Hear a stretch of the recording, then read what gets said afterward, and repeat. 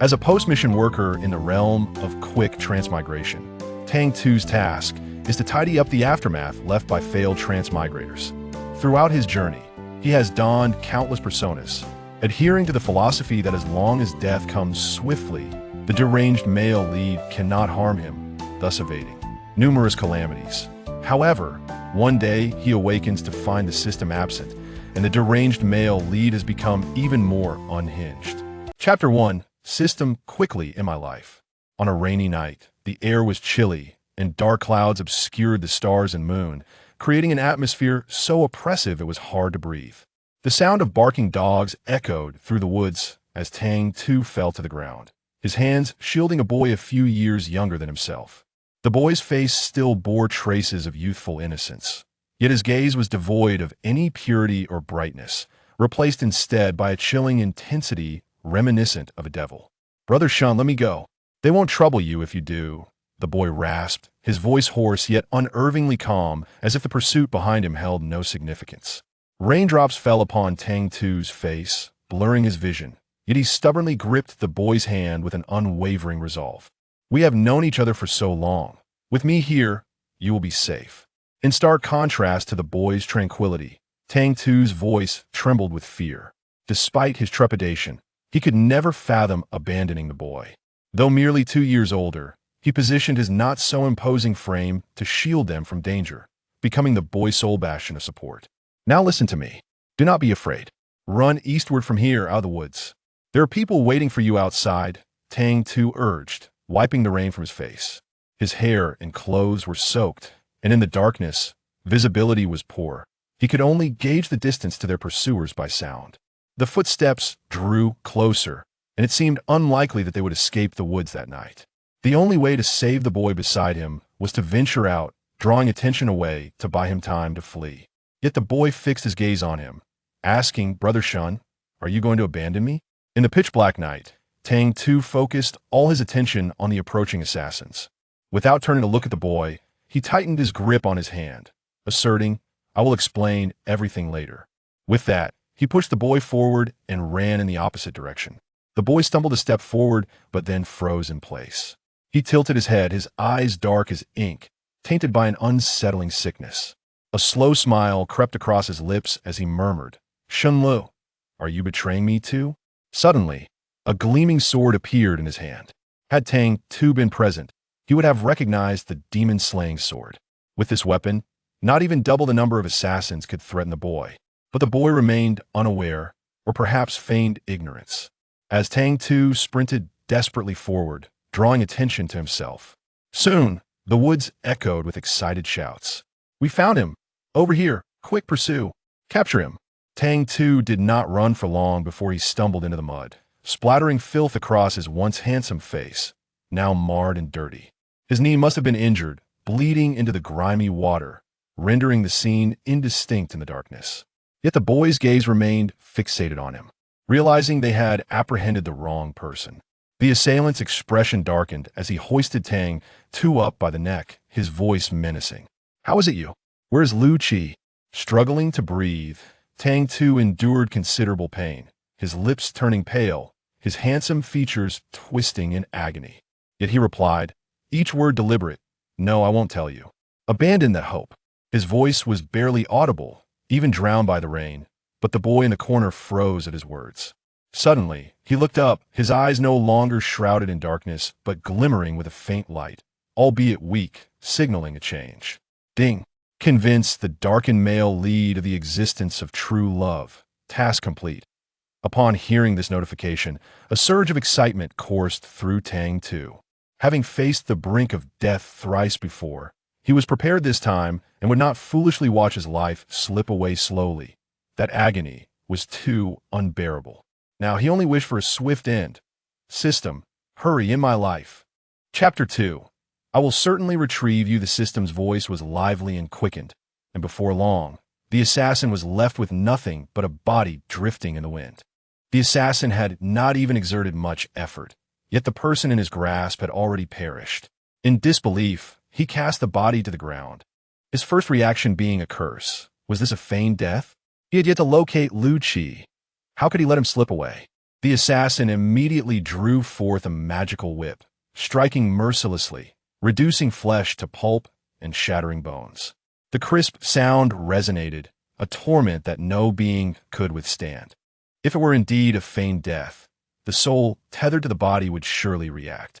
Tang Tu, still tethered to this world, trembled at the scene before him. Though he was well prepared, a swift death, devoid of agony. This was the conclusion he had drawn from 3 worlds' worth of missions. The system, accustomed to such scenarios, leisurely remarked that the 3 novice mission worlds had concluded and the difficulty level would soon escalate. It then provided a detailed explanation. The recent failure rate among many transmigrators had been alarmingly high, causing the male leads of these mission worlds to descend into darkness and the world consciousness to teeter on the brink of collapse. We must intervene to restore these male leads to their rightful paths. Upon hearing this, Tang Tu raised no objections.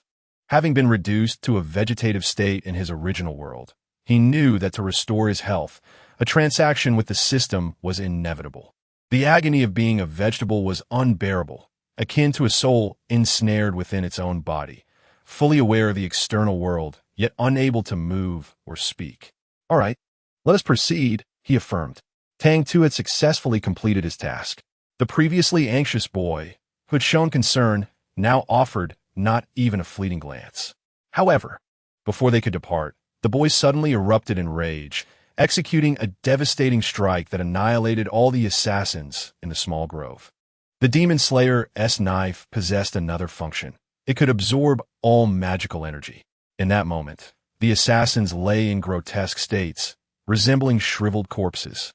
The boy gently lifted Tang Tu, his voice tender. "Brother Shun, I have come to rescue you. Now, you may awaken." Lu Qi shared the same misconception as the assassin, believing Tang Tu to be feigning death. Yet gradually, he sensed something amiss. The calmness on his face faded, and urgency flickered in his eyes. "Lele?" The boy's voice trembled, and as he probed with his magical energy, his countenance shifted dramatically. He sprang to his feet, the faint glimmer in his eyes now igniting into a fierce crimson. A hint of confusion marred his face, rendering him both pitiable and terrifying. Indeed, throughout Lu Qi's life, no one had sincerely cared for him. He believed that all had betrayed him. Thus, even when Tang Tu extended kindness, he remained skeptical, until this moment when he had lost the one person who truly cared for him. Tang Tu observed the boy, an inexplicable shiver coursing through him. Although the system had confirmed the completion of the task, witnessing the boy's appearance compelled him to inquire, "System, is it truly all right for him to be like this?" The system, however, seemed entirely unconcerned. "Well, it matters not. Every protagonist must traverse a path fraught with trials, be it betrayal by dear friends or the anguish of life and death separations. Fear not, for such experiences will only serve to fortify him in the future." Tang Tu, though somewhat skeptical, inquired, "Shall we proceed now?" Indeed, the system awaits with a multitude of tasks. With one individual and one system, they moved swiftly. Should they linger any longer, they might perceive the madness glimmering in Lu Qi's eyes. He cradled the youth tenderly in his arms, caressing the boy's exquisite visage, meticulously wiping away the grime, a process painstakingly slow, akin to handling a rare treasure. Yet, as time elapsed, the warmth of the cherished one began to fade, and he could no longer deceive himself. Lu Qi emitted a desperate cry, akin to a cornered beast. This was not the belief in true love's existence, but rather the painful reality of having been granted true love, only to have it brutally snatched away, leaving one lost in a horrifying obsession. "Rest assured, Lele, I shall bring you back," Lu Qi vowed. His smile, tender yet tinged with a dangerous crimson at the corners of his eyes, a harbinger of madness. Chapter 3. Release me. Allow my kingdom to perish. The night had thickened, and what should have been a time of quietude within the vast imperial palace was unexpectedly vibrant. Upon his arrival, Tang Tu felt as though he were on the brink of death. The biting cold and relentless snow made the surroundings unbearable, and the room he occupied was either drafty or snow-laden, rendering the indoor and outdoor temperatures indistinguishable. Clad in but 2 scant garments, He huddled on a makeshift bed, a mere wooden plank covered with a tangle of grass and an indistinct, tattered blanket. He was certain that the original occupant of this body had perished from the cold. As he shivered, his mind grew foggy, and his chattering teeth could hardly drown out the foul stench wafting toward him. It was unbearable, and he would prefer death by freezing over the indignity of dying from such a stench. System, report the situation. No sooner had he spoken than the decrepit door was violently kicked in, and a throng of Imperial guards, clad in resplendent attire, surged forth, unceremoniously dragging him outside.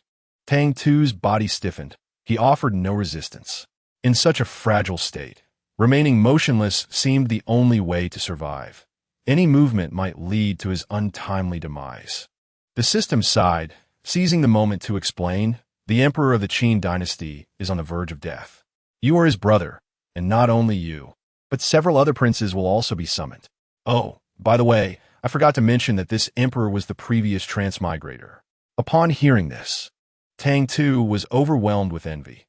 While others undertook their tasks as emperors, he was left to face the grim fate of either freezing or perishing from stench. Why? He pondered. Must there be such disparity among those of royal blood? The system elucidated that the regent of this world was the son of destiny, whose fate was intertwined with that of the world. However, the son of destiny was not necessarily fortunate. Some would endure numerous trials, much like Tang Seng's pilgrimage for scriptures. Tang Tu's existence mirrored that of Sun Wukong, tasked not only with overcoming tribulations, but also ensuring the son of destiny's success in his own quest.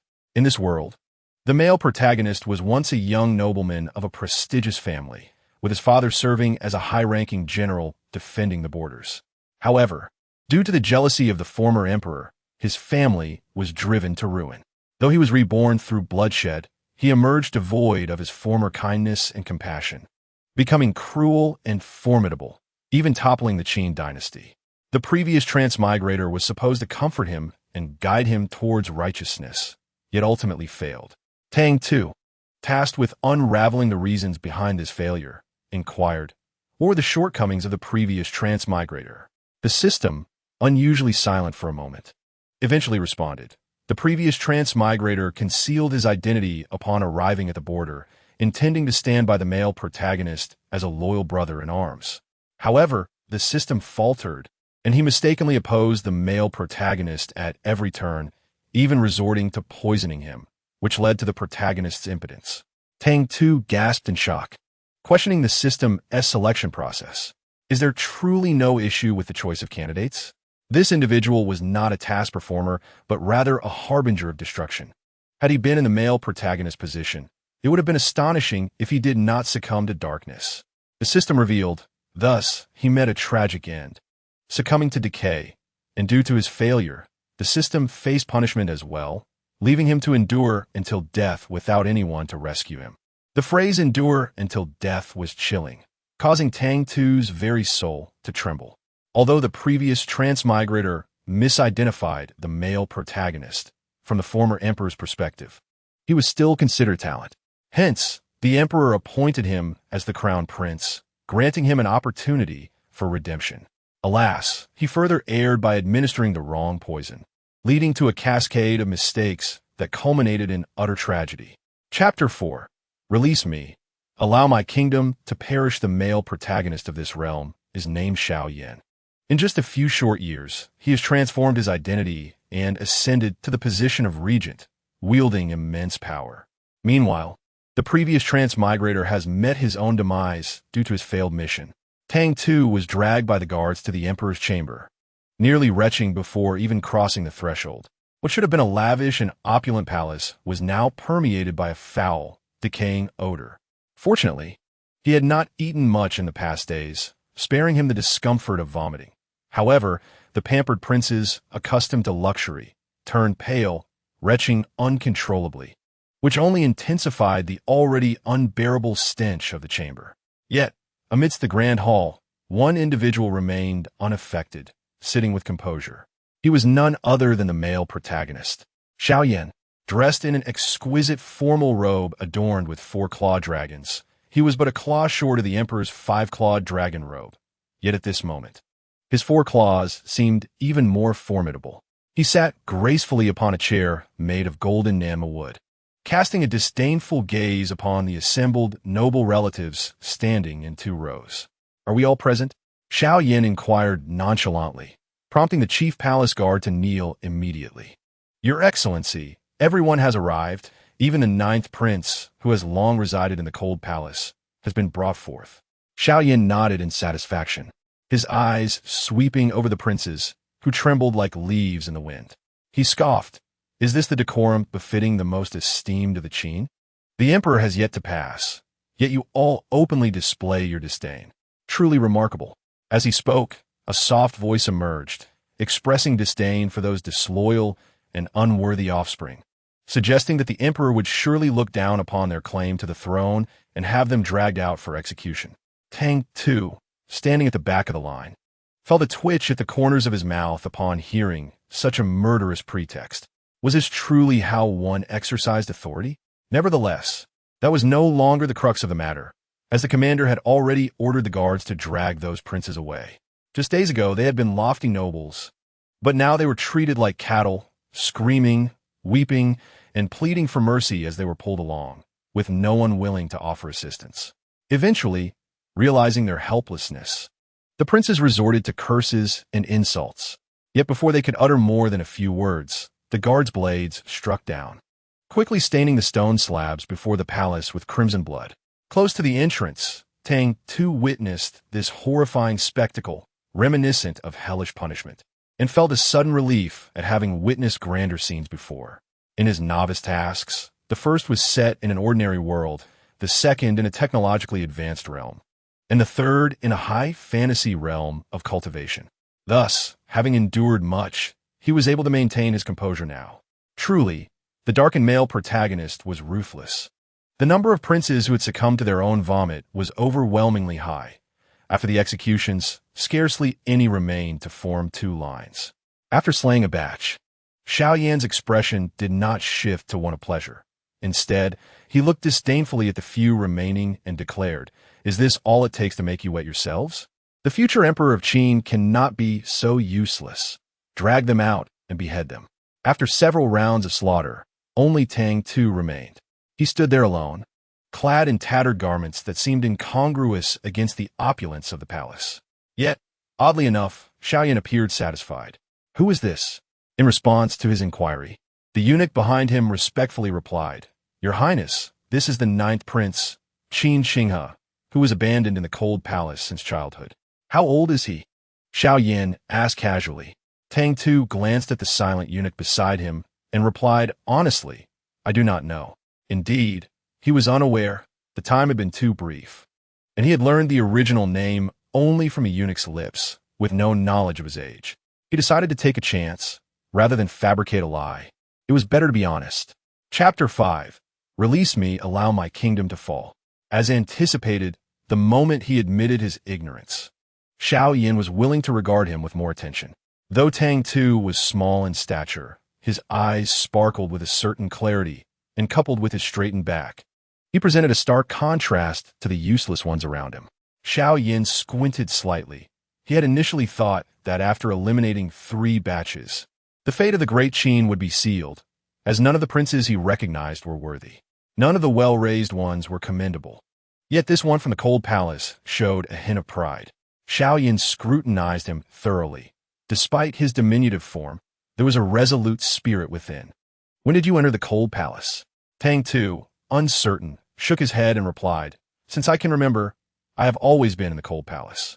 Upon his utterance, the eunuch beside him promptly interjected.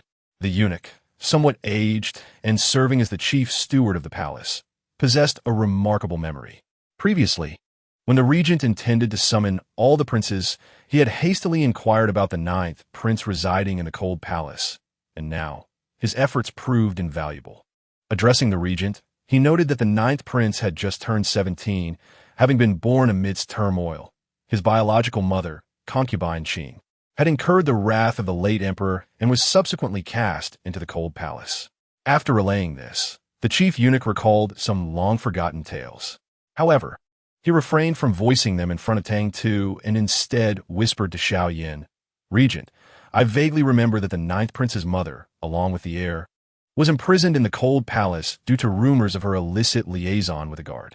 The late emperor, enraged by the uncertainty surrounding the ninth prince's lineage, ceased to inquire about them after their confinement. Upon hearing this, Xiao Yan's lips curled into a faint, sardonic smile. He mused, when did the old Qin family produce such a bold offspring? So be it, he shall be the one. His demeanor was as casual as if he were merely deciding what to have for dinner, thus bestowing upon Tang Tu the title of the new emperor. As a newly crowned emperor, it was imperative to bid farewell to the one lying on the dragon bed. Xiao Yan, disinterested in moving closer, gave Tang Tu a gentle kick, urging him to stop standing idly and say his goodbyes to his royal brother. The kick was light, and Tang Tu staggered forward a couple of steps. However, as he drew nearer, the stench of decay intensified in his nostrils, suppressing the urge to vomit. He approached slowly and encountered the former transmigrator, whose eyes were filled with a ghastly glare fixed upon him. He opened his mouth to speak, but could only produce a rasping sound due to his lingering ailments. Tang Tu, holding his breath, inquired of the system how much longer he could endure this state. The system responded, "Let me check. Oh, you might last another month." Tang Tu nearly gasped in horror. To live under such torment was an agony in itself. He would rather succumb to death than continue in this misery. The system added, "Who could blame him? Last time, he poisoned the wrong person and even affected Xiao Yan, so Xiao Yan wouldn't allow him a swift demise." With a sigh, it remarked, "You understand, the darkened male lead's heart has long twisted into something grotesque." Tang Tu wanted to retort, "No, I do not wish to understand. Can I kill him?" he queried, turning to glance at Xiao Yan. This question indeed elicited a raised eyebrow from Xiao Yan, who appeared surprised. He licked his lips and replied nonchalantly, "Why?" After a moment's contemplation, Tang Tu deduced that the darkened male lead likely harbored a disdain for the naive and sweet. A contest of equal footing would be far more intriguing, else it would lack challenge. Thus, he responded with a stoic expression, "He obstructs my ascension to the throne." The eunuch and guards present were taken aback by his declaration. This ninth prince, concealing his true nature, dared to contemplate regicide in the presence of the regent. Nevertheless, he had successfully garnered the regent's favor.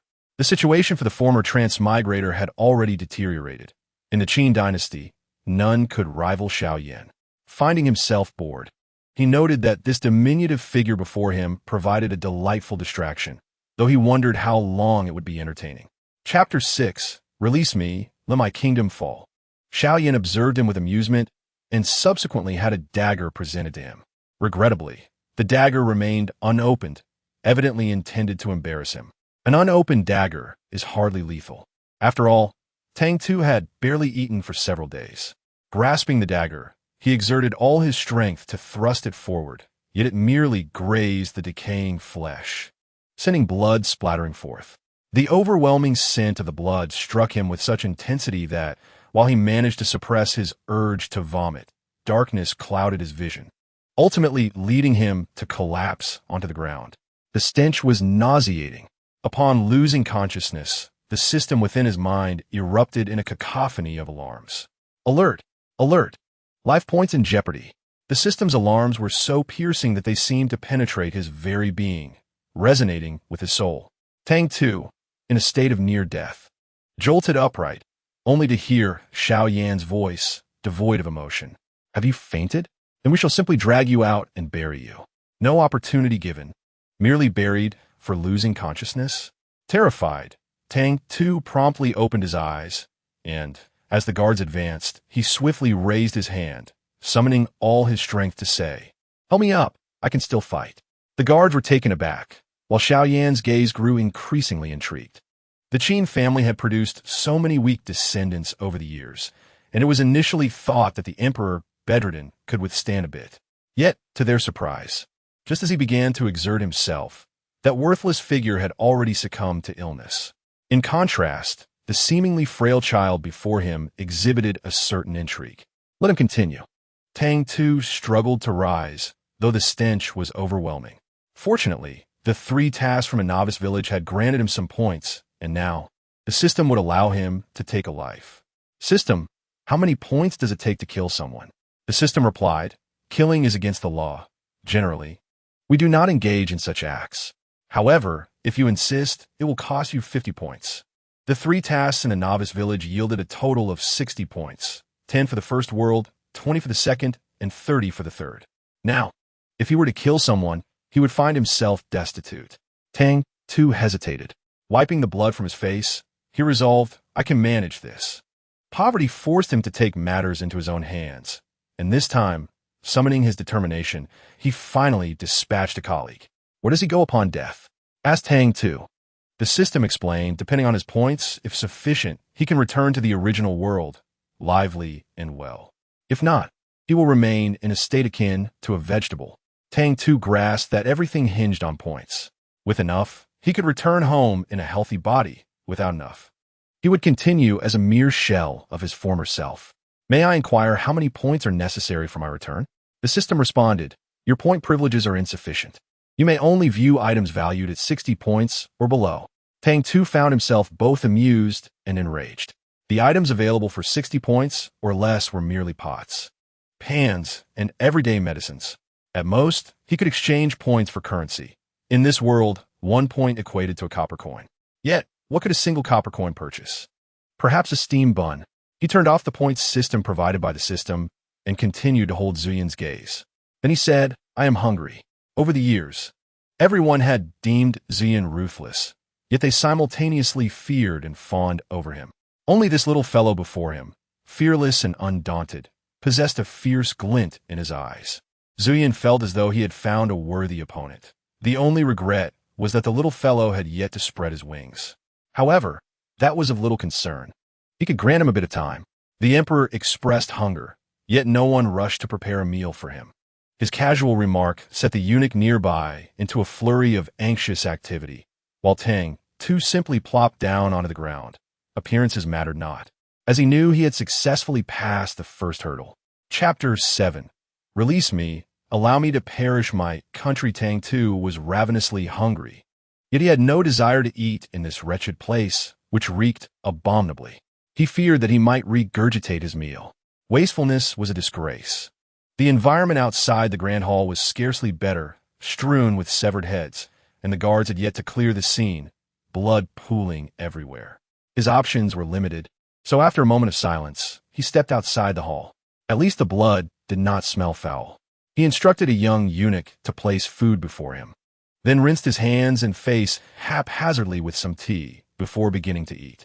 When Zuyan emerged, this newly appointed young emperor showed no sign of decorum, sitting close to the pool of blood, consumed in his meal. Several headless corpses lay nearby, yet he remained oblivious, displaying either remarkable fortitude or sheer cruelty. Halfway through gnawing on a chicken leg, Tang Tu sensed a piercing gaze on his back and immediately became alert, protectively lifting his head as if guarding his food. There stood Zuyan not far away, staring intently at him. As Zuyan regarded him, an impish thought crossed his mind. If he were to kick over the little fellow's dinner, would he cry? With that in mind, he casually strolled over to Tang Tu's side. Tang Tu was thoroughly engrossed in his meal, reluctant to share. But faced with a male lead, who radiated charisma, he found himself torn. It was a hard-fought battle against his instinct to protect his food, and before he could extend a friendly invitation, Zuyan seemingly inadvertently kicked over his dinner. Ah, how unfortunate to have accidentally overturned the emperor's meal. What was he to do now? Tang Tu, are you serious? Don't think I didn't notice the smirk on your face. You did that on purpose. Tang Tu was furious. This act was akin to stealing one's wife or husband. An irreparable rift had formed between them. Zuyan looked at him with half-lidded eyes, a smirk playing on his lips. Yet instead of witnessing the anticipated tears, he found Tang Tu gritting his teeth, ready to retaliate. The scene was far more intriguing than he had foreseen.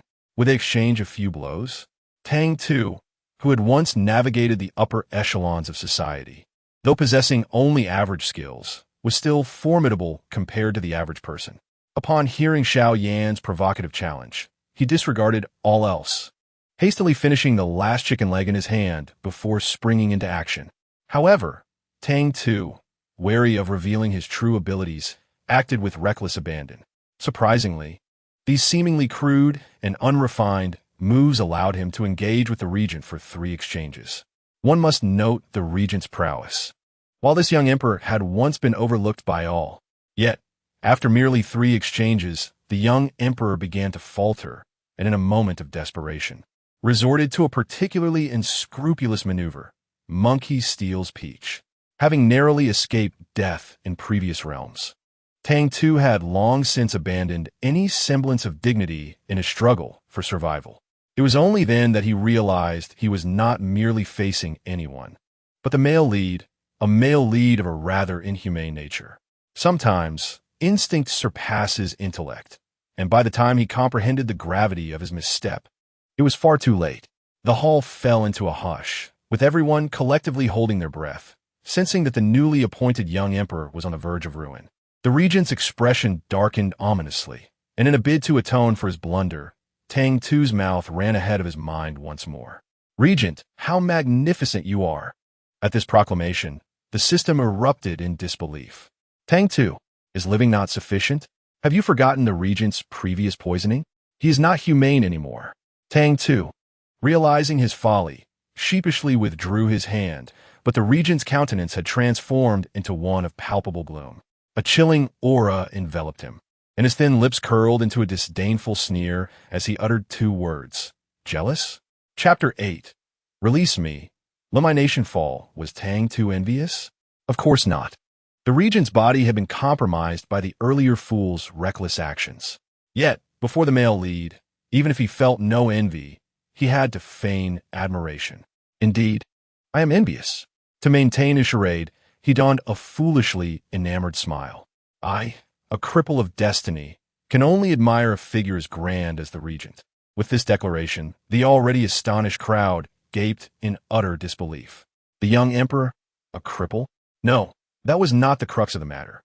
The real focus was the young emperor's expression, which seemed to suggest he harbored an insatiable desire for the regent. Good heavens! The last heir of the Qin dynasty was not only a cripple, but also harbored aspirations towards the regent. Surely, he had lost his mind. The system lay utterly incapacitated. Sensing the imminent collapse of this world, the system had ceased to function, akin to a lifeless entity, while Tang Tu remained invigorated. His gaze flitting over certain aspects of the regent, a mysterious smile gracing his features. The system, overwhelmed, resigned itself to exhaustion, awaiting inevitable destruction. Xiao Yan's gaze settled upon Tang Tu's slender neck, a flicker of malice surfacing in his eyes. Such a delicate neck could be easily snapped with a mere twist. Upon reflection, the last emperor of the Qin dynasty was not merely a bastard, but also a man of broken spirit and shattered desires. What the poisoned schemes laid against him by the treacherous emperor. Ultimately, the lineage of the great Qin has been severed. A sense of satisfaction coursed through Xiao Yan as he observed Tang Tu, inexplicably eager to witness how he would further ruin the Qin dynasty. A man who favored the company of other men, reduced to subservience. The grand legacy of the Qin, spanning centuries, would forever bear the stain of his actions. The system was perplexed as to how Tang Tu managed to survive, having prepared for his demise alongside its predecessor, only to find him ascending the throne. Yet with his coronation came a flurry of rumors regarding the new emperor's deficiencies and proclivities, clearly the machinations of those intent on his downfall. In contrast to the system's anxiety, Tang Tu remained remarkably composed. This was largely due to Xiao Yan's imminent departure towards the borders, ostensibly to continue safeguarding the realm. Though he was likely in search of an antidote, the system had informed him that if Xiao Yan were the protagonist in this world, then a divine healer, female and secondary, resided at the frontier. With the second female character established, how could the primary female character be absent? In the original narrative, Xiao Yan, after succumbing to grave injuries and poison, was saved by the divine healer, who subsequently leveraged his condition to compel him into marriage. Desperate to survive, he acquiesced. Meanwhile, his childhood sweetheart languished in the capital, awaiting his return. After enduring a prolonged wait, she ultimately received word of his nuptials and chose to end her own life. The primary female character's tragic demise sent Xiao Yan into a rage. Disregarding his own safety, he eliminated the divine healer, dragging the entirety of the Qin dynasty into despair alongside his beloved. Upon learning of the original timeline, Tang Tu could not help but curse Xiaoyan. But his ire was more directed at the previous task-taker, who had allowed such a straightforward narrative to unravel. It was so simple. Had the Xiao family been saved in secret by the old emperor, or had an antidote been procured for him, the task would have been deemed complete. Yet what folly had occurred? He misidentified the protagonist and failed to act decisively. How could one overlook such a prominent lead, with the answers laid bare before them? Tang Tu reclined upon the dragon throne, surveying the ministers below him, faces devoid of respect or dignity, filled with disdain. Not a single one regarded him with esteem. They bullied him, even as they knelt to pay their respects, their voices lacking fervor. Before the protagonist, he was reluctantly submissive, but with these ministers, he would not indulge their insolence. Little Yunzi, have my ears deceived me, or have the esteemed ministers neglected their morning meal? I scarcely heard a word clearly. Chapter 9. Release me, let me bring about the fall of my kingdom. With Xiaoyan's departure, this realm belonged entirely to Tang Tu's day, surviving the initial trial. He realized that benevolence was not an option. To fulfill his tasks, he must be ruthless and cunning. Thus, he chose to embody the tyrant in this world. After all, if his role was to pave the way for the protagonist, he would exert himself to the utmost, subtly enhancing the protagonist's virtues in the process. For instance, if Xiaoyan is now branded as cruel, then he must indeed surpass his own brutality. At this moment, Tang Tu remained silent, and which minister would dare to depart? After all, he was summoned by Xiaoyan himself. The ministers, lacking the strength to protest, remained silent, and he will accompany them until they find their voices. The performance has only just begun. Initially, the ministers believed that a prince emerging from a cold palace would possess little capability. What could he achieve as emperor? Who could have anticipated that on his very first day of ascension, he would deliver such a formidable display of authority? They stood while Tang Tu sat, continuously engaging in audacious antics, summoning young eunuchs for tea one moment, demanding pastries the next, and even more audaciously, he requested roasted pigeon. The moment the fragrant dish made its entrance, an official could no longer restrain himself, and ultimately, the censor stepped forward. As a censor, their role is to voice opposition.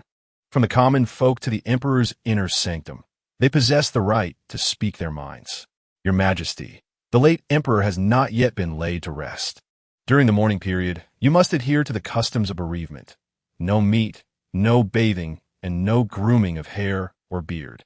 The censor's voice rang out, clear and resounding, causing Tang Tu to narrow his eyes in surprise. So he can speak boldly. Clearly unwilling to listen, Tang Tu soon found other ministers rising in support, ostensibly advising him, yet effectively pressuring him. With the new emperor lacking power and influence, the ministers naturally resisted. Yet, no one anticipated the ruthlessness Tang Tu would exhibit. He did not command the guards, but descended from the dragon throne, swiftly drawing a sword from the side of a nearby attendant. I have not been schooled by Confucius. Do not lecture me on such matters.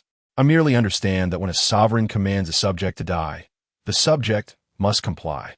As he spoke, he playfully tapped the censor's face with the sharp blade, scoffing, "My dear minister, do you still wish to instruct me?" His unpredictable behavior instilled fear in some, while others remained undeterred. Even at this juncture, there were those who dared to retort. Tang Tu squinted and smiled. "Come, system, provide me with a list of names. How many corrupt officials are among them? And how many wish to see Xiaoyan perish?" Upon hearing this, the system became alert, eager for action. There was Lord Fong, who had forcibly taken maidens and condoned his son's murders. Then there was Lord Wang, who, during the drought in Jiangnan a few years prior, embezzled over 1 million taels of silver, causing the deaths of countless refugees. The system continued to relay numerous names, and with a swift motion, Tang Tu's sword struck first at Lord Fong, piercing directly into his kidney. No one expected such a sudden act of violence. Tang Tu's body, having long suffered from malnutrition, bore a pallid visage. However, even the most handsome appearance could not withstand such turmoil. Thus, he resembled a refugee. though one devoid of their timidity, for in that moment he bore the essence of a malevolent spirit. Evil men fear malevolent spirits, and Lord Fong, suddenly stabbed, widened his eyes in shock as he collapsed. Emotions of confusion, astonishment, and terror flashed across Lord Fong's face, and just as he managed to utter a syllable, Tang Tu fiercely withdrew the sword and drove it straight into his other kidney. "You dare question me? I am the Emperor," he exclaimed, disdainfully sheathing his sword and carelessly tossing it to a nearby attendant. "Remove this person from my sight." Chapter 10. Release me. Allow my kingdom to fall. The ministers only knew of Xiao Yan's brutality, perceiving him as a madman who delighted in severing heads. They had anticipated that with his departure, the newly ascended young emperor would be a pliable figure. Little did they expect that he would turn out to be one who enjoyed inflicting pain. Strangely, all minds wandered to the rumors surrounding the young emperor's physical affliction. Indeed, those who bear such disabilities often grapple with twisted psyches. Yet, no matter how unconventional he may be, he had nonetheless claimed the throne, leaving them with no choice but to swallow their anger in silence. Tang Tu casually glanced at the pool of blood on the floor, pausing mid-sentence. He turned to the young eunuch beside him and inquired, "What is that gentleman's name again?" With a trembling bow, Xiao Yunzi respectfully replied, "It is Master Fong Lin." Tang Tu nodded, instructing that Master Fong be informed to attend court the following day. Should he find himself unable to do so, he would be dismissed from his position. "I have afforded him this opportunity. Whether he continues as a minister is entirely up to him." His words were nonchalant, yet the ministers were drenched in cold sweat. With both kidneys pierced, how could he possibly attend court? Was this not a death sentence? No, the young emperor had explicitly stated that if one could not attend, they need not come. This was not merely a threat to his life, it was a compulsion to resign. Tang Tu's punishment of Fong Lin was limited, having been interrupted by his own need to relieve himself. On the very first day of the new emperor's reign, he nearly ended a minister's life in the Golden Hall. This news spread like wildfire beyond the palace walls, swiftly reaching Xiao Yan's ears. Xiao Yan was en route to the frontier, driven by reports of a renowned healer's discovery. However, midway, he caught wind of the incident. "Are you saying he attacked Fong Lin?" His subordinate replied, "Not only that, but it is said that an assassination attempt was made on the young emperor that very night." This was to be expected. If one were merely a puppet emperor, all would remain tranquil. Yet, the young ruler had offended Fong Lin right from the start. What followed? The subordinate continued. The young emperor remained unscathed, but he personally dealt with the assassin, severing their hands and feet, and displayed them at the palace gates, specifically at Xuanwu Gate. Xiao Yan chuckled, for that was the very entrance through which ministers passed daily. How intriguing. Initially, Xiao Yan had planned to temporarily place the young emperor on the throne, awaiting the day he regained his health to exact his true vengeance. Yet now, he found himself curious about the young emperor's affairs, particularly what new schemes he might be orchestrating. Each time he inquired, Tang Tu never failed to surprise him. The only instance that caused his subordinates distress was when the young emperor abducted Miss Cheng, a childhood companion of a minister, into the palace. In the past, reporting the young emperor's whereabouts to the regent was a favorable task, one that would elicit smiles and melt the icy demeanor of the regent. However, today, his subordinates wore expressions of despair. It is over. He will surely be implicated. Yet when the regent inquired about the young emperor's recent activities, the subordinate could not feign ignorance. Thus, with steely resolve, he knelt on the ground. "Your Highness, the emperor has summoned Miss Cheng into the palace." At the mention of her name, Xiao Yan paused to reflect. He recalled that she belonged to the family that had once been informally betrothed to him by his parents. However, following the calamity that befell the Xiao family, the Cheng family opted for self-preservation. Xiao Yan bore no ill will towards the Chengs, for it was the dog emperor who had caused the Xiao family's downfall, while the Chengs merely distanced themselves from danger. Yet, it was said that the fair Miss Cheng remained unmarried, claiming to await him. Xiao Yan scoffed. He could hardly afford to wait for the likes of Miss Cheng. "Why are you kneeling?" His gaze, icy and penetrating, turned to thoughts of the diminutive figure within the palace, and he sneered, "What tricks could a cripple conjure?" His subordinates knelt in silence, pondering the numerous schemes the palace's elderly eunuch employed with the young maidens, though they dared not voice their thoughts for fear of provoking the regent. Chapter 11. Release me. Let my kingdom perish. Yin had remained outside for nearly a year, and during this time, Emperor Tang, with his ruthless methods, had astonished the court. Initially, the ministers believed that with a ruler newly emerged from the cold palace, they could easily manipulate him. Yet, it was they who found themselves ensnared. A swift display of power cost them one esteemed official, and within a month, nearly 20 ministers met the executioner's blade. Each day, they attended court with trepidation. The bloodstains on the white jade bricks of the Golden Lawn Hall had been washed away time and again. The ministers had learned to be cautious. For the new emperor was a madman, devoid of reason when roused. There was, however, one exception, Miss Chung from the Chung family. The young emperor kept her in the palace, where she was utterly compliant. Initially, Miss Chung was filled with fear, terrified of losing her head and of the repercussions for her entire family. Yet, as time passed, she discovered that the young emperor was not as dreadful as the rumor suggested. Gradually, her courage grew, and she began to voice her inquiries. Your Majesty, I have a matter that confounds me. Would your Majesty be willing to enlighten me? Tang reclined leisurely on a chaise lounge.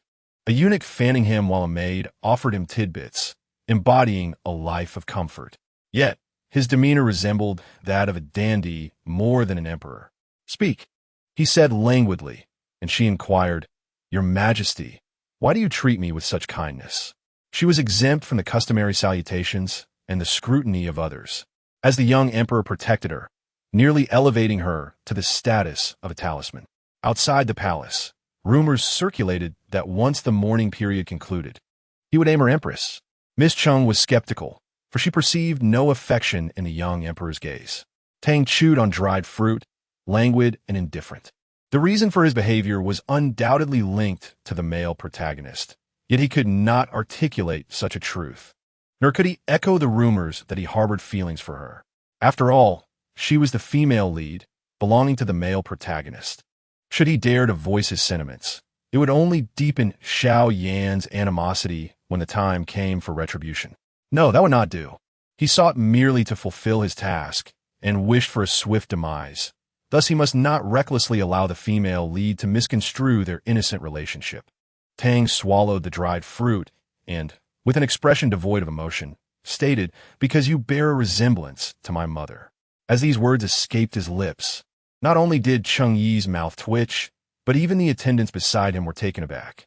Thus, the emperor was not in search of the empress, but rather the dowager empress. What astonishing news this is! In contrast to the astonishment of those around, Tang Tu remained remarkably composed. He descended from his chaise longue, grasped Chung Yi's hand, and, abandoning his earlier indifference, fervently exclaimed, My mother departed this world too early, and my recollection of her visage has grown somewhat hazy. Yet, during a previous banquet at the palace, when I was still the overlooked prince of the cold palace, I chanced upon Miss Chung. In that fleeting moment, I felt as though my mother had returned. Chung Yi, a perfectly ordinary 18-year-old girl, found herself inexplicably likened to a mother figure, with the other party brimming with emotion. What could she possibly do? She felt quite distressed. All she could do was grasp the young emperor's hand and endeavor to assume a sympathetic expression, despite the fact that her own parents were alive and her siblings lived in harmony. Your Majesty, even though the empress is no longer with us, she shall surely watch over you from above. Please do not grieve excessively, for it would pain her heart to see you suffer. Chung Yi offered her dry comfort. Just then, applause erupted from behind them. In the palace, no one dared to treat the young emperor in such a manner, and the sound of clapping prompted several guards to draw their swords. After a year apart, the emperor had certainly grown in stature.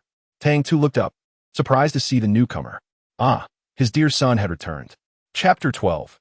Release me. Allow my kingdom to fall. Xiao Yan found the unfolding drama before him utterly unpalatable. One participant exhibited a seemingly animated expression, yet his eyes betrayed a complete lack of sincerity. The other, even more so, spoke in a dry tone with an expression that was painfully rigid. Xiao Yan felt a deep disdain and promptly strode past them. Chung Yi, wary of offending the regent, immediately released Tang Tu's hand and knelt to pay her respects. Xiao Yin scoffed at Tang Tu, as if mocking him. No matter how cherished one might be, that woman had still dismissed his hand. After a year, the emperor had certainly gained considerable weight. Not only that, but his entire demeanor had transformed.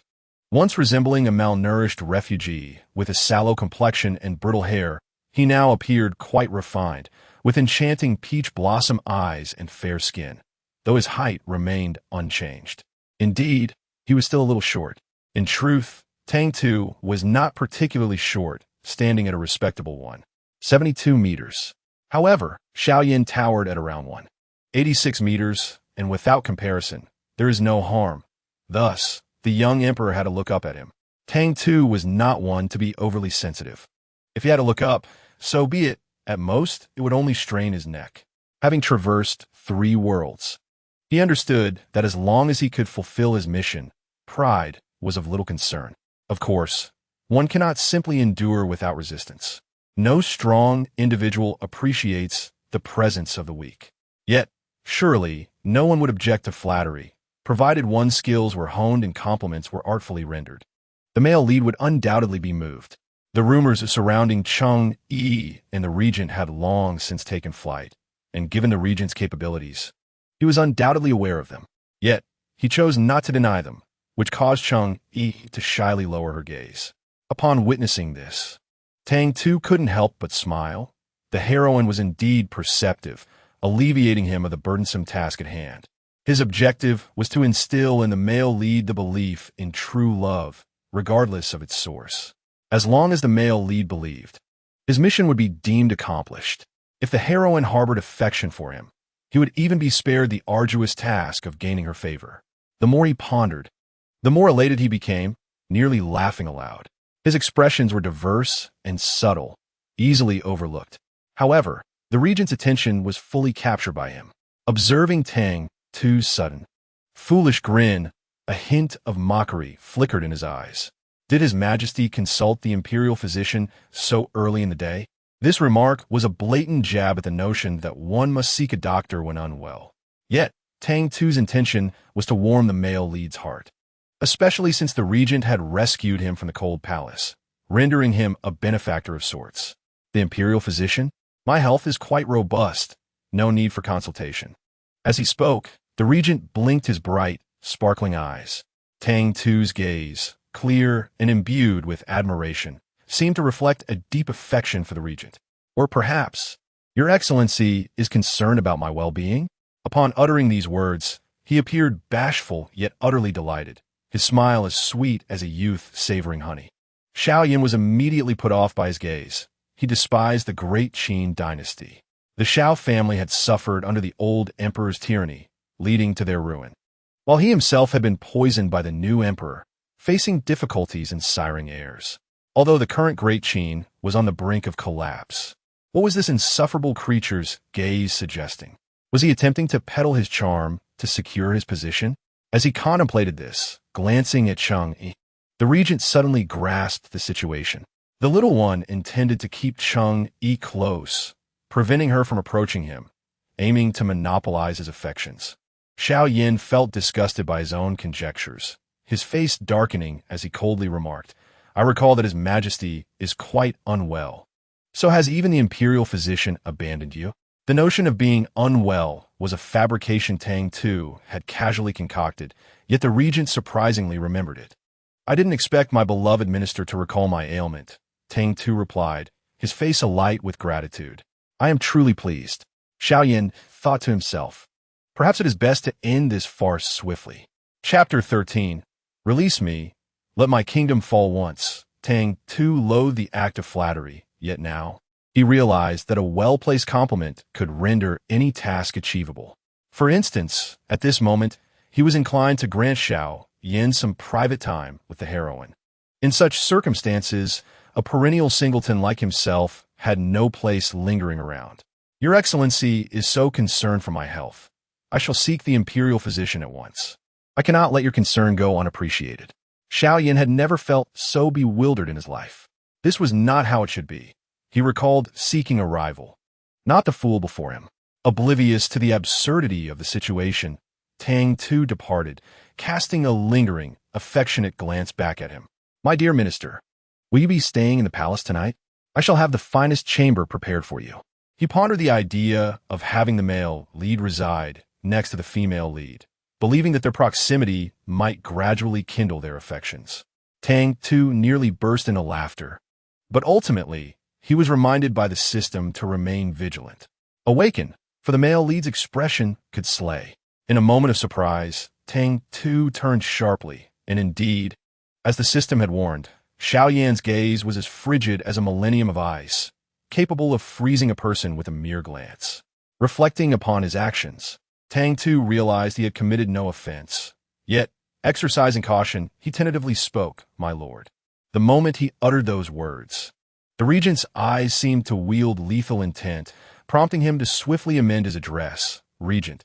Ah, this time, Xiao Yan's demeanor appeared less menacing, and seeing this, Tang Tu cautiously inquired, "Will the regent accompany me?" Having spent a year outside, Xiao Yan had heard countless tales of the young emperor's erratic behaviors. Yet, upon witnessing them firsthand, he found it difficult to categorize the young man as mad. Rather, he seemed utterly foolish. Initially, he had perceived him as a potential rival, someone who could inject excitement into his monotonous existence, observing how the young emperor might self-destruct and ultimately lead to the downfall of the great Qin dynasty, becoming a ruler of a fallen nation. Years of persecution within the royal court had transformed Xiao Yan from the spirited young general he once was. His psyche had become increasingly distorted.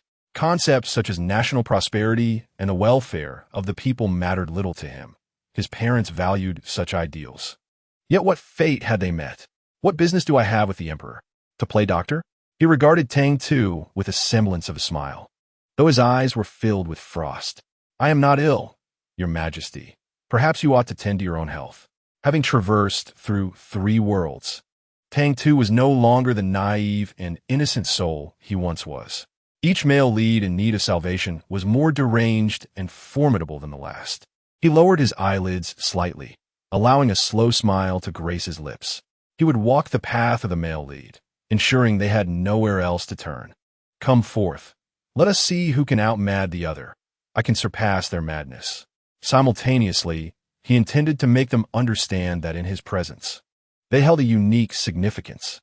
The mission was to believe in true love, yet sometimes that love could manifest in a twisted form.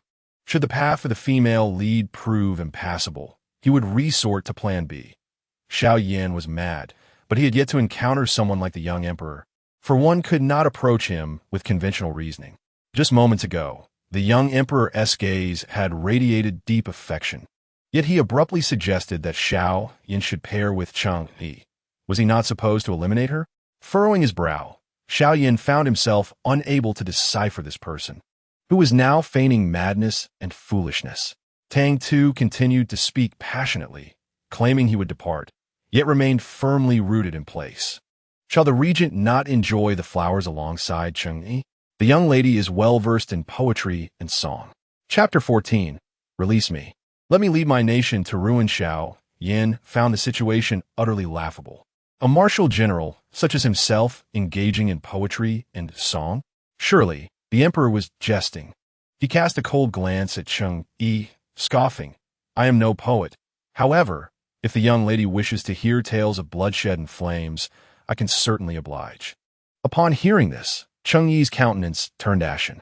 The one who could be deemed the heroine possessed a beauty reminiscent of flowers and the moon, complemented by her status as the legitimate daughter of the Cheng family.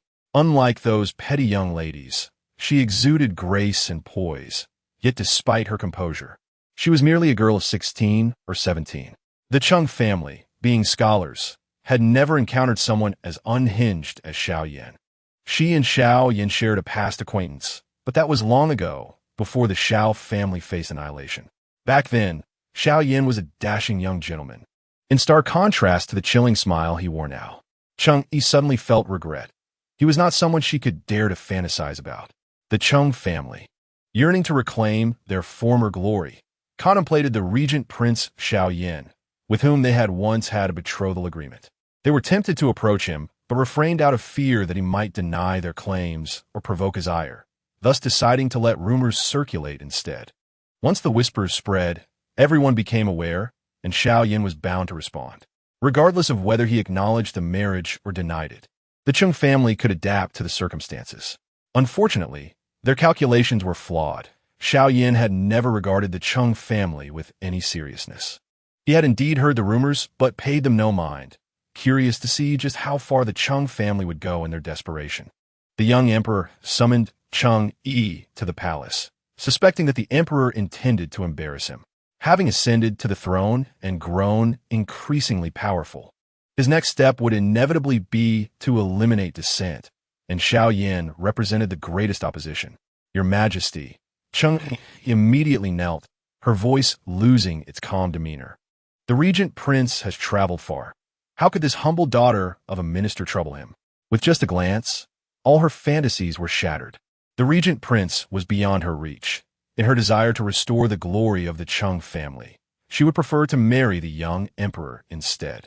Chung Yi was astutely aware of the situation and cast a pitiful glance at Tang Tu, who, unfortunately, was a lifelong bachelor and understood little of such matters. His thoughts were solely on the regent prince. Upon hearing talk of murder and arson, his eyes lit up. A true man should have seen battle. Regent prince, pray tell, how does one commit murder and set fire? What are the methods involved? The young emperor's eyes sparkled with excitement, gazing at the regent prince as though he were an idol, nearly applauding him. Xiao Yin had never encountered someone like this. Had it been another, they would have been terrified into submission and would not have dared to inquire about the details. Regarding the act of killing, the emperor had certainly heard of many deeds attributed to himself. Tang Tu hesitated. It's not that I lack experience. I merely seek to glean wisdom from the regent prince. I only know how to stab a kidney, slice a throat, or sever limbs. Beyond that, I am at a loss. He spoke with utmost sincerity, leaving Xiao Yin momentarily speechless. As for Chung Yi, she had glimpsed the emperor's gentler side before, although she had heard of some terrifying tales. She had never witnessed them firsthand until now. All her illusions were shattered. What a fearsome tyrant he was. Father, mother, I wish to go home. Xiao Yin cast a glance at the trembling Chung Yi on the ground, then turned his attention to the delicate, refined visage of the young emperor. Suddenly, an idea struck him. Bring me a sword. The young emperor, filled with curiosity, will be taught by him, hand in hand. Chapter 15. Release me. Allow my kingdom to perish. Xiao Yan's request for a sword was swiftly met by a guard who presented one to him. He seized the young emperor and used him as a living demonstration. Was the emperor not curious? Allow me to instruct you. As he wielded the sword, a gleam of steel flickered in the young emperor's eyes.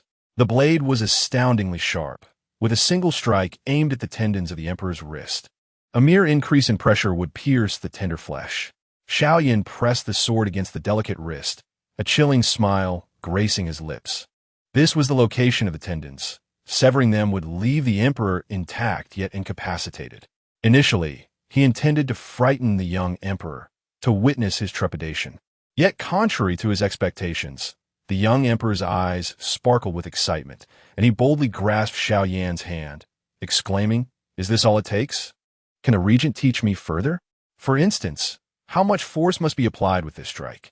Xiao Yan was taken aback. The situation diverged from his expectations. He stood frozen, while the young emperor eagerly seized the sword from his grasp, pointing to one of the guards and instructing, "You, step forward." This guard, previously identified by the system as a spy for a certain minister, was aware that the Qin dynasty teetered on the brink of collapse. The emperor's position was precarious, and the borders under the regent's control were equally unstable, with ambitious ministers lurking in the shadows, intent on survival.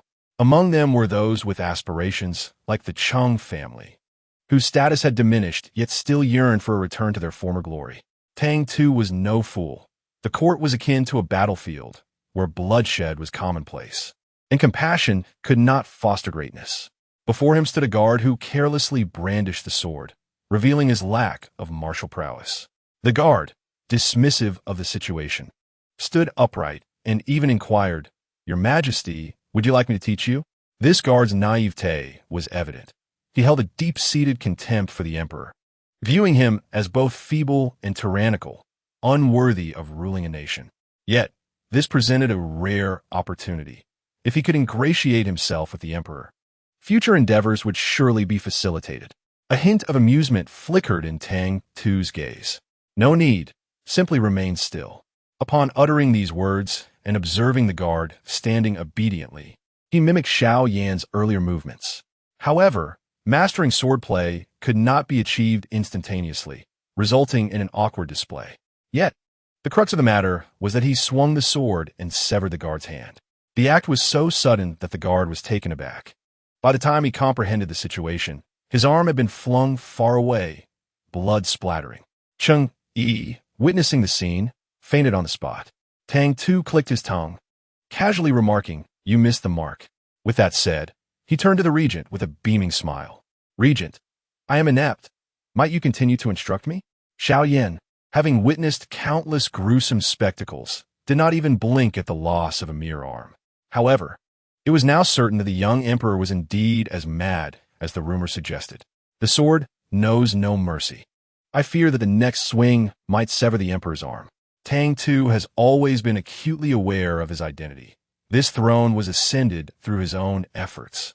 Yet, Xiao Yan harbors no affection for him and could dispose of him at any moment. However, it matters not. With a thick skin, he is determined to make the male protagonist aware that this world is replete with genuine emotion. Well, perhaps a semblance of genuine emotion. He possesses no heart. Nevertheless, to prove his worth, Tang Tu rolls up his sleeves, revealing his fair wrists, declaring that even if the regent were to sever his arm, he would not flinch. Xiao Yan casts a glance at the individual before him, whose fingers resemble bamboo shoots and whose wrists are akin to white lotus roots, his disdain almost overflowing. Enough. Chapter 16. Release me, allow my kingdom to perish. Tang Tu, aspiring to be a foolish monarch, naturally does not engage in diligent governance daily. His passions lie in indulgence, eating, drinking, and merriment, occasionally executing a court official. As for memorials, he randomly selects a few. On good days, he might approve a couple, while on bad days, he instructs the eunuchs to burn them for warmth. Such folly renders the court rife with trepidation, as all conspire to overthrow him. Yet, the regent wields significant military power. Without his consent, none dare act rashly. Until now, he has returned. The ministers nearly rejoiced, for Xiao Yan's return promised discord with the young emperor. Having dared to slay the former emperor, what was another inept ruler to him? The ministers, with bated breath, craned their necks, anticipating the young emperor's downfall. However, as they waited, the Qin dynasty flourished, and the young emperor's position became increasingly secure. Xiao Yan, a seasoned warrior, holds in contempt these feeble, effeminate men. The young emperor, while handsome, lacks any semblance of masculinity. Should the emperor wish to learn, so be it. Tang Tu eagerly awaited this statement. Through prolonged companionship, he was certain to touch his heart. The system had previously fretted over his reckless pursuits, fearing he might inadvertently harm himself. Yet now, Tang Tu cheerfully proclaimed, "See, how could I ever falter?" The system found it difficult to articulate its concerns, sensing a hint of self-destructive intent in his words. Yet, recalling the 3 novice worlds he had successfully navigated, it realized that many experienced traversers had not even managed to pass the first world safely. Do not overstep. After all, he is a dangerously unpredictable protagonist, and the threat level remains at 100%. Tang Tu haughtily snorted, dismissing these concerns entirely. He craved the thrill of danger, embracing the notion of placing himself in perilous situations to elicit a response from him. He was determined to demonstrate his willingness to submit to the protagonist's will, convinced that such actions would surely evoke his emotions. The system fell silent, compelled to concede that there was a measure of twisted logic in his reasoning. "Ah, Tang Tu, you are quite the character." Initially brimming with confidence, Tang Tu found himself sputtering in response to this remark. He detested being called Tu, a name so effeminate it seemed unworthy of his courageous and astute persona. "Silence yourself," the system replied. "Very well, I shall use another appellation, Big Ears." Tang Tu harbored a profound disdain for the animated series, featuring the character Big-Eared Tuesday. His teeth clenched in frustration as he addressed the system. Yet he donned a radiant smile in the presence of the regent. Observing this, the system could not help but remark, "Our Big-Eared Tu possesses an intriguing duality." "I have learned something today," Tang Tu retorted. "You little brat, just you wait." The system laughed mischievously. After spending considerable time together, 3 whole worlds, their initial politeness had devolved into a more candid rapport, now characterized by mutual teasing. At present, Tang Tu found himself at a disadvantage. The young emperor wished to learn the art of swordsmanship, and rather than dissuading him, Xiaoyan not only acquiesced, but also intended to personally instruct him. This news swiftly spread throughout the capital, leaving the ministers baffled by such unconventional actions, prompting them to adopt a stance of passive observation. When Xiaoyan became aware of the situation, the young emperor had already arrived at his residence. His prior suggestion to teach had implied sending someone else.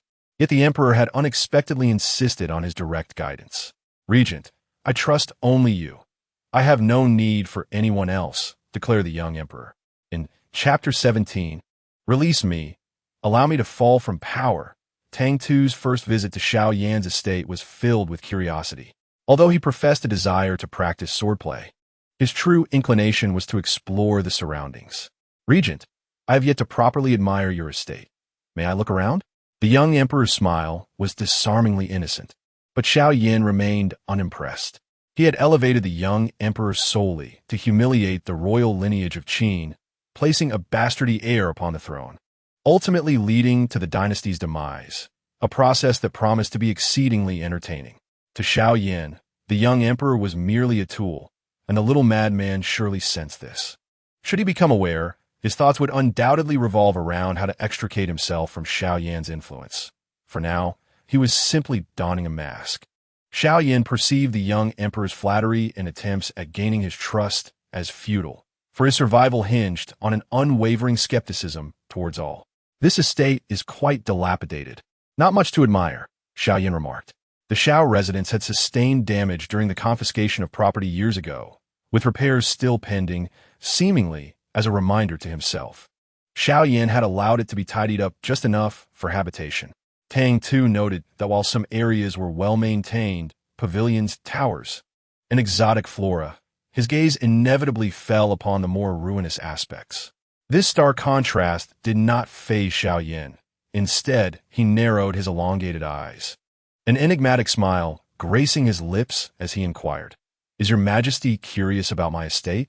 Indeed, it is quite different from the palace." His voice, laced with a sinister undertone, echoed eerily, reminiscent of a specter whispering from the shadows. Yet Tang Tu felt no fear. "Regent, have you forgotten where I resided in my earlier years?" Tang Tu appeared to be reminiscing about the past, devoid of any significant emotional upheaval. However, when gazing at Xiaoyan, a flicker of excitement crossed his visage. The regent, descending from the heavens, had extricated him from the depths of despair within the cold palace. On that day, while the chill pierced his flesh, the warmth emanating from the regent was a sensation he had never experienced before.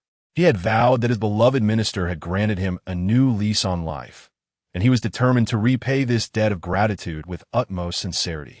His impassioned declarations nearly overwhelmed the system, which found the display excessively theatrical. Just as the system contemplated interjecting, cautioning against overzealous flattery, Xiaoyan suddenly broke into laughter. Upon hearing this, Tang Tu seized the opportunity to further his praise, likening the regent to the living embodiment of his parents. With his mother long deceased, only one thought remained in his mind: to honor and cherish the regent. Tang Tu's effusive compliments flowed forth in a continuous stream. He was aware that his words bordered on exaggeration and might even backfire, yet he was undeterred. If he could provoke the regent's ire, perhaps he could elicit a few revealing words from him. After all, with unwavering persistence, Xiaoyan would eventually come to trust him. Now was the time to lay the groundwork. "Honor your minister?" Though Xiaoyan smiled, there was no trace of mirth in his eyes, which were instead shrouded in darkness. He seized Tang Tu, recalling the obliteration of the Xiao family, a topic his subordinates dared not broach. Yet here was the young emperor brazenly speaking of it, seemingly oblivious to the fact that it was his so-called benevolent father who had orchestrated the destruction of the Shao clan. Is the emperor not curious? With a rough motion, Xiao Yan dragged him to an adjacent courtyard and pointed to a patch of dried, dark crimson blood on the ground, his voice laced with malice. Do you see this blood? It is the aftermath of the massacre perpetrated by the Imperial Secret Police sent by the late emperor. The victim was none other than my sister, only 3 years old.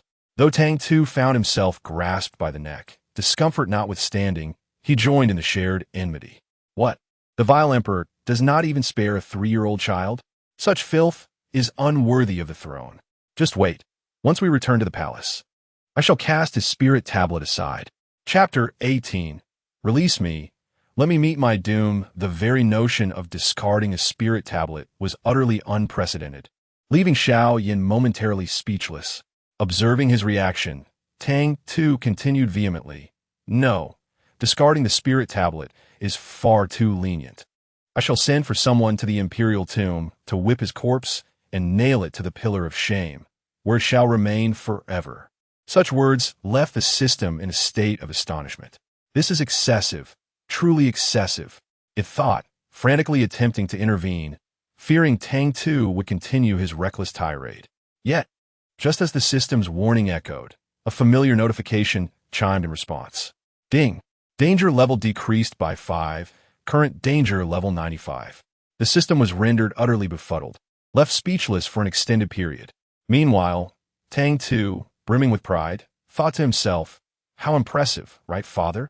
The system, in its defeat, conceded. Such exaggerated flattery would have previously resulted in Tang Tu being cast aside by Xiao Yan, perhaps even condemned to death. Yet this time, he found an unanticipated sense of comfort in the encounter. Of course, while he felt content internally, he maintained an inscrutable facade. A deceased person, no matter how thoroughly obliterated, could not rectify the past. Xiao Yan spoke coldly. Does the emperor believe that such words will bring me joy? Had it not been for the system's prompt, Tang Tu might have genuinely believed in his haughty words. With the danger level diminished by 5, what else could bring joy? Indeed, the regent's words hold truth. With the tyrant emperor deceased, even the satisfaction of desecrating his remains cannot quell the resentment in one's heart.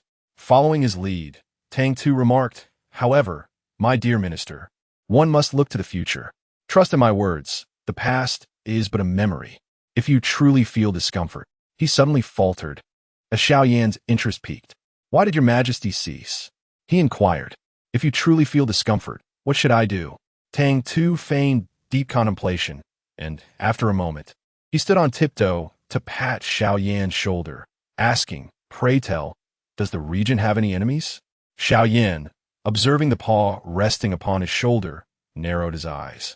If so, what does your majesty intend? Upon hearing this, Tang Tu immediately replied, Naturally, complete annihilation of their entire family. Fear not. No one shall know it was your desire for their demise. Currently, all within the court refer to me as a tyrant. I shall bear this blame. His grandiose display of self-sacrifice elicited mockery from Xiao Yan. What a charade. It is merely a ploy of the cunning. Casually, he shrugged off the paw from his shoulder and continued, Why does your majesty treat me with such kindness? Tang Tu widened his eyes in confusion. Is it not expected to treat a minister well? You rescued me from the cold palace, and even this throne was ceded to me by you.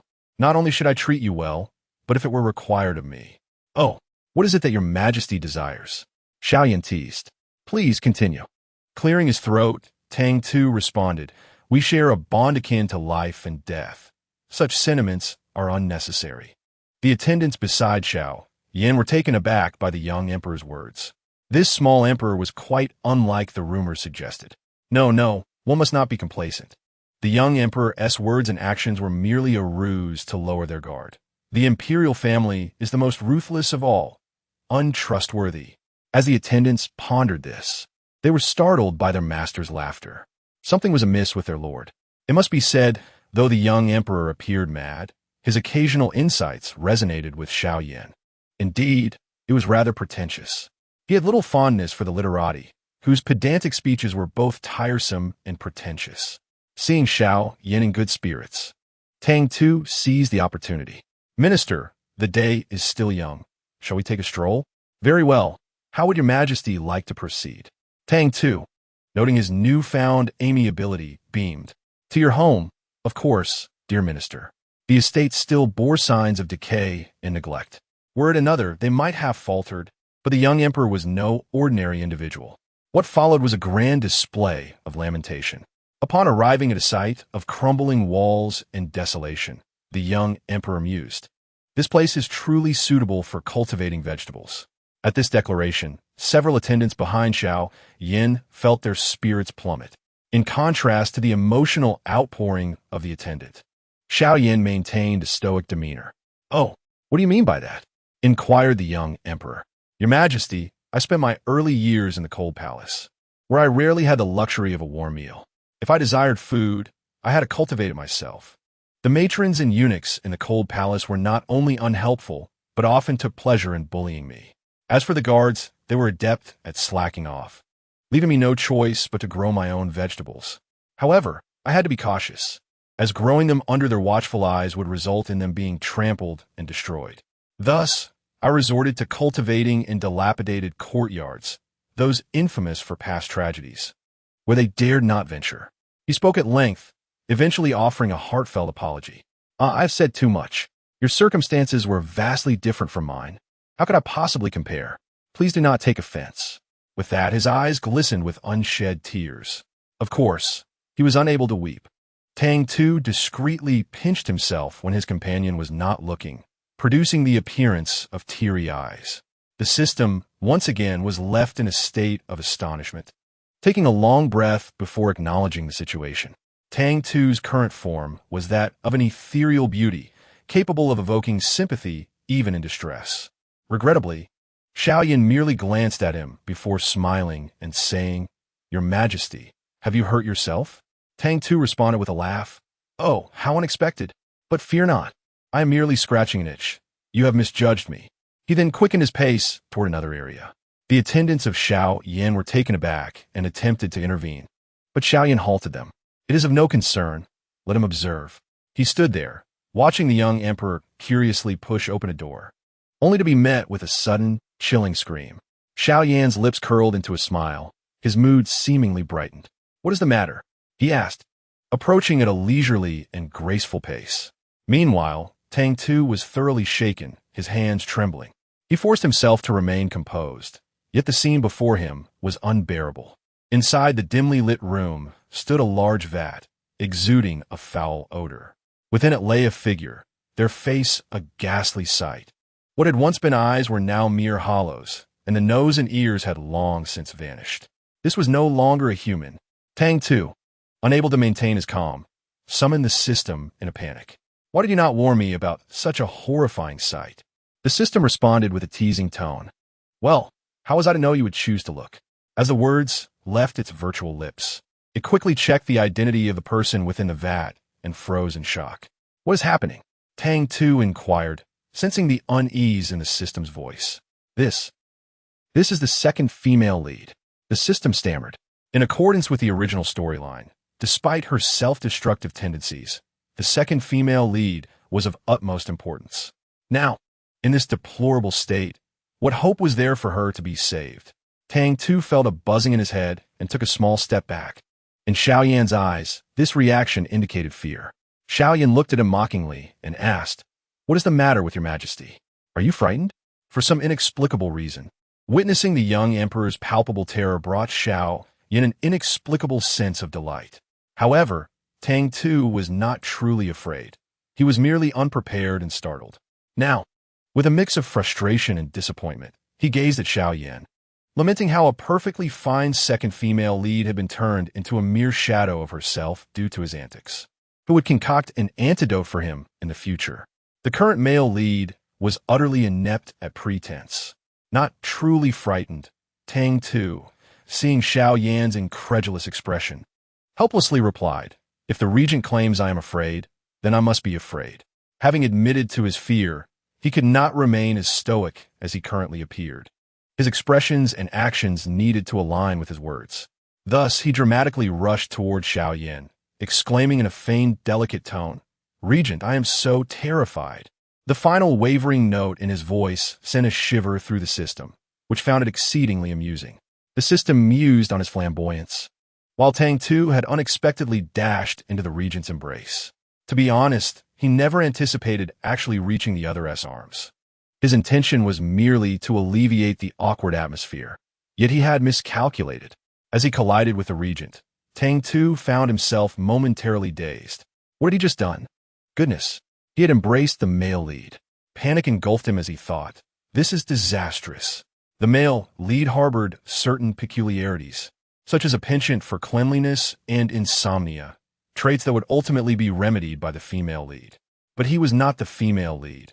He was merely a cannon fodder, a foolish monarch on the verge of losing his kingdom. Tang Tu, startled, stumbled back several steps, and in his haste fell to the ground, his appearance comically foolish, which amused someone nearby. "Look at how frightened the emperor is. He can't even walk." Tang Tu attempted to smile, but soon realized he was incapable of doing so. It was merely a small blunder, he reassured himself. "I am fine. I am unharmed," he declared, only to discover he could not stand up. In astonishment, he glanced at his right foot, only to realize he had twisted it. His earlier concentration on Xiao Yin had masked the pain, but now that his attention had returned, all sensations of discomfort surged back. His face turned pale, cold sweat trickling down his pristine forehead. Yet Tang Tu had to feign indifference. A beautiful figure, even in a sickly state, only invites more torment. Xiao Yin noticed the injury to his foot, but since the young emperor remained silent, he pretended to be oblivious. "Why is your majesty still seated on the ground?" he taunted, deliberately pulling him up.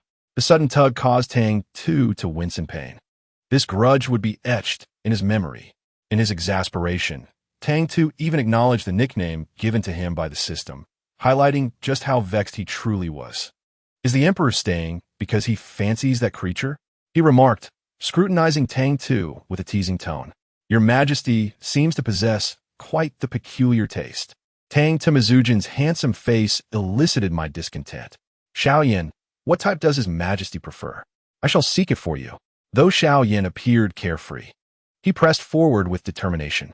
Tang Tu glared at him, his bright eyes ignited with a spark of indignation, resembling a cornered creature poised to retaliate. "I favor you.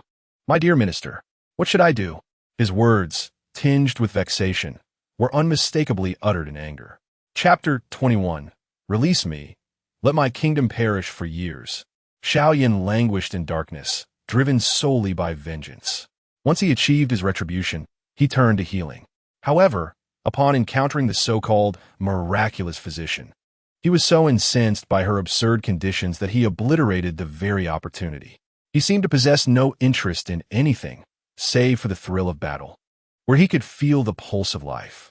Yet, in these fleeting moments with the young emperor, he found himself irresistibly inclined to tease him, particularly relishing the sight of his flustered, yet impotent, demeanor. Teasing was indeed delightful. "Thank you, Your Majesty, for your appreciation. I too take pleasure in my own company." This statement left Tang Tu momentarily speechless, struggling to articulate a response. While others might exhibit humility, he had effectively extinguished the conversation. "Let us change venues and continue our stroll." The young emperor, in a fit of rage, only seemed to animate his striking visage further, provoking a heightened desire to provoke him. Xiao Yin licked his lips, a faint smile gracing his features. "Your Majesty, if we continue this excursion, night shall soon fall. Were you not here to practice your swordsmanship?" He positioned himself in front of the emperor, his demeanor exuding elegance. Tang Tu, momentarily forgetting his foot injury, shot a glare at him and retorted, "Let us practice swordsmanship then." With that, he turned on his heel to return. Soon, a familiar cry of distress echoed through the air.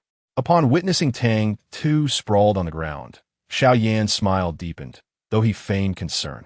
"Ah, has your Majesty injured himself again?" Tang Tu's attendant, the young eunuch, was alarmed and rushed to assist, but as he moved, a piercing gaze from Xiao Yan halted him, causing him to shudder in broad daylight. Xiao Yan interposed himself between the young emperor and the eunuch, bending slightly with a smile. "Does your majesty require assistance?" Upon closer inspection, he noted that the young emperor's complexion was as radiant as jade. Remembering a year prior, when the emperor appeared emaciated and destitute, he was pleased to see such improvement. The young emperor, now resembling a furious cat, exclaimed, "I do not require help." He then directed his ire towards the eunuch. "You foolish servant, I have fallen, and you do not come to my aid." As he displayed his bravado, Xiao Yan refrained from intervening. However, as the eunuch attempted to maneuver around him, he deliberately extended his foot. The result was a comical tumble, with the eunuch landing unceremoniously. Fortunately, Xiao Yan intervened just in time to prevent any further mishap. As Tang Tu approached, he brought along a devoted little eunuch to express his sentiments. Now, both were injured, and the situation was dire. With a weary expression, he lamented the unfortunate outcome of his mission. It seemed he could only rely on his minister now. Xiao Yan's smile was almost gleeful, as if he were reveling in the misfortune. Tang Tu, feeling despondent, lay down on the ground, his face devoid of emotion. After all, this was merely a task. As long as the male lead was content, that sufficed. He thought Xiao Yan would send someone to assist him or perhaps carry him. But to his surprise, Xiao Yan bent down himself. Startled, Tang Tu widened his eyes, and in a final display of defiance, exclaimed, "I refuse the princess carry." Xiao Yan paused, feigning ignorance, and only after lifting him did he feign realization, saying, "Ah," his majesty's words came too late. At that moment, Tang Tu felt his grand and imposing image shatter. Chapter 22. Release me, allow my kingdom to fall. How could a sovereign of a great nation be carried like a princess by a mere subject? If this were to become public, what would remain of his dignity as emperor of the Qin dynasty? Tang Tu felt utterly disillusioned. He squirmed in Xiao Yan's arms, attempting to free himself. But Xiao Yan's grip tightened, inadvertently capturing him around the waist. The sudden contact sent an electric jolt through Tang Tu, leaving him momentarily stunned. Before he began to thrash like a fish out of water. "Let me down," he declared, resolute in his refusal to be carried like a princess. Despite being a man of stature, Tang Tu's resistance was considerable, and Xiao Yan nearly lost his grip. To prevent Tang Tu from falling, he held on even tighter. The little emperor's struggles only underscored his reluctance. Yet inexplicably, Xiao Yan found joy in teasing him, relishing the sight of Tang Tu's flustered expression and wide, indignant eyes. It was a peculiar feeling, one he couldn't quite articulate, but it was not unwelcome. "Your Majesty, if you keep squirming, you might just fall," Xiao Yan remarked. For the first time, Tang Tu experienced the meaning of an unyielding embrace. Xiao Yan's arm felt as if it were forged from steel, immovable and unbreakable. "If I fall, I shall not blame you." Tang Tu gritted his teeth. Willingly seeking approval was one thing, but being forcibly held was entirely another. As there was a clear distinction between the two, Xiao Yan was in high spirits, particularly amused by the sight of the little emperor's frustration. However, he claimed to feel concern. Such concern was unlikely. It merely added to his amusement. Tang Tu was taken aback by Xiao Yan's playful banter. Is this really Xiao Yan? The same madcap male lead? Has his soul been usurped? His regent would never utter such distasteful words. Tang's expression suddenly transformed as he grasped the other's neck and inquired, "Who are you? Where has my beloved minister gone?" Xiao Yan felt the delicate and smooth hands upon his throat, and despite the unusual circumstance, he found himself in a rare mood to engage in playful banter. After all, the regent was right before him. How could the emperor not recognize his own cherished minister? The young emperor was exuberant, and such frolicsome antics were a novelty for Xiao Yan, who had not experienced them in quite some time. Even if he suspected this was all a deliberate act by the young emperor, he was willing to indulge in the game. Naturally, it would be best if the young emperor understood the situation, should he choose to behave as a pet. Perhaps Xiao Yan might grant him clemency and allow him to live out his days in peace. As Tang struggled, he found himself firmly held in an embrace. And though he surrendered, his tongue was unrelenting. "I have far too many beloved ministers. If I were to distinguish each one, my head would not suffice." The way he spoke made it sound as if he were referring to his concubines, which was rather insulting. However, the regent did not take offense. Instead, he leisurely responded, "No matter. I have ample time to accompany your majesty. You may take your time in distinguishing them. If you still cannot tell, I would not mind taking matters into my own hands. I imagine your majesty would prefer to avoid such a scene." Tang snorted in disdain. Anyone could throw around threats. If he were afraid, he would not have completed the previous 3 tasks. "Oh, I am so terrified," he retorted. In Chapter 23, "Release me, let me perish," Xiaoyan had not encountered such blatant provocation in years. Compared to those who had previously inspired murderous intent, the young emperor before him was an anomaly. Such anomalies could indeed be perilous, for he knew all too well that the young emperor was not of gentle nature. Yet, to live in constant fear would render existence rather insipid. Tang was begrudgingly carried to the regent's quarters. Due to his foot injury, Xiaoyan ordered him to lie down. As Tang realized he was about to be pressed down, he struggled in vain, exclaiming, "I am merely injured in my foot, not elsewhere. I do not require lying down. I can sit." The young emperor spoke with indignation, his bright, clear eyes nearly ablaze with fury. Quite adorable indeed. Xiaoyan had never cared for such a pet and found himself unexpectedly intrigued, unable to resist the temptation to tease him. "Is that so? I do not believe it." Tang, bewildered, questioned the system. "Are you certain this madman before me has not changed? Why do I find him so peculiar?" The system replied, "What is peculiar? Just because he has taken to bullying you does not mean he is odd. After all, a madman is inherently unpredictable. Rest assured, all data on my end is entirely normal." After a moment of contemplation, Tang still felt something was amiss. The progression was not as it should be. He clung stubbornly to the regent's side.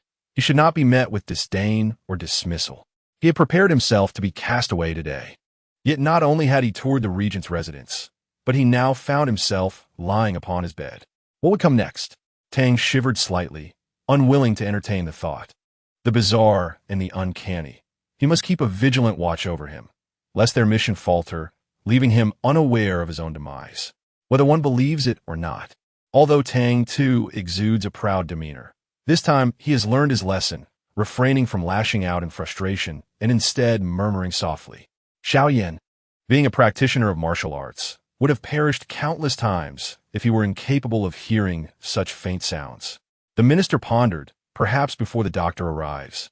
He should conduct an examination of the emperor himself. Without waiting for Tang Tu to react, he boldly approached and began to unrobe him. This audacity was something even Tang Tu, having traversed through 3 worlds, had never encountered. "What are you doing?" Tang Tu exclaimed, clutching his garments tightly. And perhaps fueled by indignation, he bit down fiercely. Xiaoyan effortlessly evaded, smiling as he remarked, "Your Majesty, one should be cautious of medical examinations." "Bah!" Tang Tu glared at him. "I am more aware of my own body than anyone else." This was nothing short of humiliation, an unadulterated affront. The male protagonist must surely be contemplating how to dispose of him, having just publicly embarrassed him by carrying him like a princess, and now attempting to strip him of his clothing. Surely, he would further slander him. Indeed, it must be so, unbeknownst to Xiaoyan, who remained blissfully unaware of Tang Tu's tumultuous thoughts. He continued to smile and remarked, "Your Majesty, if you refuse to remove even your clothing, could it be that you are a maiden in disguise? I have heard many tales of women donning male attire. Quite audacious, I must say." Tang Tu thought to himself, "Indeed, this madman intends to ruin me." A cold laugh escaped him. "Regent, tales are but tales, while reality is reality. Do not forget, the palace is heavily guarded. Not just anyone can deceive its watchful eyes." The regent raised an eyebrow. "Is that so?" Tang Tu gritted his teeth. "It is. However, I still harbor doubts," he concluded. Before the young emperor could register his words, the fabric was suddenly torn asunder with a resounding rip. "See? I told you there were injuries. Look, there are bruises on your waist." Chapter 24. Release me, let me fall from power. Tang Tu truly had not anticipated that one day he would find himself in a man's clutches, his clothing torn. What a profound humiliation. The attendants, stationed not far away, stood frozen in disbelief upon hearing the commotion. Their master had torn the young emperor's garments? The situation, the approach, how increasingly peculiar it appeared, akin to teasing a delicate woman. The attendants dared not dwell on the implications, fearing the conjuring of dreadful images, and thus held their breath, lowering their heads. What is forbidden to see here, or speak of? Tang Tu's hands trembled with rage, while Xiao Yin reveled in high spirits. The young emperor, when he had clung to him moments prior, likely never envisioned such a scene unfolding. Your Majesty, how did you acquire such bruises, resembling those inflicted by a grip? At this, Tang Tu's hands quaked, and his voice trembled with fury. And who do you think did this? Was it not you who inflicted it? Does the regent require me to refresh your memory? Xiao Yin leisurely responded, Ah, it has come back to me. Indeed, it was I. The young emperor possessed not only a fair and delicate visage, but his entire form exuded an air of softness. Were it not for the pronounced contours of his chest, one might easily mistake him for a maiden in disguise. His alabaster skin accentuated the bruises encircling his waist, rendering them conspicuously evident, as though he had been subjected to a severe beating. Xiao Yin felt no remorse. Rather, he regarded the emperor's fragility with disdain, noting how such a gentle pinch could elicit such visible distress. When the physician arrived, he overheard the regent's insincere apology, and upon witnessing the emperor's murderous glare, he stumbled, nearly losing his footing. What on earth had transpired? Had the regent just returned, only to find himself at odds with the emperor? Why linger in indecision when the emperor was clearly injured? The physician, clutching his medical kit, approached unsteadily and then promptly knelt, paying his respects to the emperor. Your Majesty, greetings. Greetings, my foot. Tang Tu scolded. Show me my foot. There's no need for formalities. The mission had not gone as planned. The young emperor had initially hoped to earn the madcap male protagonist's trust gradually, yet this fellow had disrupted his strategy entirely. He resolved to return to the palace and re-evaluate his approach. For the time being, it would be wise to remain compliant to avoid further provoking him. The physician approached, trembling. Upon seeing the emperor's swollen foot, he gasped, Your Majesty, did you sprain it yourself? Tang Tu sensed a veiled implication in the physician's inquiry. Did he not sprain himself? Was it possible he had been assaulted? Physician, you are here to treat my injuries, not to conduct an investigation. Simply tell me, is the injury severe? The physician examined the foot once more, applying gentle pressure. Noting the emperor's visage shift dramatically, he quickly withdrew his hand. Your Majesty, the injury is not grave. The bone remains unscathed, but the tendons have been affected. With proper care, you shall recover in due time. Tang Tu dismissed the concern, knowing it was not serious, and permitted the physician to bandage his foot before sending him away. He adjusted his tattered garments, his expression resolute. I have suddenly remembered some matters to attend to today, and shall not accompany the regent any longer. Xiao Yin, rarely enthusiastic, found himself unwilling to allow the young emperor to depart. It was unacceptable for him to come and go at will. Then allow me to escort your Majesty. What began as a mere escort turned into a journey back to the palace, culminating in the regent lifting the young emperor into his arms and placing him upon the dragon bed. The essence of the moment lay not in the act itself, but in the familiarity of the Princess Carrie. Chapter 25. Release me, let my kingdom fall. Tang Tu was rendered speechless by anger. He believed Xiao Yin was deliberately opposing him. Yet, given the current circumstances, he was the emperor while Xiao Yin wielded military power. Nonetheless, ministers remained ministers, and in the past year, many had rallied in support of him. Thus, it dawned upon Tang Tu that perhaps Xiao Yin sought to humiliate him. He felt he had unearthed the reason behind these actions. He lay upon the bed, his feet unencumbered by the ground, thus remaining unswollen. Yet, the expression he cast upon Xiao Yin was peculiar.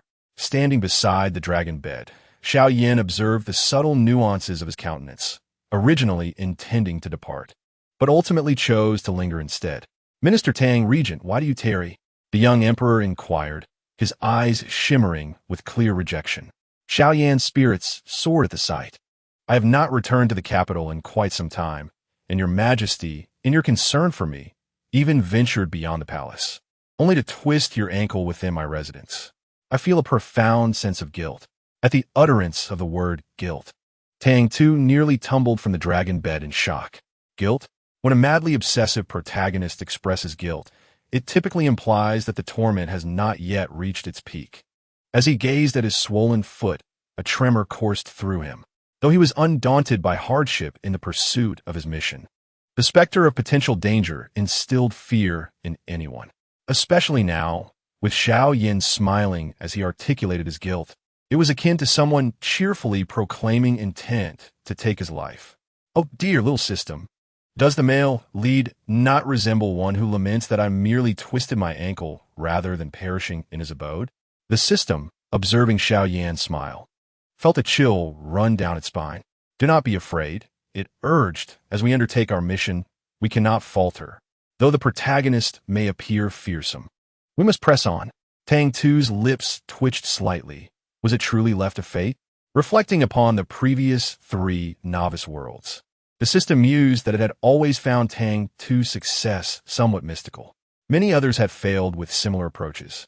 Yet he had navigated through perilous waters and ultimately entered the realm of restoration. Mysticism, after all, is beyond prediction. Go Tu, I have faith in you. Tang Tu sighed inwardly, concluding that this little simpleton offered little support, merely serving as a cheerleader with no other abilities. The torment inflicted by Xiao Yan had dulled his awareness of foot pain. Ah, Minister Xiao, my legs are of no concern to you, yet within your residence.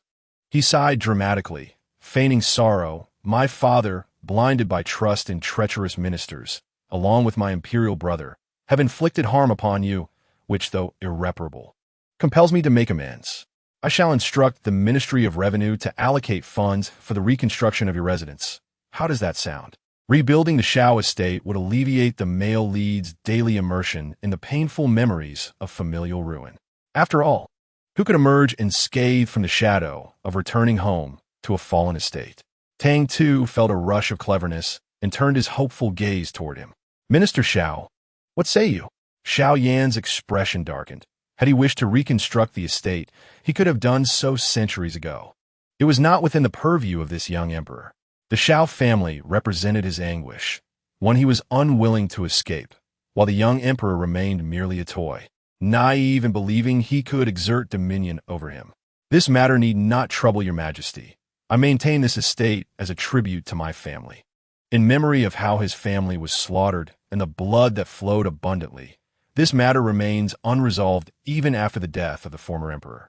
Chapter 26. Release me. Allow me to face the fall of my kingdom. Tang Tu's probing attempt had failed, yet he found himself inexplicably elated. The system observed in bewilderment, questioning his joy. Why are you so pleased? Your recent suggestion was outright rejected by the male lead, who stormed away from the palace in a fit of anger.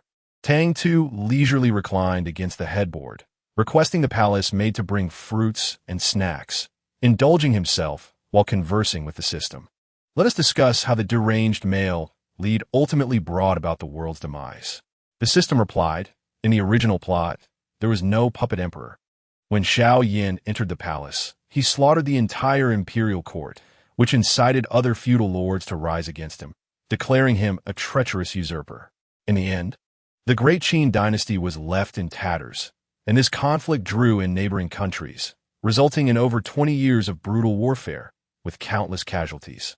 Several small nations were extinguished overnight. Tang Tu let out a sigh, acknowledging the merciless nature of war. He lamented that conflict should not be initiated, especially not by Xiao Yan. Thus, this villain must be dealt with for the time being. Little assistant, tell me, if I were to transform him from a treacherous usurper into a protector of a nation, might the outcome improve?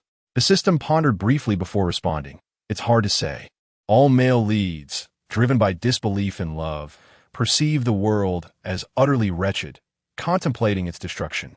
If only they believed in love and experienced warmth, they would refrain from inflicting harm upon the world. Tang Tu stroked his chin, recognizing that the villain's role was his to assume, and the warmth must also emanate from him. Only through both avenues could success be achieved. Otherwise, he would face dire consequences. All right, I understand what must be done. For now, the best course of action is to remedy the male lead's impotence. On the third day after the regents returned to the capital, the young emperor once again canceled the morning court session. This was not the first time the young emperor had done such a thing. Yet this time the news spread like wildfire throughout the capital, becoming increasingly outlandish. Initially, it was reported that the young emperor had injured his foot at the regent's residence, but by the time it reached Tang Tu's ears, it had morphed into a tale of the young emperor suffering from a grave illness on the verge of death. He nearly choked on his pastry, exclaiming, "What nonsense is this? Little Yunzi, investigate who is spreading these rumors to tarnish my relationship with the regent." As soon as little Yunzi received the command, the system interjected. Tang Tu, it's the Chung family along with several old aristocratic families. Tang Tu felt invigorated, nearly forgetting about the female lead, Chung Yi. By the way, where is Chung Yi? Just as he inquired, the female lead appeared, concerned and lovely. "Your Majesty, I have heard." Her expression was one of deep worry, and Tang Tu found himself utterly captivated by her gaze. Such a beautiful maiden. Who would dare to let her worry? Tang Tu was about to downplay the situation when the maiden interjected, "I have heard that the emperor's foot has been severed." Chung Yi's tears streamed down her face as she exclaimed, "Your Majesty, it must hurt terribly. Who could be so cruel to you? I shall seek vengeance for you." After a moment of shock, Tang Tu found herself both amused and exasperated. "My dear, do exercise some caution. The rumors concocted by those old men in your family have yet to be believed by others, yet you are the first to accept them as truth." Chung Yi spoke with righteous indignation, as if she were poised to draw her sword and avenge him. At that moment, Xiao Yan entered, adorned in a royal robe. His handsome visage often overshadowed by the fearsome aura he commanded from years of warfare. The young emperor was the first to approach him without trepidation. Apart from him, even Xiao Yan's closest attendants would not dare to approach so freely. Just as Chung Yi declared her intent for vengeance, a cold scoff echoed from behind. Frowning, she wondered who would be so audacious in the emperor's quarters. She turned sharply, prepared to chastise the intruder, but the words caught in her throat, unable to form. Her eyes widened in terror. The regent, Xiao Yan, recognized her, though he had not anticipated that the young lady from the Chung family had not yet left the palace. Once a spirited youth, he now resembled a specter emerging from the shadows, his mere gaze enough to instill fear and weaken the knees of those who beheld him. Chung Yi was taken aback, nearly collapsing to the ground in fright. Though a faint smile graced Xiao Yan's lips, darkness lurked in his eyes. His smile was more unnerving than reassuring. Chung Yi felt a chill run down her spine, trembling in fear until she finally heard the regent speak. "I recall that Miss Chung remains unmarried." With a gentle smile, he continued, "It is not fitting for an unmarried lady to linger in the palace for long." Tang Tu nearly leapt from her bed in astonishment, her excitement peaking. Though the second female lead faltered, the heroine remained steadfast. The more Tang Tu pondered, the more exhilarated she became, even contemplating drafting a decree for their betrothal. The young emperor's reaction did not go unnoticed by Xiao Yan, who observed the rosy flush on his cheeks, indicating he had been well cared for during this time. "Minister Xiao, I believe you two have yet to marry." Tang Tu thought, nearly buzzing with glee. The male lead had acknowledged the female lead. Surely, this could spark a romance. However, Xiao Yan did not respond directly. Instead, he gazed down at the heroine with a smile, stating, "The emperor was injured in my residence. How does Miss Chung intend to exact her revenge?" At this, Chung Yi could barely lift her head, the atmosphere around her growing tense and suffocating as she struggled to breathe, overwhelmed by fear. During the previous encounter, I fainted outright. This time, upon making contact, I found myself struggling to breathe. Thoughts of my family flooded my mind, and I bit my lip tightly, managing to utter a whisper barely louder than a mosquito's buzz. "I dare not presume. Perhaps the emperor acted inadvertently." With my head bowed, I could not meet Tang Tu's gaze.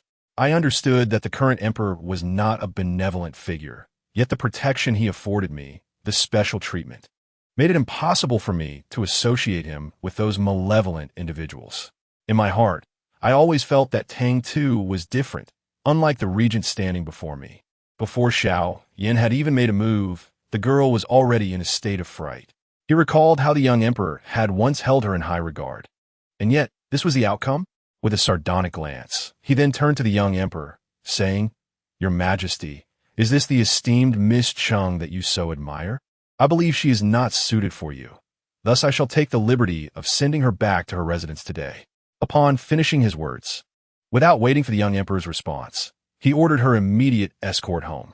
The young emperor, still lost in his joy, failed to notice anything amiss when suddenly Cheng-Yi became agitated. "Regent, by what right do you determine my fate? I was summoned to the palace by the emperor himself, should I wish to depart. It is the emperor's decree that must be issued. You are unworthy. You have no right to expel me." Cheng-Yi shed her previous demure demeanor and erupted in a furious outburst. The suddenness of her actions startled Tang Tu, causing him to inadvertently shift his injured foot, sending a jolt of excruciating pain through him, rendering him speechless and pale. He could only lean against the bedside, momentarily dazed. Seeing this, Xiao Yan assumed he was reluctant to part with her. His demeanor shifted from casual to serious as he commanded her removal. "Why are you still standing there? Take her away." Xiao Yan's cold gaze swept over them, and he picked up a delicate pastry from the table, shoving a piece into Tang Tu's mouth. "Your Majesty, eat the cake." At that moment, Tang Tu felt as if he were being told, "Dear, take your medicine." The pastry was cloyingly sweet, and while it was manageable in small bites, swallowing it whole nearly made him gag. Fortunately, one of the palace maids, quick to notice, hurriedly brought a cup of tea. However, the tea was soon commandeered by the regent. "Your Majesty, open your mouth." In the midst of this commotion, Cheng-Yi had been dragged far away. Tang Tu, resigned and devoid of hope, drank the tea, glancing at the regent, who seemed in rather high spirits, a slight smile gracing his lips, even his eyes devoid of their earlier sharpness. With Cheng-Yi gone, Xiao Yan remarked, "Your Majesty, do you not feel a pang of regret for Miss Chung?" Tang Tu looked at him in silence. He had already taken her away, and now the regent's words felt rather too late. Unfazed, Xiao Yan replied, "Not too late." Tang Tu sighed in defeat, conceding that she was ultimately his to protect. Whatever Xiao Yan desired would come to pass. Moreover, he had ensured her safety thus far, and now that Xiao Yan had returned to the capital, no one could harm her any longer. Little did he know, Xiao Yan had a different perspective altogether. He uttered, "Does the emperor truly cherish her?" Tang Tu nearly spat out his tea. After all, she was his leading lady, and if he admitted to such feelings, they would inevitably become rivals in love. Such a precarious relationship was not something he dared to entertain. What was Xiao Aiqing talking about? Hastily, Tang Tu refuted. "I merely summoned Miss Chung to the palace for a brief stay, as she bears a slight resemblance to my late mother." Xiao Yan raised an eyebrow. "A brief stay? I recall it lasting a year." Tang Tu's lips twitched as he gazed at him in silence. "Fine, you're the male lead, and she is your female lead. Whatever you say is the truth." Yet, Xiao Yan continued to scrutinize him. So, the emperor indeed harbors feelings for her. The certainty of this statement nearly caused Tang Tu to tumble off the bed in shock. Who likes her? Abandoning his previous calm, Tang Tu nearly sprang to his feet. "You like her yourself. Do not involve me." Look at how flustered the young emperor was, even forgetting to refer to himself in the royal we. Confirming that the young emperor did not harbor feelings for Cheng-Yi, Xiao Yan smirked again. "Well, since the emperor does not fancy her, and given that the Chung family girl is of a suitable age, she should be matched." His little plaything was one he had not tired of, and it was not for anyone else to meddle with. The Chung family had entertained thoughts they ought not to, and those old foxes were scheming against him. The young lady from the Chung family was particularly amusing, attempting to set her sights on the young emperor. Did she not realize she was unworthy? After all, she was someone he had pulled from the cold palace. When it came to scheming, she was no match for him. Tang Tu assumed the regent intended to keep a hidden beauty. If that were the case, Cheng-Yi would indeed be unsuitable for the palace. However, the next moment, he shockingly proclaimed, "Then let us arrange a marriage with the youngest son of the Minister of War. He happens to be unmarried." Tang Tu exclaimed, "Wait, brother, isn't that your wife?" His expression contorted in disbelief. He nearly grasped Xiao Yan's shoulders, desperate to awaken him to the reality that she was his destined leading lady. How could he simply relinquish her? Moreover, Who is this youngest son of the Minister of War? Another mere pawn? Who is the youngest son of the Minister of War? Tang Tu could not recall this individual, and the system explained, good for nothing. Tang Tu responded, is there more? He pondered that since it was the male lead who mentioned this character, he might serve some purpose. But after a brief silence, the system lamented. A useless drunkard. Tang Tu sighed. Fine, these two phrases essentially convey the same meaning. I understand now. The male lead must harbor a grudge against the female lead to assign her to such a scoundrel.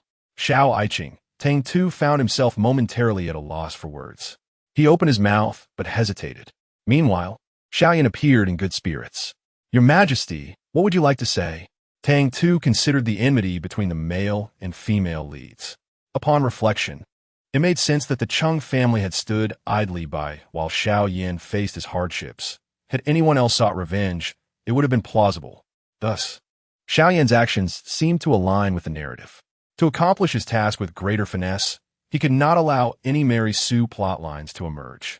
What misunderstandings, breakups, reconciliations, and further misunderstandings lead to yet another separation?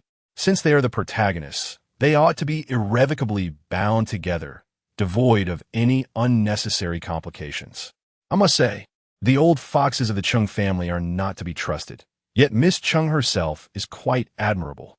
Tang Tu, with a serious demeanor, appeared to be genuinely concerned for his sister, stating that it is unnecessary to trouble a young girl. Xiao Yan's previously warm smile faded, and his handsome features grew solemn. Thus, the Emperor's earlier claim of disliking her was indeed a deception. After much circumlocution, they returned to the same issue. Tang Tu was taken aback, exclaiming, "Why are we back to this question?" With an expression of exhaustion, he finally decided to speak candidly. I summoned her to the palace because of you. This revelation left Xiao Yin momentarily stunned. Because of me? He echoed, incredulously. Indeed, if it were not for you, I would have no concern for the Chung family or the Li family. As Tang Tu continued, he rolled his eyes. You have no idea how troublesome those old foxes of the Chung family can be. I thought, given your past engagement and childhood friendship, that the Chung family might try to tear you apart. So, I brought Chung Yi into the palace and protected her for a year, hoping to attend your wedding upon your return to the capital. Yet, you intend to give her to some other man. The young Emperor's indignation was palpable, and he began to address Xiao Yin directly. Aside from his initial shock, Xiao Yin quickly regained his composure and responded with a sardonic smile. When the Xiao family fell on hard times, the Chung family distanced themselves, which was understandable. However, after Xiao Yin fought his way back, the Chung family suddenly began to propagate tales of his supposed affection for Chung Yi. It was preposterous. He had only encountered her a handful of times. With nothing more than that, had the Chung family possessed any integrity, he might have regarded them with respect. But this? Childhood friends? A match made in heaven? As Xiao Yin drew closer, Tang Tu could see the darkness and severity lurking in his eyes. How could Chung Yi possibly be worthy? Tang Tu, determined to continue his counsel, was abruptly interrupted as Xiao Yin narrowed his eyes. Is it that you wish to force her upon me? Perhaps because you have promised her some advantage, intending to scheme against me? At this, Xiao Yin leaned in closer, effectively cornering Tang Tu with his imposing presence.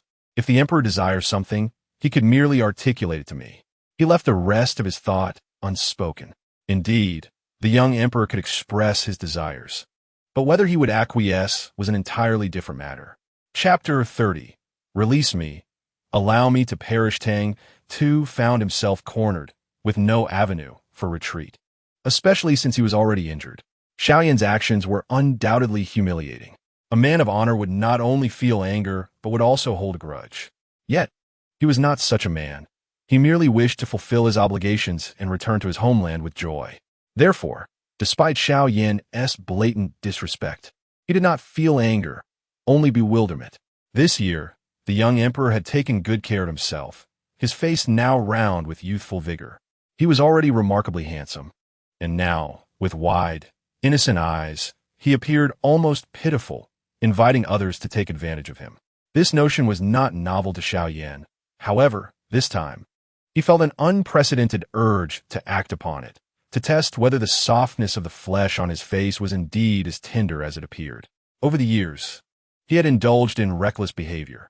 Not only would he not hesitate to pinch the little emperor's cheek, but he would also engage in even more outrageous antics without restraint. Tang Tu was taken aback, never expecting that his visage would provoke such a reaction. Yet, Xiao Yan was determined to squeeze it, and he did so with such vigor that it nearly brought tears to Tang Tu's eyes. Damn it, a mere pawn has no rights. Xiao Yan, Tang Tu, with his cheek being tugged, attempted to swat Xiao Yan's hand away, but the latter paid him no heed. In the end, Tang Tu could only fume. You just said that if I desired something, I would tell you. Now release me. The young emperor flailed his arms in a show of indignation. Yet to Xiao Yan's eyes, it resembled nothing short of a playful pout. He clicked his tongue in disdain, releasing his grip as if to say, how could an emperor resort to such antics? Tang Tu felt a surge of frustration rising within him. Was this truly a display of affection? Xiao Yan cast a fleeting glance his way, nonchalantly asserting, indeed, the emperor is not pouting. The emperor is majestic. By the time he uttered those words, he had already distanced himself from the dragon bed. However, the shadow of his presence lingered, leaving Tang Tu on the verge of exasperation. He had diligently endeavored to facilitate a match between Xiao Yan and the female lead, yet Xiao Yan, ungrateful, chose to bully him instead, only to dismiss him lightly with claims of childishness. Bah, if anyone is pouting here, it is I. My entire family is pouting. Xiao Aiqing, you are my savior. Should such a transgression occur again, I shall owe. Xiao Yan interjected with keen interest. If it happens again, what would the emperor do? What options did Tang Tu have? He couldn't resort to murder. However, in the face of adversity, one must maintain their dignity. Next time, do not blame me if I treat you similarly. No, let me be more severe. I might just bite you. Xiao Yan's threats on the battlefield were one thing, but here, before the young emperor, they translated to playful nibbles, reminiscent of a mere 3-year-old child. Xiao Yan chuckled, unable to contain his amusement. Your Majesty, I am genuinely terrified. As Xiao Yan beheld the young emperor's wide-eyed expression, it reminded him of a rabbit, yet a rabbit, when agitated, might indeed bite. Yes, I understand. I shall strive not to pinch the emperor's cheeks again. What does striving mean? If he were not the male protagonist, Tang Tu would undoubtedly roll up his sleeves and confront him, without a doubt. I am the sovereign of a nation, the revered one. Xiao Yan continued to placate him insincerely, but this time, the young emperor caught on. In a fit of anger, he flung himself onto the dragon bed, turning his back to Xiao Yan, demonstrating his displeasure through his actions. Is the emperor going to sleep now? Xiao Yan observed the young emperor's slender back. Unlike the soldiers of his army, the young emperor appeared frail, lying on the expansive dragon bed, creating an impression of delicate vulnerability. Nevertheless, he was indeed a sensitive individual, possessing numerous little quirks despite having emerged from the cold palace. Chapter 31. Release me. Allow my kingdom to fall. Thus, Tang Tu lay upon the bed, and as Xiao Yan departed, his anger subsided within moments, giving way to drowsiness. To undertake a task, one must possess emotions. Otherwise, one would merely be a robot traversing a predetermined narrative, devoid of any vitality that could be felt by others in their presence. Moreover, as the current emperor, a rather inept one at that, how could he navigate the complexities of his position without a hint of temperament?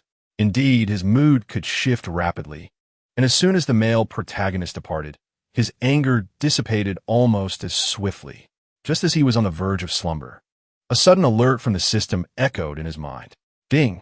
The danger index of the male protagonist has decreased by 5. Current danger index, 90. Upon hearing this notification, Tang Tu found himself wide awake, bewildered. System, what is happening? The system glanced at Xiao Yan's side, feeling somewhat at a loss for words. After a moment of contemplation, it vaguely replied, there is nothing amiss. It's merely a reduction of 5. Perhaps he won your earlier argument, which lifted his spirits and consequently lowered his guard against you.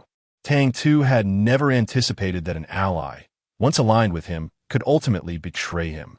Well, you do have a point, he conceded. However, the true situation was that Xiao Yan had recalled the various expressions Tang Tu exhibited when he had pinched his soft flesh earlier, before returning to the capital. He had not given a second glance to this small emperor who had been dragged from the cold palace. Although the initial impression left a mark, it was only now that he truly regarded him. Xiao Yan found him unexpectedly intriguing. His original intention was to manipulate him as a puppet emperor, allowing him to bask in glory before ultimately pulling him down, along with the fall of the great Qin dynasty. Yet, now it seemed if he complied, he might spare his life. Unbeknownst to Tang Tu, he had narrowly escaped danger.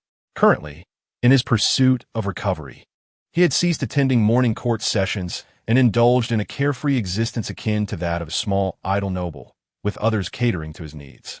However, the rumors circulating outside grew increasingly amusing. His prolonged absence from public view led to a plethora of fantastical tales. He dispatched a young eunuch to gather information, who returned animatedly recounting the gossip. "Your Majesty, this rumor originates from the residence of Lord Fong Lin, claiming that your leg was broken by the regent, as you attempted to climb into his bed, prompting the regent to retaliate in anger." As Tang Tu savored an orange, he was caught off guard and spat it out upon hearing this. "Fong Lin, is that the same Fong Lin whom I had incapacitated and usurped his position?"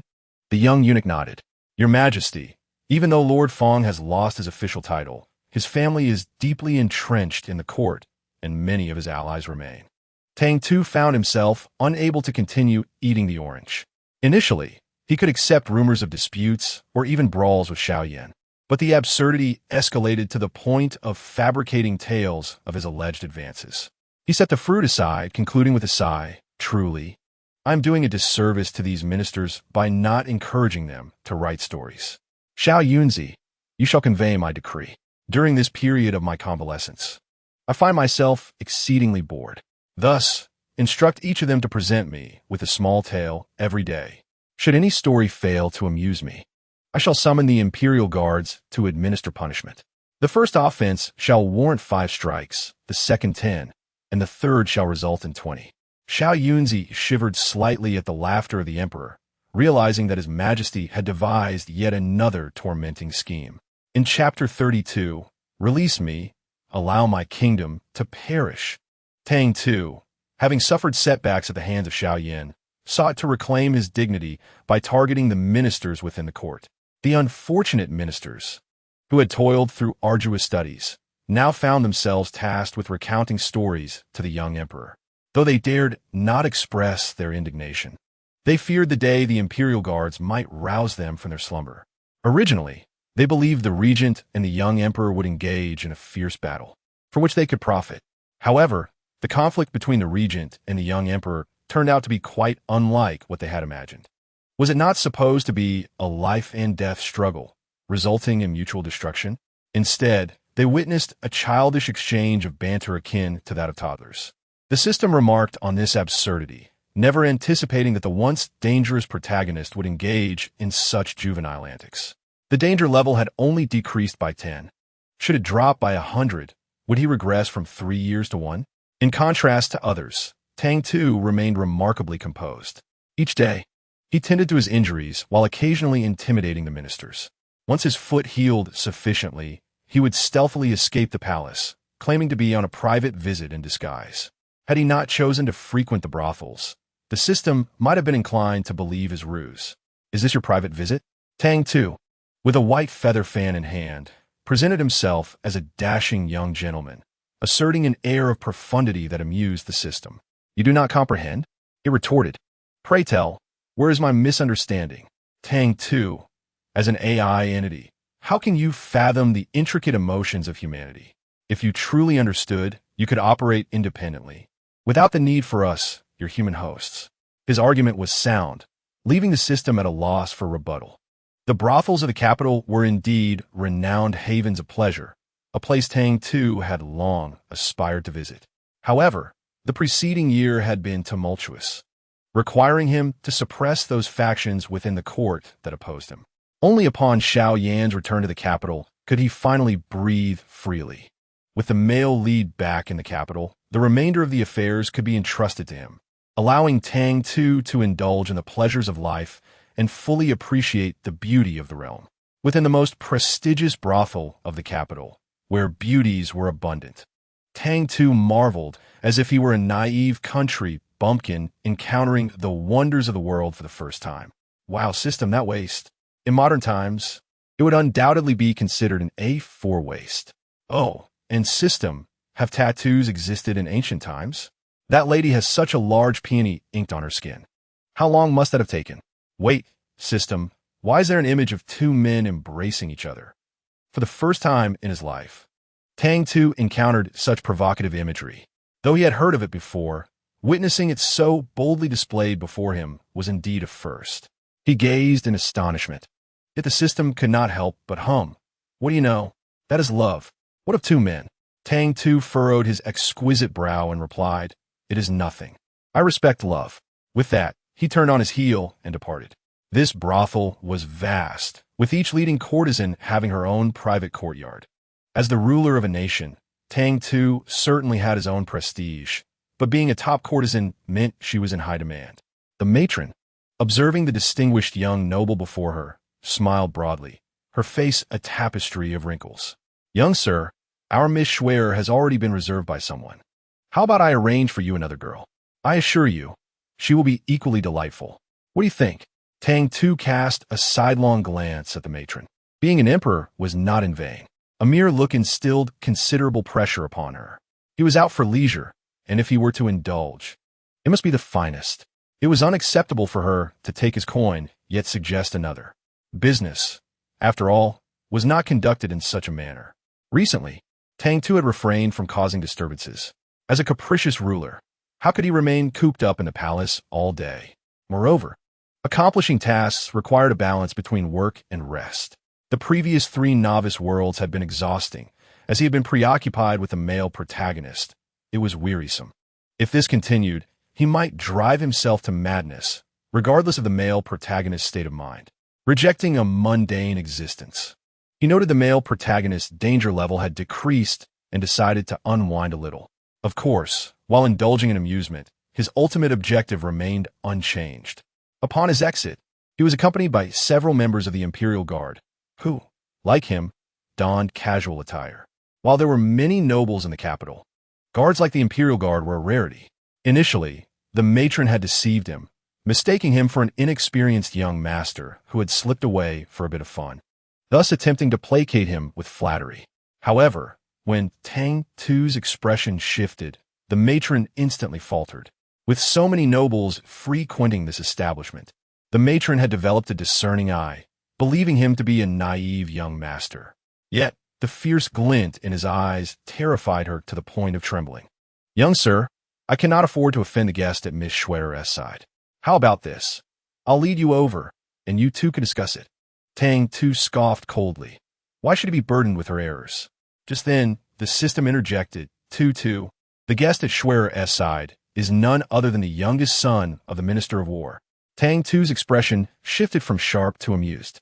He opened his fan, embodying a dashing young gentleman. His smile was so captivating that it almost ensnared the matron. Goodness, from which family does this charming young noble hail? Such beauty is unprecedented. Even the matron, having witnessed countless beauties, found herself momentarily entranced. "This way, esteemed sir." The matron quickly regained her composure and led him to a picturesque courtyard. Within the courtyard, melodious strains of a zither floated through the air, accompanied by laughter and merriment. As they ventured further inside, the scene truly resembled a blissful paradise. A rotund gentleman clad in resplendent garments was seen cradling a beautiful maiden in his arms, her sweet smile captivating him entirely. "My dear, grant me a kiss, and I shall bestow upon you a golden sunflower seed," he implored. Tang Tu raised an eyebrow at such generosity. It was no wonder the maiden's smile was so enchanting. The matron cleared her throat, elucidating Tang Tu's background, and promptly excused herself, for they were all celestial beings, and a conflict among deities could spell disaster for mere mortals. As the youngest son of the Minister of War, Li Yun had been spoiled beyond measure since childhood, exuding arrogance and audacity. Upon witnessing someone daring to disrupt the merriment, he shot a fierce glare in that direction. Tang Tu had prepared to deliver a thrashing, but when the youth turned around, his expression froze in surprise. "What is your name?" Li Yun stammered, gazing at him in bewilderment. Suddenly, the beauty in his arms lost her allure. He hastily pushed her away and approached with a foolish grin. "Ah, my friend, I don't believe I have seen you in the capital before. What is your name, and who do you represent?" "I am Tang Tu. My family engages in modest commerce. During my visit to Kyoto to collect debts, I heard tales of Miss Schwerer's exquisite beauty, and I wish to witness it for myself," he replied. "Commerce?" Li Yun mused. "Then you're a merchant." In the hierarchy of society, merchants were often regarded as the lowest class. However, Li Yun held no disdain. Instead, he warmly declared, "Fate has brought us together. Since you're new to Kyoto, you must be unfamiliar with your surroundings. If you do not mind, I shall assist you with all matters during your stay in the capital." Li Yun was indeed a true aficionado of beauty.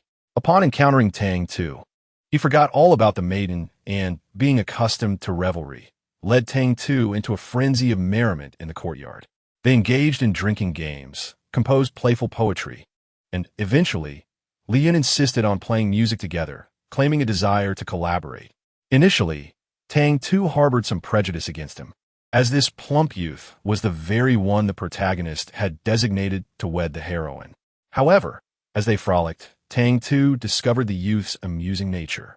After enduring confinement in the palace for over a year, he finally embraced his true self. "Play music together? With you? I prefer the company of beautiful maidens," he quipped, staggering into the pavilion with a wine jug in hand. Miss Schwerer sat gracefully within the pavilion. Upon noticing his arrival, her demeanor shifted from aloof to demure as she shyly called out, "Young master." Any normal man, faced with such beauty and such a voice, would find it hard to resist. Tang Tu felt a stir of desire and remarked to the system, "Look, a beauty within arm's reach." The system scoffed, "Pa, you dog of a man." Upon hearing this, Tang Tu immediately protested. "How can I be a dog of a man? With such a lovely young lady, how can one not be tempted? Besides, I am not like those ravenous wolves. I merely appreciate beauty. Is it a crime to admire? After all the arduous tasks I completed in the novice villages, can I not indulge a little?" As the wine began to take effect, Tang Tu's true nature began to reveal itself. As a modern youth leading a happy and fulfilling life, his pleasures mirror those of many others. He delights in gaming, enjoys watching short videos, and occasionally indulges in playful antics. After having suppressed his desires for what seemed like an eternity, he finally finds himself unable to hold back after a drink. How can one expect a horse to run without providing it with grass? "Bah, what a group of unscrupulous merchants you are. I shall strike." And strike he did, until, much to everyone's surprise, he began to sing. "I give up. I'm done. Completing tasks has drained me. All this effort, what is it for?" His voice, though lacking in harmony, was so discordant that even the system, previously only twitching at the corners of its mouth, now grimaced openly. It lightly rubbed its forehead, perplexed as to why it had engaged with a drunken fool. Now, how to bring this to a conclusion? Tang Tu was not merely singing in his mind. He was earnestly admiring the beauty before him, inadvertently pushing Schwerer aside as he embraced his Guqin, simultaneously playing and singing. "I'm done for. I've completely given up. After I collect my meal ticket, I'll head back home." The cacophony he produced was nothing short of an auditory nightmare. Initially, Schwerer blushed and appeared shy, but as he began to sing, all her fantasies shattered in that moment. Strangely, Li Yun found the performance amusing rather than unpleasant. "Brother Tang, what song is this? It's quite entertaining." His inebriation rendered his speech slurred. Tang Tu, swaying in his chair, played a jumbled tune, yet his spirits soared, feeling as if he had found a kindred spirit in Li Yun. "Forget about being a songstress," he exclaimed, belching as he shared. "This song resonates perfectly with my current state of mind. You and T understand, I'm forced to sit in that position, fending off potential assassins while contemplating how to repay my savior. It's exhausting. This is not the life I envisioned." An emperor lamenting, "This is not the life I desire," certainly carries a hint of arrogance. Yet, Li Yun, unaware of his royal status, reflected on his own struggles of being pressured by his father to study, feeling a sense of camaraderie. "Yes, it truly is tiring. My dream is simply to indulge in pleasures. Who among us does not share that aspiration? The more Tang Tu pondered, the more aggrieved he felt, reminiscing about dreams of traversing the world with a sword, lamenting that such a quest remains elusive. My aspirations lie within the realm of chivalry. As the night deepened, Xiao Yan prepared to retire, only to hear from his attendant that the young emperor had gone off to indulge in revelry. Just the other day, he had ventured out for such pleasures, and upon hearing this, Xiao Yan could scarcely contain his amusement. The young emperor has truly come into his own. In a brothel courtyard, Tang Tu continued to pull Li Yun into his exuberant declarations of his chivalric dreams. Li Yun, a frivolous youth who knew little else but indulgence, suddenly found himself invigorated by the passionate notion of chivalry, joining in the revelry. When Xiao Yan arrived, the two were nearly calling each other brothers. But his expression darkened as he contemplated kicking the rotund figure aside, only to hear Tang Tu lamenting, "If anyone desires that position, let them take it. I yearn for the thrill of the martial world, which possesses such intrigue, unlike the present where everyone wears a mask of duality." As such a striking figure lamented, Li Yun felt a surge of impulsiveness. He decided not to remain in that position. After all, what was the matter? "Come, let us venture into the world together. I shall accompany you." Tang Tu bore a sorrowful expression, his countenance reflecting a profound understanding. "One must not lack a conscience. My benefactor has entrusted me with that position. What can I do? He saved my life, pulling me from the depths of despair. While others deem him mad and fearsome, I perceive him to be the finest person in existence. At the very least in my life, he is the sole individual who extended a helping hand." Xiao Yan, initially filled with indignation, was taken aback upon hearing the young emperor's heartfelt words. He had always believed that the young emperor's flattery was merely a means to secure his throne and his own safety. Yet here he was, declaring his complete disinterest in the dragon throne, revealing instead a desire for a life of adventure with a sword in hand. In his more than 20 years of existence, Xiao Yan had never encountered anyone willing to relinquish power, except for this young emperor. Could it be that he truly held no interest in the throne at all? Ding. Danger level decreased by 20. Current danger index, 70. Li Yun naively assumed he was merely a merchant and sought to console him, thinking the merchant's position could not be too grand. If he wished to resign, a simple request would suffice. However, upon turning around, he found himself face to face with the fearsome regent, causing his legs to weaken, and he instantly knelt in reverence. The regent, Xiao Yan, did not spare him a glance, but instead enveloped the young emperor in his embrace. The scent of alcohol wafted from the emperor, prompting Xiao Yan to furrow his brow. "Displeased, Your Majesty, you have only just recovered, yet you sneak out, so disobedient. Should this happen again, I shall have your feet secured, preventing you from going anywhere." Such audacious words from subject. Yet, no one dared contradict him. Li Yun, startled into sobriety, especially upon hearing the regent address the emperor, was drenched in cold sweat. He trembled as he knelt, not daring to lift his head or utter a sound until they departed. Only then did he secretly raise his eyes, watching their retreating figures from a distance. That silhouette evoked an inexplicable feeling of sympathy for the young emperor. Could it be that the young emperor was somewhat naive, mistaking the regent for a benefactor? It was common knowledge that he had been elevated to the throne merely to serve as a puppet. Yet, Leon dared not voice such thoughts. Meanwhile, the young emperor was reluctant to leave, his brows furrowing handsomely as he argued with the regent. "I wish to return and sing. My song is not yet finished. In chapter 36, let me go, allow me to perish." The young emperor, in a drunken frenzy, proved quite the handful. Initially, Xiao Yan merely supported him, but eventually he could no longer maintain his balance and opted to lift him into his arms. His arm was robust, and Tang Tu struggled to break free, ultimately infuriated to the point of snapping at him. He had always detested the notion of being cradled like a princess.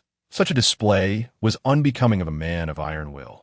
The position of a princess Carrie allowed the young emperor to sink his teeth into Xiao Yan's neck, and when he did, he bit down with considerable force, causing Xiao Yan's eyes to darken momentarily, yet he soon chuckled. "Your Majesty, do your teeth ache?" Tang Tu was nearly driven to exasperation, his temper flaring. "I have said it before. I do not wish to be treated like a princess. Xiaoyan, are you deaf or simply incapable of understanding?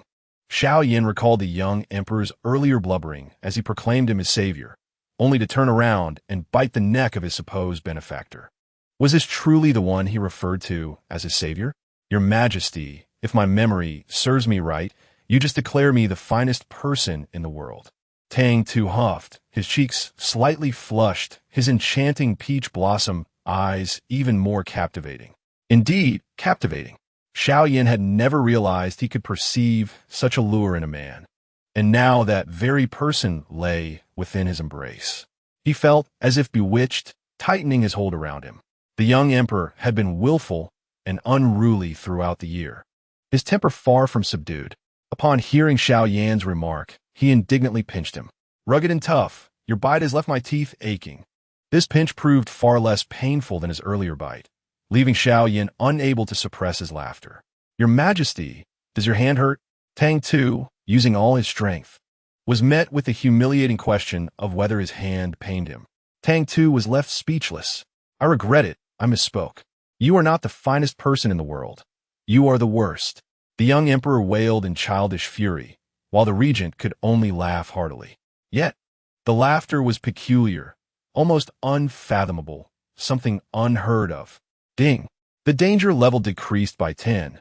Current danger index, 60. Upon witnessing this, the system finally reacted, having previously thought that its host's actions were mere coincidence.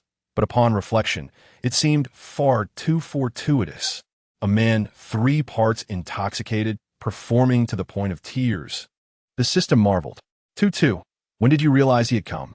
Tang Tu was not utterly inebriated. His limbs felt weak, yet his mind remained exceptionally clear. He clicked his tongue. Did you truly believe I was merely letting loose? In my position, countless eyes are upon me. Even if I were to sneak away, it could easily be noticed. To maintain my persona, I must uphold it at all times. It is exhausting, yet at least I have savored fine wine and glimpsed beauty, and even the danger level has diminished. This journey was worthwhile. Thus, the regent bore the marks of the young emperor's bite on his neck, as if flaunting something, and they made their way back to the palace. The number of onlookers and the rumors that would ensue were another matter entirely. The young emperor, thoroughly inebriated, collapsed onto the dragon bed, oblivious to the passage of time. As fate would have it, although all the matters were settled and Xiaoyan should have returned, he found himself inexplicably pausing, a sense of reluctance washing over him. Ever since the downfall of the Xiao family, the concept of attachment had faded from his life. Yet the sight of the young emperor before him stirred a flicker of compassion within him. At that moment, the young emperor, lost in slumber, was anything but tranquil. I am the valiant hero with the golden blade. Xiaoyan, Tang Tu murmured, today, I shall act in the name of justice. Xiaoyan thought, well, it seems the young emperor is still caught up in his martial arts dream, proclaiming himself a hero with a golden blade. Very well, if it pleases him. I shall give him a golden blade tomorrow. Chapter 37. Release me. Allow me to fall from grace. Tang Tu slept soundly through the night until the break of dawn, only to awaken to find a magnificent golden blade beside his pillow, nearly causing him to tumble out of bed. What was the meaning of this? He had performed with such sincerity yesterday, and yet the protagonist was unmoved, now threatening to gift him a blade? As he regained consciousness, his eyes widened in disbelief. When Xiaoyan entered, he beheld the young emperor with wide, innocent eyes, resembling a startled kitten, utterly adorable. A slight smile crept across his lips as he concluded that the young emperor must have taken a liking to the golden blade. Do you like it? He inquired. Tang Tu felt stiff, frantically summoning his system. System, my little treasure, what is happening? The system, taken aback by the affectionate term, shuddered and replied. What could possibly be the matter? You were shouting about your martial arts dream last night, demanding a grand golden blade, so the protagonist procured one for you. Tang Tu was momentarily at a loss for words. He had indeed been inebriated last night, his mind clear enough to form coherent thoughts. But that clarity vanished once he fell asleep. Moreover, he truly had dreamt of his heroic aspirations, and had he vocalized them? The thought of a golden blade was utterly mortifying. Tang Tu curled his toes in embarrassment, wishing he could excavate an entire apartment from the ground. He dared not meet the protagonist's gaze, lowering his eyes and resembling a listless little kitten. Xiaoyan had not been so preoccupied with someone in a long time. It was akin to a weary traveler stumbling upon an oasis after traversing a desolate desert. Even his heart began to beat anew. The young emperor was indeed a rare beauty, captivating in his own right, yet Xiaoyan had encountered many beautiful individuals before. None had ever affected him quite like this. Unable to fathom the reason, he chose to embrace the situation and indulge the young emperor. As for what lay ahead, he stepped closer to the young emperor, who, with his head bowed and eyes cast down like an ostrich, believed he could remain unseen. Unbeknownst to him, his delicate neck was a sight that utterly captivated Xiaoyan. He gently reached out, eager to feel the softness of the young emperor's skin. Just then, a commotion erupted from outside, as if someone were attempting to breach the palace chambers. "Who goes there?" Tang Tu raised his head, his finely sculpted brows knitting together in displeasure. "At this early hour, who dares to intrude upon my chambers?" A eunuch hurried forward, kneeling with a thud on the ground. "Your Majesty, it is the Minister of War requesting an audience." Tang Tu raised an eyebrow, observing the Minister of War, who, like a meditating monk, remained utterly still. It was rare to hear him utter a word, let alone seek him out in private. Even in the court, he maintained a notable silence. "Speak," he commanded. Despite his advanced age, the Minister of War was remarkably sprightly. However, at this moment, the cunning old fox finally revealed his fear and trepidation. "Your Majesty, I beseech you, spare my young son." Tang Tu inquired, "Who is your youngest son?" Initially, the minister seemed taken aback, but the system chimed in dispassionately. "What a scoundrel! Just last night, he was reveling with others, and now, upon waking, he feigns ignorance. Alas, poor little Yun." Tang Tu's lips twitched. What was this nonsense? "Bah, you are the true scoundrel. No, you don't even qualify as a man. You are merely a disgrace." The system noted that the Minister of War, upon realizing that the young emperor had forgotten his own son, paused in his lamentation. "My youngest, Li Yun." Tang Tu feigned surprise. "Oh, the little chubby one? What has happened to him?" The minister wept bitterly, having endured an entire night suspended at the entrance of a brothel. Suddenly, Tang Tu was struck by a memory of a pervasive novel advertisement. "The lady has been hanging on the city wall, exposed to the sun for 3 days." Amused, he blurted, "So he was mistaken?" Chapter 38. "Release me. Let my kingdom fall." The Minister of War was oblivious to the unusual thought process of the young emperor. Quickly responding, he has acknowledged his error. He knows he was wrong. This is not like those novel advertisements. Shouldn't it be stated that he did not recognize his mistake? Tang Tu found himself reminiscing about his homeland, and upon glancing at the Minister of War, everything felt utterly dull. "Oh, I see now." Desperation crept into the minister's voice. "Your Majesty, my son has realized his mistake. I implore you to spare him." Reflecting on the innocent little chubby boy, Tang Tu felt a twinge of sympathy. He had not issued a decree for punishment. In that vast capital, only one person had the authority to determine the boy's fate. He turned to the male lead, eager to hear his perspective, but Xiaoyan, with a stoic expression, remarked, "To take the emperor to indulge in revelry and to hang at the brothel entrance are but minor offenses. By law, execution is warranted." The minister's countenance turned pale. He felt as if he were on the brink of collapse. He wished to plead with Xiaoyan, but with the young emperor present, to approach the regent for mercy would be akin to dismissing the emperor's authority. As the seconds ticked by and the young emperor remained unmoved, the minister, in a frenzy, threw himself at the regent's feet. "Regent, please spare my son." The minister knelt before him, bowing deeply. "Whatever you desire, I shall grant you, if only you show mercy." Xiaoyan offered no response, instead smiling serenely at the young emperor, who yawned languidly and said, "Why do you gaze at me, Regent?" Xiaoyan replied with a smile, "It is nothing. The Minister of War is merely pleading with you." The young emperor, correcting him, stated, "I misspoke. He is pleading for you." He appeared utterly disinterested, his demeanor lethargic due to his indulgence in wine. "Very well. Handle this at your leisure. I shall return to my slumber." Xiao Yin, having tentatively gauged the young emperor's indifference towards the rotund figure, consented to release him. Yet before doing so, he allowed a sly smile to grace his lips, deciding to first take the young emperor for a glimpse. When Tang Tu was ushered into the carriage, he remained oblivious to their destination. This trust he exhibited piqued Xiao Yan's curiosity. "Your Majesty, do you not wish to inquire where we are headed?" Tang Tu languidly reclined against the carriage cushion, his eyelids heavy with fatigue, dismissing the need for questions, reassured by the presence of his minister. Xiao Yin chuckled. "Your Majesty, do you not fear that I might betray your trust?" This remark prompted Tang Tu to lift his eyelids, appearing slightly more alert than before. "Betray? Are you suggesting I no longer need to be emperor?"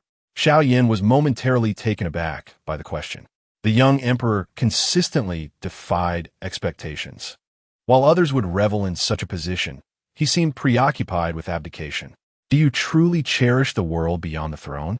Tang Tu's curiosity was piqued, and he became animated, recounting tales from the martial realm, spinning stories of legendary heroes, infamous villains, and the poignant romance of Xiao Longnu and Yanghua.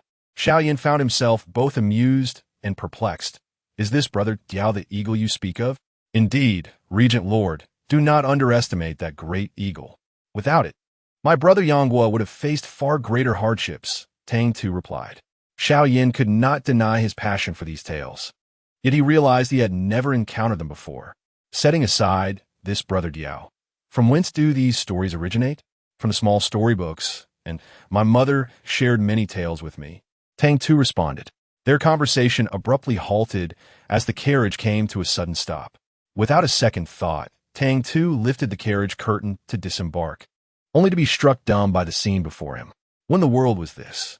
The Spring Breeze pavilion lay in ruin, its occupants all suspended. The sight was utterly shocking.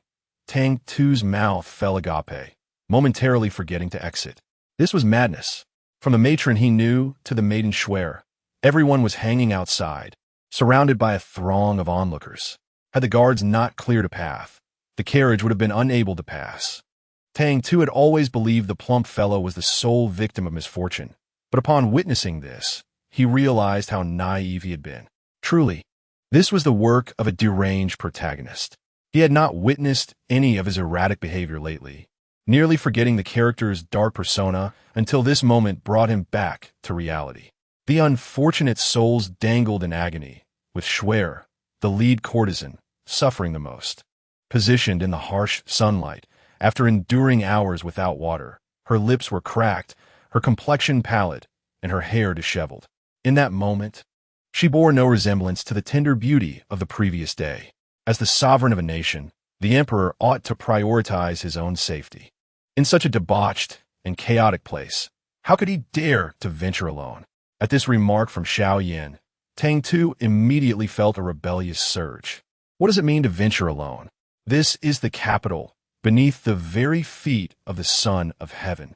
How could there be any danger under my own domain? Moreover, I'm accompanied by numerous guards. Enraged, Tang Tu commanded, "Release them all."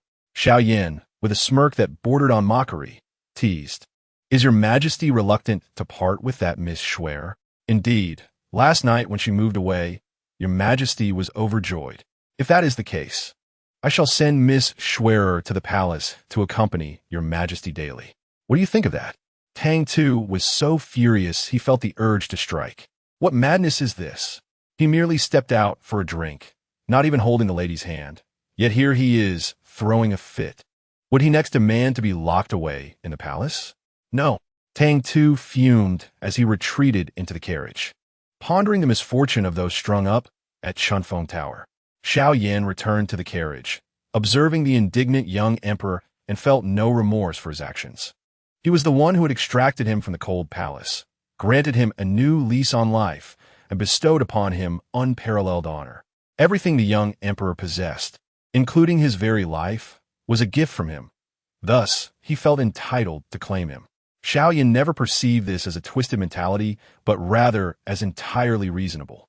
The emperor is angry? He remained indifferent, while Tang Tu was on the verge of apoplexy. Taking deep breaths, he reminded himself not to lose his temper. After all, Anger would bring no comfort, especially not when dealing with a deranged and unpredictable male lead whose actions defied logic. As long as they were amused, he would let them be. I do not wish to converse with you at the moment. Tang Tu feared that if Xiao Yan became enraged, he might truly resort to violence, and he certainly could not overpower him. Resigning himself to calmness, he sought to avoid any impulsive actions. However, his demeanor suddenly provoked Xiao Yan's fury. Seizing Tang Tu's wrist, he pressed him against the carriage wall, his gaze fierce and terrifying. Your Majesty, you have provoked me, yet now you wish to ignore me. Have you found a new favorite and are eager to cast me aside? As he spoke, he leaned in closer, their proximity so intimate that his lips nearly brushed against Tang Tu's ear. At that moment, Xiao Yan let out a low, unsettling laugh that was both sickly and deranged. Yet his tone was unexpectedly gentle. Let me guess, Your Majesty's new affection is that chubby fellow, Lian? Tang Tu thought. He has lost his mind. The male lead has gone mad. Get away. Chapter 40. Release me. Let my nation fall with an expression akin to that of a madman. Tang Tu then queried the system. System, didn't the danger level decrease by 40? Why is he still going insane? The system replied, the danger level has not dropped to 0, and there is always a possibility of rebound. Even if it were to reach 0, a rebound could still occur, albeit the danger would not be too severe, generally remaining within acceptable limits. The system droned on with a plethora of information, but to Tang Tu, it was akin to saying nothing at all. Although he had completed 3 novice tasks, a novice village is still just a novice village. Xiao Yan firmly grasped his wrist with such intensity that Tang Tu couldn't help but furrow his brows in discomfort. At that moment, the other party chuckled once more. Are you afraid, Your Majesty? Tang Tu was not afraid, merely exasperated. He raised his gaze, his dark pupils devoid of any trepidation or fear. Regent, have you not yet exhausted your madness? Xiao Yan chuckled softly. It has been ages since I heard such a term. If I were to deny it, how does Your Majesty intend to deal with me? Tang Tu was no novice. Such intensity would not intimidate him. In a normal situation, he would have retaliated with a fierce punch. However, under the current circumstances, he could only take a deep breath. What else could he do? With a blank expression, he replied, I shall take the blame. This unexpected response left Xiao Yan momentarily speechless.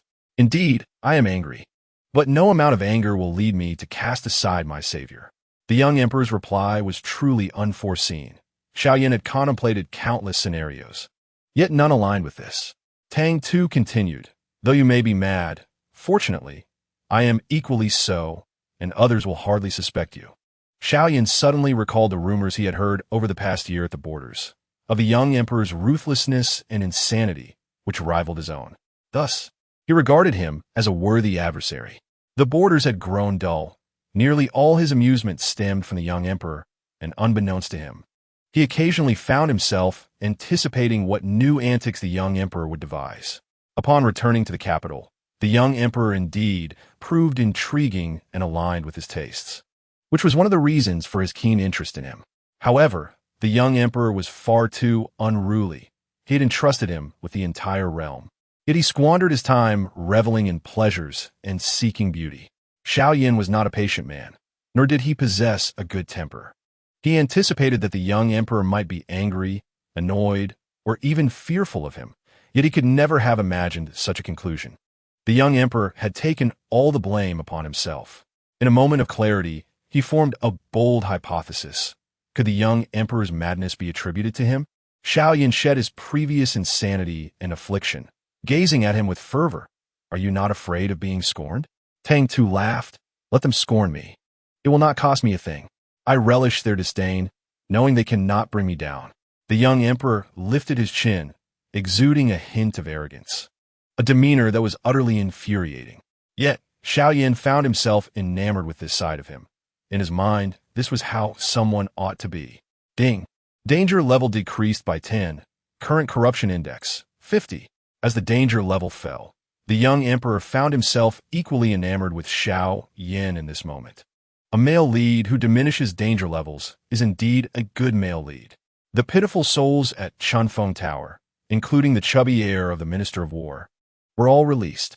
However, while people were freed, the rumors swirling in the capital regarding the young emperor and the regent became ever more fervent.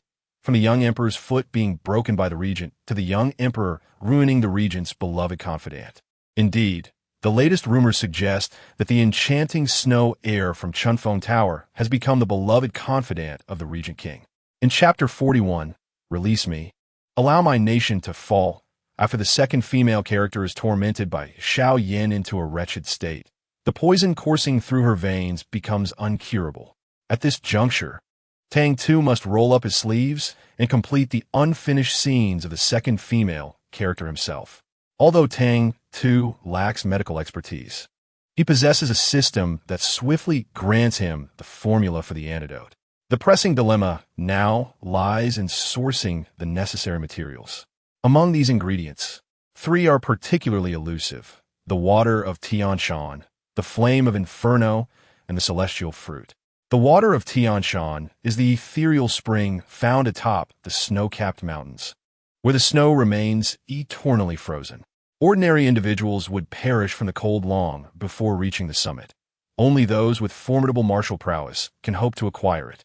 As for the flame of Inferno, Tang Tu discovers it to be the fire spewed forth by a volcano. Though perilous, it is not insurmountable. The final ingredient, however, is the celestial fruit, a mythical entity believed to be extinct. Yet, if the system has mentioned it, there must be remnants still in existence. Precious system, reveal its location to me, and I shall enlist others to gather these items. Tang Tu muses, delighting in the prospect of obtaining the antidote and lowering his danger level, indulging in an additional piece of pastry. However, at this moment, the system dampens his enthusiasm, stating that while the first 2 items can be procured by others, the last one cannot. Tang Tu remains unfazed, gesturing for the lovely palace made beside him to continue feeding him. Before inquiring, "Why is that?" the system replies somberly, "Because the last celestial fruit tree resides within the underground palace, which is fortified with mechanisms that outsiders cannot access." Upon hearing this, Tang Tu is amused. The celestial fruit tree in the underground palace is indeed intriguing. He clicks his tongue and remarks, "If outsiders cannot unlock it, surely insiders can. Let's find someone familiar with the underground palace."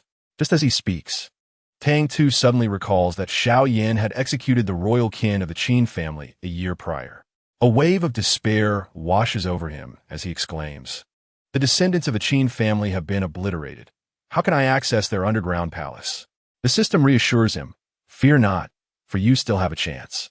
Tang Tu interjects, "Wait, am I not a bastard child?" The system clarifies, "The late emperor merely suspected your lineage, but rest assured, this is an injustice. Your mother did not conceive you through infidelity, nor are you the offspring of a mere guard." Relieved, Tang Tu breathes a sigh of relief, realizing that it would be tragic to be thwarted by a mere bloodline at the final moment. "Very well, I shall issue orders to excavate my ancestral tomb," he declares. Having ascended to the throne for over a year, Tang Tu has never paid homage to the royal mausoleum, not for lack of remembrance, but because those who suggested it have met their demise at his hands. The capricious young emperor's sudden mention of it astonishes his ministers, who presume he intends to rectify his ways. Yet, in the next moment, they learn that he plans to concoct elixirs instead. It appears he has plunged deeper into madness. The young emperor's whims are law, and by the time Xiao Yin learns of this development, Tang Tu will already be en route.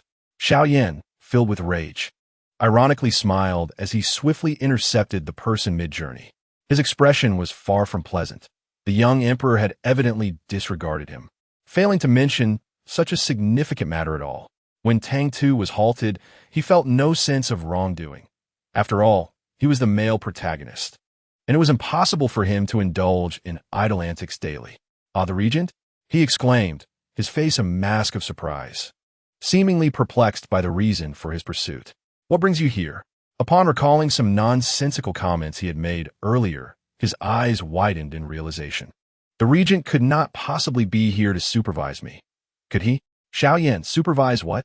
To oversee me as I descend into the tomb to whip the deceased, and to nail that old fellow to the pillar of shame, ensuring he could not be removed?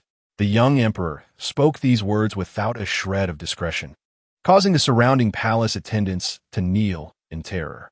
Such unworthy descendants of the great Qin. Having reached this point, Tang Tu was certain that Xiao Yan would not be angered, so he took his hand and led him to a more secluded area. As Xiao Yan observed the young emperor grasping his hand, he noted how delicate it appeared, akin to that of a young maiden, with fingers as slender as green onions. Furthermore, the emperor's complexion was smooth and fair, resembling that of a young girl. Were it not for the verification of his identity, Xiao Yan might have doubted that he was not a girl in disguise. Suddenly, a thought struck him, and his heart sank. What if he were a girl? For reasons unknown, Xiao Yan felt a surge of displeasure, discontented that the young emperor was not female. If he were, the burden of his troubles would surely be alleviated. At that moment, the young emperor pulled him into a secluded spot, adopting a conspiratorial demeanor. "My minister," he began, "I have discovered an ancient text and found a formula that could cure my celestial affliction." The young emperor's eyes sparkled with hope, curving like a crescent moon in delight at the prospect of a remedy. Tang Tu initially anticipated that Xiao Yan would be pleased, but as he raised his gaze, he was met with an expression that was both peculiar and unsettling. He was momentarily taken aback, puzzled as to why the regent did not appear joyous at such news. "My minister, what troubles you?" Xiao Yan regarded him with a profound gaze, emotions hidden beneath the surface. After a lengthy pause, he spoke hoarsely. "Should I congratulate your majesty?" Tang Tu felt a lingering sense of oddity, but quickly reasoned that perhaps the regent simply did not believe in the existence of such a remedy. He offered consolation. "Once my health is restored, I shall gather 10 or 100 beauties." At the mention of beauties, the young emperor's eyes gleamed with excitement. Xiao Yan's expression darkened. "Beauties?" Tang Tu sighed heavily. In this world, he need not live like a monk, devoid of desires, yet aware of his fleeting time. He had refrained from causing trouble for young maidens. Thus, he had yet to hold a girl's hand. "How embarrassing it is," he thought, "that I have never even held a maiden's hand." As he spoke, he grasped Xiao Yan's hand, and indeed, the regent's hands were exquisite, long and elegantly defined. Comparing their hands, Tang Tu felt a twinge of envy. "I have just realized, my minister, your hands are remarkably beautiful." Xiao Yan reigned in the tumultuous emotions within him, a smile gracing his lips as he allowed the other to grasp his hand, saying, "Compared to those young maidens, of course, it is the hand of my beloved minister. Tang Tuesday. Just look at its elegance and strength. It exudes undeniable boyfriend energy." The young maidens, on the other hand, possessed delicate fingers that require protection. How could they possibly be compared to the regent? Xiao Yan found himself amused by this banter, and upon glancing down at their hands, he affirmed that the young emperor was indeed akin to a young maiden. Unlike the young emperor, Xiao Yan had the freedom to indulge in mischief, yet he was ever conscious of the countless eyes upon him, responsible for safeguarding the young emperor's safety. Thus, he ultimately allowed the emperor to venture forth alone, albeit sending a considerable entourage alongside him. As for the underground palace, though it served as a royal tomb, the young emperor did not deny himself any pleasures. Upon settling in, he embarked on a delightful escapade of leisure activities. The surroundings of the royal tomb were picturesque, nestled between mountains and water, and each morning, Tang Tu would awaken to fish, crab, and hunt rabbits, reveling in his joyful pursuits. However, he feared that Xiao Yan might forget him, his revolutionary companion, so he often sent the bounty of his exploits back to the capital. Time passed, and despite the physical distance, Xiao Yan found himself charmed and his sense of danger diminished, ultimately reaching a mere 30. While savoring the roasted fish he had caught, Tang Tu listened contentedly to the system's updates, allowing himself to relax completely. "You see," he remarked, "these darkly complex, unhinged male protagonists are surprisingly easy to appease. A little flattery and kindness, and behold, the danger level plummets. I wonder where you all found such troublesome characters before." They seem to have unraveled. Previously anxious about potential annihilation, he now felt entirely at ease. However, he could not have anticipated that just as he let his guard down, trouble would arise. The subordinates he had dispatched soon returned, confirming that the items he sought were in order. Following the system's instructions, he began crafting an antidote, only to be taken aback when the female protagonist suddenly appeared before him. Perplexed, he mused on her visit, considering that the male lead now held sway in the capital. Surely there was no cause for alarm. Was she here to accompany him in alchemy? Upon seeing him, Chang-yi reacted as if she had encountered a long-lost kin, her tears flowing like rain as she implored, "Your Majesty, I beseech you to save me." Tang Tu replied, "If you wish for me to save you, you must tell me what troubles you." Chang-yi sobbed and stammered, taking quite some time to relay her tale. It turned out that her father, in a bid to solidify his own position, intended to offer her to the regent. After failing to arrange a marriage, the Chung family, unwilling to relent, sought to send her to become a concubine or a servant. Terrified, she fled. Tang Tu's lips twitched as he realized that the Chung family had finally done something right, only for the female lead to falter and run away. Fortunately, she had now come to him, allowing the situation to be salvaged. In truth, the regent was quite amiable. Tang Tu endeavored to restore Xiao Yan standing in her eyes, yet Chang-yi appeared unresponsive, her face marred by fear, as if she had been petrified. No, he was not Chang-yi, but rather a quivering mass of fear. "No, Your Majesty, you have been deceived by him. He drinks human blood and consumes human flesh. He is nothing short of a demon, a madman. I witnessed it with my own eyes. There can be no mistake." Just as Tang Tu was about to refute, the imperial guards suddenly entered to report the arrival of the regent. Chang-yi, like a startled bird, was so frightened that he directly hid beneath the bed, leaving Tang Tu utterly speechless. Alas, had it not been stated in novels that the protagonists must endure countless trials to be together? Today, he would play the role of the matchmaker, connecting this red thread of fate. The antidote was nearing completion, requiring only the addition of heavenly fruit for success. With the regent's arrival imminent, Tang Tu welcomed it with open arms. Xiao Yan, a step behind Chang-yi, sensed something amiss. In order to spare the young emperor any fright, he stepped out himself. "My dear minister, what brings you here?" Tang Tu approached swiftly, a radiant smile adorning his face. Noticing Xiao Yan was clad in casual attire, he raised an eyebrow teasingly and said, "Oh, how unusual. You're not in court attire. In such haste. Are you seeking someone of great importance?" Indeed, he came to find someone significant. Seeing that the young emperor had grown plump under his care, Xiao Yan felt at ease. "Yes, I am here for someone important." As soon as the topic of the antidote arose, Tang Tu's enthusiasm surged. "It is nearly complete. We shall conduct the trial tonight." Fearing that Xiao Yan might take his leave, he grasped his hand.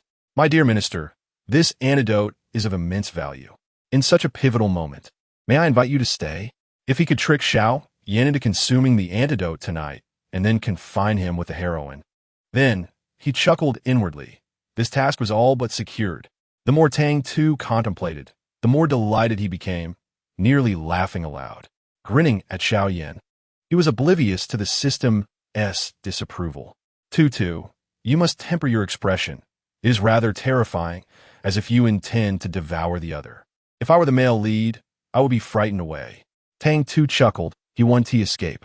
Now that he is here, he might as well partake in the antidote and gain a wife. He felt a bright future beckoning him, and after tempering his expression, he warmly led Xiao Yan to the makeshift pharmacy where the antidote was being crafted. The temporary pharmacy was somewhat rudimentary, yet it contained the essentials. Precious medicinal materials were strewn about, a clear indication of the young emperor's own efforts. Observing the scattered herbs, Xiao Yan doubted the young emperor's ability to complete the task, considering he had sought numerous prescriptions over the years and consumed countless remedies without seeing results. Tang Tu, akin to an eager child showcasing a prized possession, exclaimed, "My dear minister, let me tell you, these antidotes of mine possess extraordinary potency. Just one dose." He did not finish, but his bright eyes and raised brows conveyed a clear message. Xiao Yan was both amused and exasperated. Given the young emperor's demeanor, he found it hard to believe. Yet, he could not dampen his spirits. "Indeed, Your Majesty is the most formidable. No man is indifferent to such commendation. Tang Tu raised the corners of his lips, his soft, rosy mouth curving as if inviting someone to savor its sweetness.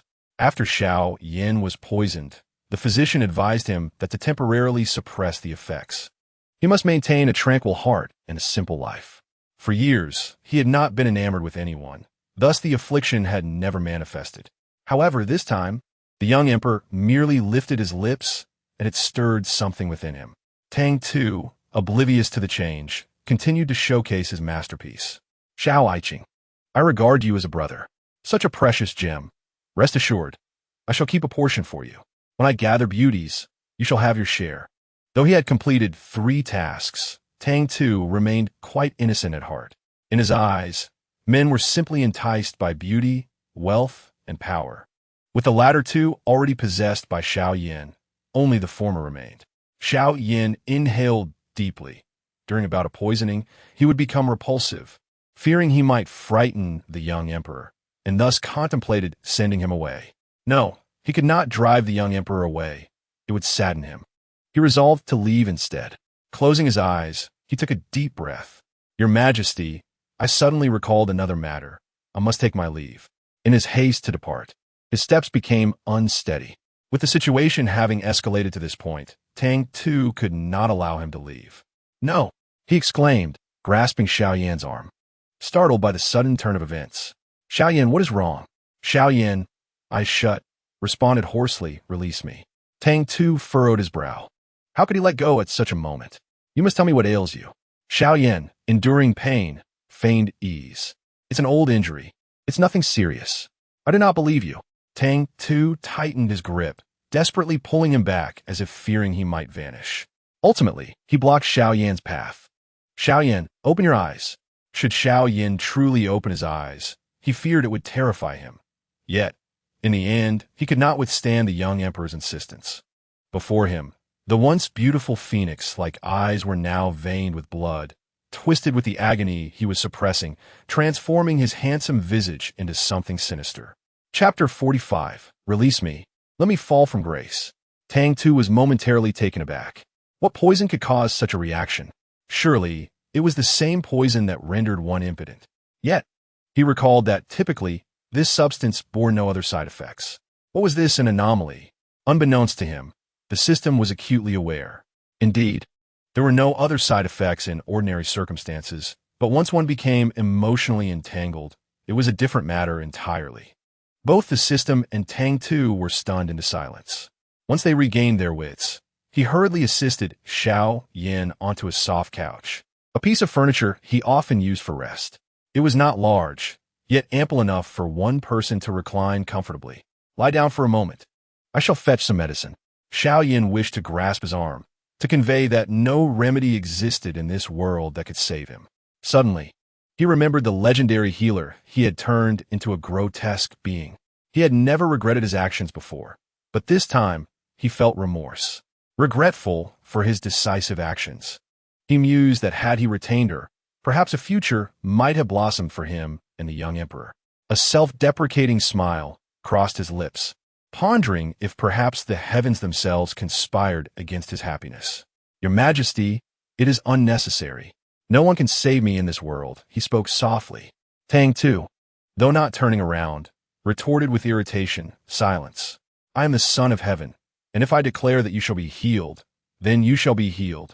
Yet, as he spoke, alarms blared wildly from the system. Ding! Life force decreased by 10. Ding! Life force decreased by 20. Ding! Life force decreased by 40. As his life force dwindled into a countdown, Tang Tu successfully administered the heavenly fruit. He hurriedly dashed forward. Xiao Yin felt the encroaching grasp of death. He recalled the physician's warning. Once one becomes emotionally invested, there is no turning back. In the past, he had scoffed at the notion, believing no one in this world was worth his affection. Yet now, as his vision blurred, he attempted to maintain a gentle smile for the young emperor, saying, Your Majesty, if I were to die, could he wish to ask if the emperor could mourn for him for 3 years, but before he could finish, the smile faded from his face. What right did he have to ask for such a thing? The poison had struck suddenly. Tang Tu's hands trembled. What do you mean? Did I permit you to die? Did I say you could die? He exclaimed, thrusting the medicine bowl forward. Open your mouth. Take the medicine. Xiaoyan harbored doubts about the existence of a remedy that could cure him, but not wishing to disappoint the young emperor, he complied. The medicine was not unpleasant, even somewhat sweet. Perhaps it was the proximity to death that dulled his senses, for he sensed a noticeable decline in the feverish heat within him.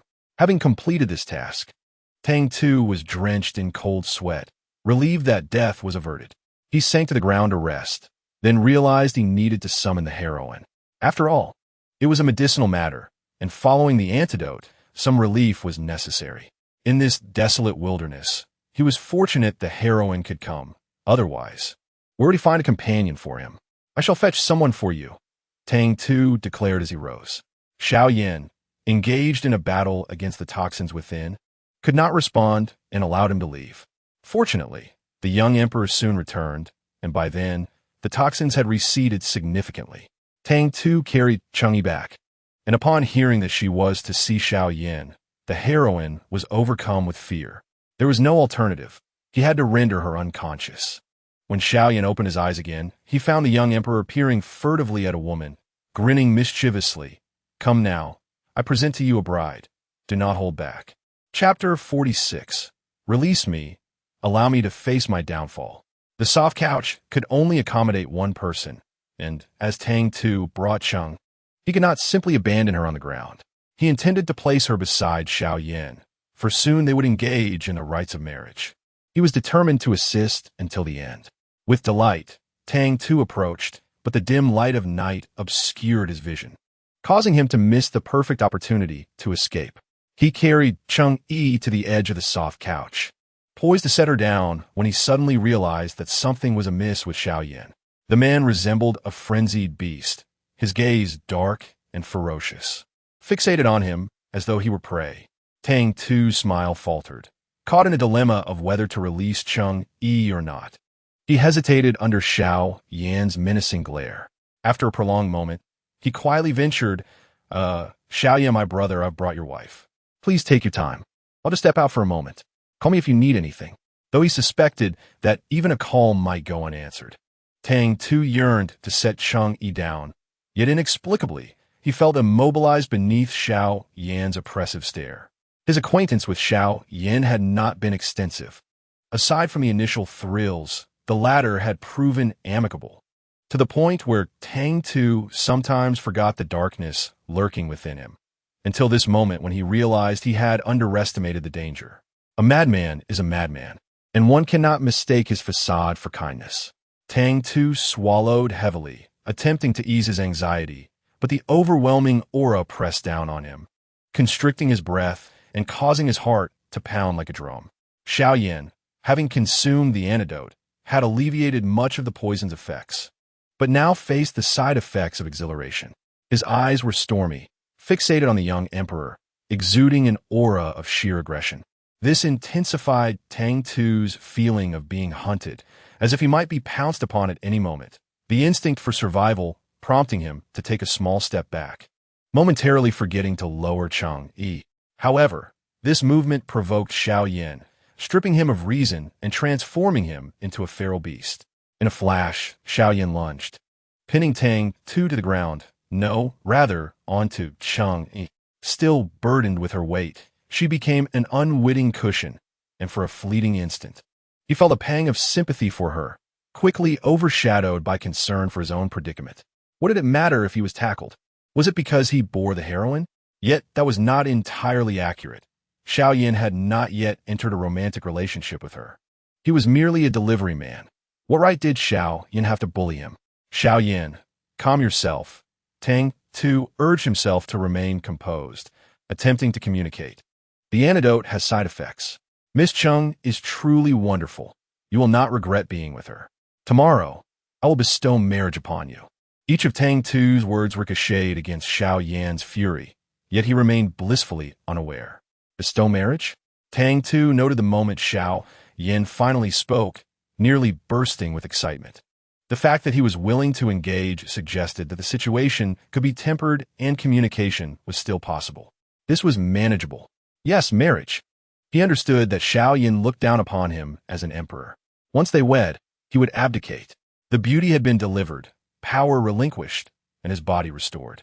All that lay ahead were days of triumph, allowing him to retire with honor.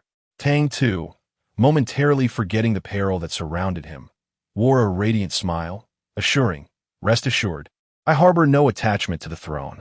If it comes to it, you may slay me for your amusement." In chapter 47, "Release me, allow me to perish," Tang Tu, humbled to such a degree, believed the task must surely be nearing completion. Yet in the next heartbeat, he found himself lifted by Xiao Yin from the ground. If that were all, it would have sufficed, and he might have even overlooked the manner in which he was cradled like a princess. However, he was utterly unprepared for Xiao Yin to hurl Cheng Yi out of the room, though the venom within him had yet to dissipate completely, and his strength was not what it once was. Even so, the impact of Cheng Yi's landing created a significant crater. Tang Tu did not witness the pit, but the sound alone sent chills down his spine. He feared for the protagonist's life. If she were to perish, where would he find another suitable companion? Xiao Yin, Tang Tu, overwhelmed with fear and anger, lamented the singularity of the protagonist in the camp. Should Xiao Yin reject her, he would be at a loss to find another. Yet, Xiao Yin, tilting his head with a sinister smile, inquired, "Does the emperor feel sorrow?" Tang Tu scoffed at the notion of feeling any sympathy. "What do I care? She's your wife, not mine." With indignation, he retorted, "Get lost. She's not my wife, so why should I care?" Xiao Yin, however, erupted into a chilling laughter, one that sent shivers down Tang Tu's spine, compelling him to consider fleeing. Previously cradled on the soft couch, now confronted with Xiao Yan's peculiar demeanor, his survival instincts directed his gaze towards the door not far off. The apothecary was hastily constructed, modest in size, with merely 10 paces separating the couch from the entrance. Terrified of remaining in the same room as the deranged protagonist, Tang Tu sprang to his feet and dashed towards the door. But before he could escape, he was suddenly restrained and violently thrown back onto the couch. Dazed from the impact, he regained his senses only to find Xiao Yin pinning him down, immobilizing his hands. In such proximity, Tang Tu noted the crimson hue at the corners of Xiao Yan's eyes, his pupils laced with blood, resembling a monster. Tang Tu's entire being tensed. He was perplexed by the unfolding events and attempted to placate. "Xiao Yin, calm yourself. If you do not fancy Cheng Yi, it is of no matter. I shall procure another for you." The underground palace was a considerable distance from the nearest city, requiring at least a day for a round trip, making it impractical to find a new lady in time. Tang Tu, employing a stalling tactic, believed that Xiao Yan's unstable mental state would preclude him from contemplating such logistics. Alas, he underestimated Xiao Yan, who had grasped the nuances of the situation. Time was of the essence. His voice, hoarse and terrifying, paired with his predatory gaze, nearly brought Tang Tu to tears.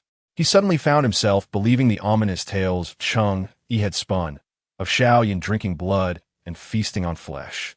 "Xiao Yan, do not regard me in such a manner. I am not appetizing," Tang Tu stammered, overwhelmed with fear, never anticipating that while 3 novice villages had been navigated without incident, he would falter on the very first task. Xiao Yanjun's exquisite visage was imbued with a sinister aura, as he meticulously traced the contours of Tang Tu's face with his gaze. Finally, he extended his crimson tongue, delicately licking his thin lips, and chuckled. "How could the emperor know? It is unpalatable." Tang Tu's eyes widened in horror. "Damn it, this lunatic truly intends to consume me. I haven't tea-bathed today. I even had stinky tofu. Xiao Yan, I'm truly unappetizing." Before he could finish, Xiao Yan opened his mouth and sank his teeth into Tang Tu's cheek. The pain elicited tears from Tang Tu, rendering him utterly distraught. "Xiao Yan, if you dare to eat me, I will not let this go." Yet, Xiao Yan merely laughed derisively, recognizing the young emperor's resistance and the absence of any genuine emotion towards him. To Xiao Yan, he was nothing more than a benefactor, a role he held in disdain. With his obsidian eyes darkened, he observed the young emperor's panic and fear-laden tears. After a moment, he leaned down, whispering like a demon, "Once I am finished, we shall have our reckoning, Your Majesty." Chapter 48. "Release me, let my kingdom fall that night. Tang Tu comprehended the meaning of being like an ant on a hot stove. First, he felt the danger levels soar, then plummet, oscillating back and forth like a thrill ride, leaving him, a centenarian, in tears that seemed unstoppable. He never anticipated that Xiao Yan's notion of eating was utterly divergent from his own. He had been thoroughly besieged from head to toe with every inch, even his ankles and fingers, marked by the imprints of gnashing teeth. Never in his life had he wept as he did that day. Tears streamed down his face like worthless trinkets, one after another, and he found himself unable to cease. In an even more outrageous display, his adversary extended his tongue to lick away the tears from his cheeks. Bah, I haven't even washed my face.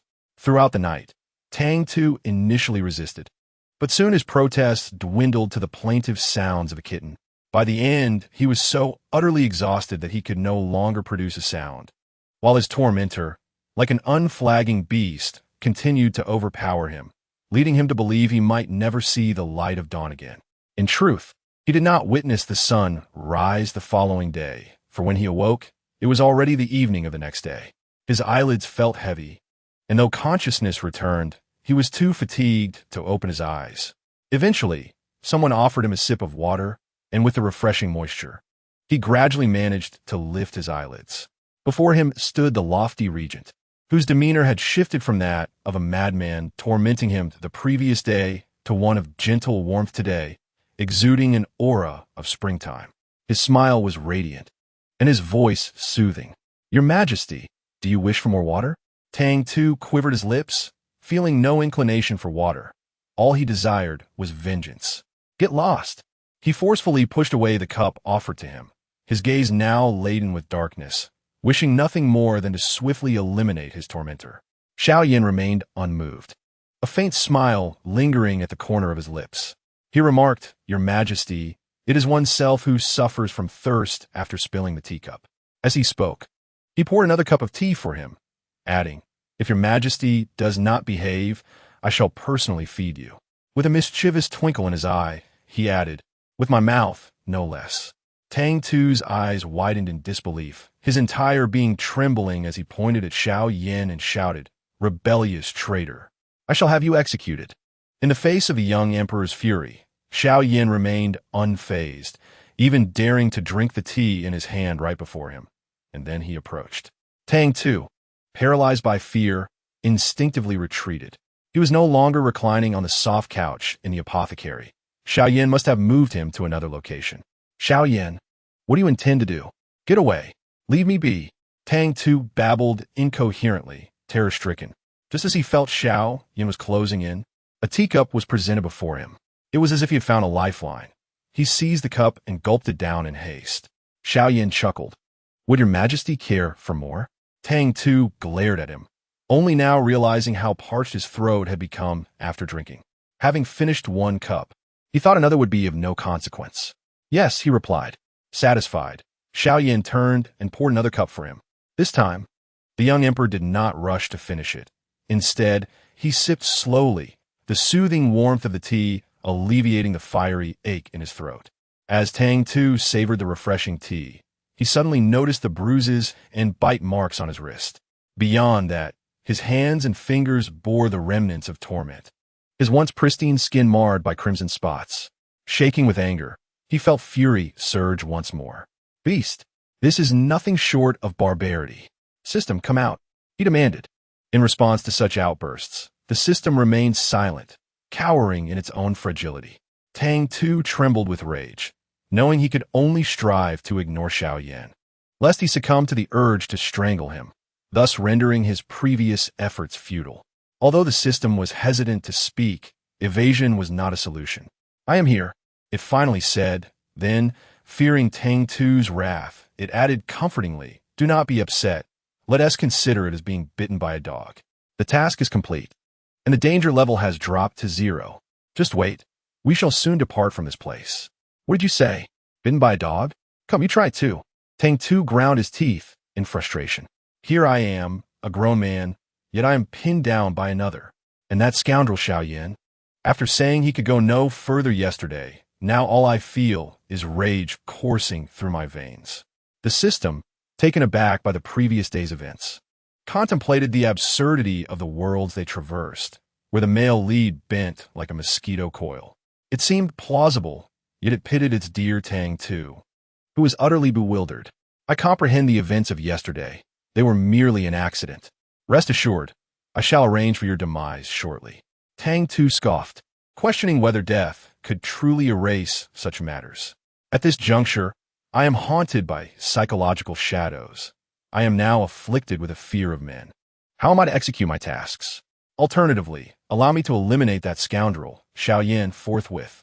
The system was taken aback. The task was already complete, and now to eliminate the male lead seemed utterly deranged.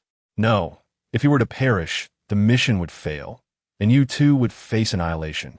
Tang Tu continued to sneer, asserting that a soldier may be slain, but must not be humiliated. Today, it would either be his death or that of his adversary. The system, fearing his potential rampage, hastily intervened. No, dear Tu, let us reconsider our approach. I shall compensate you, doubly so. Do not act impulsively. The system, flustered by his fervor, failed to notice Tang Tu's subtly upturned lips. Having been thoroughly exploited, if he were to die now, all efforts would be in vain. Tang Tu was not one to engage in unprofitable ventures. Though this predicament was indeed hard to accept, it did not drive him to despair, especially since this body was not his own. He was merely a temporary occupant. You mentioned compensation. The system, still processing his shift in demeanor, felt a glimmer of hope. Yet, to its dismay, Tang Tu turned the tables with a bold demand. I want a pain sensation blocker. The system protested. That item is exceedingly costly, requiring 1,000 points. Let us consider an alternative. Tang Tu countered. Either provide me with a pain blocker, or I shall bring about my own demise alongside the male lead. Choose wisely. The system faltered.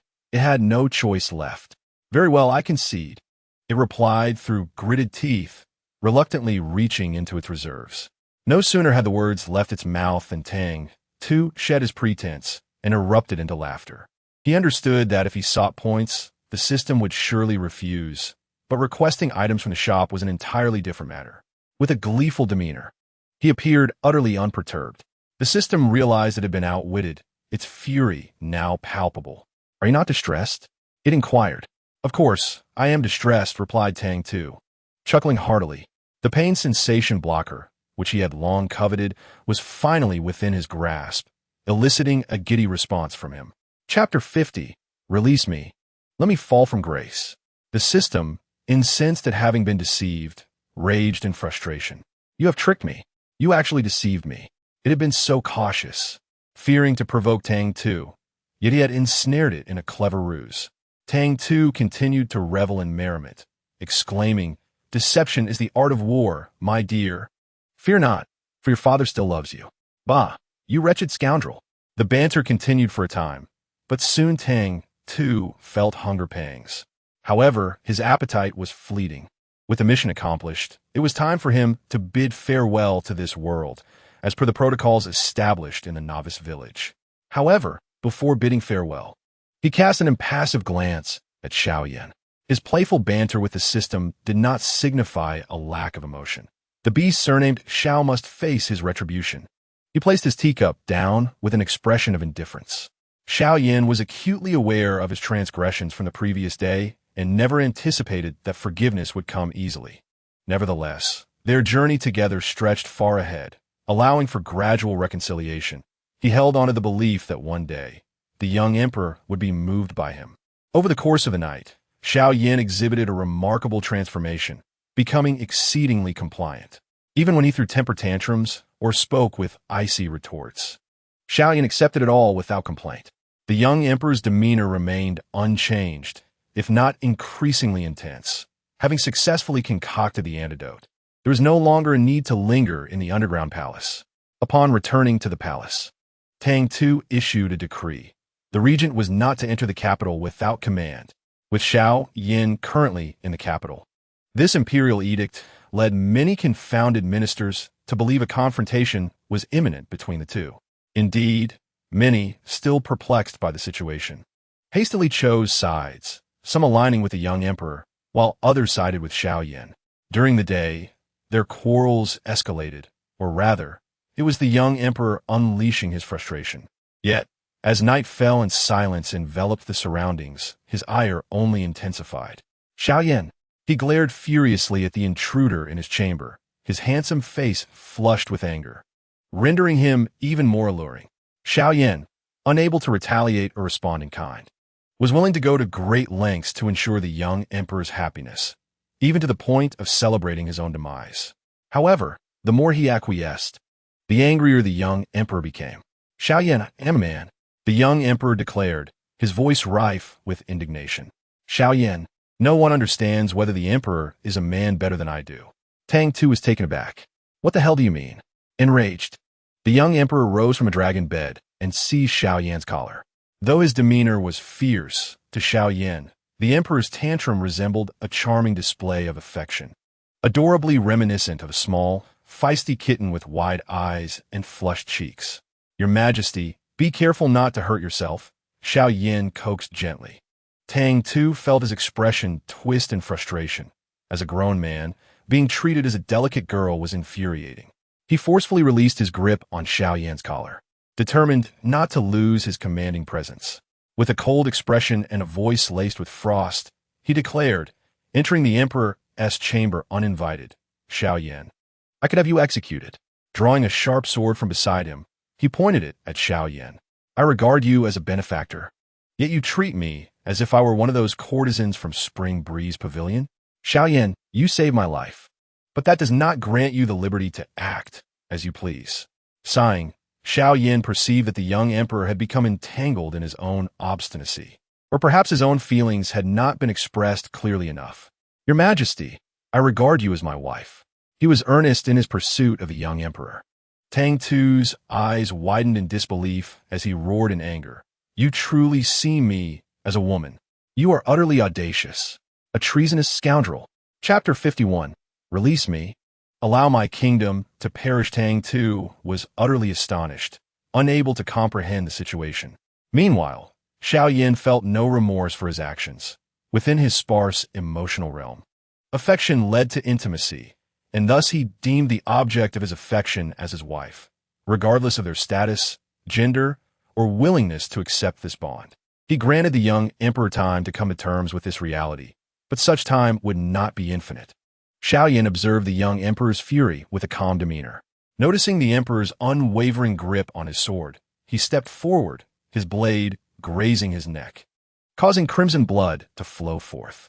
Tang Tu's pupils constricted in terror, and he hastily withdrew, exclaiming, Have you lost your mind? Indeed, Xiaoyan had lost his sanity. The sight of the young emperor's panic filled him with an inexplicable thrill. He had fallen for a man, one who happened to be the son of his adversary. If this was not madness, he yearned for even greater insanity. He longed to dominate him, to hear his cries, to listen to his pleas for mercy, to utterly vanquish him. Xiaoyan's transformation was palpable. Where there was once gentleness, now madness and danger tainted his gaze with a vivid crimson hue. Despite the smile lingering on his lips, the young emperor recoiled in fear. Your Majesty, you would not wish to witness my descent into madness, Xiaoyan murmured softly, his eyes fixed on him. Yet, Tang Tu continued to retreat, overcome by dread. As he stepped back, Xiaoyan advanced, and the confines of the chamber quickly cornered the young emperor against the edge of the bed. Tang Tu froze, turning abruptly to behold the bed behind him, sending shivers down his spine. The appearance of the bed at that moment was anything but fortuitous. He swallowed hard and vehemently shook his head, desperate to expel the absurd notion from his mind. Once was an accident. A second occurrence was utterly intolerable. Xiaoyan, you are injured. Allow me to summon a physician, the young emperor declared, his eyes ablaze with fury, yet his words betrayed an urge to assist. Xiaoyan chuckled softly, choosing not to expose the emperor's fear, and merely responded, Very well.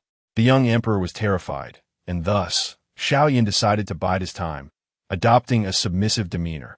Hoping not to disappoint him, he stepped past Tang Tu, reclining upon the dragon bed. This audacious act left the young emperor in shock, and after a prolonged moment, He finally regained his voice, declaring, "I shall fetch a physician." With that, he strode out in haste. While the young emperor sought medical assistance for him, he himself vanished. He had concealed himself, yet, despite the vastness of the palace, it was firmly within Xiao Yan's grasp. Over the past year, the young emperor had never truly aspired to be an effective ruler. His reckless antics had led him to cultivate some influence, yet those alliances were feeble, and Xiao Yan found him within a mere half-hour. Tang Tu had retreated to the cold palace, the very place he had initially occupied. Such an operation was perplexing. "Tang Tu, what brings you to the cold palace?" "I began my journey in this dilapidated chamber, and now that I am departing, it is only fitting that I conclude where I began." This is the essence of continuity. His whimsical demeanor evidently hinted at mischief.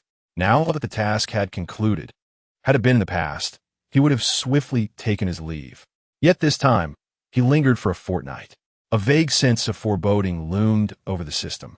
But recalling the hardships he had endured recently, it remained silent for a moment. "Do not overstep your bounds." Tang Tu scoffed softly. "Overstep? Can I be more excessive than that beast, Xiao Yan? Do not presume that just because he is the protagonist, I cannot deal with him." As he spoke, he clenched his teeth. "Just wait for my command. When I say it's time to leave, you must take me away immediately." Chapter 52. Release me. Allow my nation to perish. The desolate cold palace lay in ruin, enveloped in an eerie silence, devoid of any sound. When Xiao Yan found the young emperor, he stood alone in the forlorn courtyard. In stark contrast to the dilapidated palace, the night sky displayed a rare full moon, its gentle light cascading down, enveloping the young emperor in an ethereal glow, rendering him breathtakingly beautiful. Xiao Yan had always recognized the young emperor as beauty. He considered himself not superficial, as outward appearances held little allure for him. Yet at that moment, he found himself utterly captivated. He yearned to step forward, to embrace him, to kiss the emperor as the night deepened. Tang Tu did not turn back, but his voice caused a barely perceptible tremor. "Xiao Yan, have you ever heard a saying?" Tang Tu began softly, standing there within reach. Yet Xiao Yan felt an inexplicable pang in his heart, as though something was slipping from his grasp. "Your Majesty, what do you wish to convey?" Tang Tu turned to face him, this time not retreating, but raising his gaze to meet those fathomless eyes. "Look at the full moon above." Xiao Yan furrowed his brow, glancing at the moon before quickly averting his gaze. "Your Majesty, what is it you truly wish to say?" His impatience spurred him forward. Tang Tu did not shy away, even offering him a faint smile. "Xiao Yan, I wish to say that a full moon signifies a waning phase. The great Qin has endured for 3 centuries, with the passage of dynasties. It is time for a change in leadership." Xiao Yan fixed his gaze upon him, fully aware of the implications behind the young emperor's words. He desired to abdicate, to pass the throne to him, and perhaps even to depart from his side. "I shall not allow it." Ignoring Xiao Yan's fierce glare, the young emperor calmly stated, "The edict has already been penned." Xiao Yan laughed, suppressing a profound fury, his voice restrained as if fearing to frighten him. "Your Majesty believes I covet that position?" "I do not," Tang Tu affirmed resolutely. "If the regent is willing, no one else shall sit upon that dragon throne. I once thought your kindness towards me stemmed from pity, but today I have come to realize that I am merely a tool for your amusement." Though the young emperor's voice was soft, each word struck deeply, igniting an unwarranted anxiety within him. "You initiated this game. Now, I no longer wish to play. I return this kingdom to you." With that, Tang Tu cast aside the imperial crown atop his head, watching it roll twice before coming to rest at Xiao Yan's feet. The young emperor's eyes glimmered with a crimson hue, akin to a cornered beast, evidently pushed to the brink of despair. At first, Xiao Yan felt a flicker of trepidation.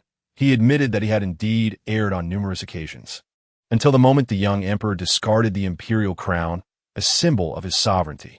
The crown lay forlornly upon the ground, and Xiao Yan cast a glance at it before breaking into a smile. If the emperor despised this throne, then let him assume the role of a queen instead. He lifted his foot, his expression as tranquil as a gentle breeze, and then, with a decisive step, the crown was crushed beneath him, reduced to fragments. Warnings blared, danger levels escalating to 20, 30, 60. The sudden alerts startled Tang Tu, who briefly feared he had overstepped his bounds, only for the system to calmly reassure him. Rest assured, he still trusts me. There was a pause, and the system's voice rose in surprise. How intriguing. The love he believes in is not discovered within you, but rather within himself. The implication was clear.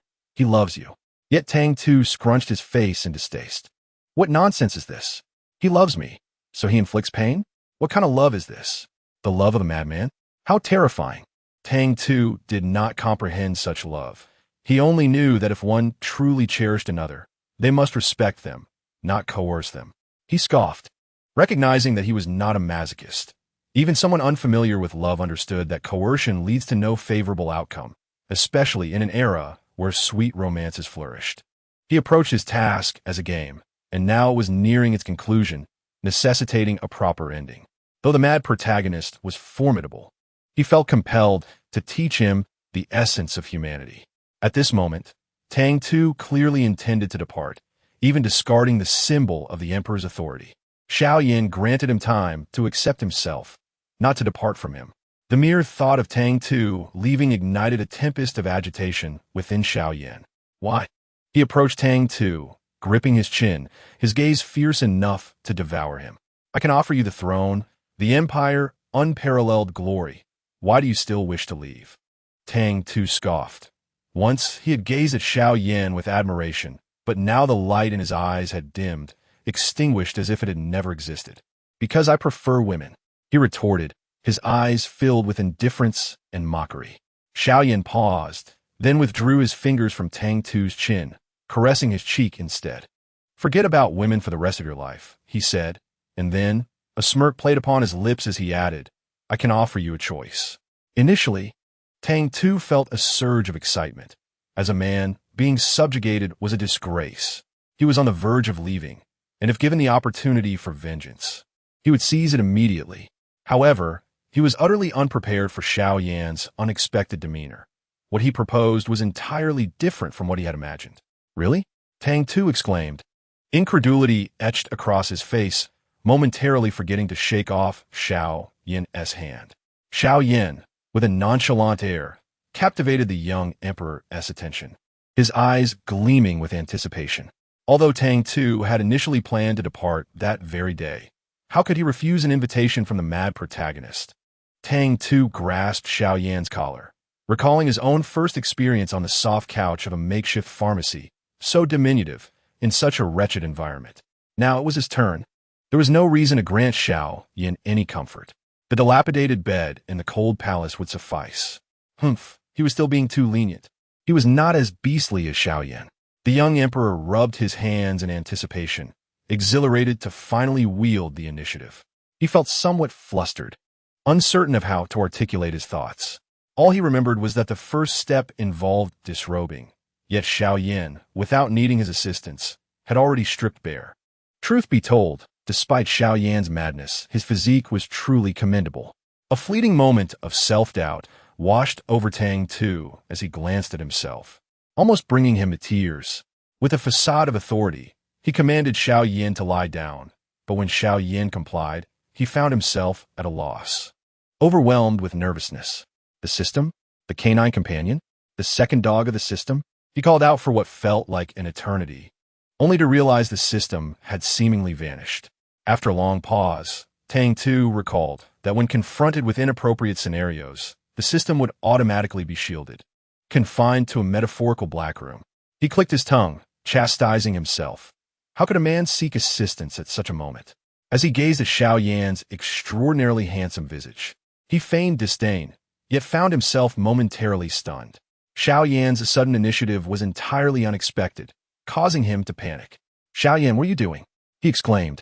Your Majesty, if you continue to dawdle, dawn will break. However, Xiao Yan's assertiveness was nothing like he had anticipated. Chapter 54. Release me, let my kingdom fall. In the end, Tang Tu found himself weeping amidst this torment, feeling utterly broken. Although the pain blocker rendered him insensible to physical agony, other sensations remained unmasked, paradoxically. The absence of pain heightened his awareness. He sobbed, feeling numb, until he ultimately succumbed to despair. Just before losing consciousness, he left a message for the system. Quick, in my suffering. Tang Tu was oblivious to how Xiao Yan would feel upon awakening. All he knew was that he harbored a murderous intent, wishing to dismember his adversary, to subject him to a slow and torturous demise. Within the confines of the system's space, even as a mere soul, he could not suppress his trembling. The system regarded him with sympathy, noting the state to which the young man had been reduced. "Oh dear, do you need a comforting hug?" At that moment, Tang Tu was akin to a startled bird. Upon hearing the word hug, he immediately sprang up. "Do not come near me." The system shrugged, manifesting an illusory form within the space. A small, soft white rabbit, adorably charming. Unfortunately, the only person capable of seeing it was not enchanted, but rather wore a face of disdain. "As a man, you truly have a fondness for rabbits?" The system chuckled. "You wouldn't understand. Real men adore such things." It replied with a grin. Tang Tu retorted, "System, enough of this. Let us proceed to the next world. By the way, do you wish to see how Xiao Yan appears now? It is rather curious that a task could be so utterly shattered, yet still completed. It is truly unprecedented." The thought of awakening to find one's wife transformed into a corpse is enough to send shivers down the spine. Regrettably, Tang Tu, in a fit of exasperation, exclaimed, "What is there to see? A petty person, a hypocrite, a deceiver." The system sighed in disappointment, conceding that if he did not wish to observe, they would proceed to the next world. As Tang Tu opened his eyes, he anticipated being transported to a new realm, only to be met with an icy chill that penetrated his very bones, causing him to shudder. To his dismay, upon turning around, he was confronted with a familiar, manic visage. In that moment, terror coursed through him, nearly leading to his demise. Tang Tu thought he might be hallucinating and rubbed his eyes vigorously. How could Xiao Yan possibly be here? "System? System? My dear, my little rascal?" Tang Tu called out repeatedly, yet the system remained as silent as the grave. He paused, realizing the situation was amiss. He needed to maintain his composure and wait.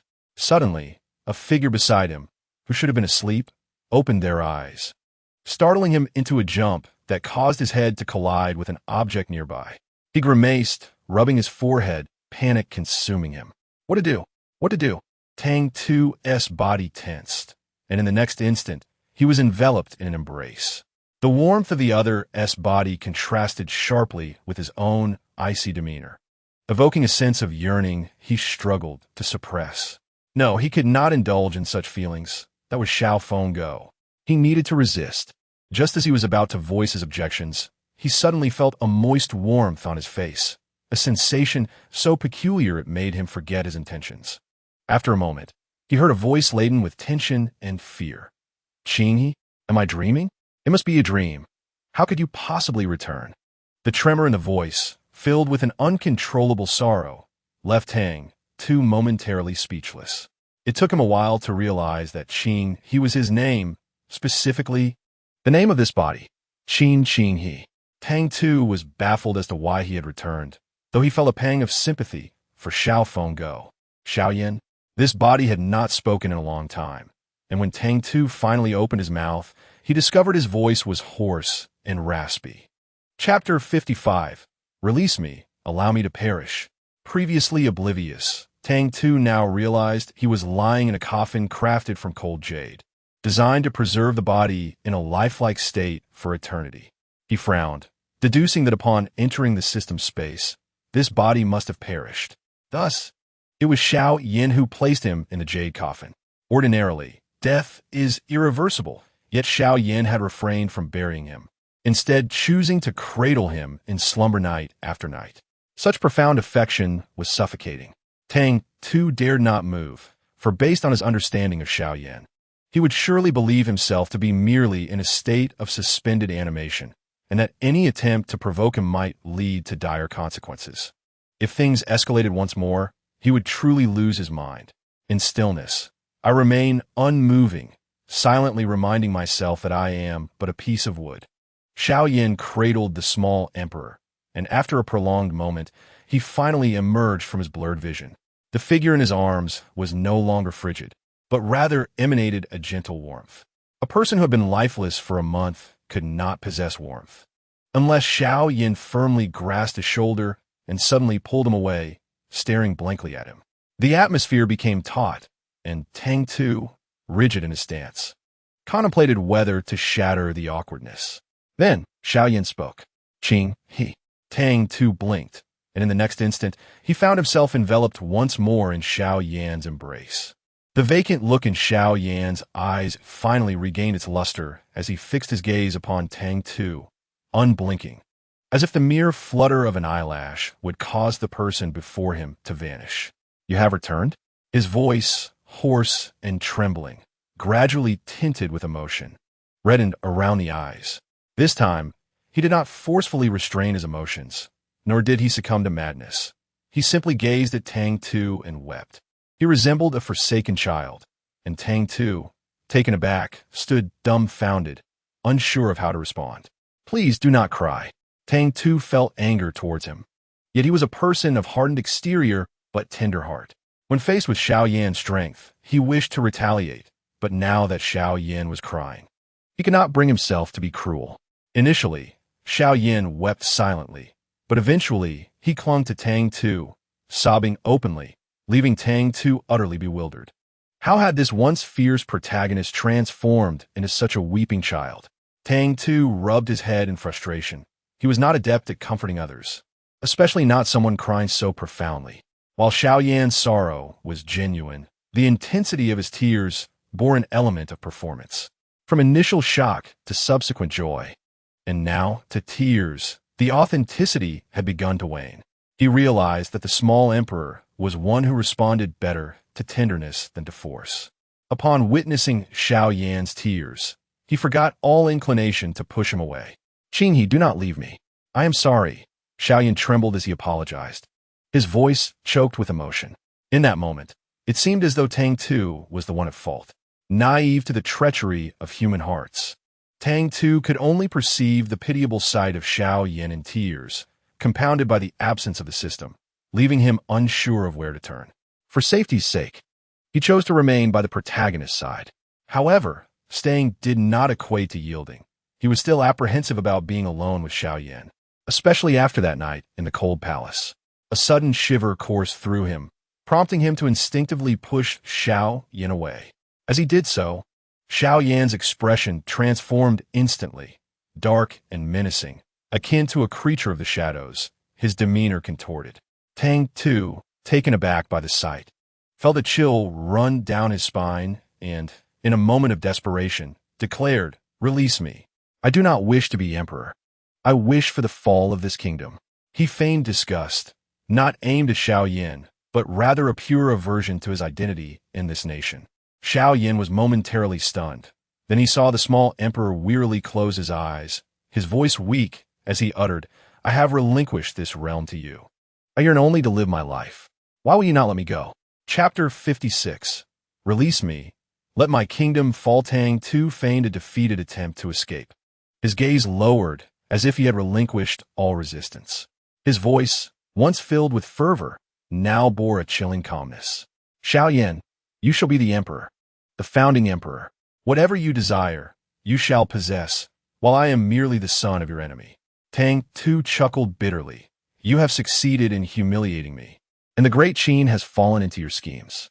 If that does not suffice, then end my life." As he spoke the last words, he covered his eyes with his hand, refusing to confront the reality before him, which sent a wave of unease through Xiao Yan. A gnawing fear gripped him. The last time a young emperor feigned death, what if it were true this time? His resolute nature could lead him to the brink of death if cornered. Having recently regained what was lost, Xiao Yan could not bear to see history repeat itself. "Very well, I shall not be an emperor," he declared, his heart heavy. He was at a loss for how he had managed the past month, contemplating at times whether to bring the world down with him, but ultimately, he had chosen to relinquish that thought. Noticing Xiao Yan's demeanor, Tang Tu recalled that this man had previously suggested he could be empress. "Then I shall not be empress either," he retorted. Xiao Yan's tone softened, akin to soothing a child. It was evident that he would go to great lengths for Tang Tu's day. "All right, You need not be empress. Seeing the gentler side of Xiao Yan, Tang Tu tested the waters once more. I wish to leave. Absolutely not. Xiao Yan's voice surged, his expression turning frightfully intense. Tang Tu flinched, and upon witnessing this, Xiao Yan took a deep breath. He could not frighten the young emperor. Their dynamic had been fraught from the beginning. A month had granted Xiao Yan clarity regarding his missteps, yet he still struggled to contain his temper, fearing it would frighten Tang Tuesday. He turned his head away, striving for composure.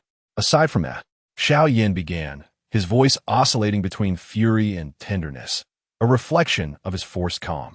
Qinghe, aside from that, I can acquiesce to everything else. Xiao Yan did not meet Tang Tu's gaze, thus missing the subtle shift in his expression. Tang Tu exhaled softly, relieved that Xiao Yan had not succumbed to madness.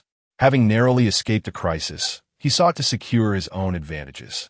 But I dislike remaining in the palace, he murmured, his voice laced with a hint of grievance. I prefer the rivers and lakes. The young emperor's pitiable tone, soft and almost endearing, drew a shadow over Xiao Yan's eyes. Taking a deep breath, he reminded himself to remain composed. Despite the overwhelming desire to embrace the young emperor, he knew it would provoke a fierce reaction. Having finally calmed him, it would be folly to undo all his efforts. I understand your fondness for the rivers and lakes.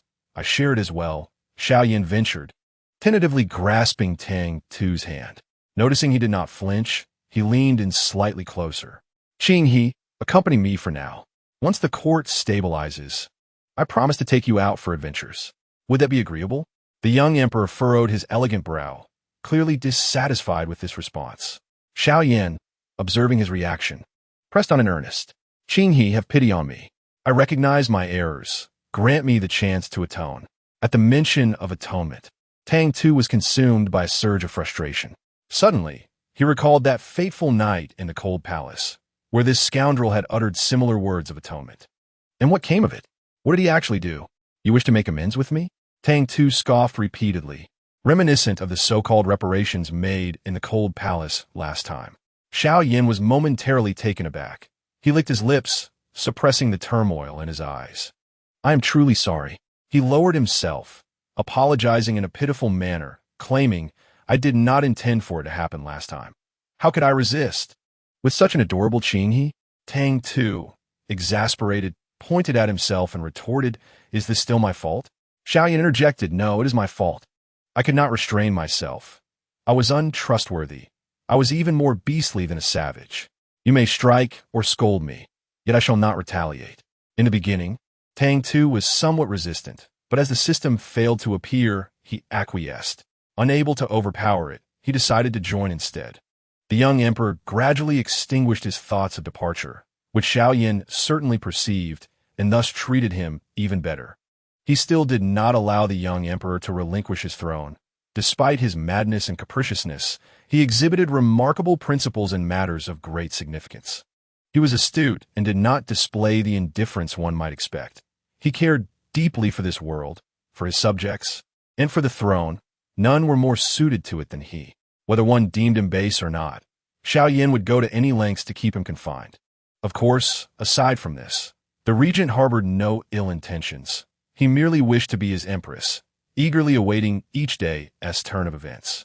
Interestingly, Tang Tu's harem was merely a facade. Yet each night, Xiao Yunzi would still present him with tokens to choose from. On this particular day, after finishing the memorials, Tang Tu glanced at the tokens brought by Xiao Yunzi and smiled, wondering what role he would play today. Xiao Yunzi, bowing respectfully, presented the neatly arranged tokens and cheerfully remarked, Your Majesty, this servant does not know. Tang Tu did not press him further. He casually flipped one over and was met with the bold inscription, First Beauty Xiao. Tang Tu nearly choked. It seemed the regent knew how to play. Each day offered a different role play, and he was nearly overwhelmed. Yet in front of others, he had to maintain his composure. He was the emperor. After all, how could he admit defeat? The young emperor rubbed his sore waist, feigning pride, and declared, Where is my beauty, Xiao? Xiao Yunzi replied, Your Majesty, the beauty is... Well, the regent is currently at Jixi Palace. The young emperor nodded, signaling he understood, and instructed, Enough, You need not follow me any longer." As he departed, Xiao Yunzi and the other palace attendants gazed at his tall figure, filled with admiration. The emperor truly lived up to his title, even able to win over the regent. Tang Tu walked with his head held high, exuding an air of authority, until he arrived at Jishi Palace, only to realize that this was no longer his Jishi Palace, but rather the small courtyard of the charming girl, Shuai from Chunfeng Lu. The transformation of Jishi Palace was striking, yet the most significant change was undoubtedly Xiao Yan. He had shed his previous somber, dark-hued attire in favor of a snow-white brocade robe, letting his long hair cascade down like a waterfall, casually held up by a jade hairpin. He resembled a dashing young nobleman, but what astonished Tang Tu even more was the sight of him seated in the pavilion, playing the guqin, with melodies that were surprisingly enchanting. Choosing not to intrude, Tang Tu stood in the courtyard, listening intently until the piece concluded, at which point he applauded in admiration, exclaiming that he was unaware of such delightful surprises from his beloved Xiao. Xiao Yan lifted his gaze, revealing his handsome visage, always appearing harmless before the young emperor, concealing all his sharp edges. "If your majesty enjoys this, I can prepare further surprises." He rose gracefully, moving with an elegance that suggested the emperor need not venture into the world, for he could bring the world before him. As he spoke, he stood directly in front of Tang Tu, his dark pupils filled with tenderness, nearly overwhelming one with their depth.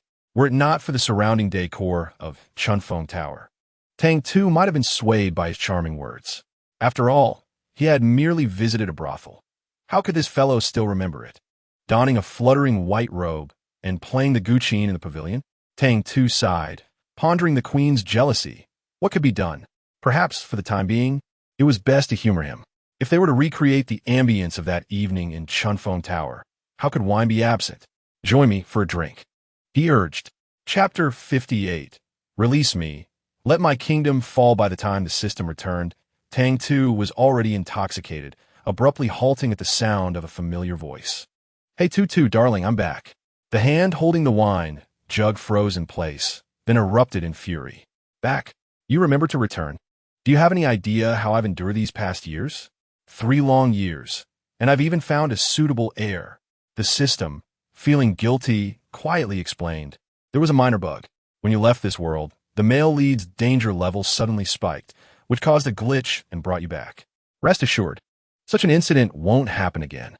The system spoke with conviction, yet every subsequent world had proven it wrong. It attempted to whisk Tang Tu away, only for sharp alarms to blare each time. And after 3 failed attempts, neither the individual nor the system dared to try again. "Is this what you call a successful fix?" Tang Tu asked incredulously. The system insisted, "Let's try once more. This time it will surely work." Tang Tu no longer trusted this entity, and time was running short. The sky grew darker, and Xiao Yan had become akin to the moon in recent years, seizing the opportunity to bask in its glow, all because he had uttered the phrase, "When the moon is full, it wanes." Now, he seized every chance to enjoy the moonlight together. Yet each time, Tang Tu found himself weeping beneath its glow. Xiao Yan sensed his distraction, tightening his grip on the wine cup. After all these years, he remained uneasy, even with the young emperor so close, within reach for an embrace. He still felt an insatiable longing. Tang Tu had already been deceived by the system once, and this time he was resolute in his disbelief. Little did he expect that this troublesome contraption, disregarding the sharp alarms, would attempt to drag him away by force. The consequence? He lay in bed for 2 full days and nights before regaining a semblance of vitality. The system, confined in a dark room for an entire day and night, emerged with a guilty expression, claiming it was merely an accident. Tang Tu was utterly furious. It was not his waist that was incapacitated, yet the system spoke as though it bore no pain. An accident, indeed. Was it so difficult to acknowledge the truth? This was unequivocally a disaster. The system's voice grew increasingly faint, while on the other side, Xiao Yan wore a satisfied expression. For years, he had restrained himself, never daring to overindulge. However, that night he sensed the young emperor's desire to leave, and, unable to resist, he indulged. "Your Majesty, does your waist still ache?" Tang Tu ground his teeth. feeling as if even an iron rod could be ground into a needle. This scoundrel, Xiao Yin, was only becoming more relentless. He was utterly inhuman. What could he say? As a sovereign, Tang Tu had always been concerned with appearances, and everyone believed that the regent was the one in control. Now, he was left with nowhere to hide his flushed face. I apologize, Xiao Yin said. I had a bit to drink and offended your majesty. Offended? It was clear that he was threatening Tang Tu's very life. Lying in bed, Tang Tu was so furious he felt like pounding the wall. I don't believe you. Speak the truth. What madness overtook you that night? Xiao Yin sighed, admitting that he too was uncertain if that night had been mere illusion or if the wine had distorted his perception. He felt something was amiss with the young emperor, as if he wished to depart. He spoke candidly, yet Tang Tu felt an inexplicable guilt. Truth be told, he did indeed wish to leave, but given the current circumstances, he feared he would have to accompany Xiao Yin for the long haul.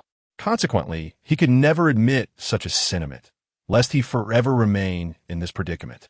Xiao Yin, must I declare you empress for you to cease your fanciful thoughts? Chapter 59. Release me, allow me to lose my kingdom. Tang Tu believed the title of empress was sufficiently insulting, yet Xiao Yin not only remained unfazed, but his eyes sparkled with excitement.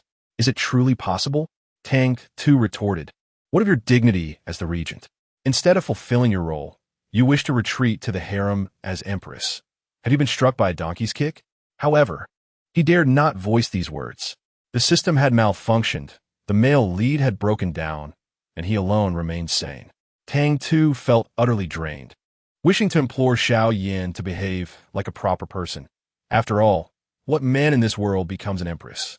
Yet, Xiao Yin appeared utterly earnest, proceeding with the preparations for the coronation ceremony. He declared, only in this way can we be buried together in the imperial tomb 100 years hence. He further expressed, I hope that when history records us a century later, it will not simply reflect a suspected romance. What I desire is a confirmed love. Tang Tu was deeply moved, but sought to refute the proposal. Xiao Yin, I believe that. Before he could finish, Xiao Yin interjected, does your majesty feel joy as well? Tang Tu replied, no, he does not feel joy. Xiao Yin gazed at him, his eyes shimmering with fragmented starlight, and gently remarked, I am equally delighted. Tang Tu suddenly found himself devoid of the courage to refuse. The male protagonist was indeed unhinged, yet he was not inherently so. He was destined for a bright future and a blissful family, all of which had been irrevocably shattered. Tang Tu raked his fingers through his hair, grappling with the disarray of the narrative and the divergence of the timeline, as the male lead had even cast aside the rightful female protagonist. Well, given his pitiable state, perhaps it would be best to console him. All right then, as long as you are happy. Xiao Yin affectionately stroked his hair. The young emperor's locks were fine and soft, betraying a tender heart. He capitalized on this vulnerability, gradually encroaching upon him until he achieved complete possession. In this intricate game, Xiao Yin was acutely aware that the young emperor did not harbor love for him. However, it mattered little. As long as he remained by his side and willingly accompanied him, that sufficed. The system still yearned to whisk him away, yet Tang Tu was reluctant. Given the current circumstances, should Xiao Yin detect him and become enraged, he might find himself unable to escape, sealing his fate. During his first pretense of death, Xiao Yin had been frightened. During the second, just as he contemplated departure, he nearly met his end. As for the third, Tang Tu dared not entertain the thought. It must be said that the young emperor's compliance brought Xiao Yin considerable joy. He did not mind lowering himself, nor did he hesitate to relinquish power, for all he sought was to win his affection. Thus, Xiao Yin lived a lucid life, showering the young emperor with adoration until the end, ultimately achieving his desire to be interred alongside him in the royal tomb, leaving their footprints in history. Ding, mission accomplished, points 160. When Tang Tu departed, he had become a white-haired elder, yet he exuded a remarkable vitality. Come on, Air Guzi, let us embark on a new journey. In this guise, Tang Tu displayed no trace of sorrow. The system, having accompanied him throughout his life, couldn't help but inquire, Tu, are you not heartbroken? Generally, Those who traverse worlds tend to grow attached the longer they linger, often reluctant to depart, especially newcomers. Yet Tang Tu replied, I invested my true feelings during our time together and accompanied him earnestly. That is sufficient. Now that I am leaving, I have no regrets. His clarity of thought left the system astounded. Many struggle to detach swiftly. Even with emotional dampeners, they still find themselves unraveling. Very well, while you possess such enlightenment, I shall nevertheless seal your emotions tied to this world. Of course, your memories will be preserved in their entirety. Chapter 60. Do not fear. I am not a good person after experiencing a bout of dizziness. Tang Tu found himself bewildered as a pink, heart-shaped letter was thrust into his hands. The sender was a young boy with a face dotted with acne. Upon noticing Tang Tu's indifferent expression, a peculiar blush crept across the boy's uneven cheeks. I like you. Tang Tu was taken aback. He inhaled sharply, bewildered by the absurdity of the situation. Moreover, what on earth was In? And what was this In monster? After the young boy confessed his feelings, he shyly fled, leaving Tang Tu standing alone, unable to regain his composure. He glanced at the love letter in his hand, then at the retreating figure of the boy, ultimately succumbing to silence. System, I require a reasonable explanation. My beloved and adorable Tu, I am here. Do not fret, do not rush. Allow me to gradually reveal the truth, dear one, and you shall learn all that you seek to know. That infernal transliteration tone made Tang Tu feel an urge to lash out. Speak plainly. The system, sensing the host's impending fury, refrained from jesting and complied obediently. This is a school-themed world. The male protagonist, Fu Chuan, is the heartthrob of the prestigious A university and serves as the president of the student council. Being the protagonist, he naturally embodies both beauty and talent. However, that is not the crux of the matter. Tang Tu is not at all interested in recounting the former glories and prowess of the male lead. He is solely keen to understand how the previous transmigrator led to the downfall of this world. Tell me, what actions did he undertake? The former transmigrator was, in fact, a close friend to the male lead. Tang Tu acknowledged this with a nod. Since they were close friends, it would be quite convenient to undertake tasks together. And then, the system fell into a moment of mysterious silence before finally responding in a low tone. During the course of his missions, he developed feelings for the female lead and thus rebelled against the system, opposing the male protagonist. Not only did he fail to complete his tasks, but he also accelerated the tragic fate of the male lead's original world. For instance, the male lead's foot was severely injured in a car accident and is currently hospitalized. Tang Tu exclaimed, "The staff you have assigned are utterly ludicrous." He inhaled deeply and then suddenly caught sight of a JK plaid skirt. Wait, why is there a skirt? Tang Tu's heart raced with fear as he abruptly lowered his gaze, only to be met with a wave of darkness. Black stockings, black leather shoes, and a skirt. System, tell me, is the body I am inhabiting male or female? Little Tu appeared utterly pitiful. His delicate, fair face was devoid of color, and his large, adorable eyes widened in terror, resembling a frightened kitten. Coupled with his petite, daintily upturned nose, he exuded an endearing playfulness that made him impossible to resist. What troubles you? You don't look well. Have you suffered from heat stroke? Let me take you to the campus infirmary. There were many heroic figures ready to rescue the damsel in distress, but upon seeing the group of burly men, Tang Tu inexplicably recalled his past life. This time, he absolutely could not be a foolish homosexual. No need. After all, he was in a male body, and even though it was clad in women's attire, his voice did not possess that soft, sweet quality. However, it mattered little. With such a face, who would pay attention to his voice? Moreover, while his voice may not have been sweet, it was clear and crisp. Tang Tu rejected the advances of the men and swiftly departed from the scene of potential scandal. Then frantically inquired of the system, "Ergo, you still haven't informed me of my true gender." The system felt quite aggrieved. When things were amiable, it affectionately referred to him as sweetheart or darling. But now that the novelty had worn off, it was calling him second dog. Amen. Chapter 61. Fear not. I am no good man. Tang Tu was utterly bewildered. He could not ascertain whether in his past life he had committed murder or arson. But in this life, he was ensnared in such a predicament, burdened with a system and a male lead. He took a deep breath, reminding himself that anger was futile and resolved nothing. Yet, the words that escaped his lips were, "The weather is splendid today. Do not compel me to slap you." Though it was all in jest, he genuinely reached a boiling point, and in the end, he was the one who suffered. "It's all right. It's a boy," the system explained, noting that this body was named Een, not a whimpering creature, but the solid Een combined with the sound Een. The original host had been frail and sickly since childhood, nearly meeting his end several times. Subsequently, his mother turned to prayer and encountered an old Taoist who claimed that if he dressed as a girl, he would fully recover by the age of 20. Strangely enough, ever since the original host donned female attire, his ailments had gradually improved. And now he was merely half a year away from his 20th birthday. Tang Tu's lips twitched. Such futile superstitions were utterly nonsensical. Here he was, a healthy youth, transformed into a cross-dressing oddity. The system did not dispute this, but continued. "Do you wish to see the male lead? Your mother remarried early on, and you and the male lead became neighbors, childhood companions with a good relationship. God bless your childhood companionship," Tang Tu thought, utterly unconvinced.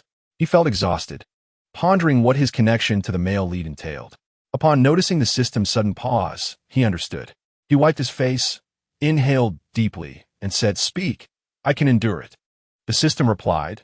The original host, Een, harbored affections for the male lead, yet the male lead's heart belonged to the female protagonist. The previous transmigrator deceived you into aligning with him, claiming that in the end, he would embrace the beauty while you would claim the handsome figure. Hearing such absurdity, Tang Tu inquired, did the original host actually believe this? The system confirmed, indeed, he did, and thus he was deceived. Just moments ago, he received news of the male lead having his leg broken in an accident, and his emotions surged, leading to a heart attack. Tang Tu asked, "Is the male lead aware of this connection to Een?" The system replied, "He is aware, and although the male lead is now hospitalized, the previous transmigrator did not win the female protagonist and ultimately lost his life. In that fateful moment, the male lead chose to perish alongside the previous transmigrator. This was merely the second official world, and already it had thrust such overwhelming stimuli upon him. Tang Tu was left speechless, his expression blank. "May I request a different body?" The system responded, "Regrettably, my permissions are limited. A change is not feasible." Upon hearing this, Tang Tu could only laugh in exasperation. The mess left behind by the former transmigrator had been thrust upon him, and as if that were not enough, they could not even provide him with a better body. With this identity, did they wish for his demise to come even swifter? Being the male lead's father would surely be preferable to being his neighbor and childhood companion. The system, too, felt wronged. Such a significant matter as changing bodies was beyond its control. It was merely a tool for issuing tasks, akin to an encyclopedia. Tutu, resign yourself to fate. We must accept reality. However, accepting reality does not imply that he must embrace cross-dressing, especially at this moment, with numerous onlookers casting their gazes upon him. This is nothing short of a social death scene. He took a deep breath, striving to appear nonchalant, while mentally reporting the location of his body's residence. Regardless, the immediate priority was to rid himself of this wretched dress. After his mother, Een, remarried and developed a cordial relationship with the male protagonist's family, the original owner often stayed over there. However, this is not the crux of the matter. What truly matters is that Tang Tu rummaged through drawers, desperately seeking a male outfit, only to find his efforts in vain. Aside from a few skirts, nothing remained. Ultimately, he set his sights on the wardrobe of the male protagonist next door. To be more precise, it was the male protagonist's closet. Chapter 62, Do Not Fear. I'm not a good person. 3 Tang Tu casually sifted through the male protagonist's wardrobe, selecting the most ordinary shirt and jeans, and then, feeling a pang of guilt, dashed back to his own home. He shut the door and locked it before beginning to remove his clothing. The sprawling villa was populated with numerous servants. If anyone discovered his theft, he would be unable to explain himself. However, despite all his careful calculations, he had not anticipated that the cannon fodder was not merely human. He had inadvertently donned a fake chest. What a wretched turn of events. As he shed the JK uniform, he gazed at his own chest, his lips twitching in disbelief. The system was in fits of laughter, nearly collapsing with mirth. Goodness, how amusing! Even the cannon fodder knows how to play, complete with a fake chest. Tang Tu's expression darkened. He forcefully discarded the fake chest into the trash bin. After completing this act, he felt a modicum of relief. His long, inky black hair was genuine, yet was unmanageable. Tang Tu's face remained grim as he tossed aside the fake chest. Feeling a sense of comfort wash over him after the deed was done. The original owner's long hair was undoubtedly cherished, glossy and dark. Had it belonged to another girl, Tang Tu would have praised it profusely. Yet now, the predicament lay in the fact that this hair was his. Why on earth would a grown man have such long hair? I shall forego visiting the male protagonist for now. My immediate concern is to get a haircut. The system, upon hearing this, hastily interjected, wait. This could lead to an out-of-character situation. While we do not demand that you perfectly resemble the original owner, should anyone discover you are not him, the consequences will be dire. Tang Tu, with a handsome yet scowling visage, gritted his teeth and asked, how dire? The system recounted previous instances where individuals had completely lost themselves, only to be discovered, with outcomes ranging from institutionalization to experimentation, and even death. Without exception, none survived. Tang Tu gazed into the mirror at his androgynous face, inhaling deeply. For the sake of my homeland, for the retirement fund. Yet, he could no longer bear the sight of this effeminate facade. No, I must cut it. It is not necessarily true that cutting one's hair will lead to an out-of-character transformation. One can opt for a modest trim, which at least mitigates any overt femininity. He does not harbor any disdain for boys who enjoy cross-dressing. In fact, he used to find it rather appealing. However, appreciating the aesthetic is one thing, while personally engaging in it is quite another. Tang Tu searched the room for a pair of scissors. Lacking Tony's expertise, he relied on his own striking visage. Even if the haircut did not turn out perfectly, he would still look good. His once waist-length hair was now cropped to shoulder length, and he casually tied it into a small bun. Surprisingly, a few strands fell effortlessly across his forehead, creating a relaxed and languid atmosphere. The previous cute girl had transformed into an androgynous beauty, indistinguishable in gender. Gazing at his new appearance in the mirror, Tang Tu noted that although the pants were a bit long and the shirt not particularly fitted, the loose attire did not appear sloppy. Rather, it exuded an air of effortless grace. At that moment, he felt entirely at ease. How does it look? Although the system attempted to prevent his transformation, one could not deny that his face was undeniably charming. Even in ill-fitting clothes, he remained strikingly attractive. Beautiful. Tang Tu was entirely at ease, his lips curling into a smile. No, you should say he looked handsome. System, you're handsome, and you are right about everything. Following the male protagonist's car accident and subsequent hospitalization, Tang Tu, as his close childhood friend, felt compelled to visit. However, by the time he arrived, the surgery was already completed, and the male protagonist was left with a limp. Chapter 63. Do not fear. I am not a good person. For upon Tang Tu's arrival at the hospital, he encountered the male protagonist's father, who was hurriedly preparing to leave. Faced with such a grave incident involving his son, he exhibited little sorrow. The original mother, Su Yuan, had come to visit upon learning of her son's hospitalization, driven by a desire for his happiness. As a socialite, she made sure to maintain her image in public.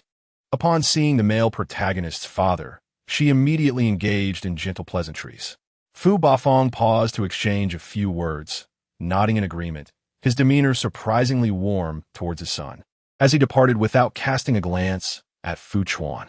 When Tang Tu approached, Fu Bafong did not even notice him. They brushed past each other, while Su Yuan stared at him, momentarily stunned before exclaiming, "Inin?"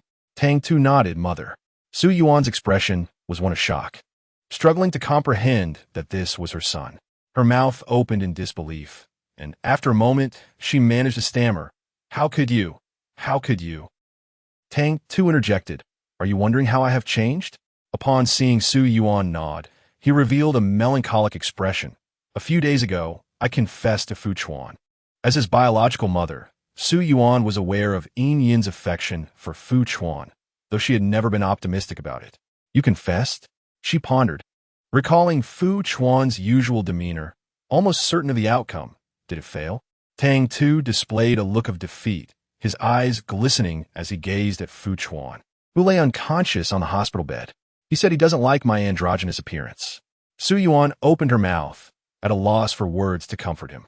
After all these years, she had believed her son had accepted cross-dressing, yet at this moment, he was on the verge of tears. Inin, just endure for another 6 months. It will be worth it, Su Yuan said tenderly, holding his hand. Fu Chuan does not appreciate you. That is his blindness. We shall find someone else. Someone handsomer than Fu Chuan. I will help you. Tang Tu, with a face full of affection, shook his head while biting his lip. He did not cry, yet his eyes brimmed with unshed tears, a sight most pitiable and heart-wrenching. Su Yuan could not bear to see her only son in distress. She dared not provoke him further, and instead continued to console him. All right, we one seek another. I will help you pursue Fu Chuan. If he refuses, we shall compel him until he agrees. Tang Tu found this plan quite agreeable, his eyes sparkling with excitement. Yet he shyly asked, Is that really possible? Su Yuan sighed. Your thoughts are practically written across your face. Tang Tu immediately touched his face. Really? Is it that obvious? As the mother and son chatted, neither noticed that Fu Chuan had awoken from his slumber on the hospital bed. Su Yuan held no fondness for Fu Chuan. He had always been gloomy and unlikable.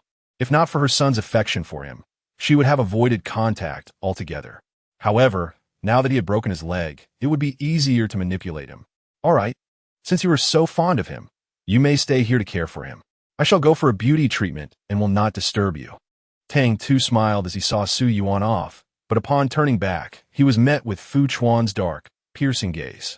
Startled, Tang Tu trembled for a moment before realizing he had nothing to fear. The original owner had never been afraid of the male lead, and with Fu Chuan now incapacitated, his fear dissipated even further. To avoid the tragic fate of his previous life, Tang Tu resolved to tread an unconventional path. If Yin Yin's love for him was bold and overt, then his own affection would be twisted and terrifying. He would instill fear in the male lead, compelling him to recognize the true goodness and beauty in the female lead and the love she offered. Fu Chuan, you're awake, Tang Tu exclaimed dramatically, his beautiful eyes wide open. Due to Fu Chuan's injury, he adopted an expression of feigned sorrow, albeit with an unsettling undertone. The system quickly sensed something amiss. Tu, what are you plotting? With a smile, Tang Tu danced along the precipice of danger, testing boundaries. The system responded, What is wrong with you? Why are you so discontent? Do you not wish to return to your joyous homeland? Few sane individuals enjoyed traversing different worlds and playing diverse roles. While Tang Tu had adhered to the norm in the novice village, after his last world went awry, he had abandoned all propriety. To hell with the male lead. To hell with true love. Even if it means advancing the plot, I refuse to be a sycophant. I will be the villain, and I shall drive the narrative in the opposite direction. Fu Chuan, do you feel any discomfort? Fu Chuan, just out of surgery and feeling weak, glared at his childhood friend with a brooding intensity. As for Tang Tu, he welcomed Fu Chuan's gaze and even offered him a faint smile. What's wrong, Chuan? Have you suddenly come to terms with your feelings for me? Tang Tu took a step forward, but as he did, he heard Fu Chuan's voice, hoarse and cold, commanding, take it off. Tang Tu paused, taken aback by such a provocative demand right from the start. Hadn't this guy just undergone surgery? Fu Chuan's penetrating gaze bore into him, his dark eyes brimming with menace. My clothes. Tang Tu stiffened, unable to believe that Fu Chuan had noticed so quickly that he was wearing his attire. Initially, he had intended to provoke him, yet now, he felt a sudden wave of embarrassment. Being caught red-handed was far too awkward. A light blush spread across Tang Tu's cheeks and earlobes, accentuating his already exquisite features, eliciting involuntary admiration. Unfortunately, in this spacious VIP hospital room, There was no audience other than the ailing Fu Chuan. At this moment, rather than appreciating Tang Tu's beauty, Fu Chuan was merely exercising restraint by not resorting to violence. Initially flustered, Tang Tu soon realized that Fu Chuan was incapacitated and, according to the system, their relationship had already soured. Thus, any attempts to charm him were futile. After all, believing in true love requires mutual affection. Otherwise, it is merely harassment. Chuan has quite the keen eyesight. Spotting that this is your outfit, Tang Tu said with a smile, his eyes curving with mischief, exuding a bright and endearing aura. It was a pity that he had such a sharp tongue. Don't you think this outfit looks particularly splendid on me? Moreover, it carries your scent, making me feel as if you were embracing me. The system trembled in fear, particularly at the last remark, causing a surge of alarm throughout its data. What on earth are you doing? Tang Tu shrugged, reasoning that since the male lead was a ruthless and brooding figure, he must not be outdone in their task.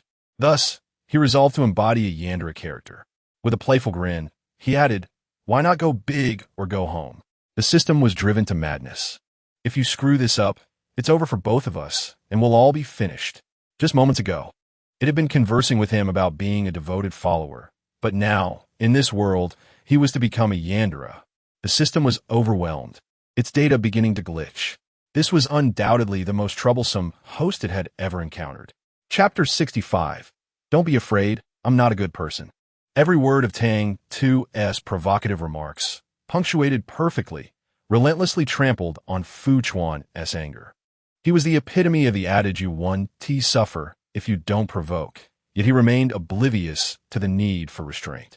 He recalled the system's warning that excessive out-of-character behavior would lead to dire consequences. Therefore, he decided to completely overturn the original character's persona. Being overly cautious was exhausting. A bold approach might just lead to swift success. Chuan despises me in women's clothing. But now that I'm in men's attire, perhaps he will like it? Fortunately, Fu Chuan lay motionless on the hospital bed. Otherwise, his words might have suffocated someone in their intensity. His forehead throbbed with rage as he glared at Tang Tu, wishing he could bore a hole through him with his stare. Tang Tu poured a glass of water, aware that post-surgery patients should not drink directly.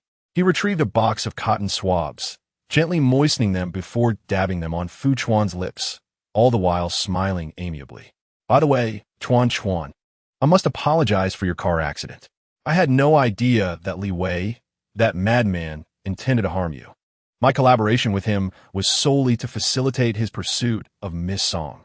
Unfazed by Fu Chuan's thoughts, Tang Tu candidly revealed the truth, exuding a sense of integrity. Oh, and there's another matter. Are you aware that your father has illegitimate children outside? Fu Baifeng's indifference towards Fu Chuan stemmed from the fact that he had fathered multiple offspring elsewhere. His first marriage had been a union of wealth devoid of affection, prompting him to seek solace in extramarital affairs, resulting in 3 children, 2 boys and a girl, who had now grown up. The eldest boy being of a similar age to Tang Tuesday. One must admit, Fu Chuan, as the protagonist, exhibited remarkable composure. Despite being infuriated by Tang Tu, his only visible reaction was the pulsing veins on his forehead, yet he retained his rationality. The revelation of the illegitimate children elicited no surprise from Fu Chuan, clearly indicating his prior knowledge. Setting down the glass, Tang Tu discarded the used cotton swab into the trash and flashed an innocent smile. Chuan, do you need my assistance in dealing with them? Fu Chuan cast a disdainful glance his way, and just as Tang Tu expected a rejection, he unexpectedly replied, "Conditions." Tang Tu was momentarily taken aback, then his smile broadened. What conditions could there be?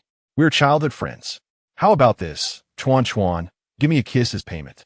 With that, he puckered his lips expectantly.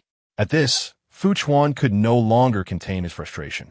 He glared at him darkly, fists clenched tightly.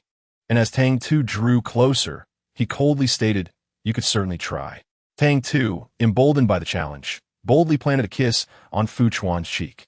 The moment his lips made contact, he burst into joyous laughter, disregarding the well-being of the protagonist lying helplessly in the hospital bed. The system, having transitioned from shock to fear and now to numbness, no longer wished to intervene. Tu, strive to accomplish another task. What do you mean? Tang Tu inquired. The system replied, with your current points, you're just short of affording a decent coffin. You should make an effort, or you may end up in a dire predicament. Tang Tu laughed heartily. Rest assured, I won't falter. After all, there's still the heroine. I'll make sure she returns quickly. Seeing the protagonist in such a pitiable state, she will undoubtedly soften and fall in love with him. The system sighed.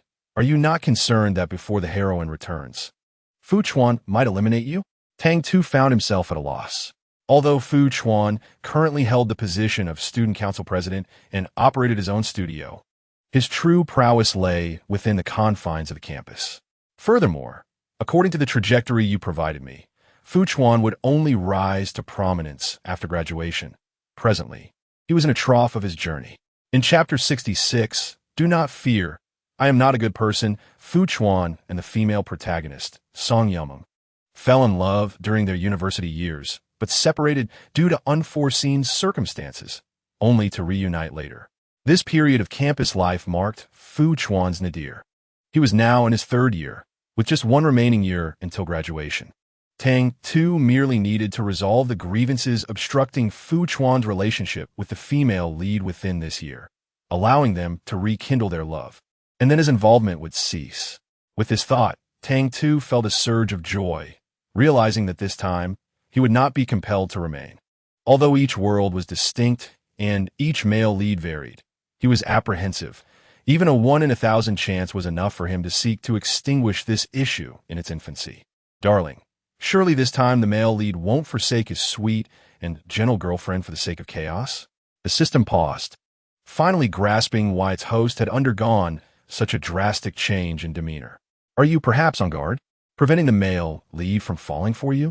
Tang Tu remained silent, delighted by Fu Chuan's gaze, which seemed to convey a desire to eliminate him. Well, I've kissed him, so now I shall meet that illegitimate child, Tang Tu declared, skipping away from the hospital room like a joyful little bird. Inside the room, Fu Chuan initially bore his emotions with restraint, but once Tang Tu departed, all the darkness within him erupted. The lingering warmth on his cheeks, a remnant of Tang Tu's kiss, made him yearn to drag the person back and dismantle him. Taking a deep breath, he realized the anesthesia had yet to wear off, rendering him immobile, forcing him to endure the nauseating warmth slowly dissipating from his face.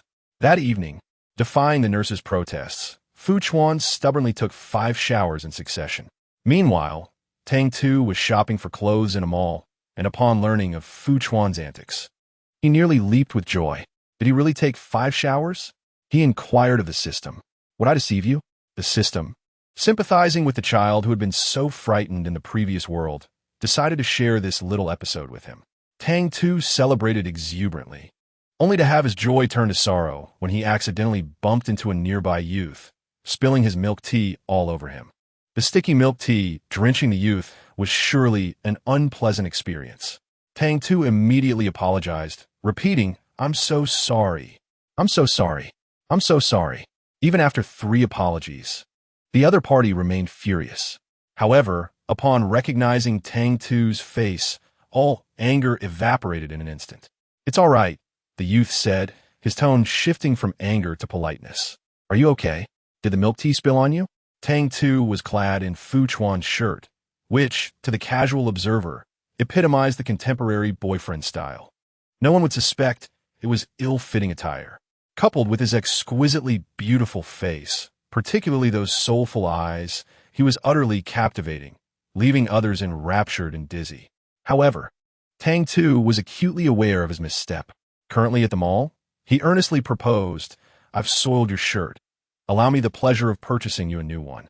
Only then did he take a moment to genuinely appraise the youth before him.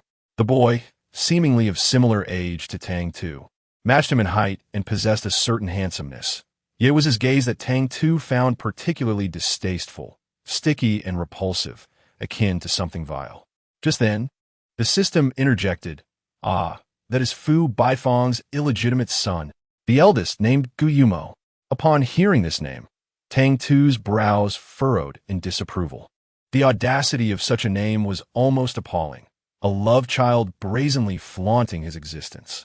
The character Mu was derived from the Baiyan Fu Baifeng's name, and Yu was a blatant showcase of entitlement. Was this how the young mistresses of today conducted themselves? Chapter 67. Fear not. I am no good Samaritan. Gu Yumo appeared to be around 20. His youth and handsome is comparable to Tang Tu's, and his height was adequate. When he smiled, he was indeed a sight to behold. Clearly accustomed to adoration, though a flicker of astonishment crossed his eyes upon seeing Tang Tu, he remained arrogantly self-assured, as if no one could dare to turn him down. How could a mere article of clothing necessitate compensation from such beauty?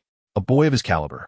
Yet his smile was marred by an oily demeanor. Perhaps youth masked it for now, but in a few years he would undoubtedly exude an unpleasant air. Strangely, Tang Tu thought of Fu Chuan, sharing the same father, yet so vastly different. He had mentioned to Fu Chuan his intention to meet his illegitimate brother, and now fate had orchestrated their encounter. The milk tea is mine. It spilled upon you, so compensation is warranted. Tang Tu maintained a casual demeanor, saying, "Shall we go?"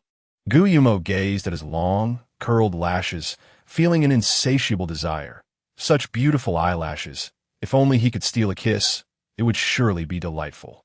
His gaze became increasingly explicit. At that moment, he wished not merely to procure a shirt, but to possess the beauty before him. Yet in a lawful society, one could not buy a person. He suppressed his restless yearning and feigned a gentlemanly demeanor. "After you." Tang Tu glanced at him, chuckling. "What should I be inviting you to? You ought to buy it yourself. Must I accompany you?" With that, he tossed a card nonchalantly, asserting, "Spend within a limit of 100,000. I shall await your return here." Yet, instead of waiting, he turned and headed to the nearby milk tea shop. The beauty's pride was undeniable. He resembled a thorny little rose, arrogant yet impossible to despise. Gu Yumo, accustomed to the advances of countless admirers, found himself exhilarated by the unexpected arrival of this little rose. His arrival at the mall was far from coincidental. He had heard whispers of his presence and deliberately collided with him. It was rumored that this young stepson held an affection for his cheap brother. Having suffered a broken leg, possessed little worth in the eyes of others. If he could win over this delicate rose, his chances of returning to the Fu family would significantly increase. Gu Yumu licked his thin lips and called out to the retreating figure, "Very well, I shall return shortly. Wait for me here." With remarkable speed, Gu Yumu made his way, utilizing the card provided by Tang Tu, which allowed him to spend up to 100,000. To his surprise, he indeed spent 99,000. Tang Tu was strikingly beautiful and generous. Though somewhat haughty, such arrogance was hardly a flaw when it came to a beauty.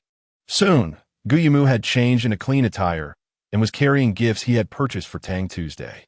However, instead of encountering the beauty, he was detained by security and ultimately escorted to the police station. "What is this? Why am I being arrested?" He was both astonished and infuriated, offering little cooperation until silver handcuffs were fastened around his wrists. "Officer, we received a report of a theft involving someone's bank card that was fraudulently charged for 99,000. At that moment, Gu Yumu assumed it was mere coincidence. He had indeed spent 99,000, but that was from a card gifted to him by the beauty. He was not a thief. "You have the wrong person," he protested vehemently. Yet the officer remained impassive, asserting that an inquiry would clarify whether he was indeed the suspect. Within the precinct, Tang Tu's eyes glistened with unshed tears, appearing utterly pitiable. Upon seeing the police, he rushed forward. "Officer, have you apprehended him? The funds in that card were meant for my brother's medical treatment. He was in a car accident and has a broken leg." This declaration cast Gu Yumu, who had spent 99,000 solely to buy clothes for himself, in an utterly despicable light. How can you still have the audacity?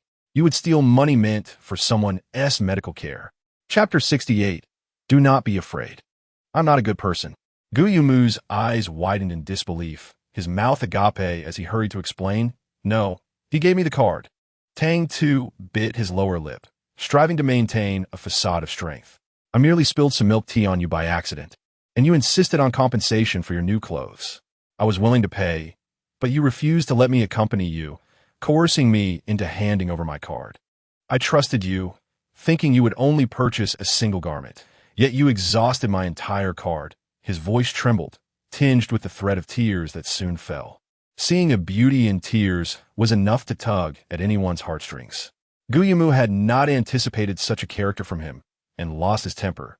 Ining, you wretched person, you are slandering me. Tang Tu recoiled in fright, coughing and displaying palpable fear. How do you know my name? I do not even know you. Have you been scheming all along?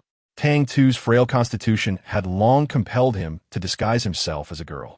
And whether it was due to his heightened emotions or other factors, he began to feel increasingly unwell, coughing, dizziness, and a profound fatigue overtaking him. His complexion grew pale, and his breathing became labored, signaling that something was amiss. The officers promptly assisted him to a seat and poured him a cup of warm water, asking, "Are you all right? Is there something wrong?" Tang Tu took a sip of hot water, watching Guillemot being restrained by the police, his fierce demeanor evident.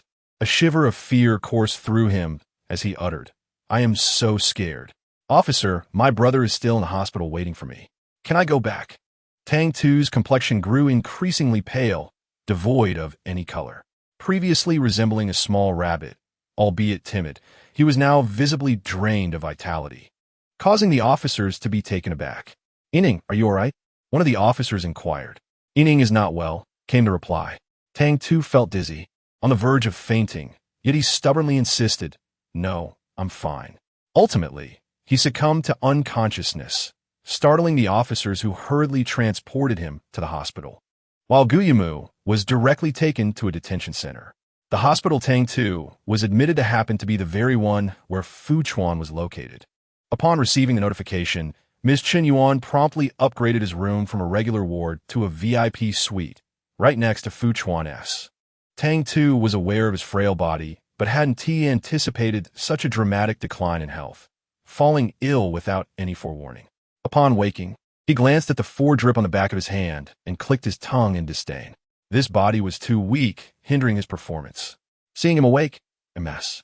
Chen Yuan scolded, "I told you not to change out of women's clothing, and look what happened. You fell ill immediately."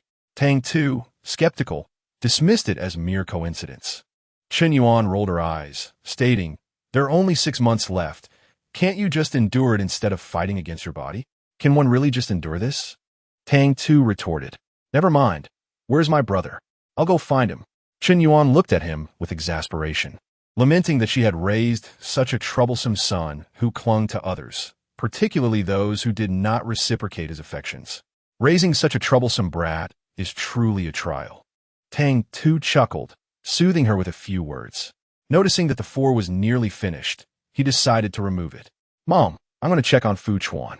Chen Yuan sighed. Children grow up too fast. In the adjacent room, Fu Chuan lay in bed, eyes closed, feigning sleep. As the anesthesia wore off, a dull pain began to envelop his entire leg. Yet he remained stoic, betraying no sign of discomfort, until Tang Tu swung open the door and entered, chattering animatedly. "Did you miss me, Fu Chuan?" Chapter 69. Don't be afraid, I am not a good person. Tang Tu's voice was melodious, though slightly hoarse due to his illness. Leaning against the doorframe, his pale face exuded a sense of fragility, yet his eyes sparkled brightly, retaining their luster despite his ailment. Strangely, Fu Chuan felt as if he had been pierced by that gaze, and promptly closed his eyes again. Tang Tu, unfazed, continued, "Fu Chuan, your troublesome, illegitimate brother is quite dull. I merely toyed with him, and he fell for it, likely confined in a police station by now."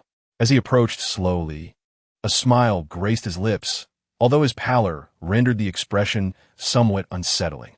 "I've taken care of that nuisance for you. Should you express your gratitude?" As the words fell, Fu Chuan abruptly opened his eyes. The last time he had voluntarily offered his assistance, he was kissed the very next moment. This time, he expressed his gratitude, but Fu Chuan's countenance darkened, while Tang Tu remained unfazed. "Why are you silent? Surely you do not intend to play coy?" Fu Chuan's forehead twitched with suppressed anger, his entire being seemingly striving to contain his fury. Tang Tu found this amusing. He resembled a rogue teasing a respectable woman, and the sensation was rather delightful. He approached with a smile, mimicking a bully's tone. All right, Don't waste your breath. No one will come even if you scream your lungs out. He bent down, intending to intimidate, yet as he did so, an unexpected dizziness assailed him. In the moment of his fall, Tang Tu was taken aback. It couldn't be, not now of all times. To his surprise, he landed squarely against Fu Chuan's lips. Last time it had been a kiss on the cheek, and this time it was the thin lips. Fu Chuan himself might have found it unacceptable, but what could be done? The moment had passed. He had fallen, and a kiss had occurred, with time refusing to rewind. When Tang Tu collided, he truly struck Fu Chuan's lips, drawing blood that stained the pallor of his lips, rendering them alluringly beguiling. At that moment, the male protagonist could no longer contain himself. Gritting his teeth, as he uttered, "Yin," Tang Tu, initially bewildered by the kiss, found his vigor returning as Fu Chuan spoke. "Oh, what is the matter?" He noted something amiss with Fu Chuan's condition, but made himself comfortable, sitting on Fu Chuan's hospital bed. Fu Chuan had been in a car accident, the cause of which involved not only a former quick transit participant, but also several others. They conspired together. The former participant aimed to seize the female protagonist from Fu Chuan, while the others sought to claim a project Fu Chuan was managing. In the original timeline, due to the accident, Fu Chuan's studio missed out on a significant project, resulting in tremendous losses, only recovering gradually after university. It was a gaming project, one that would eventually gain immense popularity. The party that secured the project's share saw their worth soar, yet few knew that Fu Chuan was the original producer of the game, and later on, they systematically suppressed him. By the way, I recently heard something quite intriguing. When Tang Tu smiled, his countenance became irresistibly enchanting, especially as he leaned in slightly, his long, thick lashes resembling those of doll. "Fu Chuan, you must be wary of those around you." His tone turned earnest as he patted Fu Chuan's shoulder. "Darling, it's all right if you don't like me, but you ought to understand what those people wish to extract from you." In the past, Fu Chuan would have disregarded his words entirely. The seemingly charming childhood friend was nothing more than a pretty face, a fool prone to explosions of temper, a superficial beauty devoid of depth. However, this time, Fu Chuan sensed a change in his childhood companion. He had become enigmatic, increasingly intriguing, inciting a desire to delve deeper. Chapter 70. Do not fear. I am not a good person. Fu Chuan's gaze was heavy as he scrutinized Tang Tu before him, attempting to discern any hint of difference in his expression. In his memory, Yin had always been a mere wastrel, yet the individual before him was undeniably not. Although he appeared arrogant and haughty, he was simultaneously exceedingly astute, acutely aware of every trigger that incited his ire, and adeptly exploiting these points to incite anger. He was deliberately provoking himself. Upon this realization, Fu Chuan's eyes sharpened with intensity. After all, he was the protagonist, not someone to be trifled with. Young Tang Tu raised his chin proudly and declared, "I will safeguard your studio's project, but you must share the profits with me." As Tang Tu prepared to persuade him, he had already formulated his arguments, but just as he opened his mouth, the other party unexpectedly replied, "Agreed." Tang Tu stood there in shock, completely unprepared for such an easy acquiescence. "Wait, as a brooding and paranoid magnate, where was your suspicion and mistrust? Was it truly that simple?" Tang Tu, bewildered, asked, "Do you have nothing else to say?" The faint warmth of Fu Chuan's lips lingered, accompanied by a subtle sweetness.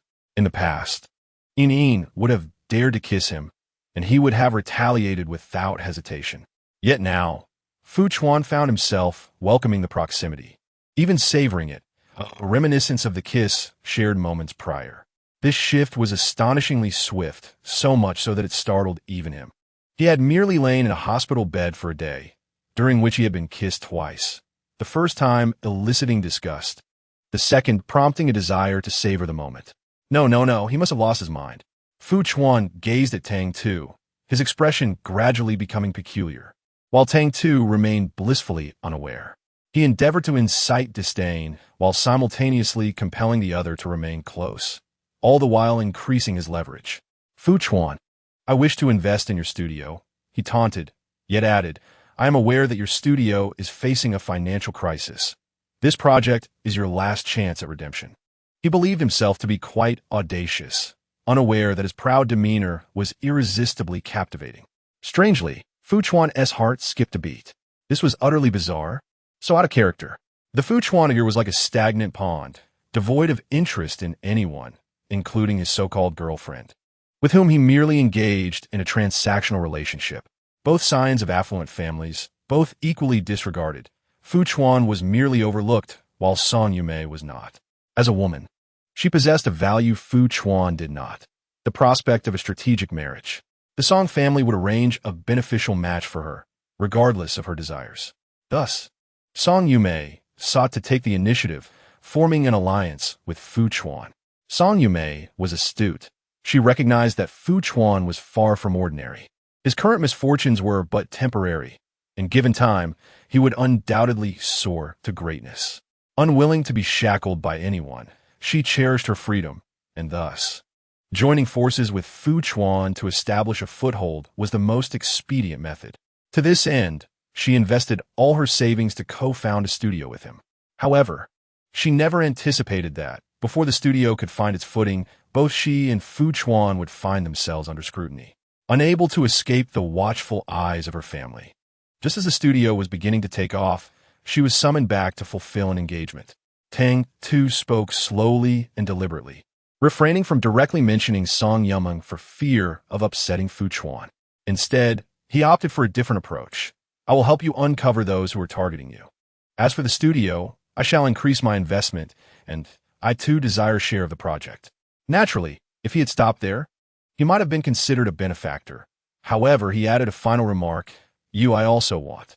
With these words, Tang Tu felt certain that Fu Chuan would despise him. Yet, unexpectedly, a notification sound emanated from the system. Ding. Danger level decreased by 10. Current danger index, 90.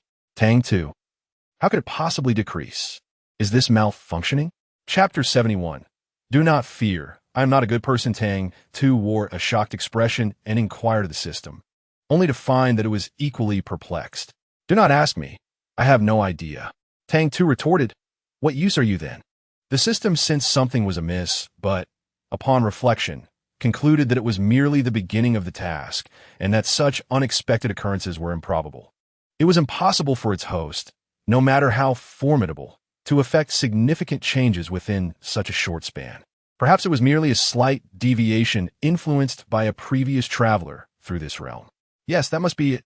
Fu Chuan remained in his usual demeanor, resembling a melancholic prince. Others remarked that Yin possessed expressive eyes, full of sentiment when gazing at others. Yet, upon closer inspection, Tang Tu discerned that the true embodiment of longing resided within Fu Chuan. Due to his temperament, many perceived him as aloof, akin to a flower blooming upon a lofty peak, unaware that the vibrant hue gracing his thin lips shattered that icy facade, revealing a captivating radiance beneath. He was astonishingly handsome.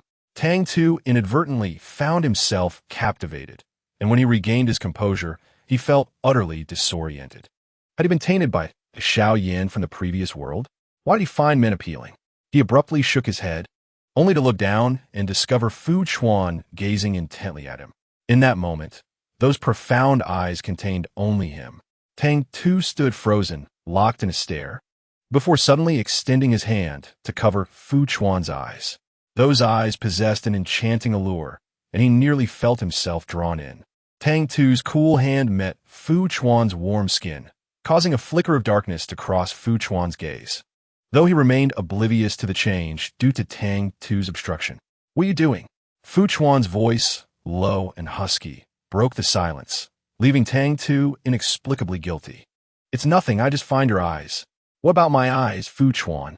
Tang Tu struggled to articulate his thoughts, contemplating for a long while before finally exclaiming in frustration, just don't look at me like that. Having been teased by Tang Tu twice that day, Fu Chuan's previously gloomy mood lifted considerably. Even he had moments of vulnerability. Remove your hand. Tang Tu certainly refused, feeling that if he met his gaze, he would no longer be his rival. No, that simply wouldn't do. Fu Chuan, unfazed, replied slowly, very well, the collaboration is terminated. Upon hearing this, Tang Tu became instantly agitated. After a day filled with busyness, was this the outcome? Absolutely not. Fu Chuan continued in a haunting tone. If you wish to collaborate with me, you must heed my words. Tang Tu was momentarily at a loss for words. Gritting his teeth, he finally managed to utter a few words. Fine, I shall comply with your wishes. Fu Chuan subtly curved his lips into an almost imperceptible smile before dismissing him. All right, you may leave now. Having been thoroughly humiliated, Tang Tu couldn't just walk away. He needed to reclaim his dignity. Thus, he steeled himself, tossed aside the covers, and dug beneath them, declaring, "It's dark outside. I am tired, and I fainted at the police station today, so I must sleep." Fu Chuan narrowed his eyes, his voice laced with a hint of danger. Get out. His newfound interest in Tang Tu did not equate to a desire for shared slumber. Tang Tu huffed in response. Feigning sleep, what did you say? He then rolled over. Having just undergone surgery, Fu Chuan was acutely aware that if Tang Tu accidentally touched his injured foot, he would certainly retaliate with his uninjured one, sending him tumbling off the bed. Fortunately, Tang Tu's sleeping posture was commendably still, while Fu Chuan, plagued by severe insomnia, found it difficult to fall asleep. He had anticipated another restless night, yet unexpectedly, he drifted into slumber. Upon awakening, Tang Tu was startled to discover that his danger level had decreased by 5 points. Rather than feeling elated, he was instead filled with dread. His intention had been to irritate Fu Chuan, suppressing his urge to leave and deliberately sleeping beside him to vex him. Yet he had not only failed to annoy Fu Chuan, but seemed to have pleased him instead. How else could one explain the decline in danger levels? Remembering past experiences, he maintained a serious expression and gravely questioned the system. Are you certain that Fu Chuan is heterosexual? This world indeed has a female lead, correct? The system found this amusing, responding, of course, there must be a female lead. Xiao Yin is an anomaly. Don't let one bad experience make you wary for a decade. There aren't that many homosexuals.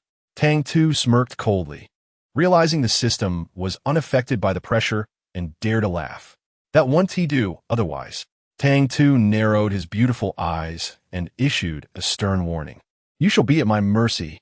The system was taken aback, thinking its host had lost his mind.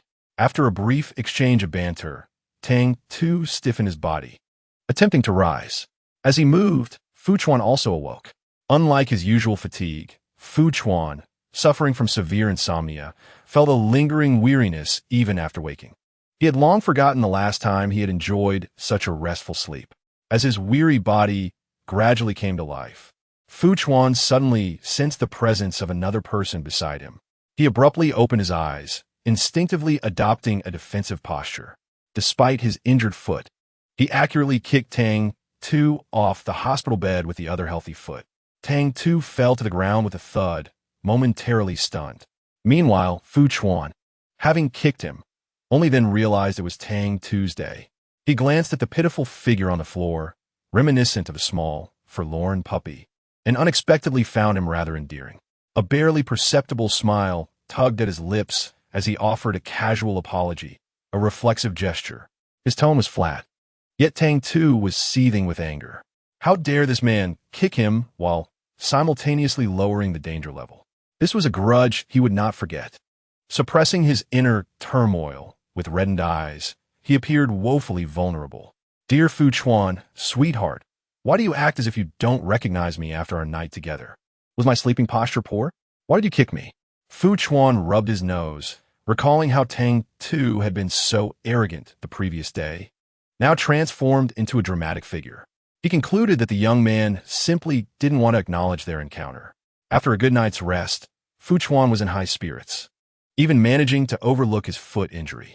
He casually observed the fallen figure, his face revealing little emotion, yet his eyes betrayed a hint of indifference, seemingly unchanged from his usual demeanor.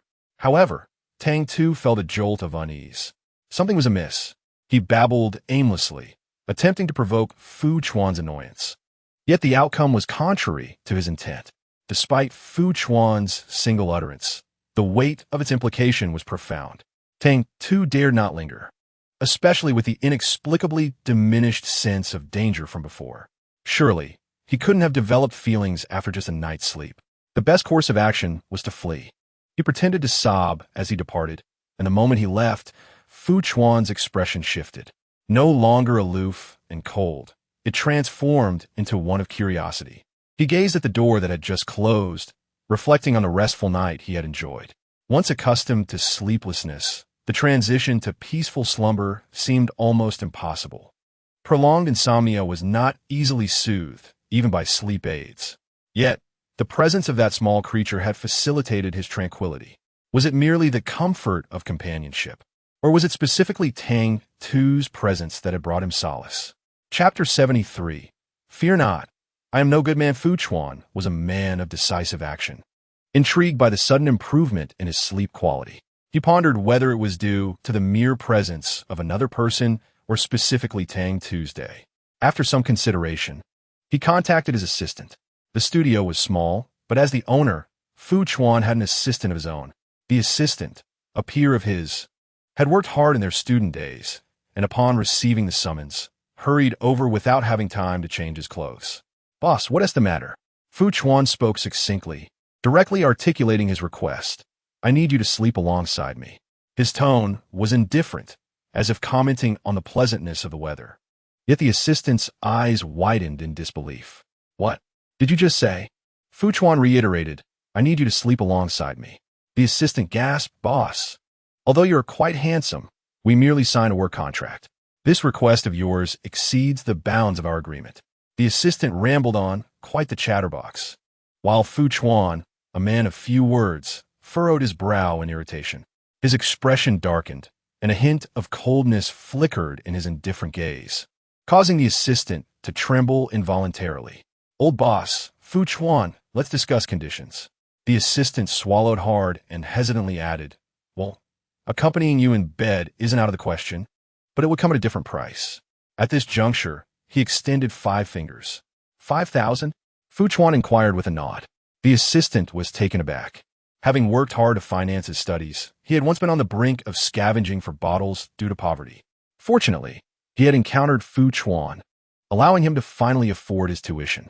Uncertain of the current market rates, but thinking that merely sharing a bed would warrant a lesser fee, he thought 500 would suffice.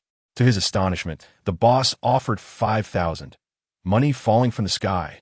Boss, given your health, offering me such a sum makes me uneasy. How about this? Tell me any additional requests you have, and I will comply. The assistant spoke sweetly, but Fu Chuan's patience began to wane. He suddenly recalled Tang Tu. If he were present and heard the mention of accompanying in bed, he would likely cheer with delight. Fu Chuan, known for his cold demeanor, rarely expressed emotions since his mother's passing. Even upon learning of his father's numerous illegitimate children, he remained unperturbed as long as they did not provoke him. However, thoughts of Guillemot, mentioned by Tang Tu the previous day, darkened his expression further. Meanwhile, Tang Tu, feeling discontent for not having seen a male lead all day, reluctantly made his way over with dinner. Upon arrival, he overheard the shocking conversation. What a world we live in! This scoundrel of a boss dares to proposition his assistant with such a paltry sum of 5,000. What an insult! Suddenly, Tang Tu recalled the system's previous assertions that the male lead could not possibly be homosexual. So what is this situation now? System, is this the heterosexual male lead you spoke of? The system faltered at a loss for words. Tang Tu, incensed, declared, if this male lead continues to behave in such a manner, I will not cooperate. The system, sweating nervously, hastily reassured him, there is no need to worry. I will report this to the higher-ups. We can certainly resolve this matter. Chapter 74. Do not fear. I am not a good person. Tang Tu merely made threats. He could not truly abandon the situation. If he did, he would revert to being a mere bystander in his previous life, which he absolutely refused. His fierce declarations were merely a tactic to intimidate the system into granting him more benefits, as he had previously experienced the pain of the sensory suppression device. The system, knowing it was in the wrong, dared not respond defiantly. The negotiation concluded, and he was ready to resume his tasks. As he gazed at the dinner he carried and listened to the discussions within the ward, a sense of urgency enveloped him. He could not allow his young assistant to veer off course. He had to rescue him. Pushing open the door with a beaming smile, he exclaimed, "Dearest, your dinner." However, upon seeing the assistant in the room, his expression shifted abruptly. Originally a mere pawn in this cruel game, his emotions were written all over his face. Immediately, he glared with hostility, asking, "Fu Chuan, who is he?" The assistant attempted to explain, but before he could utter a word, he found himself with teary eyes, wearing an expression of betrayal. He lamented to his boss, "Wah, I can accept losing to Song Yuming. At least she is recognized as the campus beauty. But what is he? He looks so unappealing. Fu Chuan, you actually want him to share your bed? Was my company last night not satisfactory?" Tang Tu, unable to contain his grievances, continued unabated, his voice rising to a tremulous pitch, exuding a pitiful aura. "It must be my fault. Otherwise, you wouldn't have kicked me out of bed this morning." The assistant was taken aback by the overwhelming barrage of information. Is this truly the boss he knew? Tang Tu, heedless of the assistant's shock, turned to him, glaring fiercely. "Why are you still here? Are you trying to seduce Fu Chuan? Let me tell you, as long as I'm around, don't even think about it." The assistant stammered, "No, I'm not," before he could finish. Tang Tu seized his hand and dragged him out of the ward. Stumbling slightly, the assistant realized that his boss was not stopping him and promptly fell silent. A good assistant learns to read the room. Once they were outside, Tang Tu adopted a fierce demeanor and commanded, "Take out your phone." The assistant, confused, asked, "Huh?" Tang Tu replied, "Aren't you just after some money? Hand over your phone, and I will give you what you want." His expression suggested he was belittling the assistant. But the assistant, having encountered various personalities over the years, recognized that someone willing to offer money was not a source of humiliation.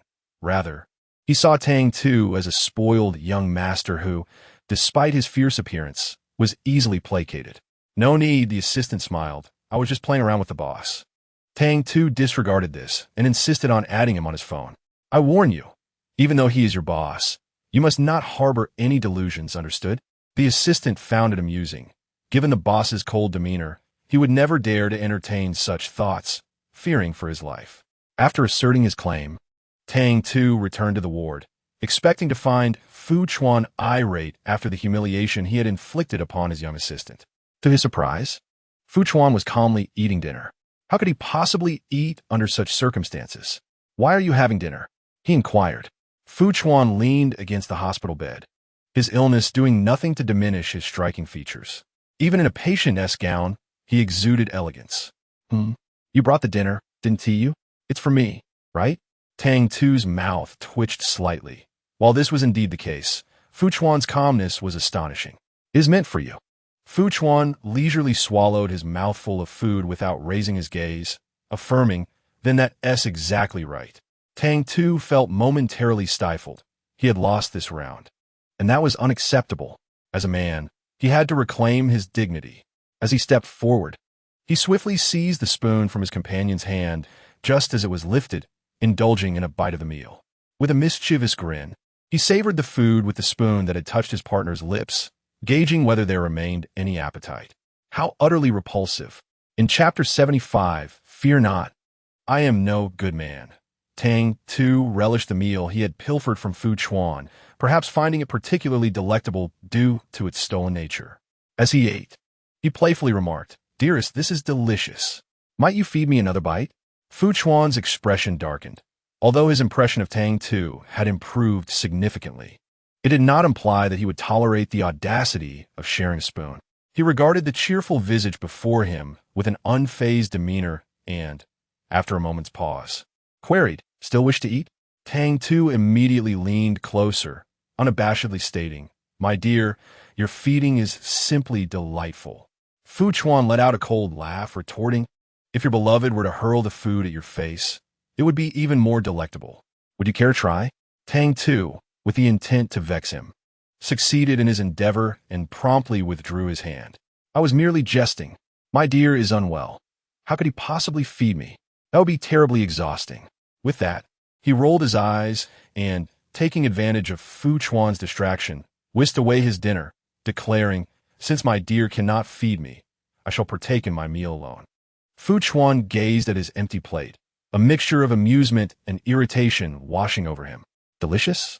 Tang Tu, cheek stuffed like a little hamster, merely smiled at him with twinkling eyes, wordlessly conveying his delight. It must be said that good looks afford one certain privileges. As Fu Chuan narrowed his eyes, a sudden thought crystallized in his mind. He was all too aware of his childhood friend-esque character. In the past, he had chosen to avoid entanglements with him, deftly steering clear. However, now that his leg was injured and he found himself confined to the hospital room in forced proximity, he began to notice peculiarities. On the surface, this little creature clung to him, gazing intently, even adoring him. Yet, what lay behind it? He sensed that this odd clinginess, particularly as it fixated on his dinner, was more akin to a prank. To confirm his suspicions, Fu Chuan gently stroked his fingers and smiled, calling out, "Inin." Tang Tu jolted at the rare invocation of his name, usually met with indifference. This singular utterance filled him with an inexplicable sense of foreboding. Yes, he shifted uncomfortably, wishing to retreat to the door. "Is there something you need?" Fu Chuan replied. "You have sent my little assistant away." Tang Tu. Fu Chuan continued. "The person who was to sleep with me tonight is no longer here." Tang Tu remained silent. Fu Chuan added, "You must take responsibility." Tang Tu was relieved that he had no food in his mouth. Otherwise, he would have surely spat it out at such a ridiculous statement. He longed to retort, "What responsibility? A grown man needing company to sleep. How utterly embarrassing." He sighed, "Brother, I fear I might aggravate your injury. I was already content to share your bed last night." Fu Chuan gazed at him with an inscrutable expression. Upon witnessing his refusal, the smile at the corner of his mouth softened further. "It's all right. Your sleeping posture is quite commendable." The moment these words escaped his lips, the dinner he had hastily snatched lost all its allure. He longed to ask why they inflicted such torment upon each other, yet fear held him back. He could only grit his teeth, striving to feign joy. Was that truly feasible? Tentatively, he ventured to speak again. "Perhaps it would be best to abandon this notion. My health is not at its prime. I wouldn't want to risk passing anything to you." Just as he mentioned his poor health, Tang Tu suddenly felt an overwhelming wave of fatigue wash over him. It was no mere pretense. It was a genuine exhaustion that struck him unexpectedly. He hastily set aside his dinner, but alas, it was too late. "System, what is happening to me?" Tang Tu leaned against the sofa, devoid of strength, unable even to lift his hands.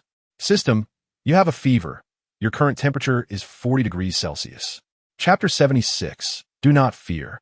I'm not a good person. Tang Tu's illness arrived with alarming suddenness, and oddly enough, he felt as though someone wished him harm. Yet the pressing question was, who could harbor such ill intentions towards him? Due to the fever, he was confined to the sofa, having previously been lively, now reduced to a state of utter weakness. Initially, Fu Chuan assumed this was a deliberate act, but he soon recognized the gravity of the situation. However, by then, Tang Tu's mind was clouded by the fever.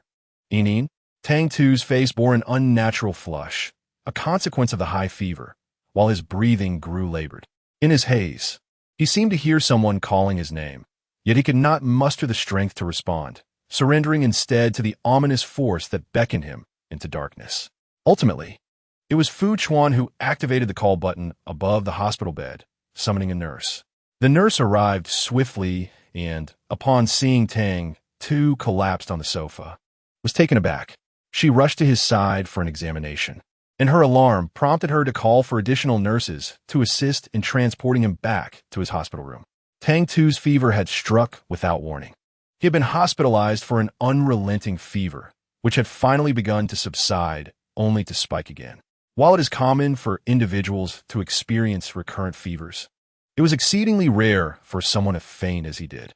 With Tang Tu's fever raging, he could no longer trouble Fu Chuan, and that night, Fu Chuan remained awake, unable to find rest. The following day, Tang Tu slowly regained consciousness. He glanced at the four attached to his hand, his brows furrowed in concern. This body was now his, and he was acutely aware of its peculiarities, which only served to heighten his agitation. "Oh dear! Is my wretched body beyond salvation? System, dear child, heed my advice. We should consider dressing in women's attire. With your frequent fevers, what if you were to lose your wits?" Tang Tu nearly choked in disbelief. "Why must I, a grown man, don women's clothing?" Later, Ms. Su Yuan, Yan's mother, arrived bearing women's garments. Regardless of his protests, she insisted he wear them. Tang Tu was on the verge of collapse.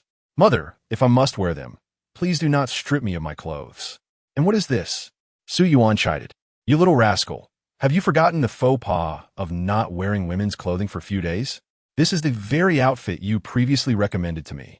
Tang Tu was exasperated, questioning the relevance of feudal superstitions at such a time. How could he possibly believe that donning women's attire would miraculously cure him of his ailments? Nevertheless, Su Yuan, the mother of this body, insisted on it. Could Tang Tu escape her wishes? "Mother, I can wear it, but I'm still unwell. Can't you provide me with a different outfit?" He gazed at the voluminous skirt in his hands, on the verge of despair. What was the meaning of all this? Su Yuan shot him a glare, declaring that it was the latest and quite expensive Lolita fashion. Despite its intricacies, it was beautiful. Tang Tu was on the brink of madness. What did beauty have to do with his condition? Did Madame soon not remember that he was a patient? "Mother, I am still ill." "Indeed, that is precisely why you must wear this." The mention of his illness ignited Su Yuan's fury. "I told you to endure for another 6 months. You refused to listen. Look at you now, sick." Tang Tu opened his mouth to retort, but ultimately surrendered. Clad in the petite dress, he felt utterly humiliated. Just then, he received a message from Assistant Fu Chuan. "Mr. Yan, are you there? My boss has summoned me to accompany him and sleep again." Tang Tu was taken aback. Was Fu Chuan unwell? He had a broken leg and lay in a hospital bed, yet he was preoccupied with the thought of seeking companionship in slumber. Did he still remember Song Yelmeng by Daming Lake? In a fit of irritation, Tang Tu tapped on his phone, responding, "Accompany whom in sleep? Your boss has me for that." Chapter 77. Do not fear, I am not a good man dressed in a powder blue Lolita dress.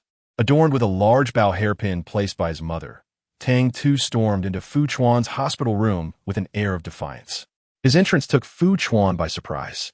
Frowning, he observed the little one, still unwell, yet adorned in such a complex outfit. Where could he possibly be heading, and whom did he wish to meet? Only Tang Tu, with his striking appearance, could pull off such a dress. Had he possessed even the slightest flaw in looks, it would have been a disaster. However, on him, it resembled that of a princess. "Where are you going?" Fu Chuan felt inexplicably annoyed. Just yesterday, the little one had fainted from illness, and today he was dressed so elaborately. Who was he intending to see? Tang Tu, equally perturbed, retorted, "Fu Chuan, just because I am unwell doesn't mean you should have your assistant accompany you in sleep." Fu Chuan raised an eyebrow coldly. "Does it bother you?" Of course, it did not trouble Tang Tu, but the words he spoke hinted otherwise. "I thought my affection for you was as evident as the sun and moon. Why do you still question it?" Fu Chuan gazed at him, his eyes resembling an unfathomable abyss, rendering Tang Tu defenseless under his scrutiny. Yet, he maintained his composure, refusing to reveal his true feelings. "You do not trust me?" As he spoke, a sense of grievance washed over him, as if Fu Chuan were the epitome of a scoundrel. With a sardonic smile, Fu Chuan replied, "Is your affection for me merely a jest?" Tang Tu's eyes flickered. Had he been discovered? It should not be so. His performance was so remarkable. How could he be discovered? Looking again at Fu Chuan, Tang Tu narrowed his eyes and soon detected a hint of uncertainty within them. Seizing this flicker of doubt, Tang Tu boldly declared, "My dear, why would I engage in mischief when all I do is love? Is there any fault in that?" Fu Chuan fixed his gaze upon him without blinking. Indeed, he could not ascertain the certainty of the matter. However, should he wish to play along, he would not mind indulging in a little game, especially since he found his days rather monotonous. "Very well," Fu Chuan replied with a smile that was neither fully sincere nor entirely mocking. "From this day forth, the matter of sharing the night will be entrusted to you." Tang Tu suddenly felt a sense of having lost more than he had gained, as if he had endeavored to pilfer a hen and ended up with nothing but a loss. This fellow, he thought, played by no conventional rules. As he ground his teeth in frustration, he heard Fu Chuan casually remark, "Does Yan wish to backtrack? That is also acceptable. After all, I do not lack for your presence." Such words reeked of a callous heart. Tang Tu could only concede defeat. Who said anything about backing out? He retorted through clenched teeth, a smile gracing his lips. I cannot be happier." As soon as he uttered these words, Fu Chuan picked up his phone, and after a few taps, he locked the screen again. Meanwhile, on the other end, the little assistant beamed at the substantial bonus sent by his boss. "Thank you, boss. If there is anything else you need me to convey to Mr. Yin, please do not hesitate to ask." Fu Chuan glanced at the message from his assistant but chose not to respond. Instead, he turned his attention back to Tang Tu. "Aren't you going out to have some fun?" Tang Tu had no intention of going anywhere. In response, he settled himself on the edge of the bed. "Why would I go anywhere?" Fu Chuan's gaze swept over him from head to toe.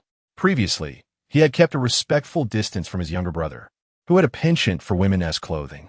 Yet now, he found that his brother looked rather stunning in such attire. "Are you not dressed this way to go out?"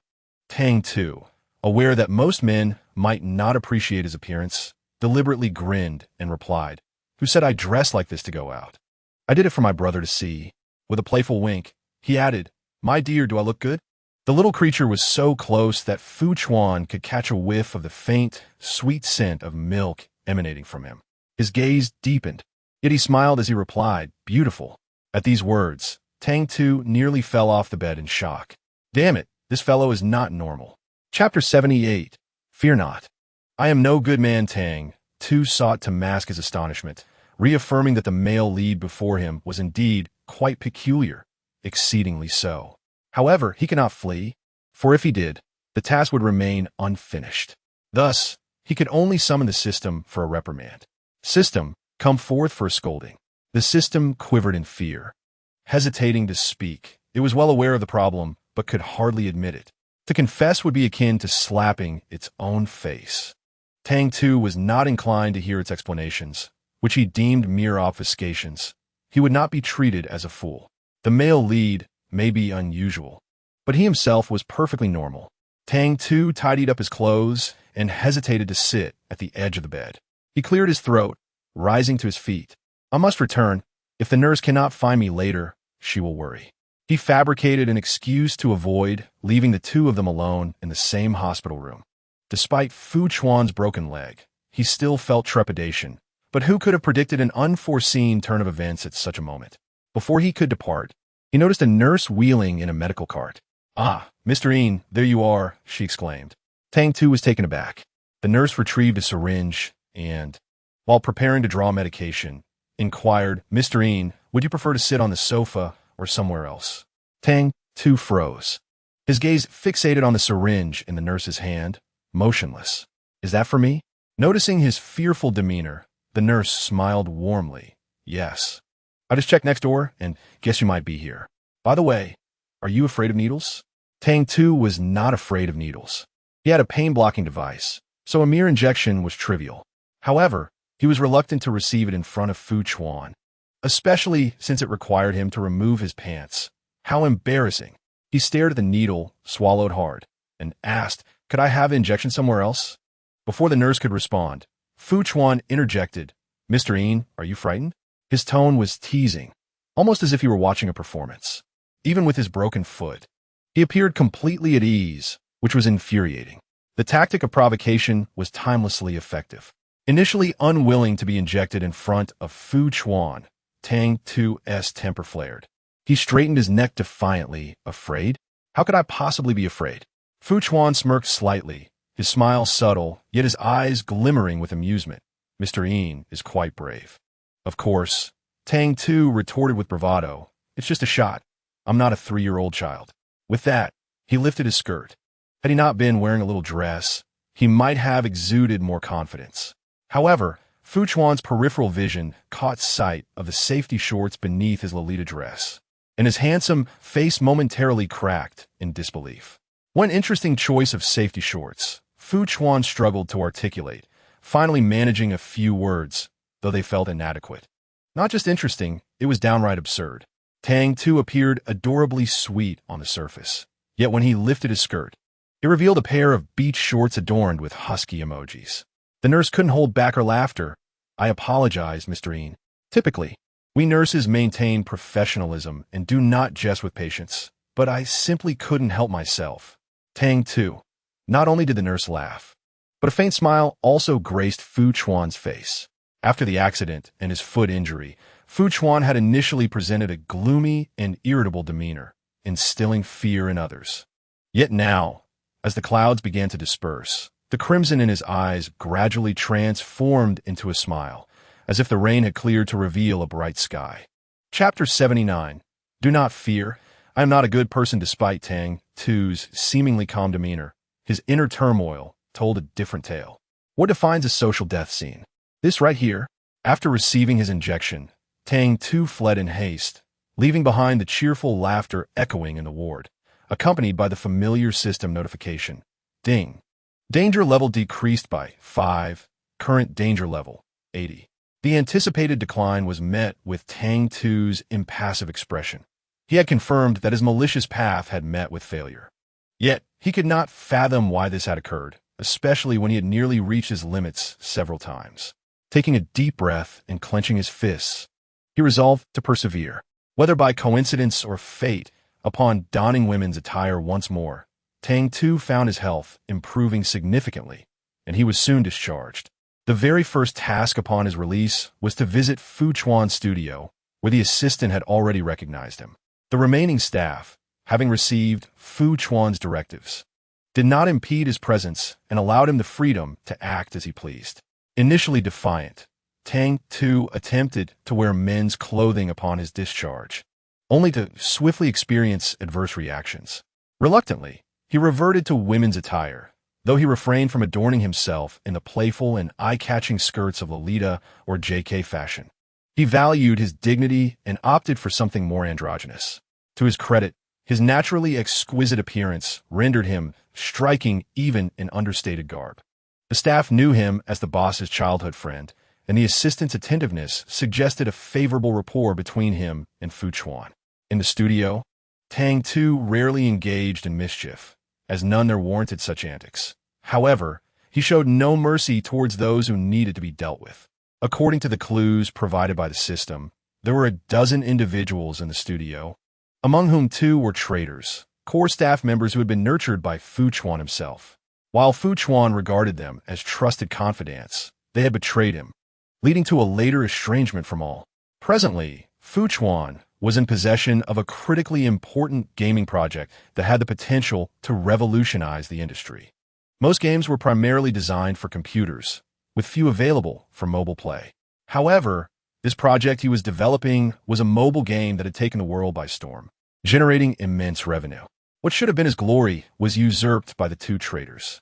Seated in Fu Chuan's rightful chair, Tang Tu held a glass of milk while scrutinizing the indecipherable codes on the computer screen, his expression grave. Outside the glass door, the assistant discreetly captured a photograph and sent it to the boss. Assistant, report to the boss. Young Master Yin is in good health. For each photograph, the assistant received a reward of 500 yuan, and he gleefully accepted the incoming red envelope, subsequently attending to Tang Tu with even greater diligence. Young Master Yin requested tea, absolutely no alcohol. He desired Chinese cuisine with no Western fare. Yet when he asked for assistance from 2 young women in the studio, the assistant declined. He had to ensure the future mistress of the studio was well taken care of, for if he were to lose her under his watch, he could not afford the repercussions. The assistant, unwilling to allow the 2 young women to assist him, resolved to roll up his sleeves and tackle the task alone, only to be unceremoniously ejected by Tang. Tuesday, momentarily taken aback, the assistant inquired, Young Master Yin, is there anything I can assist with? Tang Tu, casting a cold smile at the ousted assistant, mused upon the disarray of this world, where the male protagonist had gone astray, leading to the assistant's own moral decline. The prevalence of men with dubious intentions was alarming. He much preferred interactions with women over entanglements with this group of men. Assist? Do you have any knowledge of nail art? Are you familiar with perfumes? Do you understand Lolita, JK, or Hanfu? You know nothing and yet wish to aid me? What assistance can you possibly provide? Begone, foul man. Tang Tu hastily conjured several excuses, leaving the assistant utterly speechless. Indeed, he was entirely ignorant of such matters. Chapter 80. Do not fear. I'm not a good person in the studio. Tang Tu indulged himself freely, his authoritarian demeanor and seemingly chaotic methods rendering the 2 traitors incapable of extracting any useful information. Frustration gnawed at them, and finally, they approached him to confront him directly. Young Master Ian, you are merely the neighbor of the boss. No matter how close your relationship, this studio is not solely under your dominion. Tang Tu chuckled, reclining with his legs crossed, embodying the arrogance of a spoiled, rich heir. If it's not me calling the shots, then who? Fu Chuan sent me here. I am the boss. As for Song Yameng, you ought to find her for me. If you can't, then the studio will be governed by my word. How dare a mere worker attempt to dictate terms to me? Beware, or I might just kick you out. The two traitors, having endured thus far, had amassed considerable information. It was a crucial moment, and abandoning their pursuit would render their efforts futile. Despite their simmering rage, they dared not leave boldly. Instead, gritting their teeth and assuring themselves that once they obtained the necessary materials, they would see how long Tang Tu could maintain his bravado. On the surface, Tang Tu appeared incompetent, yet he discreetly maintained contact with Fu Chuan. Should Fu Chuan refuse to allow him the freedom to act, his plans would crumble. He had to demonstrate real capabilities, at least earn Fu Chuan's trust.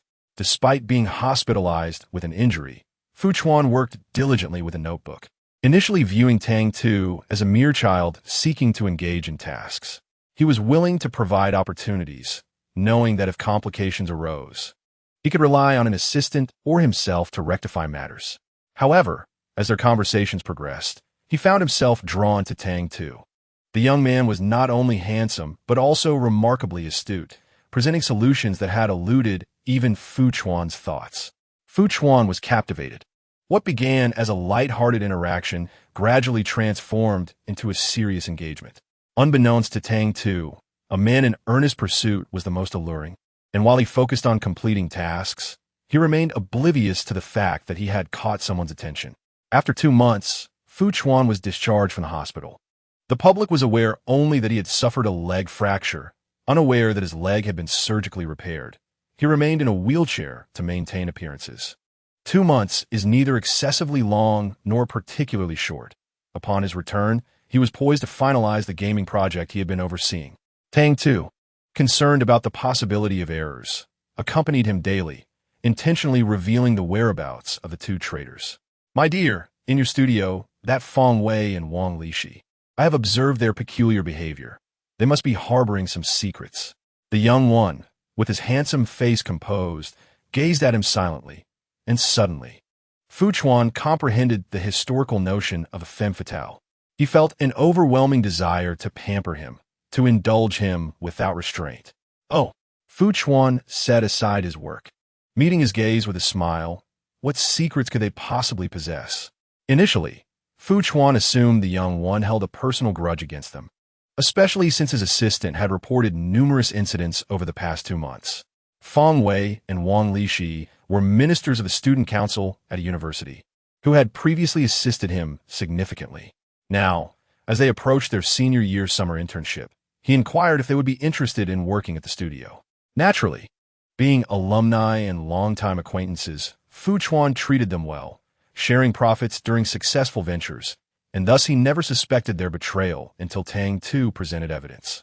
It was a brief video, merely a few seconds long, yet the content was profoundly unsettling. Tang Tu, haven't we been collaborating with the Zhao family recently? If I recall correctly, the individual shaking hands with Feng Wei is none other than the scion of the Hu family, the Zhao family's arch-rival. He scoffed disdainfully. Flattery without cause often conceals ulterior motives. Chapter 81. Do not fear. I am not a good person. Tang Tu, akin to a child reporting mischief, approached this serious matter with a childish demeanor. Fu Chuan, kick them out. Let them go wild. He seemed oblivious to the gravity of the situation, perceiving it merely as these two bullying him, prompting him to seek parental revenge. Fu Chuan, they look down on me, which means they disdain you as well. If they disregard you, what purpose do they serve? Fu Chuan, his expression cold, scrutinized the two sycophants in the video. He had always prided himself on understanding them, considering them friends, yet they were plotting to stab him in the back. How utterly disappointing. Sensing the chill emanating from Fu Chuan, Tang Tu realized his success and exhaled in relief. Coding day in and day out was exhausting. Not everyone could endure the life of a corporate drone. He would rather return to being a debauched, inept young master. Recently, he had been plagued by fatigue, constantly contemplating how to reward himself after the ordeal. With the studio's crisis averted, only the female lead remained. As long as she did not falter, he could retire successfully. The thought of nearing the completion of his mission exhilarated Tang Tuesday. His bright, clear eyes sparkled, and Fu Chuan was momentarily taken aback by his joy. Tang Tu was not merely happy. He felt like celebrating. Of course, he declared, lifting his delicate chin in pride. Look, this is my discovery. I am quite remarkable. Am I not? His demeanor begged for praise, and Fu Chuan could not help but smile. Indeed, Yin has been of great assistance. In the realm of possibilities, Fu Chuan pondered what reward Yin might desire. Tang Tu, stroking his chin, mused, in ancient times, I would undoubtedly be hailed as a great hero. A figure of my stature must be duly rewarded. The earnestness of the little one elicited an involuntary chuckle from Fu Chuan. As he reflected on the relentless pursuit of this enchanting creature, a peculiar yearning surged within him, a desire to touch, to embrace, to kiss. Little did the young one realize the nature of the monster he had inadvertently provoked, while Fu Chuan was acutely aware of his own dark and obsessive tendencies. Once his interest was piqued, he would stop at nothing to possess it. Should he be denied, destruction would follow.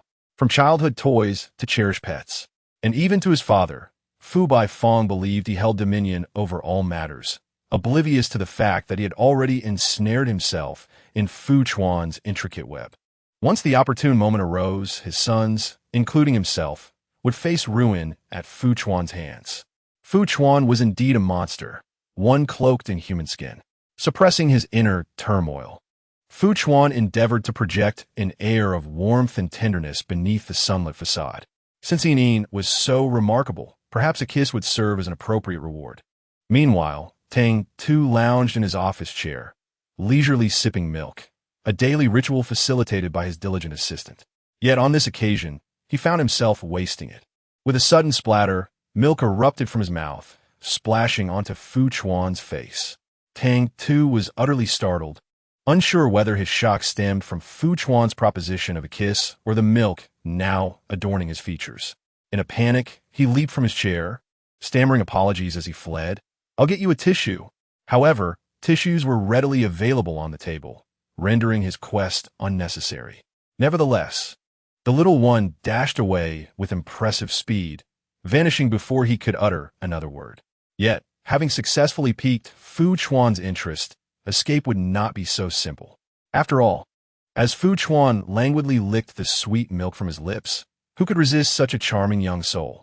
Chapter 82. Do not fear. I am no good man. Tang Tu, overwhelmed with fear, lost control of his expression. He hastily grabbed someone to deliver tissues to Fu Chuan before making his own hasty retreat. How terrifying, he thought. The once gallant protagonist sought to kiss him. Oh heavens! He had truly gone astray. Tang Tu dared not meet Fu Chuan alone, terrified that the monster might indeed pursue his desires. Fortunately, Feng Wei and Wang Li were anything but complacent, having brought the heroine to seek justice on their behalf.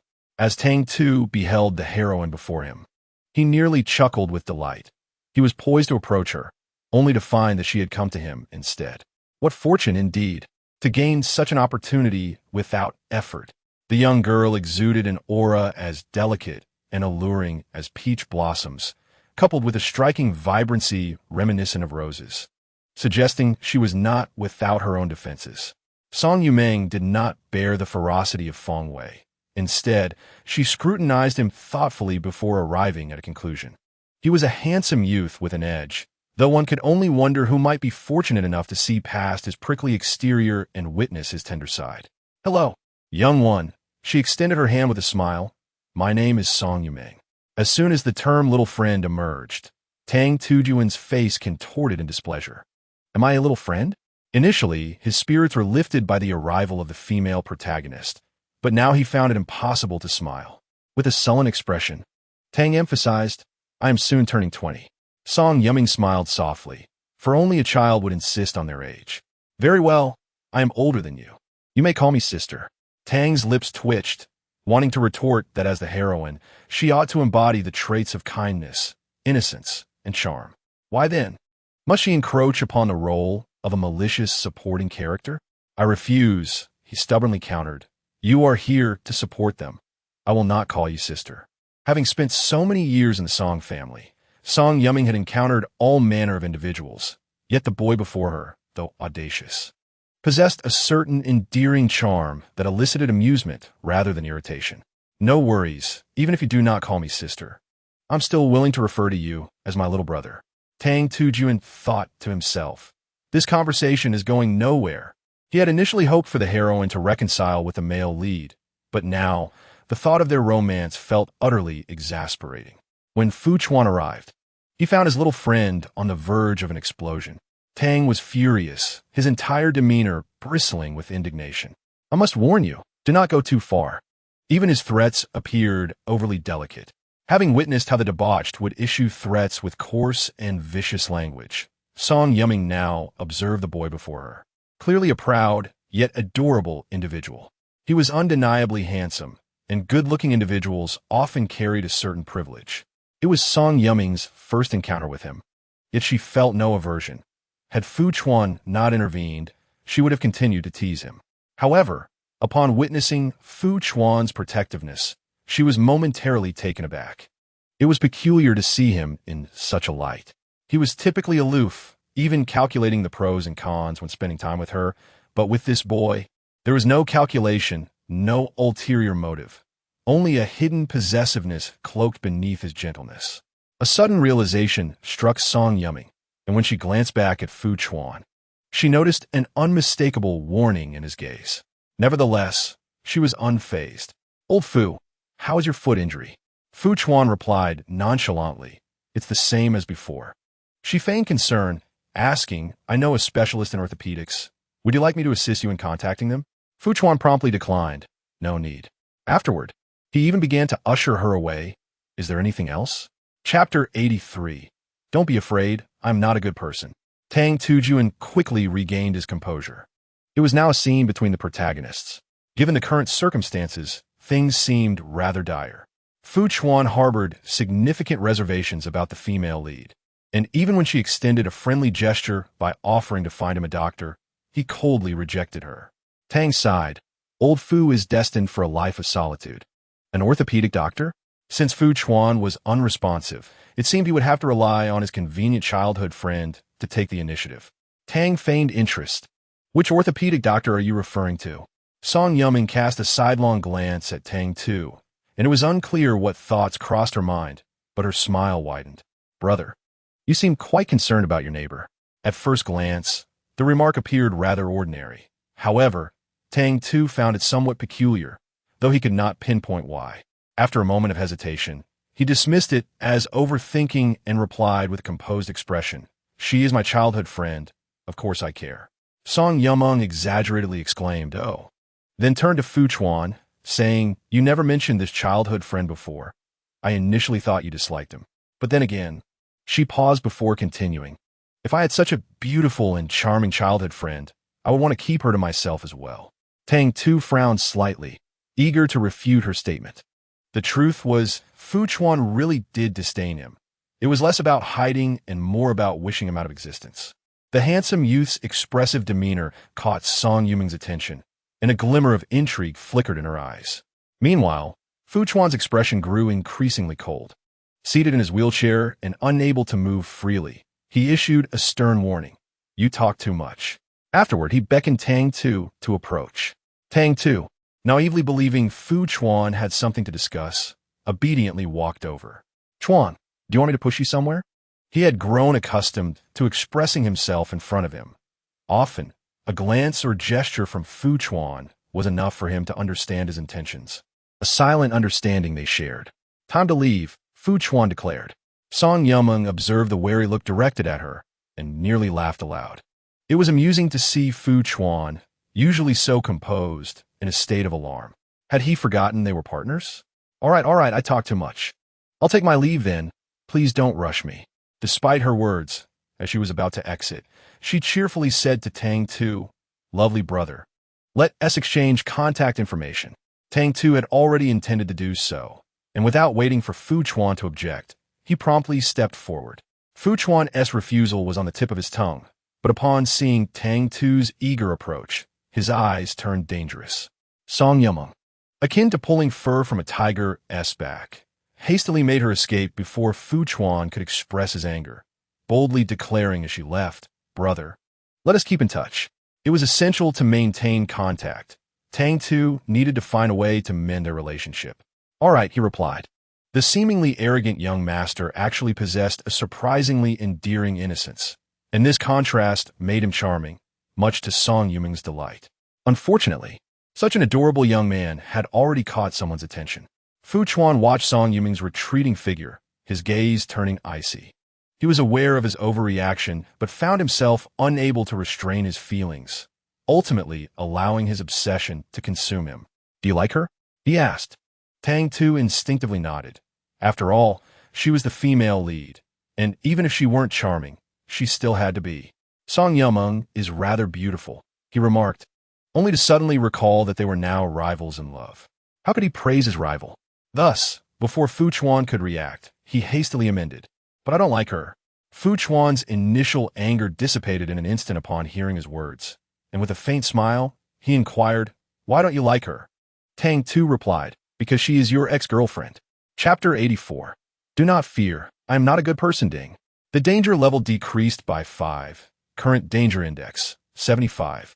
Fu Chuan's mood visibly brightened, and he remarked, "Well, I don't like her either." Upon saying this, he spoke as if to soothe the child. "We won't see her anymore."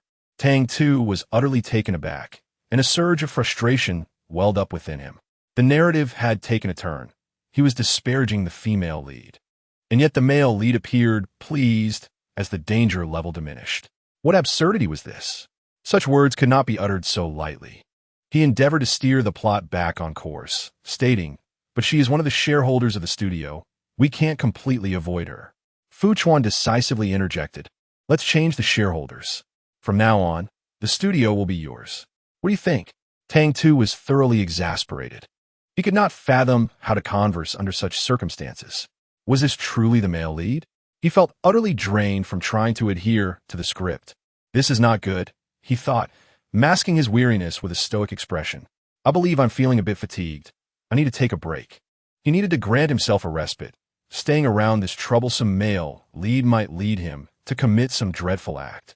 Children need a rest, Fu Chuan readily agreed, acknowledging the significant assistance Tang Tu had provided during this time. A break was indeed warranted. "Where would you like to go for fun?" "It's on me." Tang Tu frowned slightly, pondering the implications of Fu Chuan's behavior. Could it be that he was pursuing him? The mere thought sent a shiver down his spine. No, he must suppress such alarming notions. "No need, I have money," he asserted.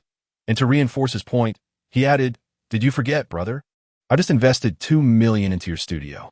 Tang Tu's intention was merely to assert his financial standing, but to Fu Chuan, it conveyed an entirely different message.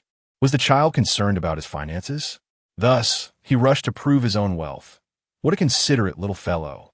"Not to worry, I have plenty of money," Fu Chuan responded, producing a card and expressing his delight.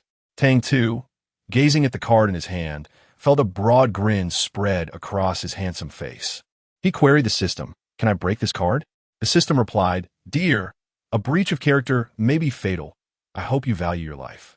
Tang Tu, with a forced smile, tucked the card away and turned to leave. Fu Chuan still had matters to attend to and could not accompany him. The young one had taken his card, and as long as he swiped it, he would always know where he was, oblivious to the treachery of human nature. Tang Tu accepted the card and, upon returning home, engaged in a spree of vindictive shopping. He first rushed to the mall to purchase an array of clothing before heading to a bar. In the vibrant nightlife, Tang Tu had never shown much interest in such places, but this time he sought an outlet for his frustrations. Once seated, he ordered a lavish spread of drinks. In the late hours of the night, the bar was filled with beauty and fine wine. These words, when woven together, invariably evoke a flurry of imagination, especially as Tang Tu sways his cocktail, a delicate blush gracing his eyes, reminiscent of a tipsy little rose. prompting an irresistible desire to take him home and cherish him tenderly. "Handsome boy, are you alone?" Tang Tu gazes at the men and women approaching him, a subtle smile curling at the corners of his lips. He resembles an innocuous angel, yet his words carry the mischief of a devil. "Do you wish to sleep with me?" He observes the increasingly brazen gaze of his interlocutor, his smile widening, voice almost beguiling. "Come here." The moment these words reach the other person's ears, excitement floods their being. "My name is Li Chun." Before he can finish, Tang Tu delivers a swift kick, a testament to the skills honed through experience. This single act could leave a person sprawled on the ground, unable to rise. After the deed is done, the little devil crouches, a wicked grin plastered on his face. "You wish to sleep with me? Do you think you are worthy?" Chapter 85. Fear not.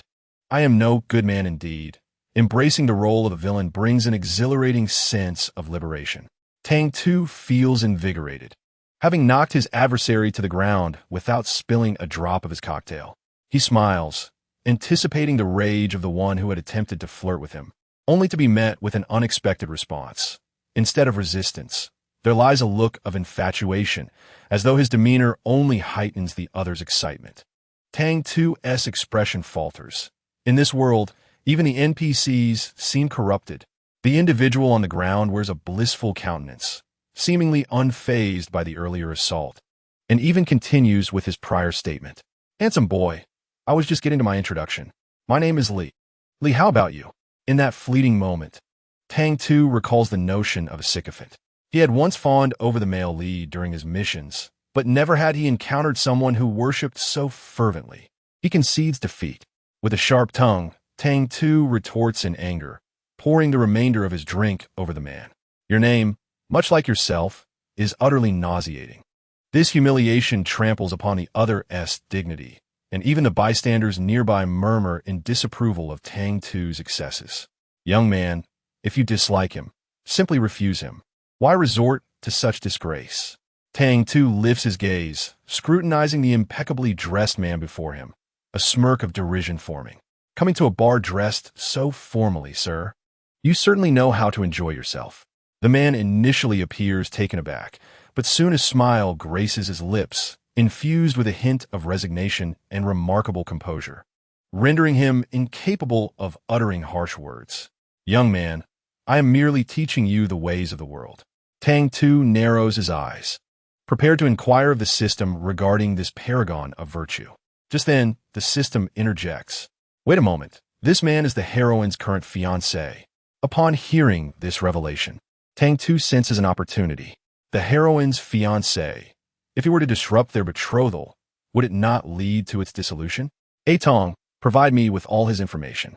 The system, sensing the mischief in his tone, promptly delivers the requested details, eagerly rubbing its hands together. "Darling, what do you intend to do?" Tang Tu, having snatched him away from the female lead, inadvertently granted the male protagonist an opportunity. He truly is a clever little rascal. Today at the bar, Tang Tu had turned down everyone, yet this impeccably dressed gentleman appeared to be the sole exception. "Teach me the ways of the world," Tang Tu remarked with a playful smirk, then, seizing the moment, swiftly snatched the wine glass from his hand. He gently swirled the glass, each movement igniting a yearning in the onlookers. The beauty before them was undeniably stunning. Even with a difficult temperament, no one dared to utter a harsh word. As soon as the well-dressed man stepped forward, others reacted. "Hey, our little beauty strikes, but it's only because the other party deserved it. Did you see him attack anyone without reason?" They continued. "It's best to meddle less in matters concerning a beauty." With that, he offered his own glass, declaring, "My wine is far superior." Tang Tu smiled brightly, his words straightforward and unambiguous. "So, you wish to pursue me?" The other man returned the smile. "Indeed, though I wonder if I have that privilege." Tang Tu's grin widened, his eyes sparkling with mischief as he scanned the gentleman before him. "If you desire to pursue me, it's not impossible," he teased, extending a finger towards the man. "Defeat him, and I shall grant you this opportunity." The gentleman paused, clearly taken aback by the unexpected challenge. His brow furrowed as he opened his mouth to respond, but Tang Tu did not grant him the chance. In the presence of such a rare beauty, The other party was eager to showcase himself, unconcerned about whether the well-dressed man would retaliate. The bar was loud, and this minor altercation drew some attention, yet most continued to revel on the dance floor. The music blared around them, and Tang Tu, observing the unfolding farce, suddenly found it quite tiresome. He took out his phone, snapped a few pictures, and sent them to Song Yuming, stating, "Sister, look at the amusing spectacle I've stumbled upon." Just as the message was sent, he hadn't even tucked his phone away when someone patted him on the shoulder. He turned sharply to find Song Yuming beaming beside him. "Brother, what a coincidence. I've also encountered something exceedingly interesting." She lifted her phone, showcasing her own discovery. Tang Tu narrowed his eyes, catching sight of a message on her screen, the contact name boldly reading Fu Chuan. Seated next to him, Song Yuming disregarded her unfortunate fiancé, resting her chin on one hand while smiling mischievously. "Brother, you truly surprise me. Which of these is your true self?"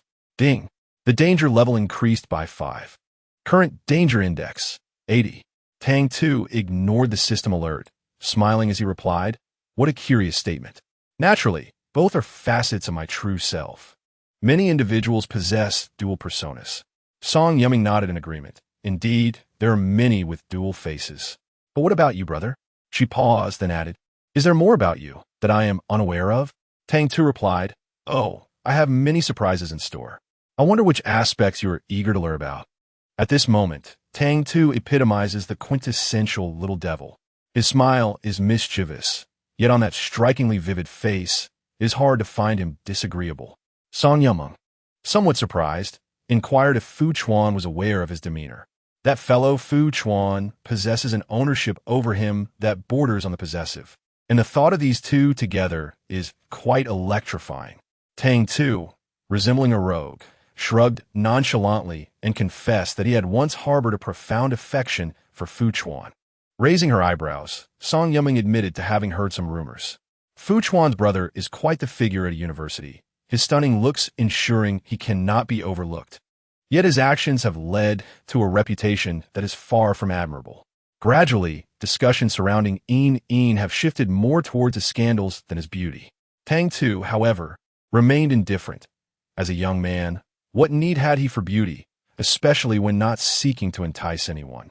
After accompanying Fu Chuan through months of recovery from a foot injury, Tang Tu began to find the situation rather tedious. He casually toyed with a wine glass in his hand, not drinking but merely playing with it.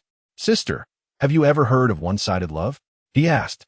Song Yuming was taken aback. One-sided love signifies a person's affection for someone in silence, which, upon receiving any reciprocation, leads to a disinterest in the relationship, rendering it rather mundane. If he spoke truthfully, then Fu Chuan's plight was indeed unfortunate. Having known him for so long, it was the first time she witnessed him genuinely caring for someone, only for that person to treat it as a game. She gazed at Tang Tu, momentarily at a loss for words, until she recalled that Fu Chuan was not without his flaws. If he were to take a liking to someone, it would not be so easily dismissed. "You, Song Yuming, do not harbor disdain for the youth before you. Yet considering Fu Chuan's nature, are you prepared to do a good deed without fear of retribution?" Tang Tu chuckled, finally taking a sip of the wine in his hand. "If I fear retribution, I shall refrain from such antics." Chapter 87. Fear not. I am no good person. Tang Tu's nonchalant attitude towards life prompted Song Yuming to give him an approving thumbs up. "Young man, those with great skill often tread dangerous paths. Do proceed with caution."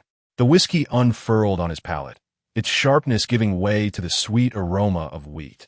Having not indulged in spirits for quite some time, the initial sip stung his tongue, though he managed to conceal his discomfort, lest he embarrass himself. "Sister, have you heard of licking blood from the edge of a knife?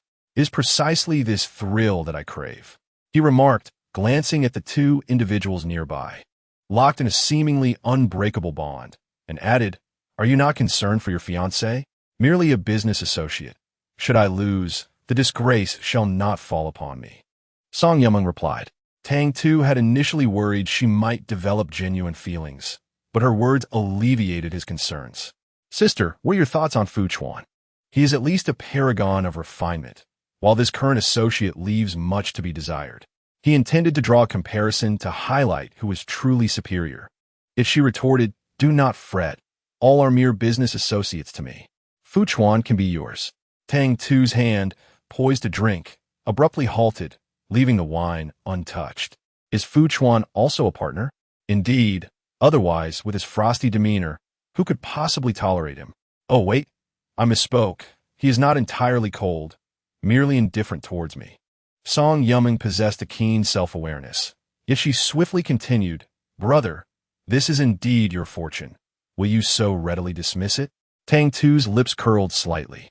Such a fortune was one he truly dared not claim. "I am a person who relishes challenges, the more arduous the task. The more it captivates my attention and occupies my thoughts. However, once the challenge is surmounted, he would, like a heartless rogue, simply shrug it off, revealing a cruel and uninteresting expression. The novelty of such experiences typically wanes within 3 months. I had anticipated that Fu Chuan would be somewhat exceptional." Song Yumeng found herself at a loss for words. She was not one to be consumed by romantic notions, possessing little interest in matters of the heart. To her, love was merely an impediment obstructing her path to strength. Yet, hearing Tang Tu's words, she felt a twinge of pity for Fu Chuan. That fellow was once the one to break hearts, cold and unyielding. She had almost come to believe him a mere automaton, only to discover that one day, this robot had developed emotions. Song Yumeng sighed deeply and then patted Tang Tu on the shoulder. To her knowledge, Fu Chuan would not relent easily. "Young man, you would do well to tread carefully. Fu Chuan is not one to simply back down." Song Yumeng offered him a word of caution. She had initially intended to tease the pair, sending those photographs to Fu Chuan, but now it seemed she might have stirred up trouble. Tang Tu remained unfazed. What if he wouldn't relent? It is better to part ways amicably, especially since I have provided him with a severance fee. The investment in the studio would not be reclaimed. Consider it a parting gift. As he observed his host recklessly barreling down a path of self-destruction, the system grew increasingly anxious. "Tutu, the male lead is approaching right behind you." With that, the danger level, previously having subsided, surged wildly. In that moment, the system witnessed what it meant to return to square one. Ding! Danger level increased by 10. Current danger level, 90. Ding! Danger level increased by 10. Current danger level, 100. Warning, warning, warning. Danger level excessively high. Please exercise caution, host. The cacophony of alerts in his mind finally ceased, and Tang Tu beheld Fu Chuan seated in a wheelchair. Indeed, he was the quintessential dark protagonist, his expression ominous enough to send Song Yumeng fleeing. "My fiancé seems to be injured. I shall go check on him." Chapter 88. Do not fear, I am not a good person. This scene was undeniably exhilarating. The system was on edge, its entire data framework nearly fraying at the seams. Yet Tang Tu, as the chosen one of fate, remained unflappable, calm in the face of danger. Then it heard Tang Tu inquire, "Darling, could I be overcorrecting, causing a backlash?" "System, what are you talking about?"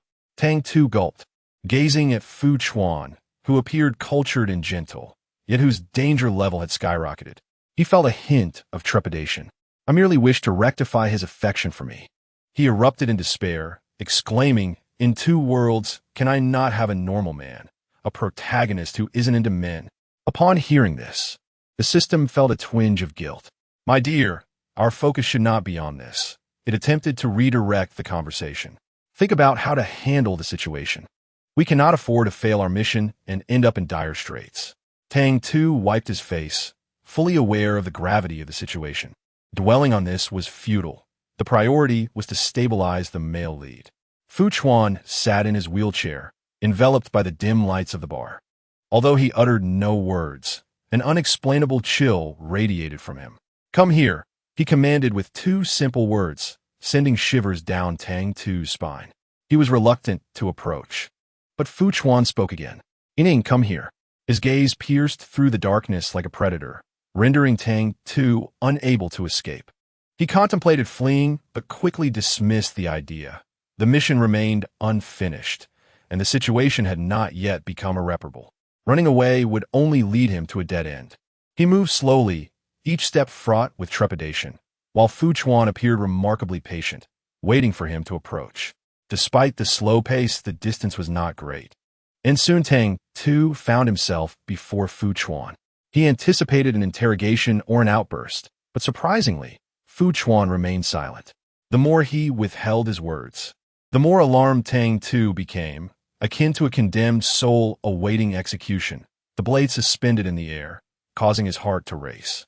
Fu Chuan's voice was barely a whisper, and perhaps out of guilt, he couldn't bring himself to meet Tang Tu's gaze. The more furious he grew, the calmer he appeared, fixing his intense stare on Tang Tu while suppressing the fury that threatened to erupt. Grinding his teeth, he smiled and said, "Yining, is this what you call relaxation?" Tang Tu pressed his lips together, averting his eyes, refusing to respond. In reaction, Fu Chuan found humor in the situation, his eyes flickering between rage and coldness, ultimately suppressing all negative emotions. "Not yet, it's not the right time. The little one still knows fear, which means he still holds feelings for me. When the day comes that he no longer cares, I will ensure that day never arrives." He gazed at the bar filled with unopened bottles, squinting in a dark mood. Does Yining enjoy drinking? Tang Tu was not a reckless drinker. He appreciated wine, but preferred to savor it in moderation. Getting drunk was not enjoyable. Yet this time he dared not explain or refute Fu Chuan's assumptions, perhaps intimidated by the palpable danger. He had not anticipated such a strong reaction from the other party. He had considered that Fu Chuan might feel disappointment, sadness, or even anger, but he never expected him to succumb to darkness and rage. He finally comprehended what Song Yuming had meant when she spoke of a downfall. However, it was too late, and there was no turning back. "It is my fault. I was unaware that Yining enjoyed drinking." A cold voice resounded as Fu Chuan instructed his assistant to retrieve a bottle from the bar. Just as Fu Chuan was about to take the glass, Tang Tu swiftly snatched it away and tilted his head back, drinking it all in one go. "Fu Chuan, given your poor health, drinking is inadvisable." Chapter 89. Do not fear, for I am no virtuous man. Fu Chuan's gaze was heavy as he watched him down the drink in one gulp, his smile chilling. "I cannot indulge you in drinking. I would only disappoint Yining." Tang Tu forced a smile, one that resembled more of a grimace than joy. How utterly absurd this was. "My dear, your health is paramount. We shall discuss libations once you are well." He could only offer reassurances, initially intending to invoke some disdain, but now, the intensity of Fu Chuan's gaze felt as if it could consume him whole. It was terrifying. Remarkably, Fu Chuan refrained from any drastic actions in his rage, thanks entirely to Tang Tu's astuteness.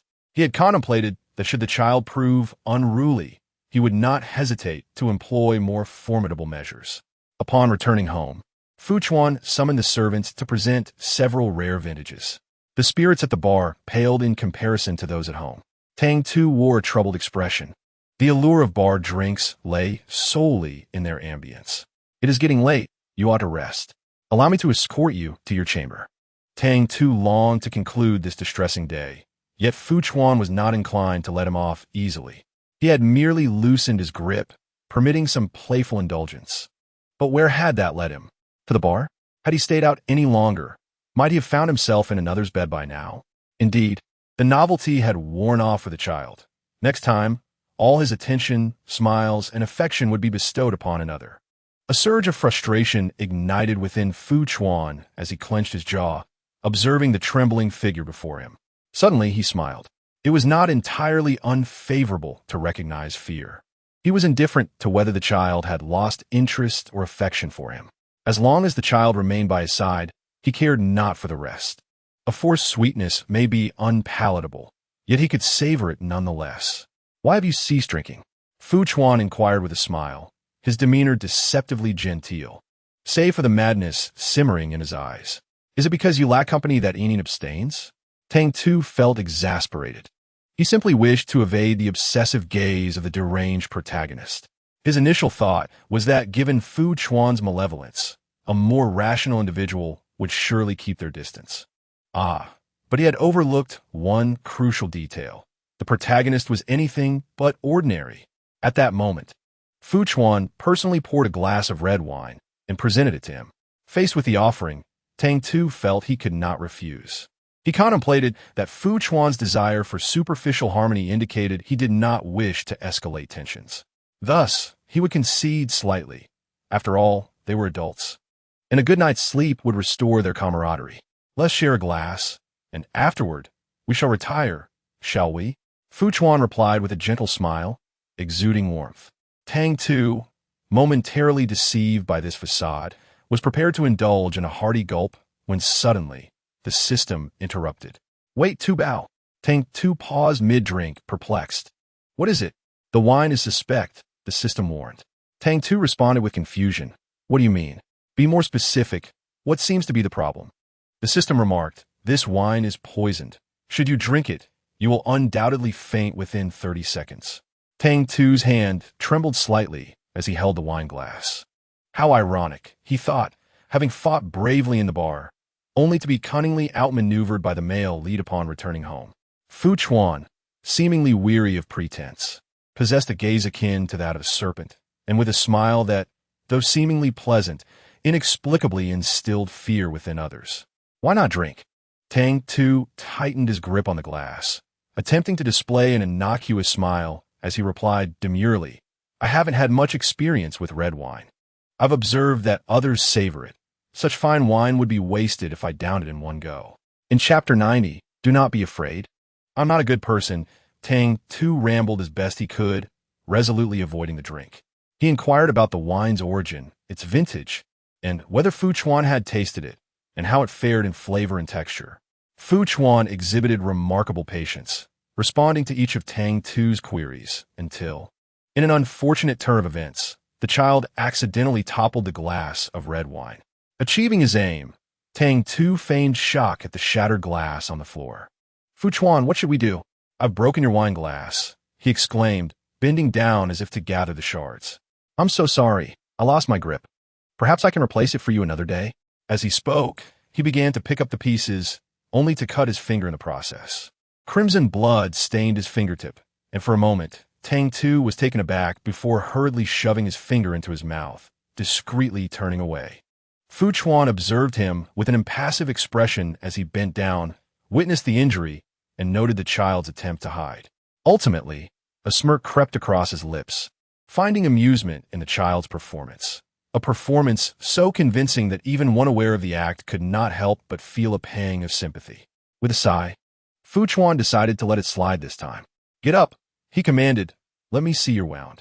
Tang Tu quickly concealed his hand behind him. It's nothing. The night grows late. Allow me to escort you to your resting place. He could not abandon the male lead here. Who knew what madness might ensue if he did? However, as he maneuvered behind the wheelchair, a strong hand suddenly seized his wrist and, with a vigorous tug, left him unprepared and tumbling into someone's embrace. Fu Chuan caught him fully, his mood lifting slightly. How careless you are, he remarked. Tang Tu, rigid in posture, remained motionless for a moment before mechanically turning his head to address Fu Chuan. Fu Chuan? But Fu Chuan paid him no mind. Instead, he grasped Tang Tu's injured hand. The child's hand was delicate, fair and slender, with distinct knuckles, though, when compared to Fu Chuan's palm, it seemed somewhat lacking. Fu Chuan enveloped Tang Tu's hand, leaving only the injured finger exposed, and, to Tang Tu's bewilderment, placed it in his mouth. Tang Tu felt as though struck by lightning, utterly thrown off balance. He yearned to retract his finger and escape from Fu Chuan's lap, but at that moment, a powerful hand firmly encircled his waist, squeezing painfully enough to bring tears to his eyes. Fu Chuan's breath was in disarray, his eyes wide with alarm. Tang Tu's fingers had only made a shallow cut, long since ceased to bleed. Yet under Fu Chuan's gaze, he felt a swell of anxiety and fear, dreading any extraordinary act that might ensue. It was not unclean. Although Fu Chuan had released his hand, his eyes remained a haunting presence.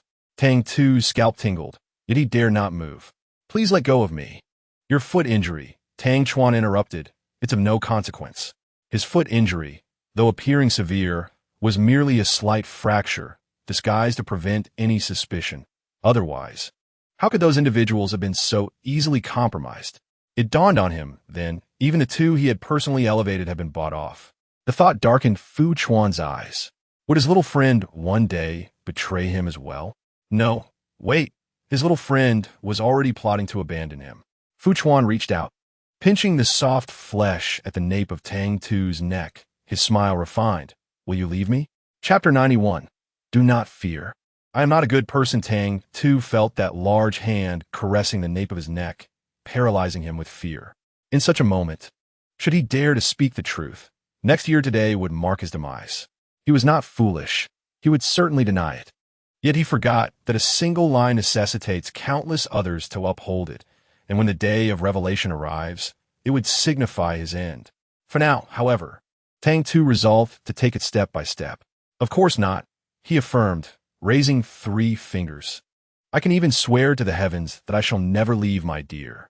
Fu Chuan was finally satisfied. He released his hold, chuckling lightly. Good child. Remember what you said today. Ding. Danger level decreased by 10. Current danger index 90. Tang Tu exhaled in relief. He had successfully escorted Fu Chuan back to his room. To further demonstrate his servitude, he even dutifully squeezed toothpaste and handed over a towel. Fu Chuan regarded the little sycophant before him, his lips curling into a smile. Yandere. Tang Tu truly loathed that name. It felt so childish. Hey, what is it, dear? The young boy appeared obedient, his smile angelic, almost making Fu Chuan forget his devilish demeanor at the bar. Could you draw me a bath? Fu Chuan feigned innocence. Your dear has been having trouble with his legs lately. I'd appreciate it, Yandere. Tang Tu replied, but we have servants at home. Fu Chuan countered. Would Yandere find me bothersome? Tang Tu gritted his teeth and smiled. Of course not. Yandere would never find dear Chuan bothersome. However, the large-eared Tutu might. Ultimately, Tang Tu complied, preparing the water and adjusting the temperature. Once everything was set, he sweetly announced, Dear, the water is ready. Fu Chuan's lips curled into an even more innocent smile. Good child, since the water is ready, could you help me with my clothes? Tang Tu thought he must have misheard. Undress him? Shall I assist him with his bath as well? Fu Chuan observed his hesitation, his lips slightly parting. A look of despair etched across his face. It has been ages since I've indulged in a proper soak. I previously hesitated to trouble others, but you, Yandere, are different. As he paused deliberately, his deep-set eyes fixed upon him. Yandere, you're unlike the others, are you not? What choice did Tang Tu have? He could only grit his teeth and nod in agreement. Indeed, I am different. Fearing that Fu Chuan might cause further mischief, he stepped forward. Fu Chuan wore a white shirt, and Tang Tu, lacking the patience to unfasten each button, yanked it, causing all the buttons to scatter to the floor. My apologies for ruining your buttons, he said with a careless tone, a hint of mischief lacing his words. Fu Chuan could not help but smile, replying lightly. It's fine. Perhaps next time, Yandere could buy me another. Don't mention just one. I could procure 10 for you. With the shirt removed, the next step involved the trousers. While Tang Tu managed to maintain his composure with the upper garment, he found it increasingly difficult to remain calm regarding the lower one. System, will I develop a needle-like eye? The system nearly burst out laughing before responding. Fear not. If that happens, I shall cover the treatment costs. Hearing the term treatment, Tang Tu's eyes sparkled with hope. Aside from treatment, could I also receive a little compensation for emotional distress? I don't ask for much. Before he could finish, a sudden gasp interrupted him. Out of curiosity, the system intended to investigate the situation, only to find itself confronted with a mosaic of visual interference. Then, it heard a series of astonished murmurs. Heavens above. Chapter 92. Do not fear, I am not a good person following the bathing incident. Tang Tu found himself in a daze for several days, doing everything he could to avoid Fu Chuan. Thankfully, Fu Chuan had been quite busy lately, scarcely returning to the villa, thus granting Tang Tu a much-needed respite. He dared not engage in any antics, fearing that he might inadvertently raise his previously lowered danger levels. However, remaining cooped up at home was dull. He needed to contemplate his next course of action. System, what should I do next? The system shrugged, indicating its uncertainty. Tang Tu, disheartened, expressed his disdain. I knew I couldn't rely on you. You falter at crucial moments. The system's lips quirked. Just moments ago, he had been affectionately calling it treasure, and now he was dismissing it. Does your male lead know of your swift change of heart? With no faith in the system, Tang Tu resolved to depend on himself. Suddenly, an idea struck him. He recalled the female lead. He sprang from his chair, excitement coursing through him. Of course, I almost forgot about the female lead, Song Yume. The system intended to caution him against potential pitfalls, fearing that he might indeed face dire consequences, but reconsidered. After all, she was the female lead. What if it could work? All right, but how do you plan to approach her? Naturally, I will devise a way to get closer to her. With determination, he took out his phone. Sister, what are you up to? Before long, a reply from Song Yume arrived. Little brother, you are still alive? The two individuals exchanged pleasantries for over 10 minutes before deciding to meet in person. They agreed to have afternoon tea, and since it was summer vacation, the restaurant was bustling with patrons, predominantly students. Both Song Yumeng and Fu Chuan were approaching their senior year internship, making them considerably busier compared to their junior, Tang Tu. Song Yumeng's agreement to meet him stemmed from an insatiable curiosity piqued during their previous encounter at the bar. Despite knowing that curiosity can lead to trouble, she found herself unable to resist. Little brother, I never expected to see you alive, she remarked with a hint of astonishment. So what happened that day with Fu Chuan? Tang Tu, with a glum expression, simply replied, guess. His despondent demeanor elicited a series of laughs from Song Yumeng. All right, I understand. Little brother, I sympathize with you.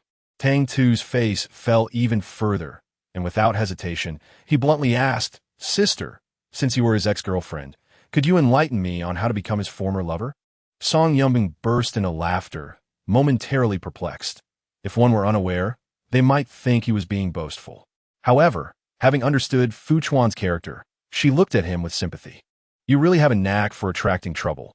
Why did you have to provoke such a devil? Indeed, he is a devil, she continued. Little brother, while I am inclined to assist you, I must confess that my status as his ex-girlfriend is somewhat misleading. She gestured with her hands, explaining, we were merely contract lovers. Are you familiar with the concept of a contract? It's rather trendy these days, like the tyrannical CEO contract couples. Tang Tu nodded in understanding, his eyes brightening. Under normal circumstances, such a contract would eventually become legitimate, making them the destined leads of a romantic narrative, provided, of course, that this were a world of romance. I certainly understand, he replied eagerly. My brother must have seen something in you to agree to such a contract. So, sister, how did you two eventually part ways?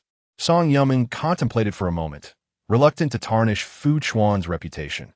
Yet the plight of this young man was difficult to dismiss. Just cling to him, she advised. Fu Chuan despises being pursued, especially when he is busy. Tang Tu stroked his chin, finding her words to be profoundly insightful. Thank you, sister. Just as Song Yumeng was about to respond, she received a WeChat message. Fu Chuan, thank you, Miss Song. Song Yumeng, with a sudden chill of apprehension. She realized the implications. Merely half an hour had passed since her conversation with Tang Tu, and already Fu Chuan had received a message. What had he done to that unfortunate boy? Fu Chuan was candid, revealing he has a listening device on him. Song Yumeng. Brother, that is illegal. Alarmed yet hesitant to speak further, she feared Fu Chuan's watchful gaze. His vengeful nature was well known, and those who had incurred his wrath had yet to recover. She could only delicately suggest to Fu Chuan, take it easy. The little darling might be frightened. Fu Chuan did not reply further, leaving Song Yumeng restless. Looking at Tang Tu, her sympathy grew stronger, and she finally said, I have other matters to attend to. This afternoon tea is on me. Tang Tu, previously consumed by worries, now found a new perspective that invigorated his appetite. This charming restaurant served delightful afternoon tea, and his mouth was now filled with delectable treats. Upon hearing a remark, he could only smile and wave, unable to speak. Song Yumeng attempted to voice her thoughts several times, but remembering Fu Chuan, she refrained, deciding it was best to stay out of his affairs. Once she departed, the smile on Tang Tu's face faded. Is there a listening device on me? The system felt guilty for its inefficiency, having failed to detect the device concealed within his watch.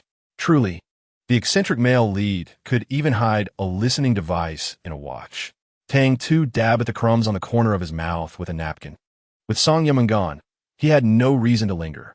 Curious about his next move, the system inquired, "Where are you off to, Tu?" "Of course. I'm going to see Fu Chuan," Tang Tu replied. Today had not been without its rewards. Firstly, he had discovered the existence of a listening device on him. Secondly, Song Yameng was right. Loving someone is not a fault, but obsessively clinging to someone, especially inappropriately, is burdensome. Resolute in his decision, Tang Tu grabbed the packaged food and hurried to Fu Chuan's studio. The assortment of food included some notably pungent items, such as durian and stinky tofu. Tang Tu had specifically asked the system about Fu Chuan's aversions, and upon learning them, he had gone out at night to procure the items and delivered them promptly. Each stinky tofu, durian, and snail noodles were bound to provoke Fu Chuan's ire. Chuan, Tang Tu elongated his tone, holding up a piece of durian. And when Fu Chuan was distracted, he swiftly shoved it into his mouth. "This durian is so fresh and sweet, do try it. Is it not delicious?" For someone who detests durian, the taste was overwhelmingly potent, and even Fu Chuan struggled to endure it. He nearly retched at the first bite. Tang Tu, witnessing this, almost burst into laughter. "Come on, let's share the pain." "So dear, how does it taste?" Fu Chuan stared at him intently, noticing the radiant smile and the mischievous glint in his eyes, narrowing his gaze slightly. "Want to know if it's good?" Tang Tu replied cheerfully, "It should be delightful. I specifically chose the ripest piece. They say that the fully ripened durian is the most exquisite." Whether it was exquisite or not remained uncertain to Fu Chuan. He only knew that the ripest durian was the most overpowering. The little rascal was so audacious that Fu Chuan could hardly contain his amusement. If he wanted to discover how it truly tasted, he would let Tang Tu know in no uncertain terms. Grasping Tang Tu's wrist without hesitation, Fu Chuan pulled him closer, this time not merely embracing, but engaging in a kiss. With a sense of retribution, he playfully nibbled at Tang Tu's lips, coaxing him to part his mouth. This kiss would undoubtedly be the most disastrous experience in Tang Tu's history. Yet, he was prepared for it. Fu Chuan had initially intended to tease him, to instill a sense of restraint, yet he never anticipated that the little one would have a trick up his sleeve. This kiss was not only disappointing for Tang Tu, but even Fu Chuan found it exceedingly unsatisfactory, devoid of any spark. Instead, it felt like a contest. After a mere few seconds, Fu Chuan quickly released his hold, his expression shifting subtly, revealing his displeasure. "What did you eat?" Tang Tu, with a smile that belied any anger from being treated lightly, replied, "I just had some snail noodles and nibbled on a few pieces of stinky tofu along the way. While they were frying the tofu, I had them add some garlic as well." Chapter 94. Do not fear. I am not a good person. The flavor described by the little rascal was indeed intoxicating. However, despite Fu Chuan's change in demeanor, the mirth in his eyes only intensified. He had contemplated countless scenarios. The child, both fearful and desperately trying to please him, perhaps intended to annoy him, or feigned indifference, acting weak and pitiful solely to elicit his sympathy. Yet none of these interpretations held true. As Fu Chuan pondered, a smile crept upon his lips. After all, beneath the little rascal's handsome exterior lurked a mischievous imp. If he were to consider those possibilities, it would render the situation rather tedious. For the time being, Tang Tu held the upper hand, his face radiating pride, his eyes glinting with audacity as if he were daring Fu Chuan. "What is the matter? Have you grown fond of me?" He feigned a look of panic and nervousness, a sight that was quite infuriating.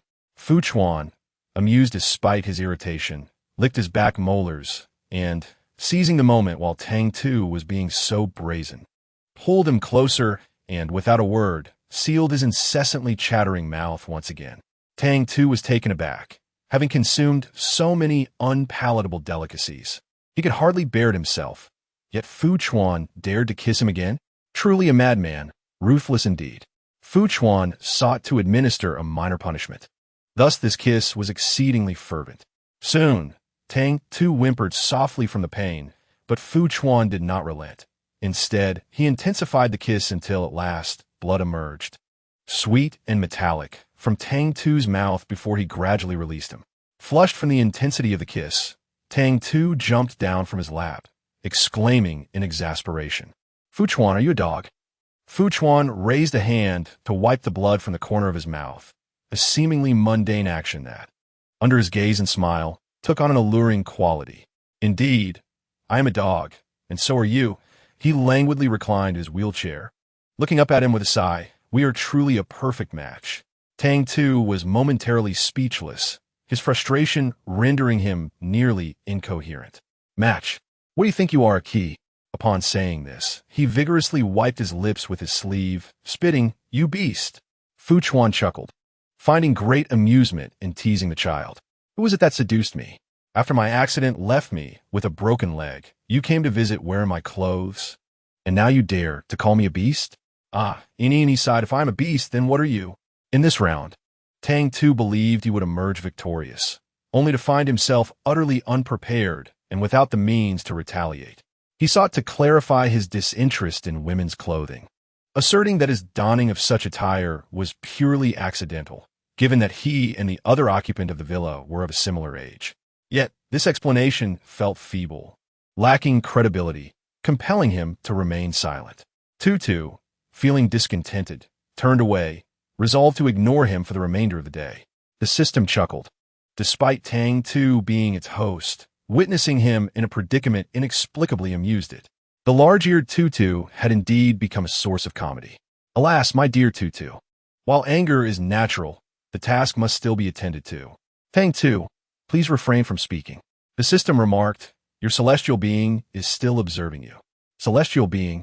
Tang Tu grimaced in annoyance. Where did such a notion arise? It resembled nothing more than a large-tailed wolf. The system innocently responded, what was that saying? A perfect match, an ideal pairing, a celestial being's companion. You two are so well suited. What is wrong with Fu Chuan being a celestial being? Tang Tu contemplated roasting this system. Chapter 95. Do not fear. I am not a good person. The child's expressions were vivid, endearing Fu Chuan immensely. By the way, there is a banquet in a few days. You should accompany me. Fu Chuan briefly mentioned the host of the gathering, essentially his collaborator.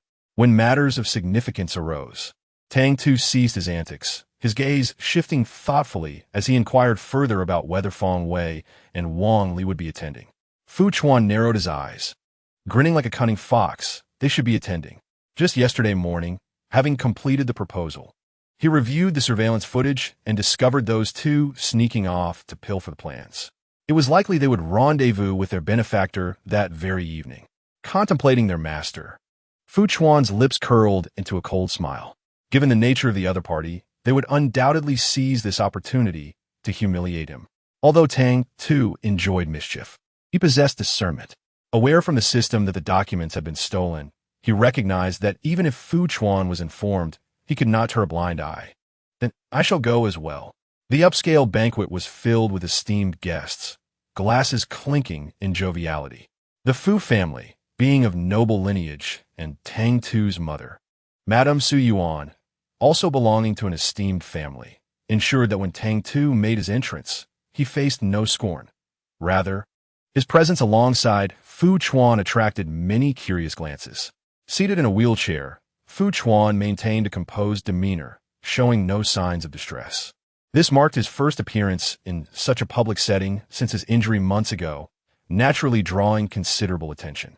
Fu Chuan excelled academically, was handsome, and brought ease to his parents, embodying the quintessential ideal child in the eyes of many. During the banquet, numerous attendees recalled their childhood and adolescence, often compared unfavorably to him by their parents, leading to a simmering resentment. Fu Xiao, it seems your leg injury has yet to heal after several months, one remarked, the tone lacking sympathy, tinged instead with schadenfreude.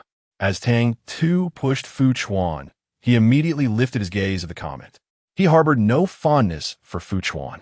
Competing with him was one matter, but allowing others to bully him was entirely another. Oh, isn't this the esteemed young Master Jean? Tang Tu smirked, observing him with a playful glint in his eye, while the system scoured for his dirt. Remarkably, the system amassed such a plethora of scandalous information on this insipid character that it could fill an entire list. This was not merely dirt. It was a chronicle of his existence. At today's banquet, amidst a throng of guests, Tang Tu could not bring himself to don women's attire for their amusement, so he opted for a male outfit instead. He had calculated that, given the duration was short, his physique could endure the strain. The young boy, clad in an expensive suit with slightly curled hair tied back in a low half ponytail, exuded an air of refined elegance akin to a dapper young gentleman from Japan. His youthful features were striking, with cherry-colored lips that curved into a captivating smile, enchanting all who beheld him. No one could harbor disdain for someone so aesthetically pleasing. Humans are creatures of visual pleasure, and upon first glance, no one would dare utter a hurtful word against him. However, while the first impression might be spared for malice, the second glance often revealed a different story, especially upon recognizing him as the fabled second young master of the Fu family. The burden brought into their household by Madame Fu. Many gazes shifted, altered by this newfound knowledge. Yet among those present, the young man named Jin did not belong to this contingent. Jin Xian stared intently at Tang Tu, his eyes gleaming with curiosity. "Do you know me?" The original owner of this identity had seldom ventured beyond the confines of school, and although there were a few who recognized him, they were few and far between. It was evident that Jin Xian did not know him, nor was he aware of his notorious reputation. The fame of young Master Jin was widespread. Who was unaware of it? Tang Tu replied with a smirk. "By the way, I heard about your last boyfriend. He has recently been undergoing HIV tests at the hospital." He distanced himself, casting a superstitious glance. Let us hope he doesn't pass it on to anyone else. Chapter 96. Fear not. I am no good Samaritan. Tang Tu's protective demeanor evoked a series of chuckles from Fu Chuan. His voice was not loud, yet many were already attentive to their exchange. Upon hearing Tang Tu's words, everyone instinctively retreated, leaving even Jin Qian frozen in disbelief. Tang Tu clicked his tongue in amusement, disregarding him and instead addressing Fu Chuan. "Darling, let us keep our distance from such people. We wouldn't want to attract misfortune by association." The boy's endearing protectiveness was undeniably charming, with a sharp tongue winning Fu Chuan's favor. "All right, let us heed the advice." From that moment on, Tang Tu engaged in a verbal spar with each contender, leaving no one the victor, but rather embroiling them all in chaos. Starting with Jin Xian and followed by Feng Wei and Wang Li, none managed to gain the upper hand. Particularly, Feng Wei and Wang Li, who believed that by submitting their proposal to their influential backer, they would secure their success, strutted in with arrogance, forgetting that those who attended such banquets were not merely opportunistic guests. Feng Wei and Wang Li had only managed to gain entry through the invitation of their benefactor, while Fu Chuan was genuinely the host of the occasion. The disparity in identity and status was glaring, and even their intellects were not on equal footing. Tang Tu displayed an expression of disdain, his myriad of subtle facial expressions evident as he observed those around him, his eyes seemingly rolling heavenward. Truly, it felt as though any commoner could attend. After voicing his thoughts, he turned to Fu Chuan and remarked, "My dear, the air here is foul, filled with refuse. Allow me to escort you to a more pleasant atmosphere." Tang Tu portrayed the role of a malicious foil with remarkable finesse. Although his actions were ultimately aimed at assisting Fu Chuan, his methods were bound to attract criticism. To his surprise, Fu Chuan not only refrained from expressing disdain, but found him endearing. After all, it was a child who was aiding him, an affection that no one could resent. Ding. The danger level decreased by 10. Current danger index, 80. Tang Tu paused momentarily in pushing the wheelchair, his expressions contorting slightly. After a prolonged silence, he finally managed to utter, "System, I'm in this state, and he still doesn't find me embarrassing, but rather seems pleased. What would he possibly be happy about?" The system remained speechless. Perhaps this was love? The mere mention of the word made Tang Tu nearly propel Fu Chuan out of the wheelchair. With a stony visage, he admonished, "Speak properly. Do not disgust me."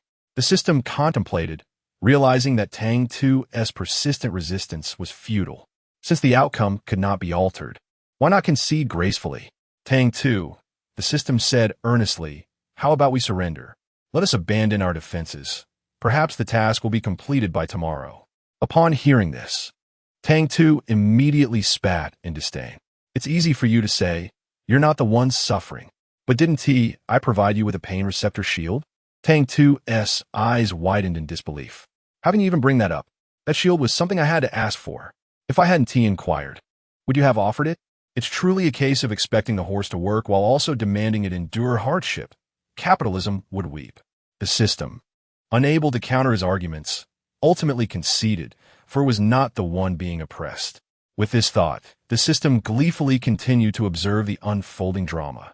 The banquet persisted, and Tang Tu sparred with everyone present, confronting one group after another. At last, he earned notoriety, and the upper echelons of society began to recognize the infamous Tang Tu with the large ears. Naturally, the child reveled in this newfound reputation. Fu Chuan regarded him as a valiant little knight, unable to suppress a smile as he expressed gratitude. Thank you, Yin. Tang Tu patted his chest and declared grandly, You are my dear. To bully you is to bully me. If anyone dares to trouble me, I shall retaliate fiercely. At that moment, Fu Chuan found himself shrouded in darkness, gazing at Tang Tu, who stood illuminated by the lights. Suddenly, a smile crept upon his lips as he silently sighed. What should I do? I wish to bully you too. Chapter 97. Do not fear. I am not a good person. Fu Chuan endeavored to suppress the inappropriate thoughts swirling in his mind when he was spotted by Song Yameng at the banquet. She scrutinized Tang Tu with her gaze before greeting Fu Chuan. Old Fu, what a coincidence. I didn't expect to see you at such a gathering. Such banquets were held periodically. Aside from a few individuals of merit, most attendees were simply there for indulgence and merriment. Song Yameng approached to accompany her affordable fiancé. Yet Fu Chuan was indeed a rare guest. Invited by General Huang, I naturally had to attend. I could not refuse him.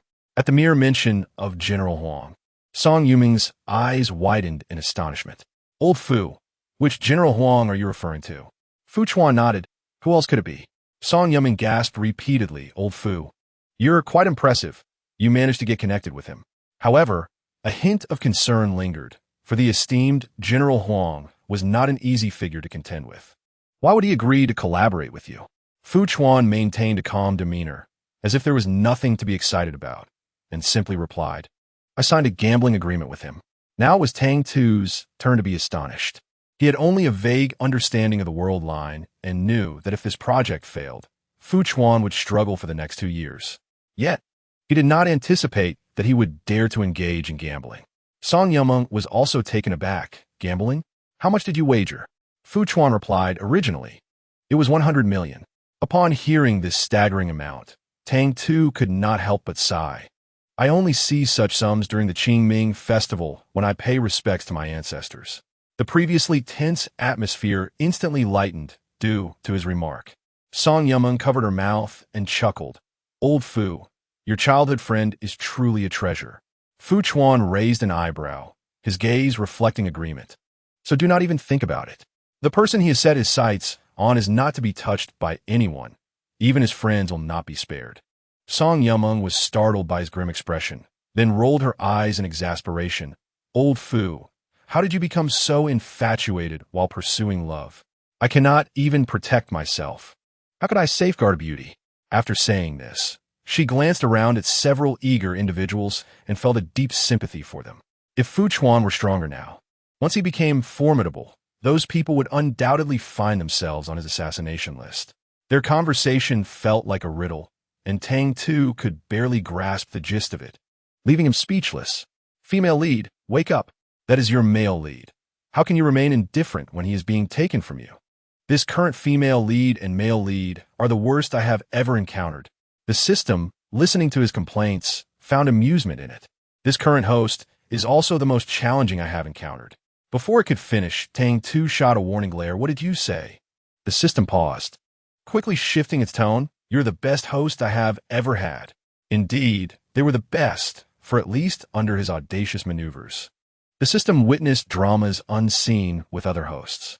The General Huang they spoke of was the wealthiest individual in Huagua. His identity was shrouded in mystery, his appearance unknown. Even his gender was a riddle. In short, he was an exceptionally enigmatic figure, which explains Song Yameng's astonishment. Brother, you mentioned you had previously wagered 100 million. What about now? Tang Tu calculated how much Fu Chuan's worth would rise should he emerge victorious this time. Chapter 98.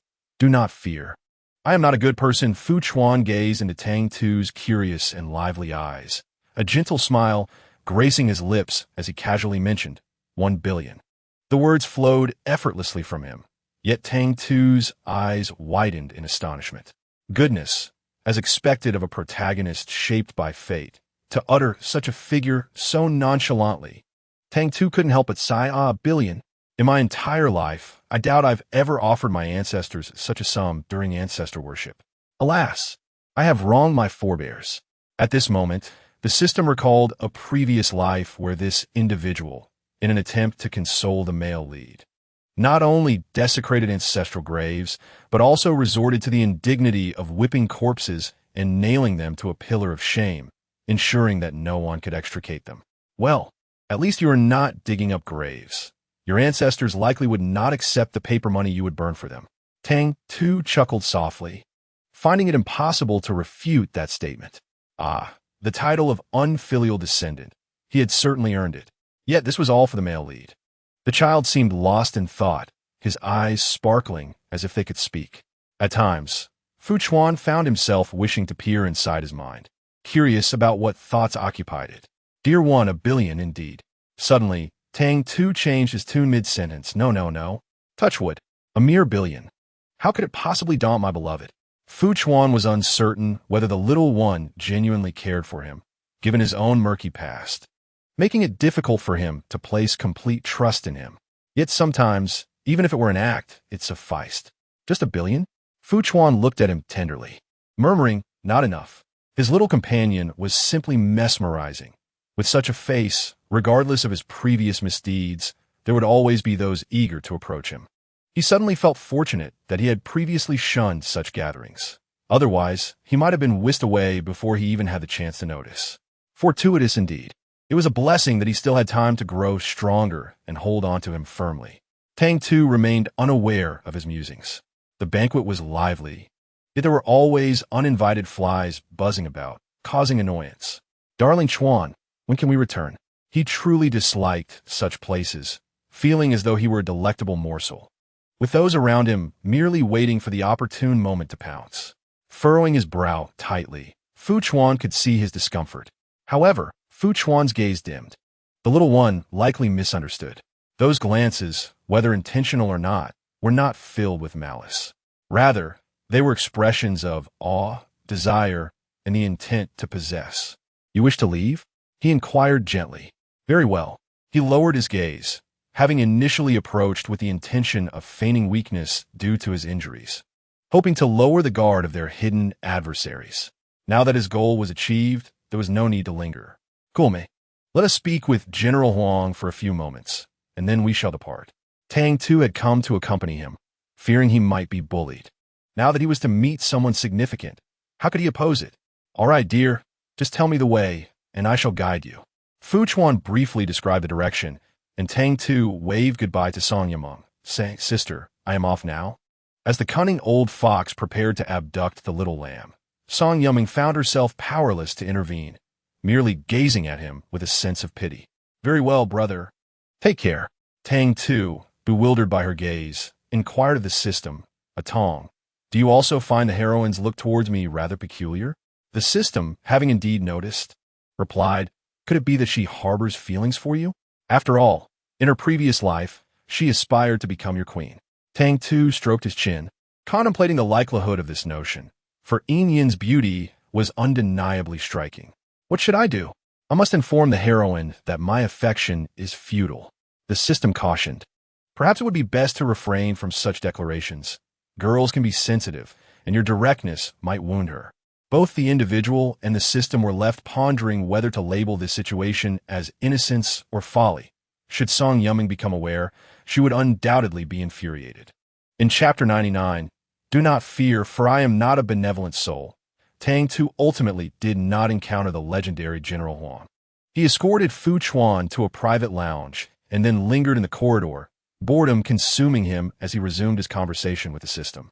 Unexpectedly, an unfortunate individual appeared. Isn't that Yin Shao? What a coincidence! Upon hearing this, Tang Tu lazily lifted his gaze, only to behold 3 figures approaching, 2 of whom were familiar faces. Feng Wei and Wang Lixi trailed behind that individual, fawning and smiling obsequiously. Tang Tu narrowed his eyes. Without the system's introduction, he recognized the person immediately. Is this the one who seeks to ensnare my protagonist? The system affirmed, indeed. He is Fu Chuan's archrival, hence the treacherous tactics employed against him. Tang Tu clicked his tongue, realizing that, despite his recent triumphs, this individual appeared utterly unperturbed. What ill fortune! Tang Tu revealed his mischievous nature, baring his little fangs with malice as he remarked, not checking the almanac before venturing out. One can encounter misfortune anywhere. Oh, forgive me, that was incorrect. Dogs are far too charming to be insulted, implicitly suggesting that the opponent was unworthy even of canine comparison. Feng Wei and Wang Lixi, upon hearing this, widened their eyes in anger. Whom are you referring to as a dog? Leaning casually against the white wall, Tang Tu flashed a devil-may-care smile, retorting, listen, the dog is barking. Having endured Tang Tu's oppressive presence in the studio for quite some time, Feng Wei and Wang Lixi believed they had finally risen above their previous subjugation, only to find themselves subjected once again to his scornful mockery. Tang Tu had traversed into this realm for Fu Chuan. The individuals he protected were being bullied by such insignificant pests, igniting a fire within him. Had it not been for these 2 nuisances, Fu Chuan would not have faltered, nor would he have languished in silence for years. Trampled by a friend he had once elevated during his darkest hour, a fatal blow indeed. Anyone in his position would likely succumb to darkness. The catalyst stood before him. Should he choose to tolerate it, he would no longer be known as Tang Tu. Feng Wei and Wang Lixi had already shed their suits, appearing ready to engage in a brawl, shouting, "Bah, you pathetic weakling, I've tolerated you for far too long." With those words, they launched their fists. Tang Tu had not idly spent his previous lives. Even in the realm of immortals, he had managed to escape unscathed. Such insignificant ruffians could be easily subdued with but a finger. However, their master, while slyly enticing Tang Tu with his words, stepped aside, cautioning, "Don't damage my little beauty." A mere lesson will suffice to make him face reality. Sharp-tongued and shrewd, he feared injury to himself, finding it far more entertaining to tame a beautiful captive. As Tang Tu raised his gaze, he caught sight of the man licking his lips in a most unsettling manner, a scene so distasteful it nearly made him retch. For heaven's sake, one male lead is already enough. Must a mere pawn also seek to nauseate me? In mere moments, he had subdued Feng Wei and his companions. But these 2 were not his ultimate targets. With a swift kick, he sent one of them sprawling to the ground, growling, "Make me face reality? Now, let us see who is faced with the true reality." It is often said that one should refrain from striking the face. Yet Tang Tu aimed every blow directly at it. Are you convinced now? Do you dare to continue? Speak. Who dares to call himself a little beauty? The corridors soon echoed with screams akin to that of slaughtered pig, as the beaten man, bruised and battered, sobbed while cursing, "You've lost your mind. I'm a man of commerce." With a series of cold laughs, Tang Tu retorted, "What does your status in commerce amount to?" "Today, I am your ancestor." Chapter 100. Do not fear. I am no good person, Tang Tu. This little demon was clearly marked by his wicked nature. Vit Yorik. Even if presented to my bed, I would not deign to spare a glance. He spoke with a venomous tone, and despite Shang Wenxiu appearing as grotesque as a pig, he defiantly declared, "Who the hell would want to go to your bed? You are merely meant to be used. Just wait, in a few days, not just you, but even Fu Chuan will be begging on his knees before me." Tang Tu found amusement in this threat, for it was a direct assault on his vulnerabilities. The male lead was one thing, but how dare such filth attempt to humiliate him? "Come to me?" he uttered darkly, then seized Shang Wenxiu by the hair, stating, "Do you really dare to present such a disgrace?" His gaze suddenly fell lower. Shang Wenxiu, under the intensity of Tang Tu's fervent eyes, finally felt fear.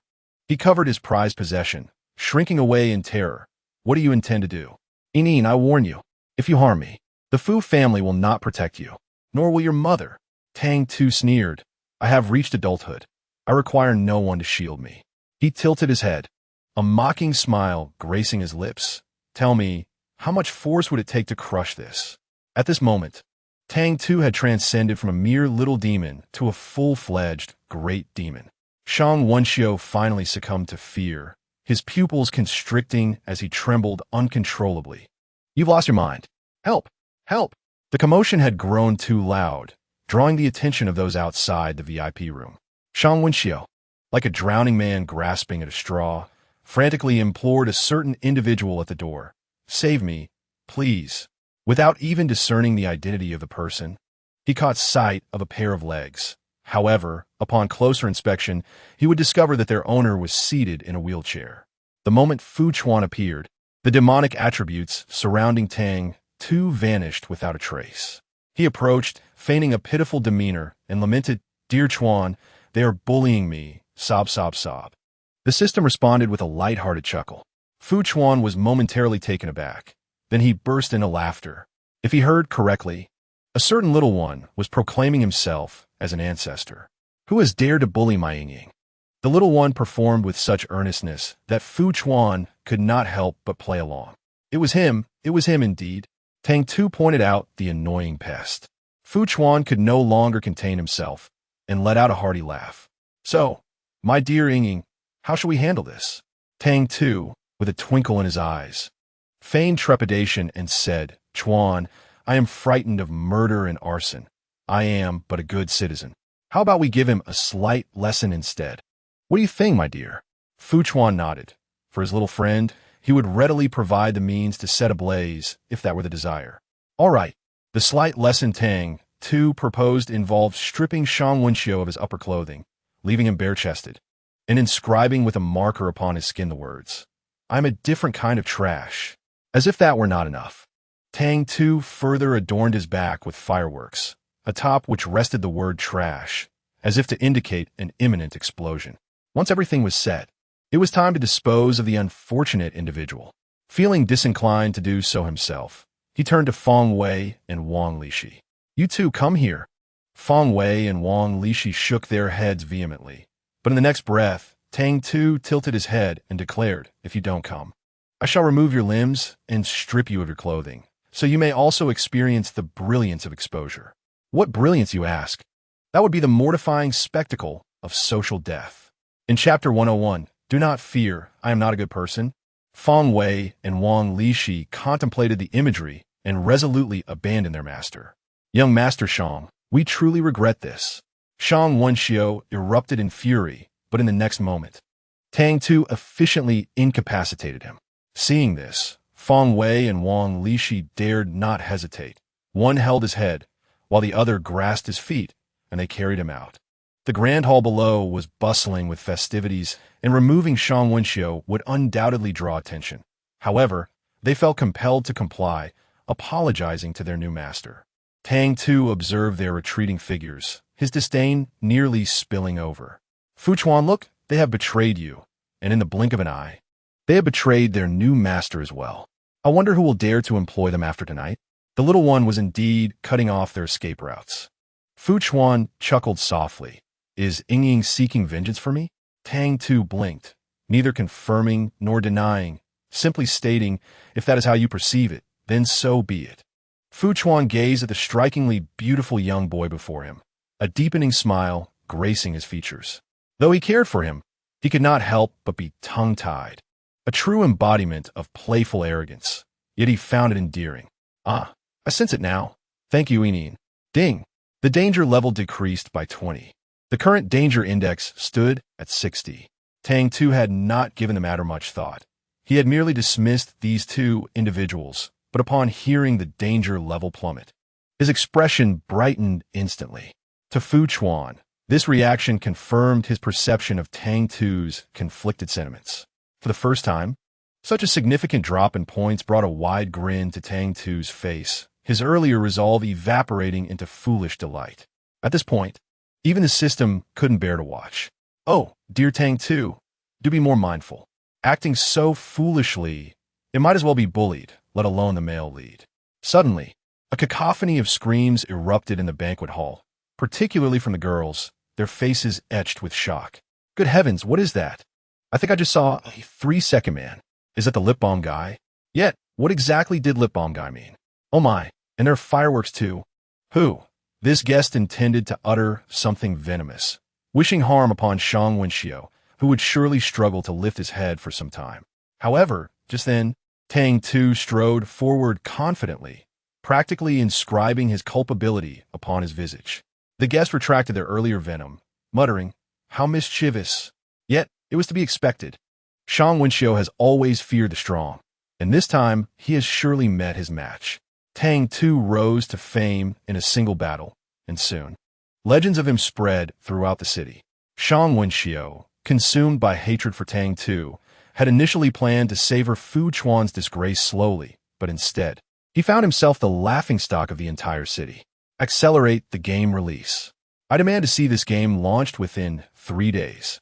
Feng Wei hesitated, softly advising. Young Master Shang, 3 days is insufficient.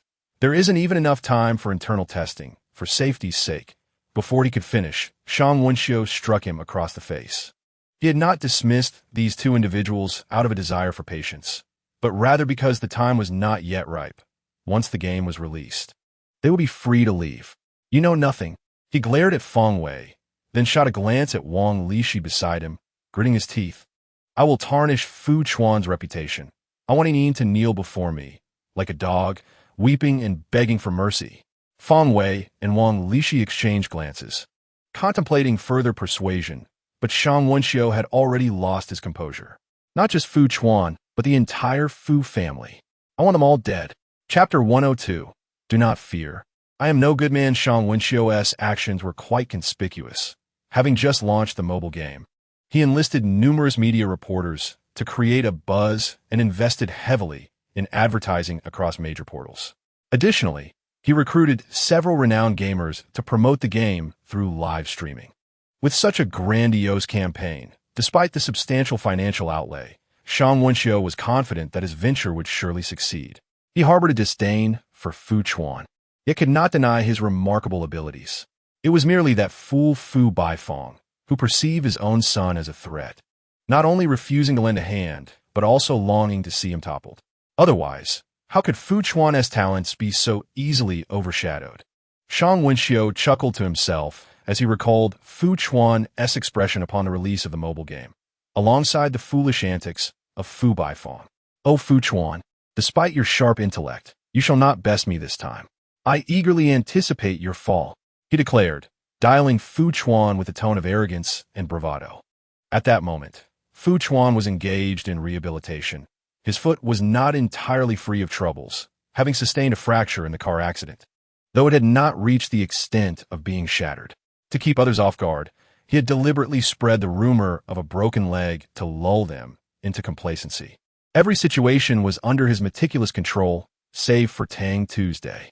With a slight smirk, Fu Chuan answered the call. "Hello." His indifferent voice resonated through the receiver.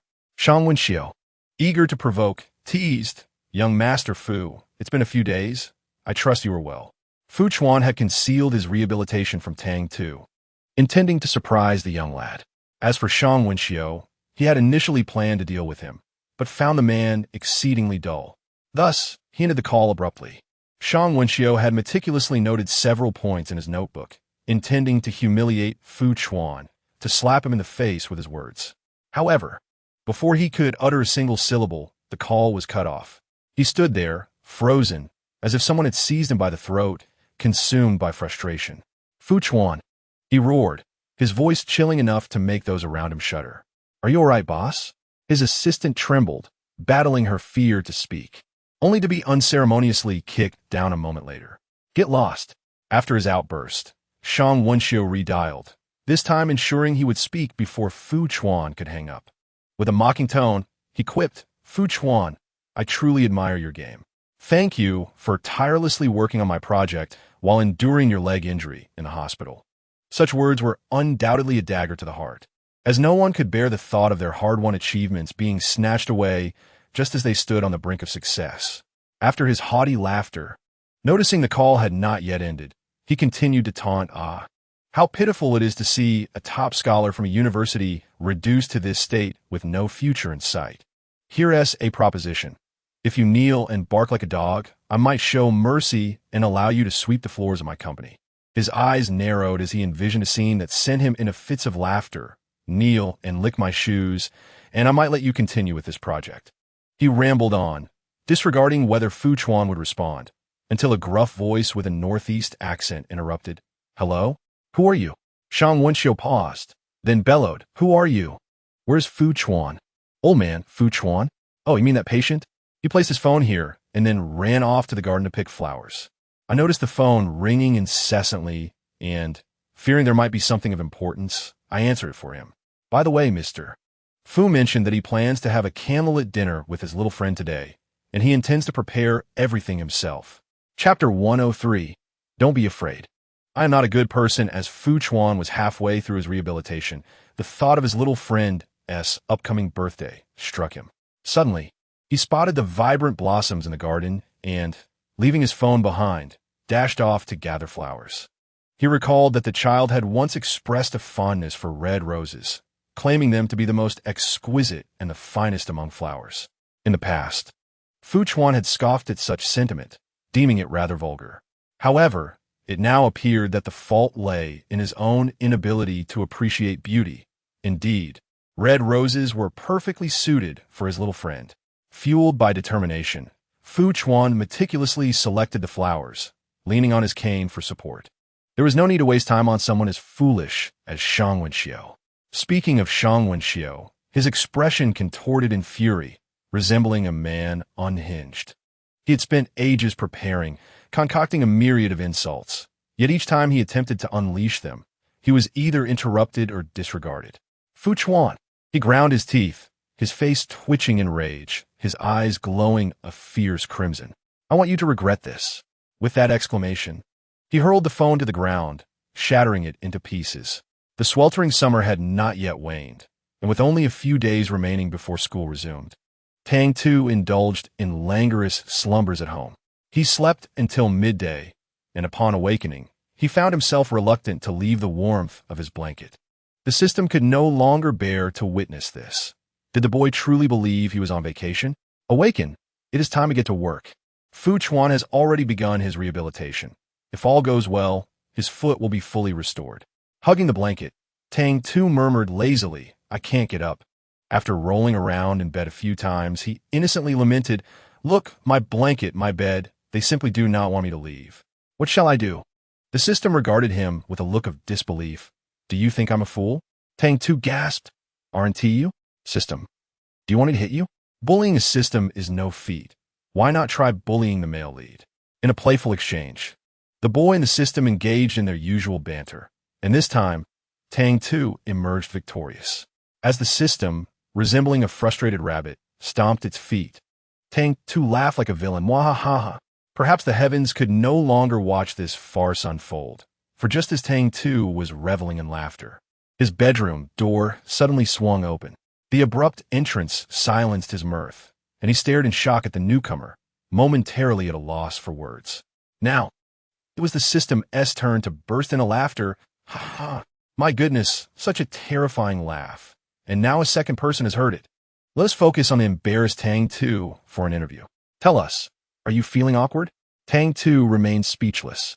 With a mischievous grin, the system cheekily remarked, Indeed, as long as you are not embarrassed, the one feeling awkward is someone else. Tang Tu, filled with frustration, retorted sharply, Be quiet. His embarrassment was so profound that it felt as if he could carve out an entire dreamlike Barbie castle from the awkwardness. Fu Chuan, seated in his wheelchair, concealed the darkness in his eyes. He was acutely aware of all that had transpired in Tang Tu's life recently, knowing precisely whom he met each day and what conversations were exchanged. Even his emotions were within Fu Chuan's control. So, what could have caused such unexpected joy in a young child? Fu Chuan, with an obsessive disposition bordering on the pathological, understood this affliction well. He was unable to restrain his madness. The mere thought of the child smiling at someone else made him wish to lock him away, binding him to his bed day after day, ensuring he could go nowhere. What is it? He suppressed his inner turmoil, adopting the demeanor of a gentle elder brother. And smile, what brings you such joy? Chapter 104. Do not fear. I am not a good person. Tang Tu was so embarrassed that he could hardly lift his head, entirely oblivious to Fu Chuan's peculiar emotional state. Moreover, the previous male leads he had encountered, though mad, had not reached such extremes. They would remember even the slightest of his smiles. This particular madman had evolved remarkably, due to his inattentiveness to this subtle detail. Tang Tu ultimately found himself confined to the bed, though that was a tale for another time. At present, he merely wished to brush past this incident swiftly. It's nothing really. I just saw a foolish netizen who was so silly that I couldn't help but laugh, Tang Tu said, rubbing his stiff face from the earlier laughter. Reluctant to remain idle in bed any longer, the system observed him hastily getting out of bed, scoffing quietly. Ha! A man, and I am the foolish netizen. Were you then? As Tang Tu retreated to the bathroom to brush his teeth and wash his face, he mumbled to himself, of course, I am a charming and lovable young man, adored by all. But then again, you're just an AI. How could you possibly grasp the essence of my allure? I hold no grudge against you. The system was nearly infuriated, watching as other hosts were obedient and docile, while its own rebellious charge was bound to drive it to madness, ultimately inheriting its debts. Tang Tu teased the system purely to mask his own embarrassment. He dared not jest with Fu Chuan, fearing the unpredictable temperament of the madman, worried that he might inadvertently touch upon a sensitive nerve and provoke a frenzy. Dear Fu Chuan, were you off to so early? Fu Chuan gazed at the young boy, who had just finished washing his face, noticing droplets of water still clinging to his skin. He contemplated assisting in wiping them away, but the droplets had already made their way down into his collar. Soon, a few beads of moisture darkened the fabric near his chest. Although the evidence was subtle, Fu Chuan found it impossible to tear his gaze away. He recalled the boy's skin, smooth as fine jade, with a delicate texture. Seeing Fu Chuan lost in thought was a rare occurrence, so Tang Tu leaned closer, waving his hand in front of him. What are you thinking about?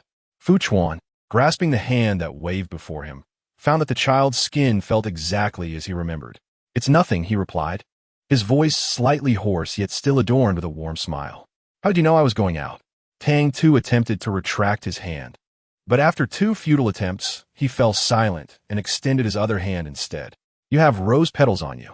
A small petal landed on Fu Chuan's shoulder, strikingly noticeable. Fu Chuan had not anticipated that a petal would fall upon him while he was picking flowers, but he dismissed it as inconsequential. The weather was splendid today, perfect for a stroll in the garden. Tang Tu plucked the petal off, choosing not to discard it, but to toy with it in his hand. I recall that you do not favor roses. This detail lingered in his memory, as the system had informed him that the later male lead, consumed by darkness, had killed a girl who had gifted him roses, an act of sheer brutality, indeed fitting for a madman. In the past, Fu Chuan had indeed shunned red roses. Yet people evolve, much like the familiar childhood companion before him. No, not merely a companion, but a lady. I remember that Een adores red roses. Fu Chuan released his grip, but kept his gaze fixated. His fingers were slender and fair. Such hands were most suited for delicate play. Tang Tu initially intended to deny his fondness for red roses, claiming he no longer liked them, but reconsidered. He realized that to evade Fu Chuan's attachment, he could not always acquiesce. Well, I believe red roses are beautiful, Tang Tu declared deliberately. I have even envisioned that my future home would be filled with a garden of red roses. Fu Chuan raised an eyebrow. You can plant them now. Tang Tu replied, it's different. This is your home. When I grow up, I wish to possess a house of my own. In truth, this residence belonged to Fu Chuan's father, and even he could not claim it as his own. The child's desire for a personal abode, if rounded off, implied a shared space between them. A home they would construct together. Very well, a garden full of roses. Fu Chuan nodded, then inquired, is there anything else you desire? Tang Tu stroked his chin, pondering. He had only mentioned roses to irritate him. Not at the moment, but there's no rush. I haven't graduated yet. All right, whenever you have an idea, just let me know. Tang Tu, waking late, combined breakfast and lunch, and after the meal, he scrolled through his phone. encountering an overwhelming amount of news about a new mobile game. He was taken aback. Was Shang Wenxiu so eager to court disaster? Fu Chuan, have you seen the news? Fu Chuan lazily nodded. I have. Tang Tu was aware that Shang Wenxiu would find himself in a predicament, but he needed to feign ignorance. Everything is all right on your end, isn't it? You must have sensed that Feng Wei and the others were up to no good and taken precautions. Fu Chuan relished the child as concern and anxiety, responding, if something were to happen to me, would Yining leave me? Tang Tu paused for a moment, noticing the change in Fu Chuan's expression. Would Yining leave? His tone softened, the danger in his eyes nearly surfacing. At this moment, Tang Tu spoke. My dear shall always be my dear. As for leaving, what do you mean by that? The child has strayed, now speaking in ambiguous tones. Furthermore, do not presume he is unaware. The little one is quite the charmer, longing for more than mere titles. He seeks action as well. Fu Chuan regarded him with a half-smile, inquiring about Yin Yin's aspirations post-university. The original owner had merely purchased a place in an art program, yet his artistic skills were a disarray. Unable even to mix colors, hardly the mark of an art student. I still have 2 years left, Tang Tu replied cheerfully, planning to skate by. You know my abilities. I intend to be a sloth. If he harbored grand ambitions, Fu Chuan might shatter that dream, but for now, he was fully supportive. Being a sloth is perfectly fine. I can afford to take care of you. In a typical family, one would wish for their kin to succeed, yet Fu Chuan was clearly not typical. Tang Tu pondered, then exclaimed to the system, System, he intends for me to be a canary. How insidious. He wants to make me dependent on him. The system responded, indeed. It is quite normal for the deranged male lead to operate this way. If you truly do not wish to be a canary, strive to resist. Who says I don't enjoy being a canary? Tang Tu chuckled, envisioning the delights of such a life, eating and sleeping all day, with no one pressuring him to study. Just thinking about it brought him joy. The system remarked, apologies, it underestimated this fellow's audacity.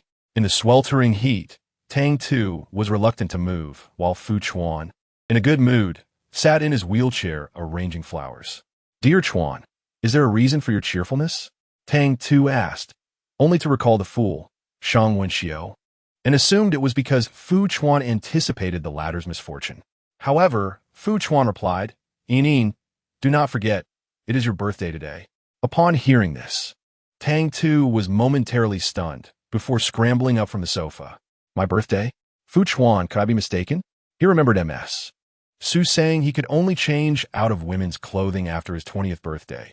Yet she also mentioned he had 6 months to go, and it had only been 3 since his last celebration. I must have indeed erred. Today is not my birthday. Tang Tu scratched his head, explaining that the date on his ID was incorrect. Fu Chuan responded, System, oh dear, this is awkward. The male lead had prepared quite a lot for this birthday.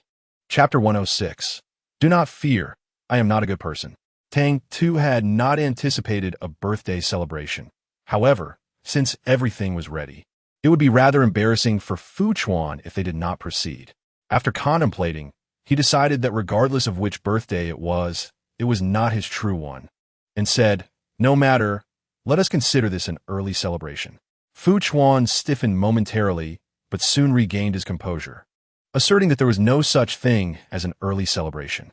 Tang Tu, shall we treat this as a regular gathering instead? Fu Chuan shook his head. Let us rehearse today.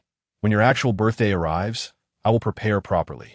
Who rehearses for a birthday celebration in advance is indeed quite peculiar. Yet Tang Tu dared not contradict and could only nod in agreement. Thus, it was resolved with a sense of camaraderie. Although it was said to be enjoyable, the atmosphere throughout the day was steeped in awkwardness, with only Fu Chuan treating the occasion with utmost seriousness. Time passed swiftly, and before long, night fell. The Fu residence was vast, yet Fu Baifeng seldom returned home, while Madame Su frequented numerous gatherings and would not return until after midnight. Consequently, the Grand Fu estate was left with only Fu Chuan and Tang Tuesday. Being a birthday, one must prepare gifts.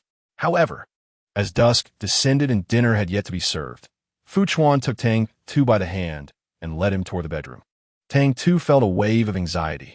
What was Fu Chuan intending? Fu Chuan, it's almost time for dinner. What do you want to do up here? Fu Chuan instructed him to push him into the bedroom, and then the door closed.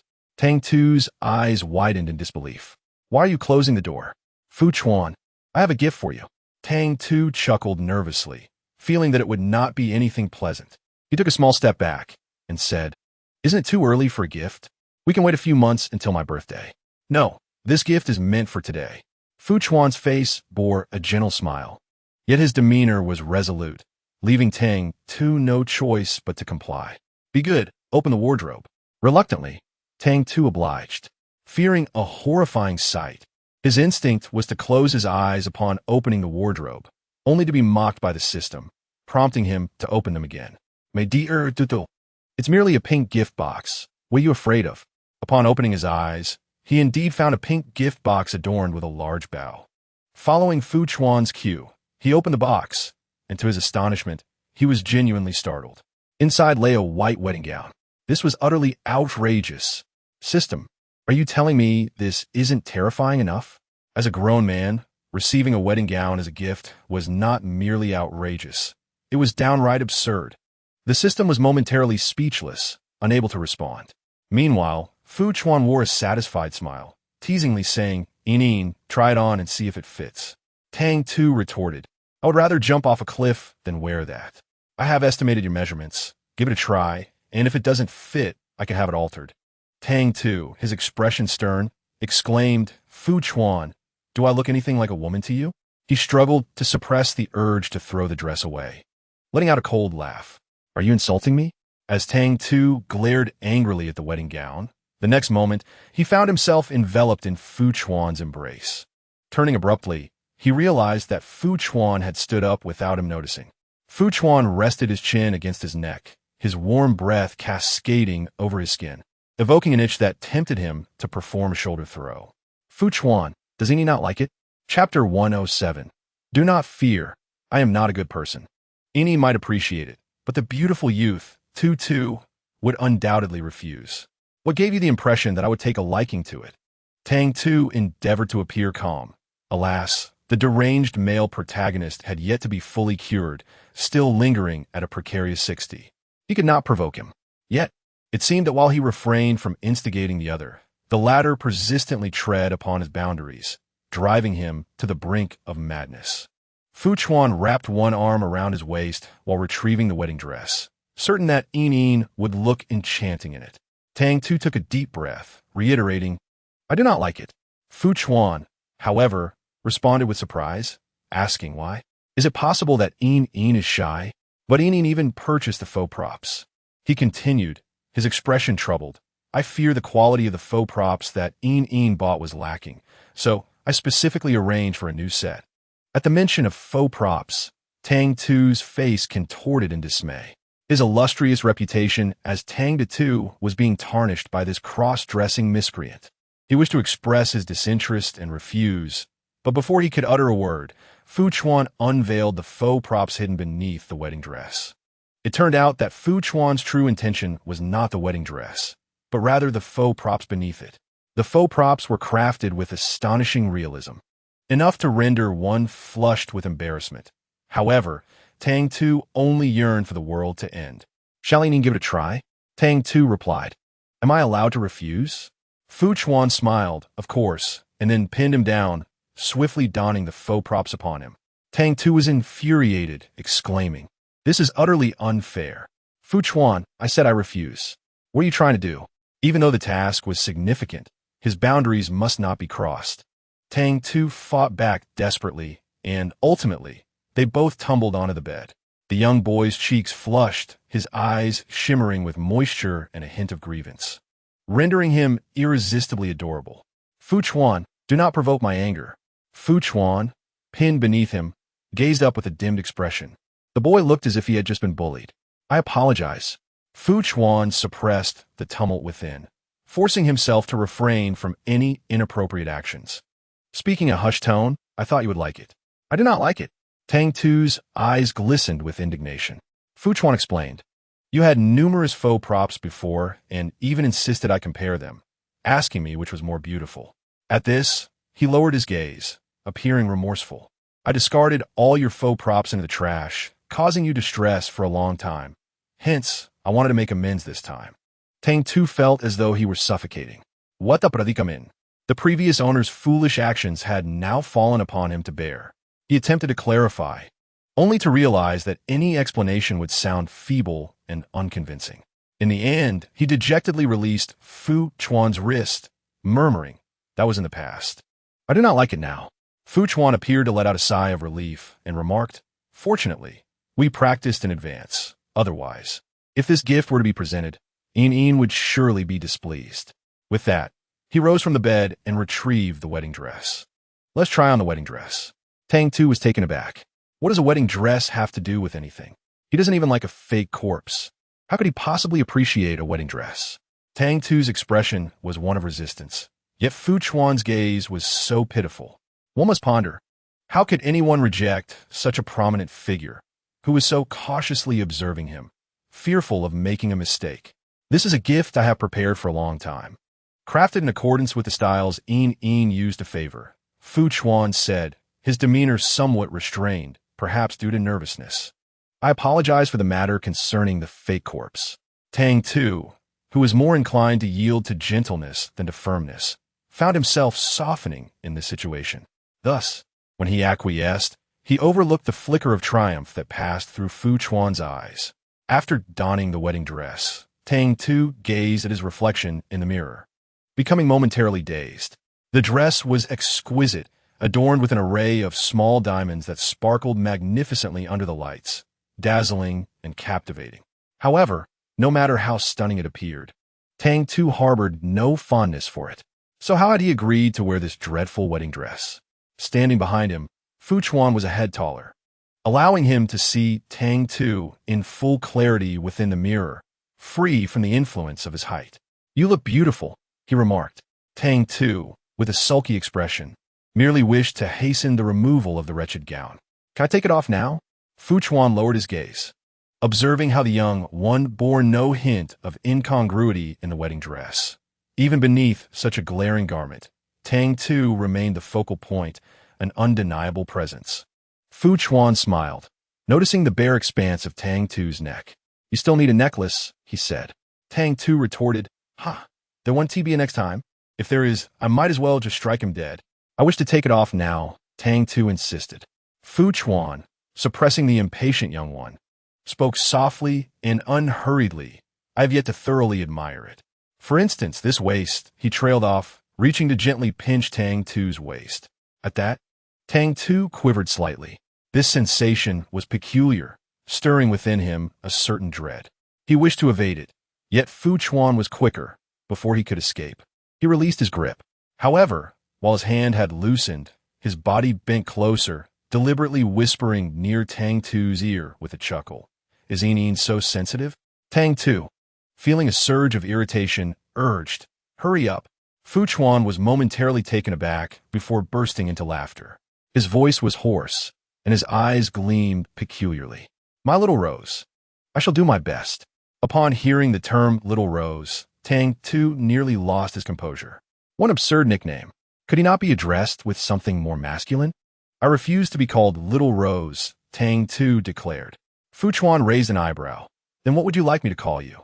Tang Tu wore a serious expression, determined to reshape the perception others held of him. "You may refer to me as big, strong man, hero, or bro," he stated. Upon witnessing the confusion in the other person's eyes, he elaborated. "I am aware my previous interests were rather peculiar, but people do change. I no longer have a penchant for wearing little dresses." Fu Chuan nodded absent-mindedly, while simultaneously assessing whether the wedding dress fit well. "All right, Yin can change now." The wedding gown fit perfectly, requiring no alterations. As for Tang Tu, he believed he had made his intentions clear, and that any reasonable person would surely adjust their image of him. However, Fu Chuan was not an ordinary individual. The fitting for the wedding dress concluded, and the next event was a candlelit dinner. Tang Tu gazed at the floor strewn with roses, illuminated by countless heart-shaped candles, his lips twitching. Those in the know recognized this as a birthday celebration. Those unaware might mistake it for a proposal. Fu Chuan could only move his feet a few steps before returning to his wheelchair. "Yin, this is the first birthday banquet I am sharing with you. Are you happy?" Tang Tu surveyed the scene before him, his heart devoid of emotion. At that moment, he yearned to escape. Happy, thank you, dear. Since it was a rehearsal for a birthday banquet, a cake was indispensable. Fu Chuan even suggested, Yinin, make a wish. The mention of wishing finally stirred something within Tang Tu. He closed his eyes before the birthday candles and silently wished, "Oh, dear heavens, let me go." Chapter 109. Do not fear. I am not a good man. The birthday banquet rehearsal was a resounding success. At least, Fu Chuan was exceedingly pleased. The danger level had decreased by 15 points, and this was merely a rehearsal. If he was this elated now, one could only imagine his reaction when his actual birthday celebration arrived. As this thought crossed Tang Tu's mind, he abruptly sat up in bed. System, something is amiss. System, what seems to be the issue? The danger level has dropped. Is that not a good thing? Tang Tu furrowed his attractive brow, meticulously analyzing, given Fu Chuan's character. A mere birthday banquet should not elate him to such an extent, unless his expression darkened. He has something planned beyond this initial celebration. The system fell silent. But upon reflection, the possibility indeed appeared significant. The wedding dress. The system suddenly recalled, although Fu Chuan had later denied it, claiming it was not a wedding gown, but rather a Lolita dress specifically ordered because Tang Tu enjoyed wearing such attire. There do exist Lolita wedding dresses in this world. Now that a wedding gown was present, did this not imply that a wedding was imminent? Upon this realization, Tang Tu's demeanor soured. A wedding? No, I refuse. The system raised its hands in a gesture of surrender. My dear Tutu, I fear your refusal may be ineffectual. As it spoke, it appeared to remember something else and continued. By the way, I forgot to mention, not only is there a tracker on you, but your bedroom is also under surveillance. Having reached this point, there is no way he would let him go. This is clearly a matter of life and death. Tang Tu, what do you say?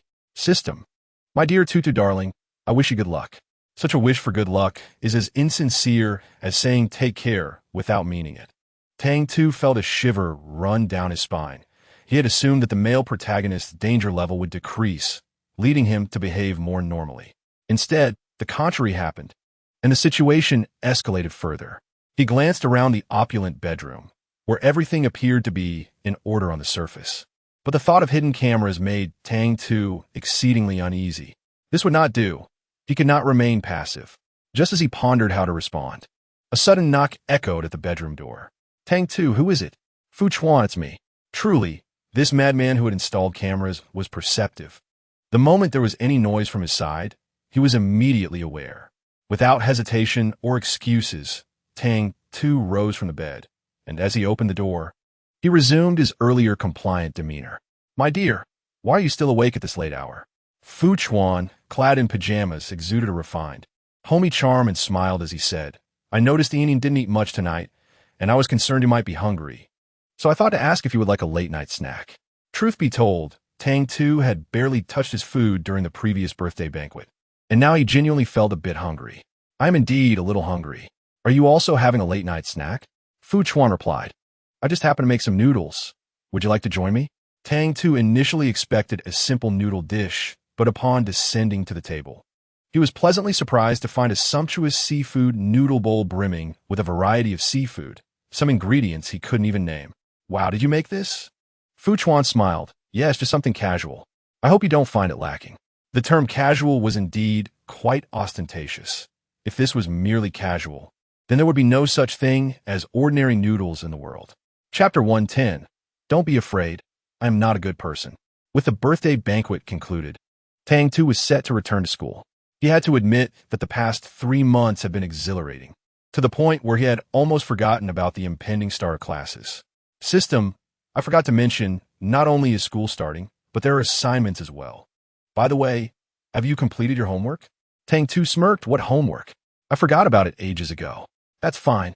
He sat in the study, biting a pen, slowly declaring, a single pen, a lamp, and a night. You shall witness the arrival of miracles. Really? I don't believe it, the system replied. Tang Tu scoffed lightly. What was there not to believe? Before his transmigration, he had been an art student, a top performer in school, and the teacher's favorite. The original owner's meager artistic skills were hardly worthy of his talents. making any cheating seem like a waste of potential. How about we make a bet? The system observed his nonchalant demeanor, utterly disconnected from the artistic essence of those who excelled in painting. However, having learned from previous misfortunes at his hands, he resolved not to gamble this time, declaring, "I refuse." Upon hearing this, Tang Tu felt a pang of regret, conceding, "Very well. Allow me to showcase your father's artistic prowess." Surprisingly, the system was initially skeptical, yet this individual managed to produce 3 distinct paintings overnight, each remarkably different from the others, leaving anyone incredulous about their rapid creation. However, by the following day, the typically vibrant Tang Tu appeared lethargic, his eyes drooping, and his steps light as if devoid of energy. Only Fu Chuan was aware of what transpired the previous night. Otherwise, one might suspect he had engaged in unspeakable activities. Tang Tu, feeling drained, slumped onto the dining table and weakly greeted, "Good morning, dear. Fu Chuan, since Yinin starts school today, should I offer you a ride?" Tang Tu glanced at his wheelchair with a sense of resignation, replying, "The driver can take me. You needn't trouble yourself." Just as he was about to insist, Fu Chuan unexpectedly rose from the wheelchair. "Fu Chuan, I'm nearly recovered," he stated with a subtle smile, causing Tang Tu to jump in surprise. "Wait, it hasn't been long. If you're going to pretend, at least maintain the facade longer." Tang Tu had hoped that attending school would allow him some distance from Fu Chuan, applying for accommodation, so he could return only on weekends.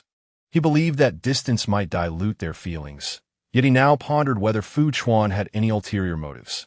After a moment of contemplation, he cheerfully acquiesced, reasoning that it was unnecessary to make a scene over such trivial matters. Besides, he doubted Fu Chuan's legs could truly function like those of an ordinary person, capable of jumping and bounding about. "Today marks your first day of school, dear," Tang Tu remarked, straining to open his eyes and feigning curiosity. "You're in your senior year now. Won't you be returning to school less frequently?"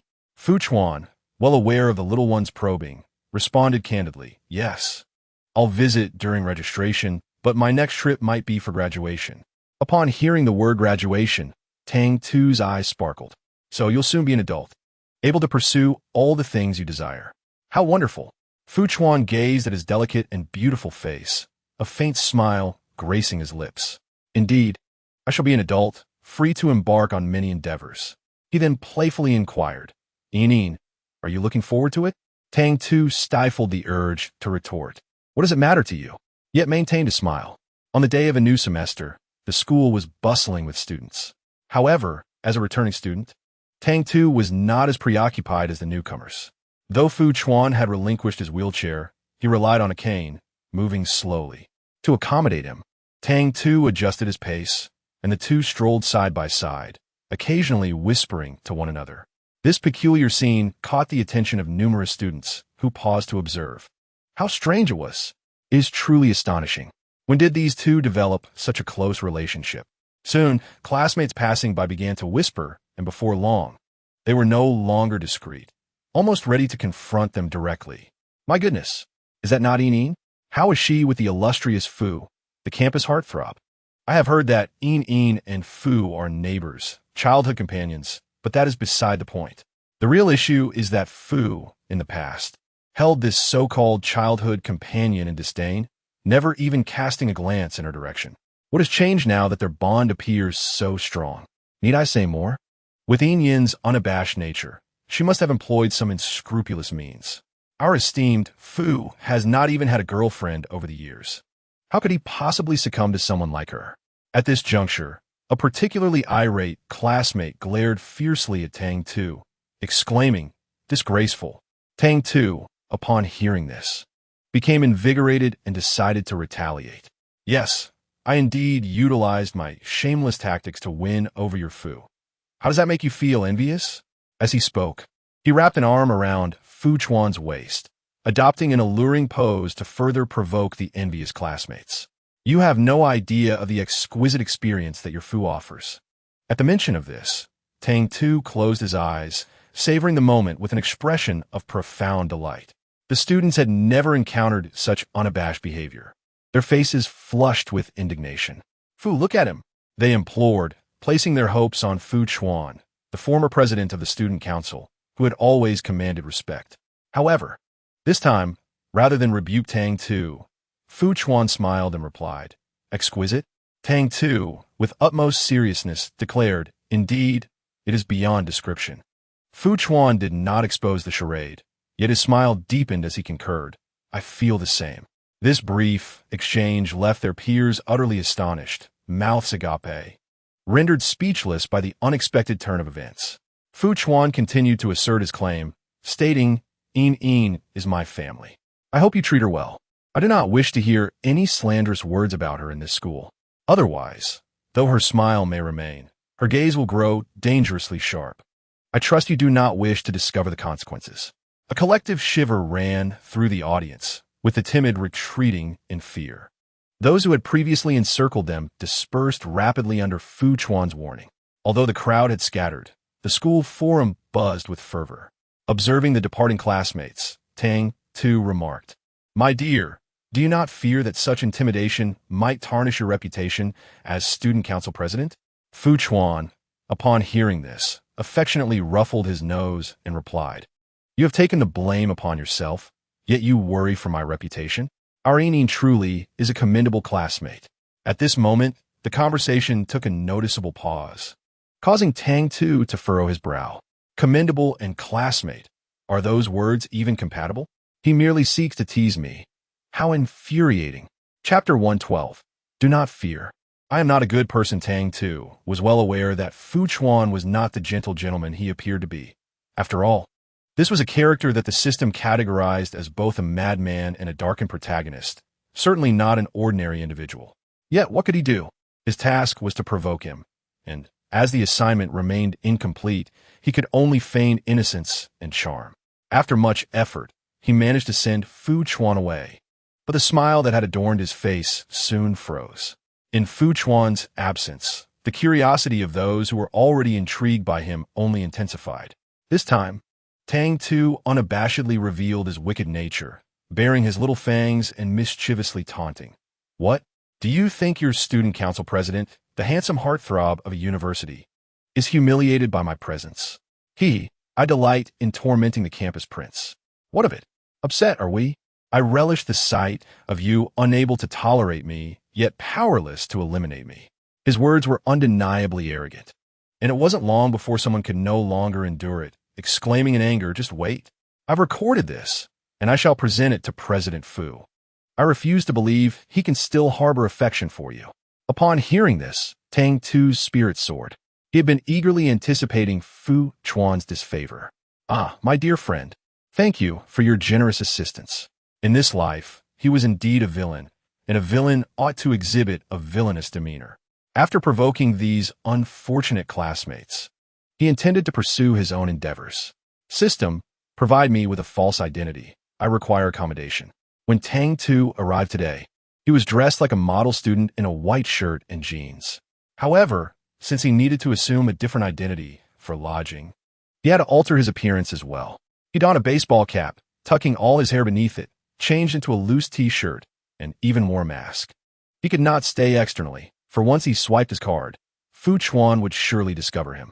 To evade his gaze, he had no choice but to adopt a disguise, knowing that the safest places often harbored the greatest dangers. Yet the system was somewhat perplexed. "Tang Tu, why are you doing this? The task is not yet complete. Even if you evade him for a time, you cannot escape forever." Tang Tu replied, "You do not understand. More paths present more opportunities. I do not wish to find myself without a place to flee when the time comes. At worst, I shall bide my time until the task is fulfilled, and then I can leave without a trace. I refuse to repeat past mistakes. Yes, this time, I shall surely forge a different conclusion."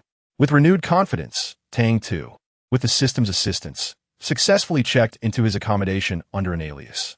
In the days that followed, he sought to avoid being alone with Fu Chuan, spending his time diligently painting in his studio. Of course, this evasion was soon noticed by Fu Chuan.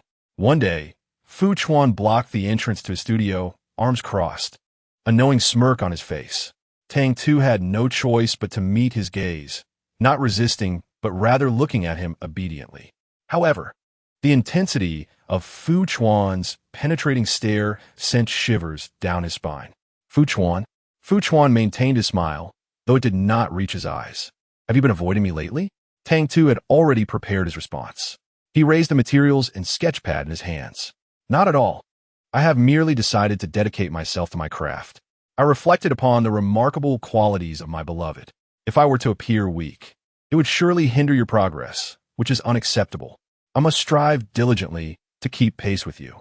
Fu Chuan did not expose his deceit.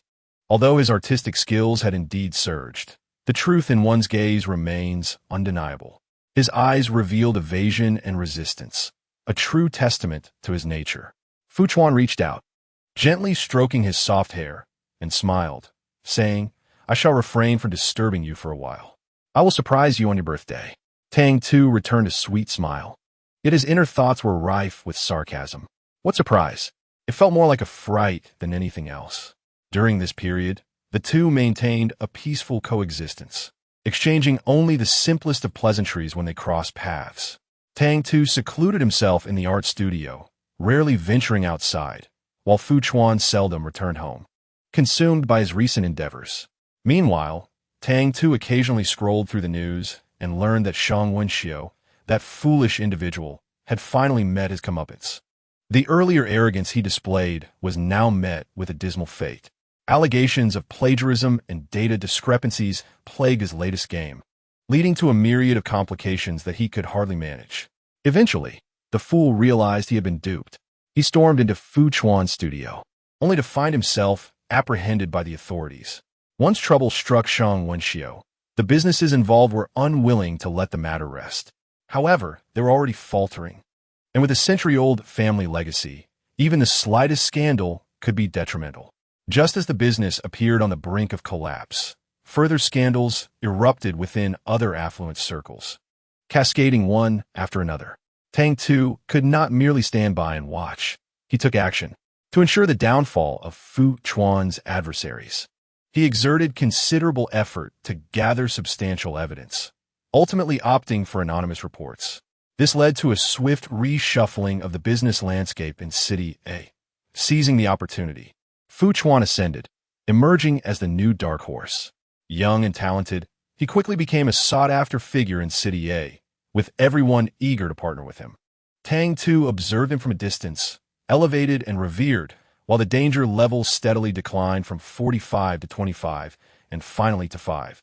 He nearly erupted in joy. Yet, upon hearing the system stall at the final 5, he felt a surge of frustration. Was this it? The system was doing quite well, but there remained just that last 5. Tang Tu, exasperated, pondered why it could not simply drop to 0 instead of lingering at this almost there point. In a fit of annoyance, he retrieved his phone and located Fu Chuan's WeChat, beginning to lavishly praise him. My dear, I saw your news. You are simply magnificent. A true role model for our generation. My dear, you shine so brightly on that stage, like the most benevolent star among the crowd. My dearest, I am utterly infatuated with you, fervently devoted, and here I am, your beloved Enin, sending you heartfelt affection. Ding. The danger index has decreased by 1, current level, 4. Goodness, Tang Tu generates a stream of flattery every minute, each unique, yet after half a day, it has only diminished by 1. Can it possibly be more miserly? The system emitted a merciless laugh. Tu, do not be disheartened. See, with just a flick of your finger, the danger value is lessened by 1 point. Our Tu is truly remarkable. Tang Tu retorted, shut up. Enraged, he hurled his phone, initially hoping to shower praise that would plummet the danger value to 0, allowing him to depart effortlessly. Instead, that insufferable Fu Chuan proved to be so stingy. The system reveled in mischief, lamenting, oh, the phone is so pitiful. How could one possibly smash it? Tang Tu was infuriated, threatening. If you keep this up, I shall cease all efforts. The system, enjoying the spectacle, realized it could not truly provoke the host, lest no one complete its tasks. Thus it consoled, do not do that. How could a mere phone compare to our precious Tu? Smash it. Let's smash it with vigor. At this juncture, the system detected unusual behavior from the male protagonist and expressed surprise. Oh, what is happening? He is foregoing his celebratory feast. and suddenly speeding home. Chapter 114. Fear not. I'm not a good person. Upon hearing Fu Chuan speeding home, Tang Tu trembled in fear. This was indeed alarming. He surveyed his surroundings, seeking a suitable weapon, yet found nothing that could impede the male protagonist, save for the option of fleeing from home. Once this thought emerged, it became impossible to suppress. System, tell me, if I were to leave now, what consequences might I face? The system hesitated, pondering what consequences he could possibly not foresee. You guess. Tang Tu swallowed hard. The memories of his previous world hauntingly vivid. Even with the emotion-dulling device, which had muted all his feelings and perceptions, the overwhelming and terrifying sentiments lingered. It was merely 4 points away. He thought, a brief departure should not be catastrophic. I cannot remain idle any longer. He suddenly stood, neglecting to gather any belongings, seizing the shattered phone, and then drove away from home. The phone, though damaged, remained functional. He fled with such speed that by the time the system comprehended the situation, he was already seated in the vehicle. The system was taken aback. Is he a rabbit? He runs so swiftly. Tu, please calm down. Tang Tu scoffed. Who can remain calm at a time like this? According to my expectations, Fu Chuan would ascend to greatness, marrying the affluent and beautiful Song Yume. Yet now, a dilemma arises. The female protagonist, Song Yume, has chosen to withdraw, while Fu Chuan insists on completing her narrative. If I become any calmer, I may very well be done for. I am not foolish. Tang Tu, without any hesitation, started the car, pressed the accelerator, and sped away from the Fu residence. Along the way, he seized the opportunity at a red light to send a message to Fu Chuan, then powered off his phone and discarded it. Keeping the phone with him was undoubtedly a path to self-destruction, given that it contained a locator. Naturally, his abrupt departure seemed illogical, hence the message he sent. Dearest, to celebrate, I've decided to go out and revel. Should Fu Chuan indeed find him later, he could claim that he accidentally lost his phone while out enjoying himself. Tang Tu was filled with trepidation, but only after discarding his phone did he finally regain his composure. Driving aimlessly, he realized this was not a sustainable plan and communicated with the system. Hey, system, which place offers the best late-night snacks around here? Please recommend. The system, currently preoccupied with monitoring Fu Chuan, was taken aback by this request and nearly sputtered in disbelief. Even at this moment, you're still thinking about food? Tang Tu replied with a huff. What else is there? To live is to eat. Left without a rebuttal, the system dutifully provided recommendations. There was a seafood restaurant 12 kilometers away, renowned for its exquisite seafood porridge. An 8-kilometer distance led to a lobster joint. Oh, and just 3 kilometers away, there was a snail rice noodle shop, reputed to be among the top 3 in the city. Upon hearing this, Tang Tu's eyes sparkled with excitement. Perfect. We'll try them one by one, and by the time we finish, dawn will be breaking. The system, in disbelief, remarked on the absurdity of consuming so much food, wondering if he feared bursting. Tang Tu sighed deeply, his expression sagging with weariness. Dying from overeating is certainly preferable to being killed. The system, exasperated, thought, this guy really has lost it. Don't be so pessimistic, the system began, intending to reassure him that Fu Chuan wasn't as formidable as he seemed. However, before the words left its mouth, it fell silent. The sudden halt caught Tang Tu's attention. What's wrong? He inquired. The system opened its mouth but struggled to utter a single word, finally transforming its tone to one of enthusiasm. My dear, if there is anything else you wish to eat or drink, just let me know, and I'll find it for you. To Tang Tu's astonishment, the notoriously stingy system then offered, this meal is on me. Chapter 115. Do not fear, I am not a good person. For miser to be so generous was alarming to Tang Tu's system. Please don't do this. It frightens me. The system was even more terrified. Having crumbled through one world after another, its bonuses rapidly depleting. Tang Tu, who had just been excited about late-night snacks, now sought only a hiding place. Well, it's a knife whether I shrink back or stick my neck out. Let me know what the situation is now. The system paused for a moment and replied somberly. Currently, there are over 100 bodyguards searching for you outside. Also, I forgot to mention, this car is equipped with a locator as well. As its voice grew increasingly sympathetic, the system suggested, "How about we enjoy a good meal before we devise a plan?" Tang Tu displayed a smile that was more grotesque than tears, taking a deep breath. It was all right. It was not yet the final step, and he could still salvage the situation. Given the current circumstances, hopping from one late-night eatery to another was impractical. It would be wiser to settle on one, where perhaps he could manage a few bites.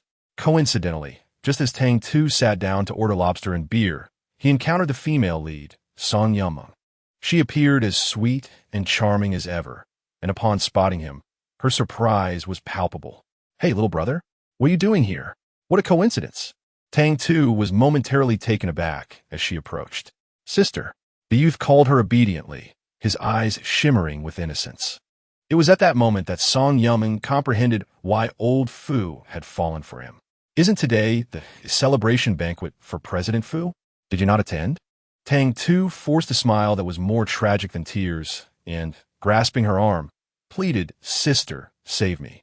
Alarmed, Song Yumeng inquired, "What happened?" With a woeful expression, Tang Tu lamented, "I messed up. The only one capable of standing against the male lead must be the female lead herself. It could be summed up as magic could only be defeated by magic." Song Yumeng was no naive girl. Her capacity for empathy was nearly non-existent. Yet at that moment, the young boy's pleading gaze directed at her made it seem as though she was his sole hope in this world. And in that instant, who could bear to turn away? She parted her lips to speak, but ultimately, all that emerged was a sigh. She was all too familiar with old Fu. Once he was serious, the reins of power were firmly in his hands. Of all the people you could have provoked, why him? Nevertheless, she stood up and declared, "Let us go. We'll temporarily seek refuge at my place." The moment Song Yumeng agreed to assist him, Tang Tu's demeanor brightened, his eyes sparkling with joy, radiating an irresistible charm. He nodded vigorously and sweetly expressed his gratitude. "Thank you, sister." Seeing his exuberance, Song Yumeng couldn't help but smile in return. She reached out, intending to ruffle his soft, delightful hair, but in the next instant, a chilling, bloodthirsty gaze swept across the room, filling the once boisterous lobster restaurant with an eerie silence. Everyone instinctively turned towards the entrance, and a commotion ensued. The owner trembled, struggling to speak. "Sir, are you here to order or to find someone?" Fu Chuan, clad in a black suit and wielding a cane, stood at the doorway, his gaze fixated on a particular corner, his dangerous eyes devoid of warmth.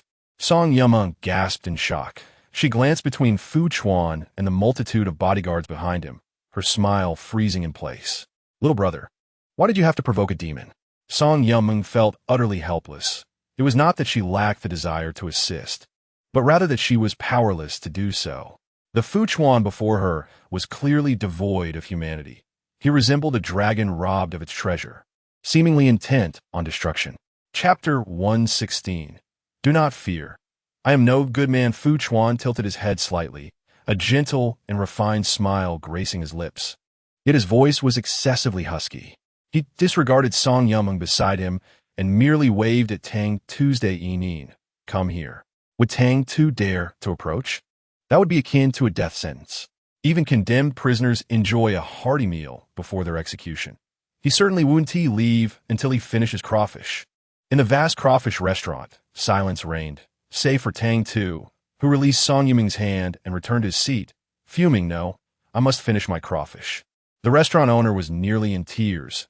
This was a precious customer, and if he insisted on finishing, today's business would be ruined. "Dear patron, would you consider dining elsewhere?" the owner implored, hastily pulling out a handful of cash. "Here, take this money. Perhaps you prefer a different spot? My humble establishment may not meet your expectations." Tang Tu was astounded. It was his first time being offered money while dining. Previously, he would have found such a gesture amusing, but now it only fueled his frustration. How could one capitulate to tyranny so swiftly? He glared at the instigator standing by the door and retorted angrily to the owner, "What are you afraid of? I won't eat you." Aware of the owner's predicament, he added, "Today's bill is fully covered by our general manager, Fu." With that, he flashed a defiant grin at Fu Chuan, boasting. "Fu Chuan, you wouldn't be so petty, would you?" Song Yumeng, observing the audacious youth beside her, couldn't he help but admire his courage. Only he would dare pluck feathers from a tiger's head. The surrounding air was thick with hostility, rendering Song Yumeng almost immobile. Yet, upon hearing Tang Tu's words, Fu Chuan laughed. His smile was frigid, more unsettling than his silence. The little one wouldn't come, so Fu Chuan took it upon himself to approach. The celebration you mentioned involves Miss Song, does it? Tang Tu initially intended to invite Song Yumeng along, but he realized that only she could stand against Fu Chuan. However, he overlooked the fact that Fu Chuan's affection for Song Yumeng was a prerequisite for their balance. Without it, she held no significance. Fu Chuan, I am an adult now. There's no need for such stringent oversight just to have a late-night meal with friends. The young man was quite indignant. In front of outsiders, Fu Chuan afforded him some respect. He glanced at the immobile Song Yumeng, a cold smile forming at the corner of his mouth. Miss Song, it's been a while. How does the Song family treat you now? What a way to threaten. It struck right at the heart. Song Yumeng silently rolled her eyes, grateful for Fu Chuan's concern, responding, quite well, thank you. That's good to hear.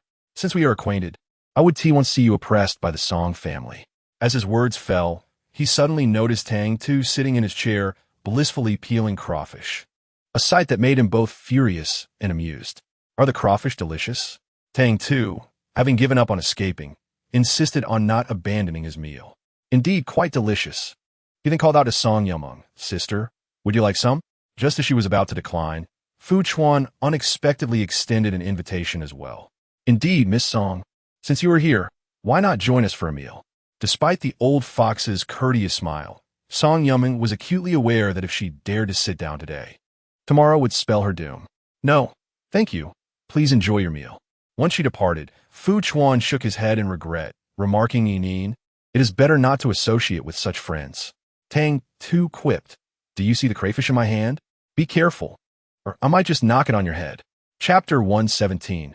Do not fear, for I am not a good person. Tang Tu's feast of crayfish lingered for a full 2 hours, during which Fu Chuan made no effort to hurry him. Not only did he accompany him for the duration, but he also assisted in peeling the crayfish. This indulgent demeanor would earn him praise as a good brother from anyone who witnessed it, except for Tang Tuesday. The system mused, initially anticipating a scene of chaos, only to find this instead. I worried for so long, yet after he found you, he actually helped you peel crayfish. This male lead is rather commendable. Tang Tu scoffed, commendable? Do not be deceived. This fellow may appear patient, but he is merely biding his time. And as for what he awaits, we are all adults here. Let us not indulge in pretenses. With no crayfish left to peel and the beer fully consumed, Fu Chuan's patience had reached its limit. He elegantly extracted a napkin, first assisting Tang Tu in wiping his hands before tending to his own. Once this was accomplished, he smiled and said, Yinin, it is time to head home. Tang Tu remained seated, wishing desperately to meld into the chair, never to part. Fu Chuan rose, casting his gaze downward at the little one who dared not move. With a widening smile and a gentler tone, he inquired, what is it? Are you drunk? Do you wish for me to carry you home? Tang Tu clenched his fists. The beer had not affected him. Yet he was so frightened that his body trembled almost imperceptibly. Fu Chuan's smile deepened, and he sighed, a sound mingling exasperation with affection. It seems you truly cannot walk. In the next moment, a large hand encircled Tang Tu's waist, causing him to leap up as if startled. What are you doing? The little one's eyes glistened with unshed tears, as if he had been wronged. Fu Chuan licked his lips, pondering that if this was his reaction without any provocation, what would happen if he were to act? The thought thrilled him. Well, what else could we do but return home? He smiled innocently, yet the depth of his gaze left Tang Tu feeling alarmed, prompting him to seek help from the system. System, save me. The system, helpless, could only respond, Tu, be brave. I will cheer you on. It then struck a pose of encouragement, exclaiming, go, Tu, I believe in you.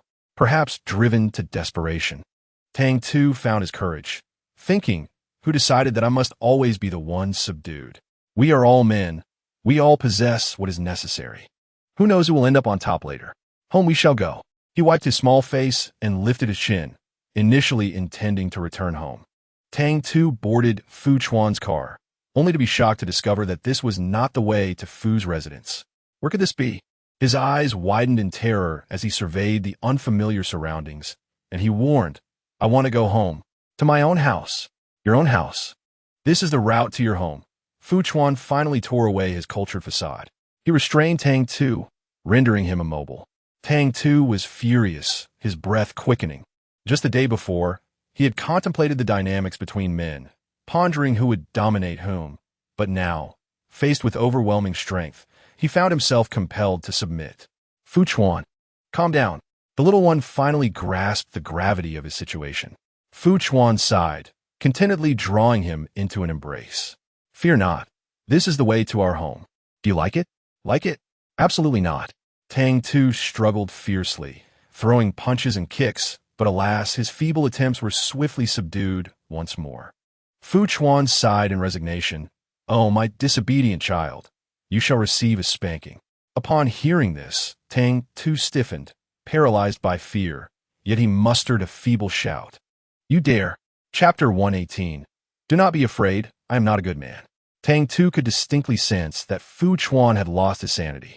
Even though he still wore the guise of a genteel gentleman, a smile gracing his lips, the madness lurking beneath his gaze was becoming increasingly apparent. At that moment, he could hear nothing but his own internal questions, unwilling to entertain Tang Tu's justifications. "Tell me, why did you leave? Why did you provoke me only to cast me aside?" With each inquiry, he struck Tang Tu's backside again and again until the latter's eyes glistened with tears. Tang Tu was consumed by rage, his mind solely focused on the fact that this man had dared to strike him, to actually hit him. Fu Chuan, Tang Tu, infuriated, struggled with all his might to push him away. Even though he was pinned down, he never ceased his resistance. "I have the right to leave. What is wrong with provoking you? Who says that if I tease you, I must take responsibility? I'm a scoundrel. I have simply grown weary of you." His furious roars nearly brought the system to tears. "My Tang Tu, please do not provoke the male lead." As expected, the danger level alerts began to sound like a symphony. Ding. Danger level increased by 20. Current danger index, 24. Ding. Danger level increased by 10. The system, witnessing the final danger level settle at 60, felt utterly despondent. It was all over. All their hard work had been undone in an instant. Tang Tu's eyes reddened with rage. What tasks? What male lead? Get lost. In that moment, he was solely himself. Fu Chuan, equally furious, became a terrifying beast as all his gentle facades were stripped away, with Tang Tu standing as his destined prey. He was exceedingly agitated, as if he were about to grind his teeth to dust, uttering the word "good" 3 times in rapid succession. In the next moment, the partition within the car was raised. Tang Tu's heart skipped a beat, yet he was unafraid of death. At such a juncture, begging for mercy was futile. Thus, instead of pleading, he chose to provoke. He bared his teeth like a boastful little kitten, appearing fierce while exuding an air of innocence. "Fu Chuan, is it truly entertaining to seize someone you despise? Is it really?" With each word he spoke, Fu Chuan's countenance darkened further, until the veins on his forehead bulged ominously. The little fellow suddenly fell silent, but Fu Chuan merely smiled, a grim, hoarse laugh that resonated with menace. "Why have you stopped? Go on, I'm all ears." Tang Tu found himself at a loss for words. He had exhausted all the venomous insults he could muster. If he were to speak further, he would only be left with pleas for mercy. Yet how could he lower himself to such a state? In this world, one must never lose face. Thus, he turned his head, casting a malicious glance at Fu Chuan. "If you wish for me to continue liking you, that is not impossible." He surveyed Fu Chuan from top to bottom, then smirked devilishly. "Please me, and perhaps I shall bestow a modicum of affection upon you." The system remarked, "This is it. He has truly gone too far, and I am inclined to deem him the strongest. Tang Tu is remarkable." However, reality delivered a harsh blow. The more audaciously Tang Tu spoke, the more wretched his eventual tears would be. Fu Chuan narrowed his predatory gaze, seemingly aware that the reins of power lay firmly in his hands. "To please you? Very well." In stark contrast to Tang Tu's juvenile threats, this was the true whisper of a demon. Fu Chuan lowered his gaze upon the visage so close before him. If not for that infuriating little mouth, one would be loath to harm such beauty. But now, this was advantageous. He felt emboldened to inflict pain, to draw tears, and, paradoxically, the more the little one cried, the more satisfaction he derived. Tang Tu reveled in his verbal bravado for a fleeting moment, yet he would ultimately weep bitterly. He believed he still had time to maneuver, never anticipating that he had provoked Fu Chuan to such an extent that the beastly act would commence right there in the car. The vehicle had silently halted in the underground parking lot of an upscale complex. Mr. Fu remained inside, and the driver dared not rush him, hastily gathering his belongings and fumbling to open the door. Upon vacating the driver's seat, the driver's tense demeanor finally relaxed, yet he refrained from turning back, fearing what he might see or hear, lest he be silenced. As the driver departed, the vast and tranquil parking lot echoed with sporadic sounds akin to a kitten's cries, intermittent yet deeply haunting. Tang Tu wept, breathless and overwhelmed, his delicate visage marred by tear stains, his eyes unfocused, his body trembling faintly as if in fear of some unseen threat. Ultimately, he was cradled out of the car by Fu Chuan. The parking lot led directly to their home, with an elevator opening into the residence, ensuring they would encounter no one along the way. Although Fu Chuan was irate, he held the small figure tightly in his embrace, concealing him completely. Yet, the little one seemed utterly terrified, trembling incessantly even in his arms. Fu Chuan's eyes glimmered with satisfaction, his expression less gloomy, as he reassured his charge. "Do not worry, we shall be home shortly." Despite his patient attempts to soothe, the little one continued to emit soft sobs, each sound amplifying his fragility. Fu Chuan smirked maliciously, recalling the earlier moments. "What happened? Did you not claim to be exceedingly happy just moments ago? You even professed your love for me, declaring that you could not live without me. Surely, you have not forgotten, have you?" Tang Tu offered no reply, trembling more violently in response. Fu Chuan spoke gently. "It matters not. If you have a poor memory, I shall assist you in recollecting, for I, your dear one, cherish you dearly." At these words, Tang Tu felt a surge of indignation, nearly losing consciousness from the sheer frustration. The term dear, after all, was merely a casual jest on Fu Chuan's part. As for the other statements, yes, he had uttered them, but upon introspection, he questioned the rationale behind such declarations. Were they not made in a moment of utter despair, a desperate attempt to please Fu Chuan in hopes of securing his mercy? And yet, here was Fu Chuan, provoking him further. Tang Tu seethed with indignation, while the system incessantly chattered in his ear, "My dear, accept your fate. Endure this moment of tranquility, for a step back can lead to vast horizons. Get lost." Tang Tu retorted, "The more I endure, the more infuriated I become. The more I retreat, the more I feel I lose." He could not swallow this indignity. Despite his declarations, his mind became increasingly muddled, and eventually he could no longer hold on. His head drooped, and he succumbed to a deep slumber. In sleep, Tang Tu was remarkably docile, quiet and serene, his face adorably peaceful. However, Fu Chuan was acutely aware that once he awoke, the little demon's true nature would reveal itself, leading him to utter words Fu Chuan loathed, engage in actions he despised, and even plot his escape. Such a beautiful visage, once released, would surely attract a horde of ravenous admirers, and Fu Chuan feared he might lose him in the chaos. Merely contemplating this possibility cast a dark shadow in Fu Chuan's eyes, an ominous gloom. Thus he resolved, let us secure him. When Tang Tu finally roused, he found himself no longer in the confines of the cramped car or the chilling elevator, but enveloped in a warm, soft cocoon of blankets, comforting yet unable to dispel the icy sensation that clung to his ankles.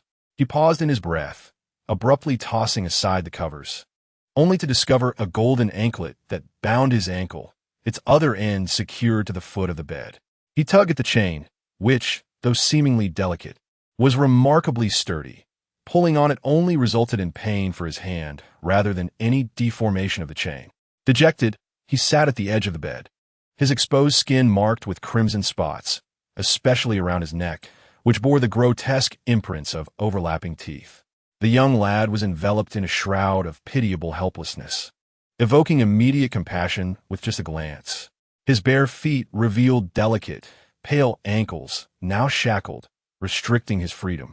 Confusion washed over him as he futilely struggled, eventually collapsing weakly onto the bed. Tang Tu covered his eyes with his hand, as if this simple act could shield his vulnerability. Meanwhile, on the other side of the surveillance monitor, Fu Chuan observed the entire scene with an inscrutable expression. Yet beneath his stoic facade, a pang of empathy stirred within him. The young one possessed an uncanny ability to soften his heart with a mere gesture or a glance, despite knowing his true nature as a little trickster. Fu Chuan inhaled deeply, his gaze heavy with contemplation, ultimately deciding to turn off the monitor. As the surveillance was disabled, Tang Tu received a notification.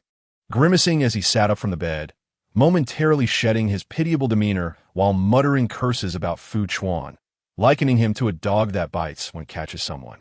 The system was left to manage the aftermath, as it had no other recourse.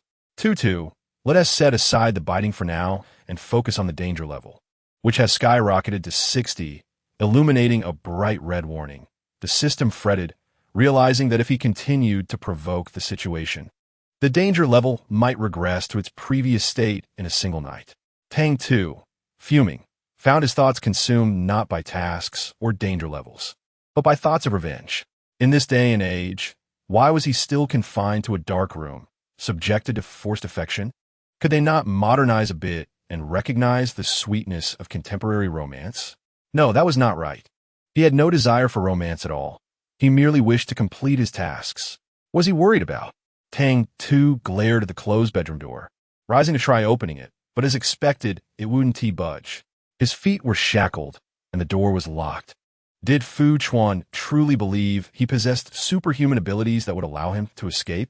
He squinted, pondering for a moment, and suddenly a smile crept onto his lips. The system, unnerved by his grin, exclaimed, "What has come over you, little one?"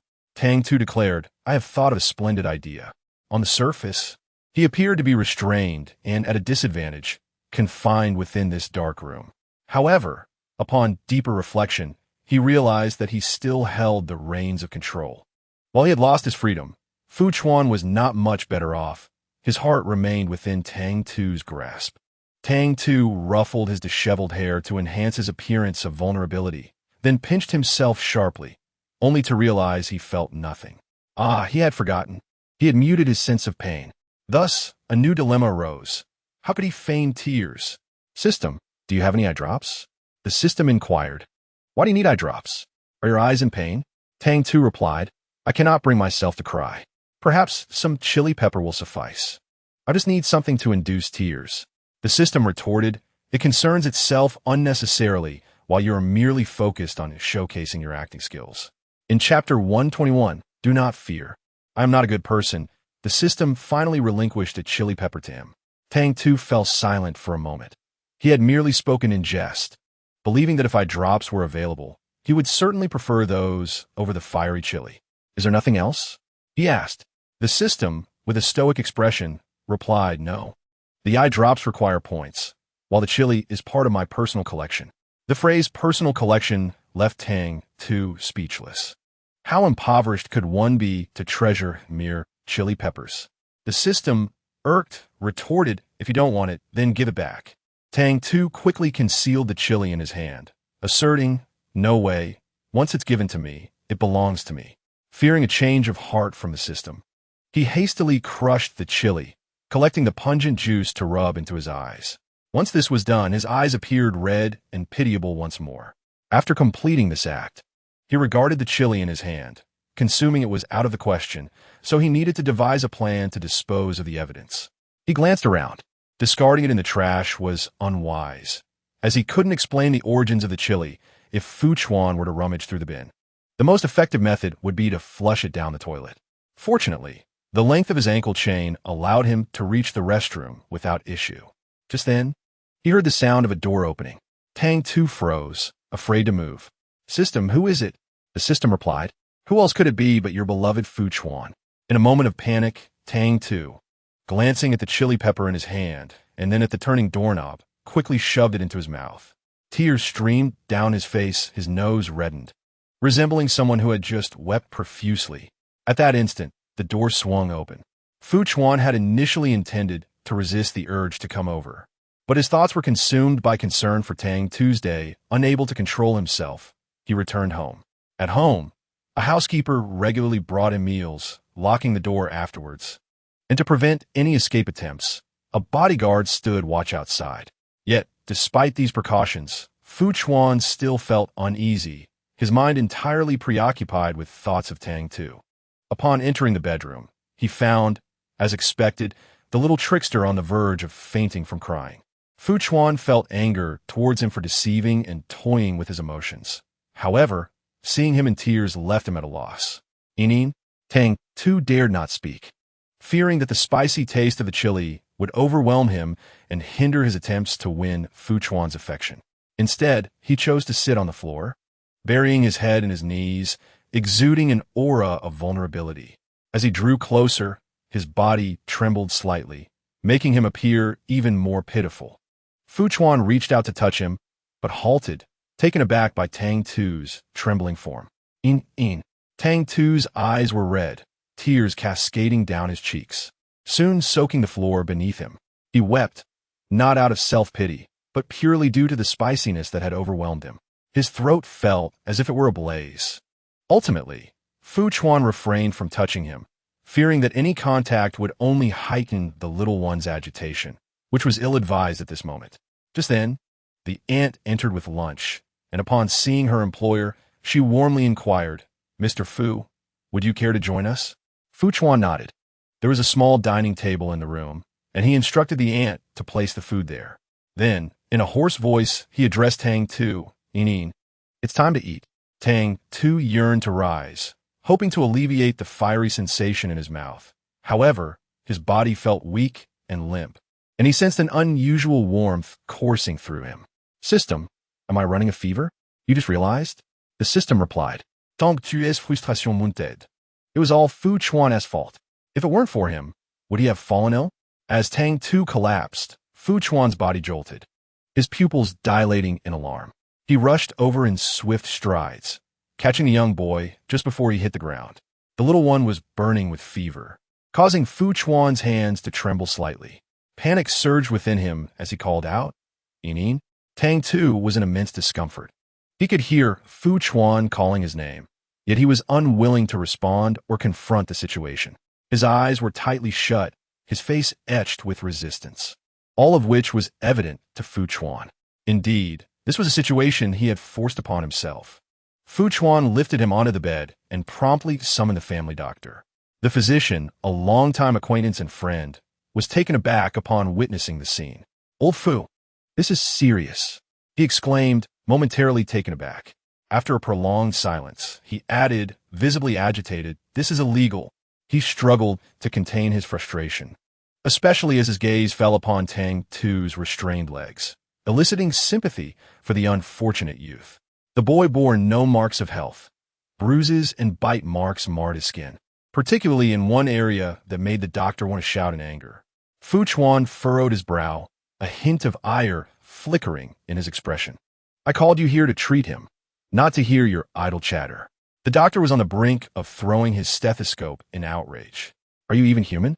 Fu Chuan raised an eyebrow, a sardonic smile playing at the corners of his lips. "If you cannot provide treatment, I can always summon someone else." The doctor was infuriated, yet fearful that Fu Chuan might indeed seek another's help, potentially leading to dire consequences for the young boy. "No need. It's not a major issue." 10 minutes later, the doctor reached a conclusion. It was indeed a minor problem, exacerbated by the lack of prompt care and Tang Tu's inherently frail constitution, resulting in the high fever. After speaking, the doctor poured a glass of water for Tang Tuesday. By the time he regained consciousness, Tang Tu eagerly drank from the offered glass, disregarding his disheveled appearance, and soon, the glass was empty. Fu Chuan's expression was grim and sullen. He forcefully pushed aside the bothersome doctor and took the empty cup, asking, "Would you like more?" With the cup now absent, Tang Tu lacked even the courage to look up. Gripping the bedsheet tightly, his fingers turned white, yet he remained silent, pitiful, and helpless. The doctor, moved by compassion, yearned to rescue him from this torment. In the next moment, he heard the boy rasping his gratitude. "Thank you, doctor." The doctor sighed, advising, "Take your medicine, and if you need anything else, I shall return." Having attended to all necessary matters, the doctor had no reason to linger, and Fu Chuan promptly issued a dismissal. Once the doctor departed, the lavish bedroom echoed only with their breaths.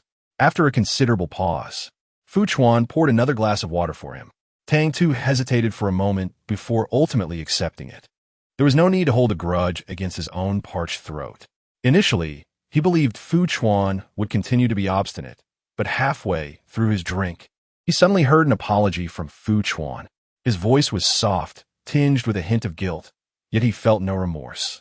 The thought of the boy leaving him, of being with others, sent him into a tempest of uncontrollable emotions. He could only belong to him. Tang Tu thought this madman had changed, actually apologizing to him. Yet the next moment, he heard, "But I have no regrets." He continued, "No matter whether you hate me or resent me, I will not let go." As Fu Chuan spoke, he cast a deep glance before looking away, fearful of softening. Thus, before his heart could yield, he merely uttered, "Rest well." Chapter 123. Do not fear. I am not a good person. Fu Chuan turned to leave, but as he took a small step, his clothing was gently tugged. The force was so light, it was almost imperceptible. He halted, refraining from turning back. He feared that if the boy wept or pleaded, he would truly let him go. Beneath his sleeves, his hands were tightly clenched, while his face remained expressionless. Tang Tu could not discern his features, yet the system provided real-time updates, particularly the declining danger level, which served as a clear indication. Ding. Danger level decreased by 20. Current danger index, 50. Ding. After several reports, it finally plateaued around 30. Tang Tu suppressed the cunning glint in his eyes, his voice remaining as raspy as ever. Fu Chuan. Once sweetly calling him dear, he now uttered his full name. Yet Fu Chuan harbored no illusions. Having reached this impasse, it was impossible to return to the past. Merely keeping him close was the greatest indulgence he could hope for. "What? Tang Tu, could you return my drawing tools?" The boy's voice was cautious, devoid of the usual arrogance and casualness, as if he were appeasing him. This realization sent a tremor through Fu Chuan's heart. He took a deep breath, inhaling once more, yet it was to no avail. He longed to turn back and embrace the person before him, to convey that there was no need for such meticulous caution. However, all the words remained unspoken. From that moment on, Tang Tu seemed to have learned his lesson. He spent his days in the bedroom, no longer causing a ruckus. He quietly sat by the floor-to-ceiling window, engrossed in his drawings. Even during the evenings, although he initially resisted slightly, he eventually acquiesced. The more obedient he appeared, the more anxious Fu Chuan became. The individual before him resembled a marionette, devoid of soul, vacant and hollow. Of course, this was merely a facade. Behind the scenes, the system was in distress. "Please, Tu Zai, spare me. You've been watching horror films for 10 consecutive days. Let us choose a different genre." Even the system could feel fear. On the surface, Tang Tu seemed dazed, gazing out at the scenery, yet he was engaged in lively conversation with the system. "No, only horror films can maintain my current state. Otherwise, I fear that if I hear the danger level drop, I might involuntarily burst into laughter." The system's mouth twitched, and it couldn't help but feel sympathy for Fu Chuan. Every day, oblivious to the reality, Fu Chuan was unaware that this individual was merely a dramatist. Strangely enough, while others pitted the dark room, Tang Tu found great delight in it.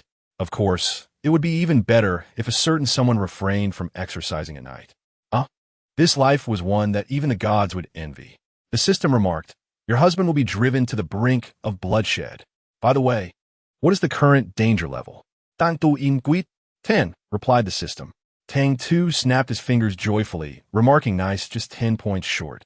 After saying this, he stroked his chin, realizing that while the dark room was enjoyable, eating and sleeping daily, he was, after all, a person with a mission. It seemed the time had come to get to work. With a face full of mischief, he looked at the system, which was visibly distressed. So, you haven't been working during this time? Tang Tu replied in surprise. Who works? I've been lounging on the bed. The system responded, I apologize for my ignorance. Time and again, Tang Tu challenged the system's understanding until it became numb, particularly this time when he unbuttoned his shirt and, with an innocent demeanor, said to Fu Chuan, I wish to see my mother. May I? Ding. The danger level dropped by 5. Current danger index, 5. The system was utterly flabbergasted. Goodness. Is this even possible? Chapter 124. Do not fear. I am not a good person in the past. Tang Tu's reckless behavior often led to his disappearance for several days. And this time, with Fu Chuan's assistance in covering for him, no one noticed anything amiss, except for Song Yuming. Yet, her capabilities were limited, and she could offer no help. When Ms. Su Yuan arrived, Tang Tu presented himself impeccably, devoid of any signs of despair, his eyes sparkling with joy. He leapt into Ms. Su Yuan's embrace, his voice soft and sweet, and in his endearing manner, Fu Chuan felt an overwhelming urge to cast his mother-in-law aside. Madame Su Yuan gazed at her son, whose complexion radiated health, and then at Fu Chuan, whose demeanor was fraught with tension. As someone who had experienced similar situations, she understood perfectly well. With a knowing wink at her son, she whispered, Have your wishes been fulfilled? Tang Tu, blushing, offered an apology. Mother, I was ill a few days ago. Did you worry about me? Su Yuan clicked her tongue, observing his cherubic face that hardly suggested illness. It seemed he had been engaged in playful antics with Fu Chuan for several days, perhaps fearful of her disapproval, hence his words. What is there for me to worry about? Your birthday is just around the corner. The Master has foretold that once your birthday passes, the tribulations will also dissipate, leading to a path of ease and health. Su Yuan refrained from expressing the deeper implications, yet everyone present understood. If he did not survive this ordeal, there would be no future for him. Tang Tu pondered the Master's remarkable abilities. He resolved to surprise Fu Chuan on his birthday, for if all went as anticipated, his life would conclude on that very day of his 20th year. Let us adhere to science and not succumb to superstition, he declared, before darting away to fetch a painting. Mother, this is a picture I drew for you. Su Yuan, aware of her son's limited artistic skills, held no expectations. However, upon raising her gaze, she was astounded to see a strikingly lifelike depiction of herself. Is this truly the work of my son, who just graduated from kindergarten? She exclaimed in delight. Mom, I'm in college now. College? Tang Tu dito, isapta.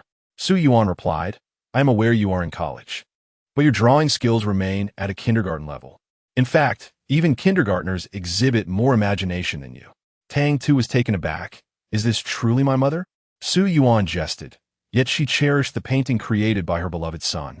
It was not until evening that she departed, and with her exit, it felt as though she had taken all of Tang Tu's vitality with her. His brightness visibly dimmed, and his smile faded away. Fu Chuan had ceased to restrain him, allowing Tang Tu to roam freely within the house. Yet even with the bedroom door unlocked, his heart remained closed off. He was akin to a rose blooming in the wild, plucked for its beauty, only to wither and fade in a fleeting moment. The very hand that had plucked him being Fu Chuan's. Fu Chuan was engulfed in torment and anguish. Aside from his daytime responsibilities at work, he spent all his remaining hours at home with Tang Tu, even behaving with newfound decorum in the evenings, apprehensive of overstepping boundaries. Yet it was all too late. The little rose had already withered completely. The once self-assured Fu Chuan found himself consumed by regret, realizing he should never have forced or imprisoned him. However, the damage was done. Regret is the most futile of emotions. Inin, would you like to go out? Fu Chuan's voice was soft, imbued with an unprecedented gentleness. This time, it was his turn to tread carefully. Did you not express a desire to attend school? He inquired. May I take you there? Tang Tu decolin. Learning brings him pain. He abhors it. He has become enamored with the canary-like days he now leads, amused as he is. Tang Tu not only declined, but reacted with evident agitation. Fu Chuan, wary of provoking him further, quickly soothed. All right, we 1T go to school. Chapter 125. Do not fear.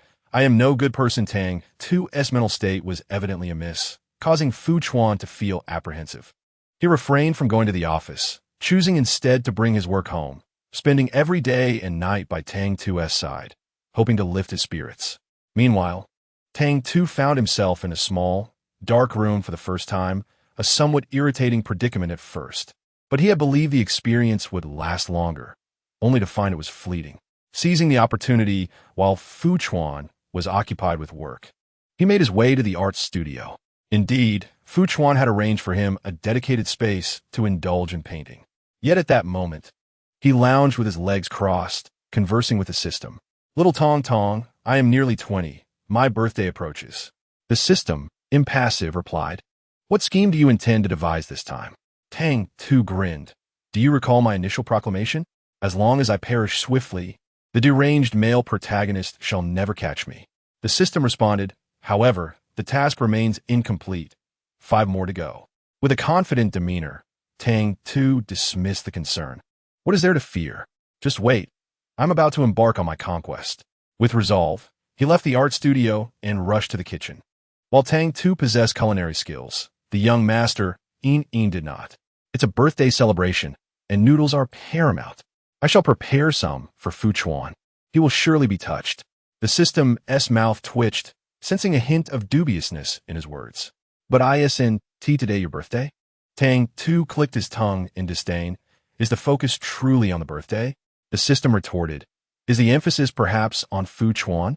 As he reached for the salt, Tang Tu's hand trembled, inadvertently dumping an entire spoonful into the mix. The quantity was such that even the system found it overwhelmingly salty. Yet, this was not the crux of the matter. Tang Tu calmly retrieved the spoon and continued, Be careful. I might report you to your superior. How dare you fixate on the male lead?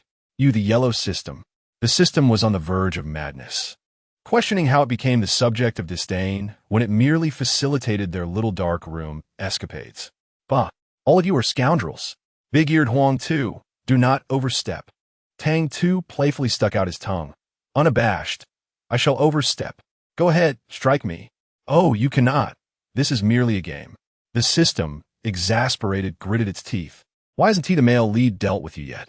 On the other side, the moment Tang Tu stirred, Fu Chuan immediately sensed the commotion. He hurried over, only to find a little one flustered and bustling about. Inin, are you hungry? Allow me to assist. Fu Chuan extended his hand to take over, but Tang Tu firmly refused, declaring today is my birthday. Fu Chuan paused, realizing that he knew of Yin Yin's impending birthday, but was unaware of the exact date. He had assumed Tang Tu would keep a secret, yet now he was pleasantly surprised to see the noodles boiling in the pot. Let's have a bowl of noodles, shall we? For the birthday celebrant. As he spoke, Tang Tu rarely bestowed upon him a radiant smile. It had been an eternity since Fu Chuan had witnessed such an expression. In this moment, Fu Chuan found himself entranced, willingly succumbing to the enchantment. The noodles soon improved, and disregarding their scalding heat and the half-dead salty broth, Fu Chuan devoured them with gusto, his danger level diminishing with each bite. Ding. Danger level decreased by 5. Current danger index, 0. Ding. Task completed. Current points, 260. Upon hearing the notification of task completion, Tang Tu nearly erupted in joyous celebration, to the extent that he momentarily forgot about Fu Chuan beside him. With the task accomplished, he dismissed the male protagonist entirely. Delighted, he dashed out of the kitchen and flung open the balcony window. Tonight, he intended to bestow a grand gift upon the male lead. In that instant, as Fu Chuan realized Tang Tu's intentions, the bowl in his hands shattered into a multitude of pieces. His pupils contracted sharply. An urge to intervene surged within him. Yet he discovered he was rendered utterly immobile. Tang Tu had slipped a narcotic into the noodle soup, intending for Fu Chuan to witness his own demise. He had orchestrated every detail, and just as he prepared to revel in his success, a shrill alarm erupted in his mind. Alert! Alert! Alert! Danger level increased by 100. Caution is advised for the host. Tang Tu. Chapter 126. Do not fear, I am not a good person. At that moment, Tang Tu sensed the malice emanating from the world. He turned back in disbelief, witnessing Fu Chuan's complexion shift dramatically. Due to his departure, Fu Chuan's eyes burned crimson. His handsome features contorted into something almost grotesque. Though immobilized, his awareness remained acute. He watched as Tang Tu dashed to the balcony, observed him opening the window, and extending his head outside. No, no! Fu Chuan's soul unleashed a desperate roar. Yet these were mere whispers, unheard by anyone. Tang Tu stood frozen, reluctant to look back, as if the terrifying gaze of Fu Chuan could consume him whole. He swallowed hard, anxiety gnawing at him, wishing he could leap from the balcony. System, what would happen if I jumped? System, task failed, points frozen, you will also perish. Tang Tu gasped and inquired further, what if I simply leave? System, task failed, points frozen, Tang Tu exclaimed. So, all that acting was for naught. Gazing out at the vibrant nightscape, he lamented with an expression of profound weariness. I wish to be. System, no, you do not. Despite countless attempts at mental fortitude, Tang Tu ultimately could not reconcile with this reality, and he burst into tears. It's all Fu Chuan's fault. With the task failed, he wiped his face and resolved to start anew. However, his anger remained unquenched as he returned to the kitchen, clad in his slippers.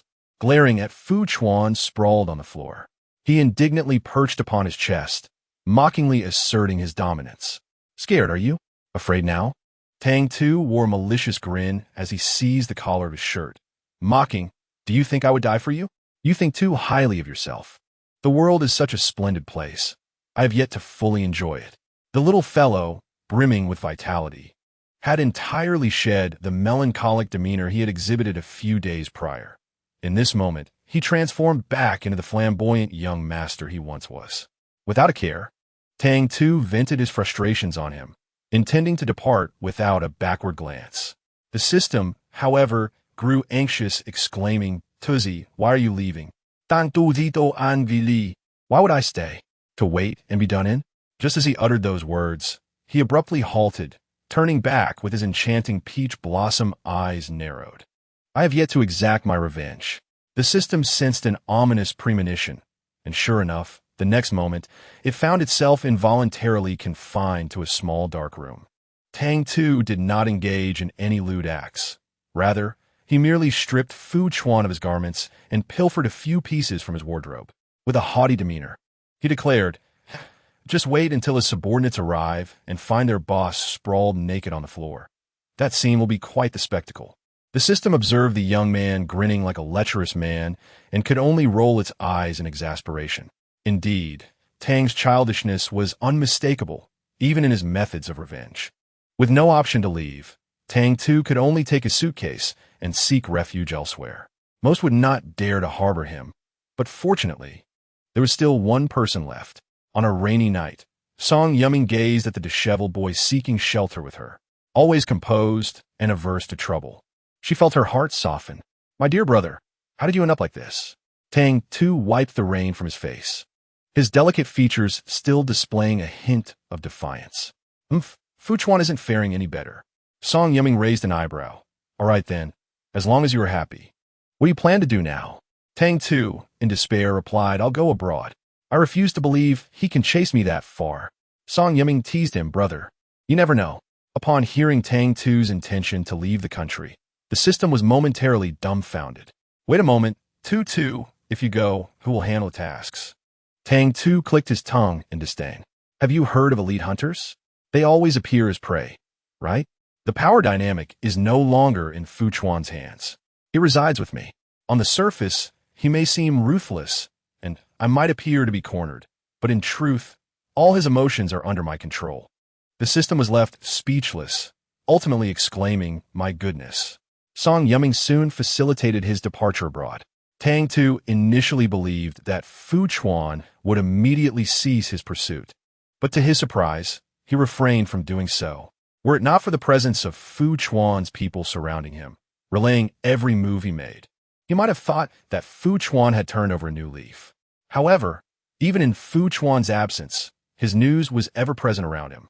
Major portal websites, financial news, trending topics, and various reports about him have never ceased, marking him as the youngest achiever, endowed with an extraordinary appearance. To be candid, even Tang Tu finds himself in awe of him. Yet remarkably, he stands alone. One might wonder if the last medication I administered rendered him incapable of affection. The system stammered, "Tang Tu, be human. How could one genuinely love another while still harboring feelings for someone else?" Those so-called substitutes merely masquerade under the guise of true love, yet are nothing but scoundrels. Tang Tu stroked his chin, pondering the wisdom in those words.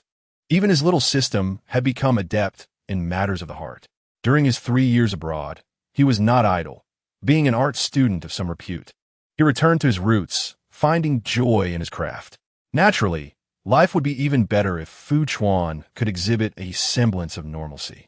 Periodically, he would showcase his paintings for sale, but alas, before they could genuinely enter the market, Fu Chuan would purchase them at exorbitant prices. His speed was unparalleled, and the prices steep, soon making headlines. Those unfamiliar with the market exclaimed about the foolishness of the affluent, while those in the know revered him, even prompting several masters to seek a purchase. Tang Tu had initially desired to be a modest artist, but now, fame had ensnared him, complicating even his simplest outings. On one such day, intending to buy some fruit, he was recognized the moment he completed his purchase. "Is that Yandere?" "Who is Yandere?" "The now famous painter." Yandere, as he was on the verge of being encircled, Tang Tu, in a panic, fled. However, the throng was too dense. An escape seemed futile until a hand emerged from the crowd, gripping him firmly and guiding him through the masses, culminating in a frantic dash. At 23, Tang Tu retained a youthful spirit, yet youth and stamina are not always synonymous. "Stop, I can't run anymore. Shall I carry you?" A familiar voice resonated above him, causing Tang Tu to stiffen. Fu Chuan sensed his tension, particularly the latter's panic-stricken demeanor, compelling him to loosen his grip. "Yandere, don't be anxious. Don't be afraid. I promise I shall not harm you again." Fu Chuan's voice was hoarse. He dared not touch him for fear of inciting further fright. So he gazed intently at Tang Tu's day. 3 years had passed, exactly 1095 days, without a single moment devoid of longing. He had tried to forget, attempted to let go, only to realize the futility of such efforts. He simply yearned for him. That love, etched deep within his bones and soul, could not be erased save for death itself. Taking a deep breath, he observed Tang Tu gradually regaining composure, eyes glistening with unshed tears. "Yandere, will you come back?" he implored, his words laced with vulnerability. "This time, I promise not to anger you again. Please grant me another chance to pursue you." Chapter 128, Do Not Fear. "I am not a good man. What was once a fervent and deranged male protagonist is now reduced to a pitiful figure, humbled by love." Truth be told, it elicits a certain sympathy, although this sentiment is contingent upon the observer not being the victim. Tang Tu wore a stoic expression, refraining from displaying any overt excitement, instead regarding him with a wary gaze. Fu Chuan offered a wry smile, reassuringly stating, "Rest assured, I will keep my word. This time, I shall not impose upon you." Yet as he gazed deeply into Tang Tu's eyes, a profound yearning filled his own. "Yandere, grant me one more chance, just one. Please do not hastily condemn me to a fate worse than death." Tang Tu pressed his lips together, remaining silent as they held each other's gaze for an extended moment, before ultimately deciding to depart. Despite uttering no words, Fu Chuan felt an overwhelming sense of elation. He had not scolded or struck me, though he had not spoken. Our shared glance revealed a lingering softness in his heart towards me. The assistant, hurrying to the scene, nearly stumbled upon hearing his boss's words. What had become of the resolute businessman? Once Tang Tu left, the system became anxious. Wait, is he truly leaving like this? It queried. What? Should he forgive him immediately and embrace a joyous conclusion? The system, puzzled, inquired further, what is amiss? Tang Tu sighed, explaining, a person like Fu Chuan would never believe I could forgive him so easily. He would perceive it as a scheme, doubt my sincerity, and suspect I was merely deceiving him, taking the opportunity to flee. He paused, gazing up at the azure sky. I must allow him the chance to pursue me. It necessitates a process.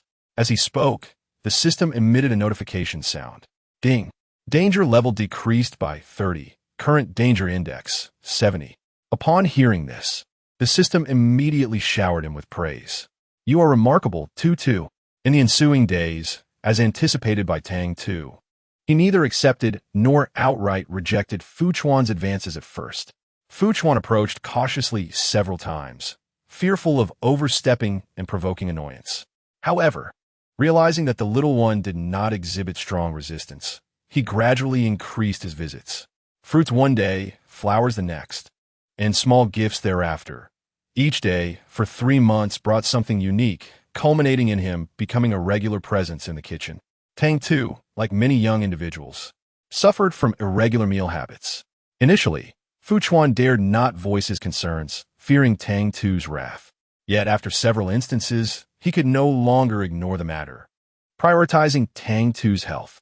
Thus, a distinguished CEO found himself transformed into a domestic cook, to the point where Tang Tu could hardly tolerate his persistence. Fu Chuan, enough already. I have expressed my distaste for breakfast. Do not compel me to take action. Fu Chuan looked at him with an air of innocence, growing bolder with their time together. He now dared to engage in playful antics.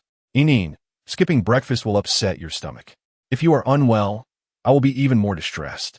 So, consider it for my sake. With that, he brought breakfast to the bed, insisting he eat before returning to slumber. Tang Tu's lips twitched slightly. He almost wanted to tell him that he had forgiven him and accepted his love, but could he please refrain from disturbing his precious sleep? Fu Chuan sat quietly at the edge of the bed, breakfast in hand, gazing at him innocently. What a turn of events. Now, it seemed Fu Chuan was the one trying to win him over. Are you having breakfast? How about this? Let me feed you. With such persistence in urging him to eat, Tang Tu eventually capitulated. The breakfast was rather simple, knowing he wasn't too fond of elaborate meals. Fu Chuan prepared a modest sandwich and warm milk. Tang Tu finished his meal rapidly, but in his haste, crumbs found their way to the corners of his mouth. Seeing this, Fu Chuan inexplicably bent down and kissed the remnants away.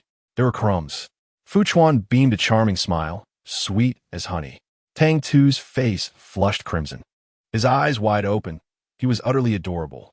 Sweet? What sweetness? You get away from me. Chapter 129. Don't be afraid, I am not a good person.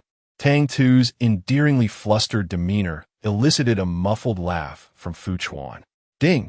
The danger level decreased by 20. Current danger index, 50. He raised his hands in mock surrender. All right, if you're shy, I shall take my leave. Tang Tu glared at his smug expression, infuriated, and grabbed a pillow, hurling it at him. The pillow hit Fu Chuan squarely. He was not angered but rather delighted. Is throwing a pillow at me an invitation to share bed? Tang Tu stared at him incredulously, having never encountered such unabashed audacity. Fu Chuan, so now you've seen, Haven to you?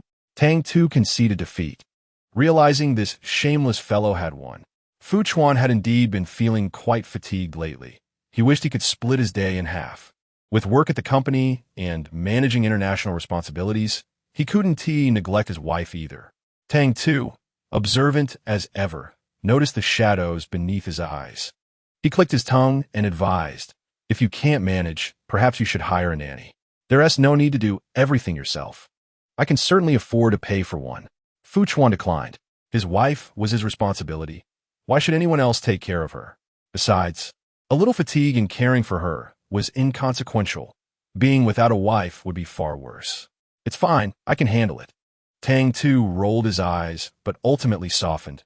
He relinquished a small portion of the bed and muttered, I'm only doing this because I feel sorry for you. Just pity. Fu Chuan stifled a laugh, yet he did not approach. What? Do you find me repugnant? I just made breakfast, and I smell of smoke. I would want to disturb your sleep. I'll just grab a cup of coffee to perk myself up. You continue to rest.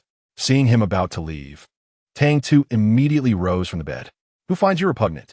He looked at his haggard appearance, worried that this guy might collapse from exhaustion. Who would then rescue his frozen points? Just sleep when I tell you to. Why so much chatter? The little fellow, in his indignant demeanor, remained as endearing as ever. Fu Chuan wished to speak further, but ultimately found himself pushed onto the bed. I even savored the breakfast you prepared. If I were to disdain you, what would distinguish me from those uncouth individuals who eat and curse? As he spoke, without regard for Fu Chuan's consent, he began to unfasten his coat. Now, close your eyes and sleep, or you may as well leave my home. This long-awaited, somewhat haughty concern made Fu Chuan's heart swell with joy. His face bore signs of fatigue, yet his eyes sparkled with brilliance, overflowing with affection as he gazed at Tang Tu. Tang Tu felt a wave of discomfort under his scrutinizing gaze, so after tossing Fu Chuan into the comfort of the blankets, he rose from the bed. Are you leaving? Fu Chuan grasped his hand, his eyes drooping like a pitiful dog on the verge of abandonment.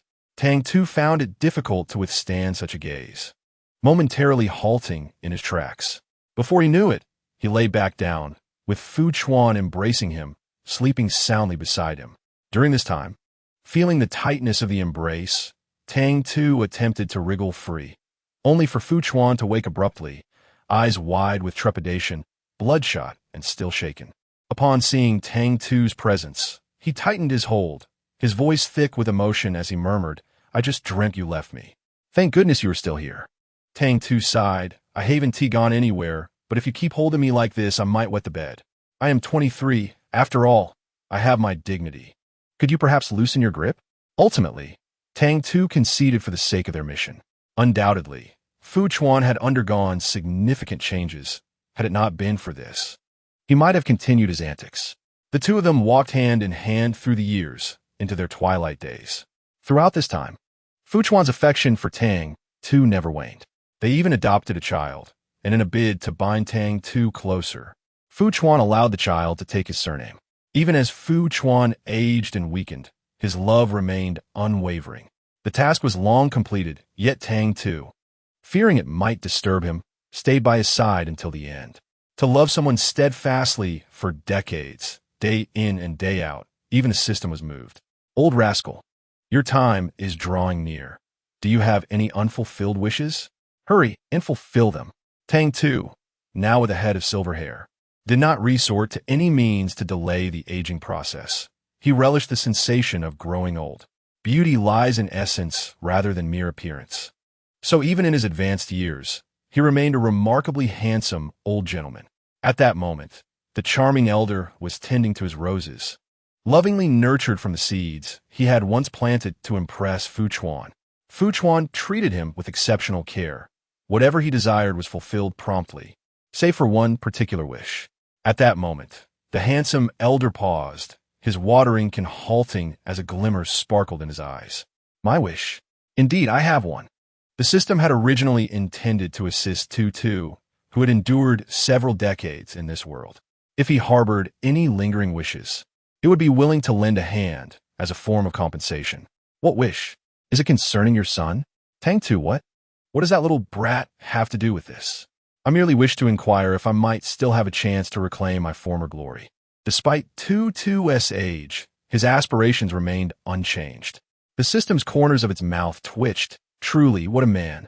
Even in old age, he could not settle down. His mind still filled with frivolous thoughts. Do not harbor such illusions. Dying in bed at such an age would be utterly disgraceful. Old Tu felt a twinge of regret. At over 70, this time of demise, surely Fu Chuan could not elevate his danger levels once more. Could he? The system hesitated, not daring to be too certain, and quietly murmured, this time, it should not be the case. Life and death are merely the cycle of existence. Ultimately, Tang Tu passed away in this rose garden, leaving this world without any pain. His only concern was whether Fu Chuan would lose his composure. Fortunately, Fu Chuan remained remarkably composed, overseeing the arrangements for Tang Tu's burial. While all were apprehensive about his potential breakdown, he conducted Tang Tu's final journey with dignity and grace. Upon returning to the system's space, Tang Tu was poised to embark on his next adventure. Yet he suddenly paused before departing. System, how is old Fu faring? System, after your 7th day of mourning, he vanished. Tang Tu, the system, fearing to startle him, took a deep breath and continued. He took sleeping pills and chose to accompany you in death. He did not hold a funeral. Instead, he arranged for his subordinates to lay him to rest beside your grave. Tang Tu stood frozen, unable to utter a sound. The system glanced at him, hesitant to provoke him further, and quietly asked, "Are you all right?" After a long moment of silence, Tang Tu suddenly burst into laughter. "Me? I'm better than ever. I accompanied him throughout his life, fulfilling all my responsibilities. There are no regrets left." After his laughter subsided, he waved his hand, instructing the system to take him into the next world. "Let us proceed. Time is precious." The system, worried about potential repercussions, observed him closely but then reconsidered. What could possibly happen? Feelings inevitably fade, and even the deepest affections will eventually diminish until they vanish. Chapter 131. The escaping artist in the entertainment industry. When Tang Tu first arrived in this world, he was struck by the torrential downpour that left him momentarily dazed. He looked up at the overcast sky, where thunder rumbled and lightning flashed. The raindrops pelted his face with painful intensity. As the rain intensified, the fierce wind made Tang Tu feel as though he might be swept away. "System, could you not provide some explanations?" "System, it's merely a light rain, a trivial affair. You are now a runaway youth, devoid of any picky conditions." Tang Tu's expression contorted. "You dare to call this a light rain? A trivial affair?"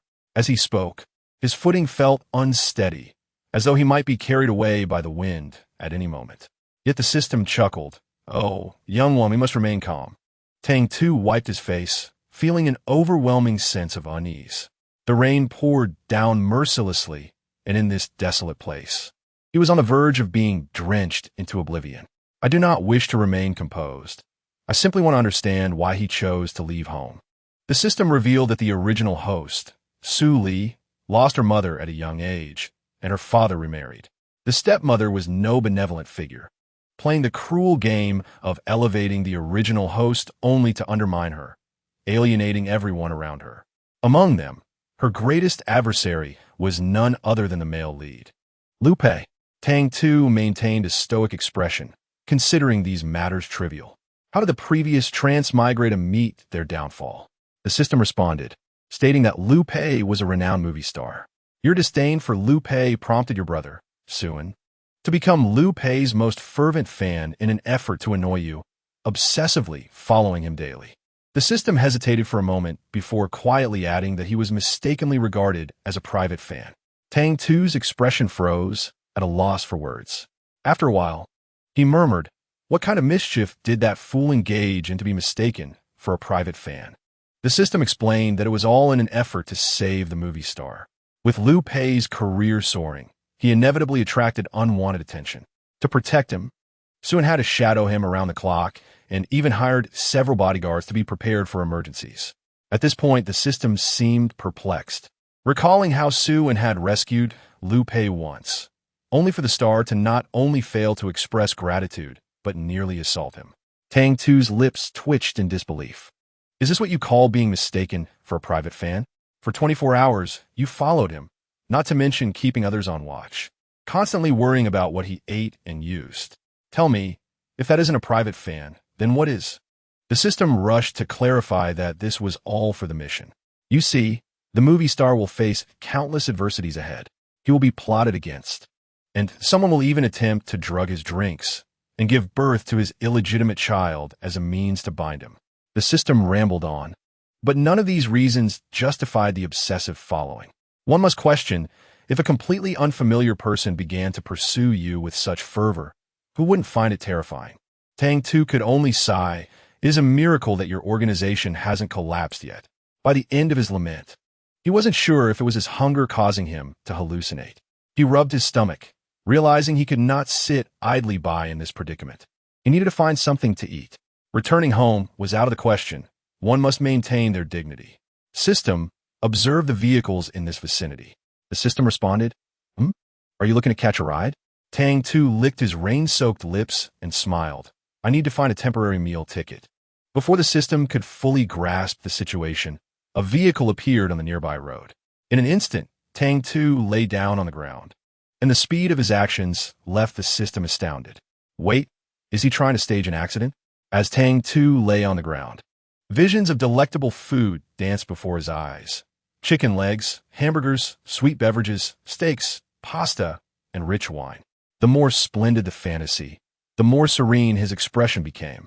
In the next instant, a sharp screech echoed across the highway, the jarring sound causing Tang Tu to involuntarily wrinkle his nose, though he managed to suppress the urge. Delightfully, he was contemplating with the system what they should dine on shortly, when the system gravely remarked, "Darling, that is the male lead's car." The system had anticipated he would be frightened, especially considering the two were sworn enemies at this juncture. With the original owner stripped of familial protection, he was nothing more than cannon fodder. Yet, to the system's astonishment, Tang Tu actually rubbed his hands together in excitement, exclaiming, "Could such a fortuitous event be possible?" The system was left dumbfounded by this miraculous development. "Wake up! That is the male lead's vehicle, the male lead's," it bellowed. "What if he steps out and sees you, and orders his driver to run you over?" Tang Tu replied confidently, "I'm not afraid. I will cling to him for dear life." Before the system could fully grasp his intentions, the next moment revealed the shadowy figure of the esteemed actor stepping out of the car, accompanied by an umbrella-bearing driver. In the dead of night, having just hit someone, even the beloved actor could not remain indifferent. He had intended to check if the other party was injured. But before he could approach, his leg was suddenly seized. "Did you just run into me?" Tang Tu, even in his most ravenous state, never neglected his impeccable acting skills. "You think you can hit me and escape? Not a chance." He gritted his teeth, exerting every ounce of strength to cling to his leg, disregarding whether he would dampen the actor's trousers. In short, at this moment, he was determined to hold on. Rain poured down in torrents. And in that fleeting moment of lightning illuminating the scene, Lu Pei's face was sharply defined, allowing him to discern who was grasping his leg. Tang Tu appeared disheveled. Yet this did not diminish his allure. Though the original owner's disposition was detestable, he possessed striking features. His skin was fair and flawless, his thick eyelashes gently curled, and his innocent, large eyes sparkled with life when he blinked. He was undeniably a charming and handsome youth. However, at this moment, this dapper young man resembled a mischievous scoundrel, his words laced with overt calculation and malice. He was attempting to feign injury. Upon realizing this, Lu Pei narrowed his eyes, a subtle hint of disdain creeping into his cold voice as he uttered, "Su Li." Hearing his name called, Tang Tu was momentarily taken aback before looking up in astonishment. Initially caught off guard by the encounter, he soon intensified his grip on Lu Pei's leg. "Oh, is that not our illustrious actor Lu Pei?" Tang Tu nonchalantly remarked, undeterred by the imposing presence before him. Instead, he brazenly questioned, "What's the matter? You hit me and wish to evade responsibility? That simply will not do." Being adversaries, Lu Pei was well aware of the character of this individual, an utterly worthless person, with nothing to commend him save for his lineage. Yet, it appeared Lu Pei scoffed. How pitiful it is for the esteemed scion of the Su family to be reduced to a stray dog. The more malevolent the male lead was towards him, the more elated Tang Tu felt. This indicated that the male lead despised him to the point of wishing his demise. Truly an extraordinary stroke of fortune. The forlorn hound is indeed forlorn, yet the Su family is hardly a reputable one. However, there lies the esteemed Emperor Lu. Tang Tu, with a playful smile, gazed up at him, clutching his leg and inquiring if he had devised a plan to deal with this forlorn creature. Lu Pei had never encountered such unabashed audacity. A flicker of anger graced his otherwise refined visage. Chapter 133. The escaping artist in the entertainment industry Tang Tu was not easily dismissed. The two stood their ground in the pouring rain, Lu Pei's trousers thoroughly soaked. In truth, Lu Pei had a share of misfortune. The previous time traveler, while having rescued him once, had also ensnared him in countless predicaments. On one occasion, in an attempt to shake off the relentless pursuit, Lu Pei found himself in a catastrophic car accident, a chain collision that drew public ire and even led to his reprimand from higher authorities. Subsequently, the time traveler, due to his own blunder, was struck by props on set, resulting in a tragic fate that left him comatose. Lu Pei felt he deserved it.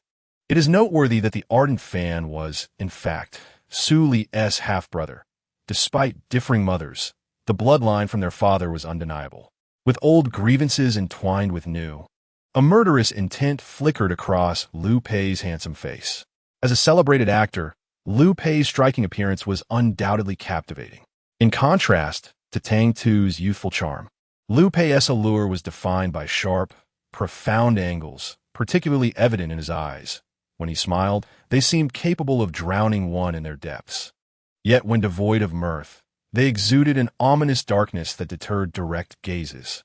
Unlike the fleetingly popular young stars, Liu Pei's attractiveness bore an edge of intimidation, evoking a shiver in those who beheld him. Nevertheless, Tang Tu felt no fear. He remained steadfast, still clutching Liu Pei's leg. Emperor Liu, maintaining this stalemate serves no purpose. I am indifferent to being seen, but your reputation is at stake, he asserted. Liu Pei discerned the veiled threat in his words, a smirk forming at the corners of his mouth. Do you believe I care? Indeed, he did not. Should one fail to thrive in the entertainment industry, they could always return home to inherit their family's fortune. Yet, Tang Tu feigned concern, but I do care, Emperor Liu. You are my future source of sustenance. I must treat you with utmost care. As Liu Pei listened to his inflected tone, a vein pulsed on his forehead. Just as he prepared to rid himself of this clinging nuisance, Tang Tu, like a nimble little fox, darted into the car in the blink of an eye. Taking the initiative, he beckoned Liu Pei. Emperor Liu, why are you standing foolishly in the rain? Come inside. Liu Pei retorted, I feel like committing murder. The driver trembled under his icy demeanor, stammering, Mr. Liu, murder is against the law.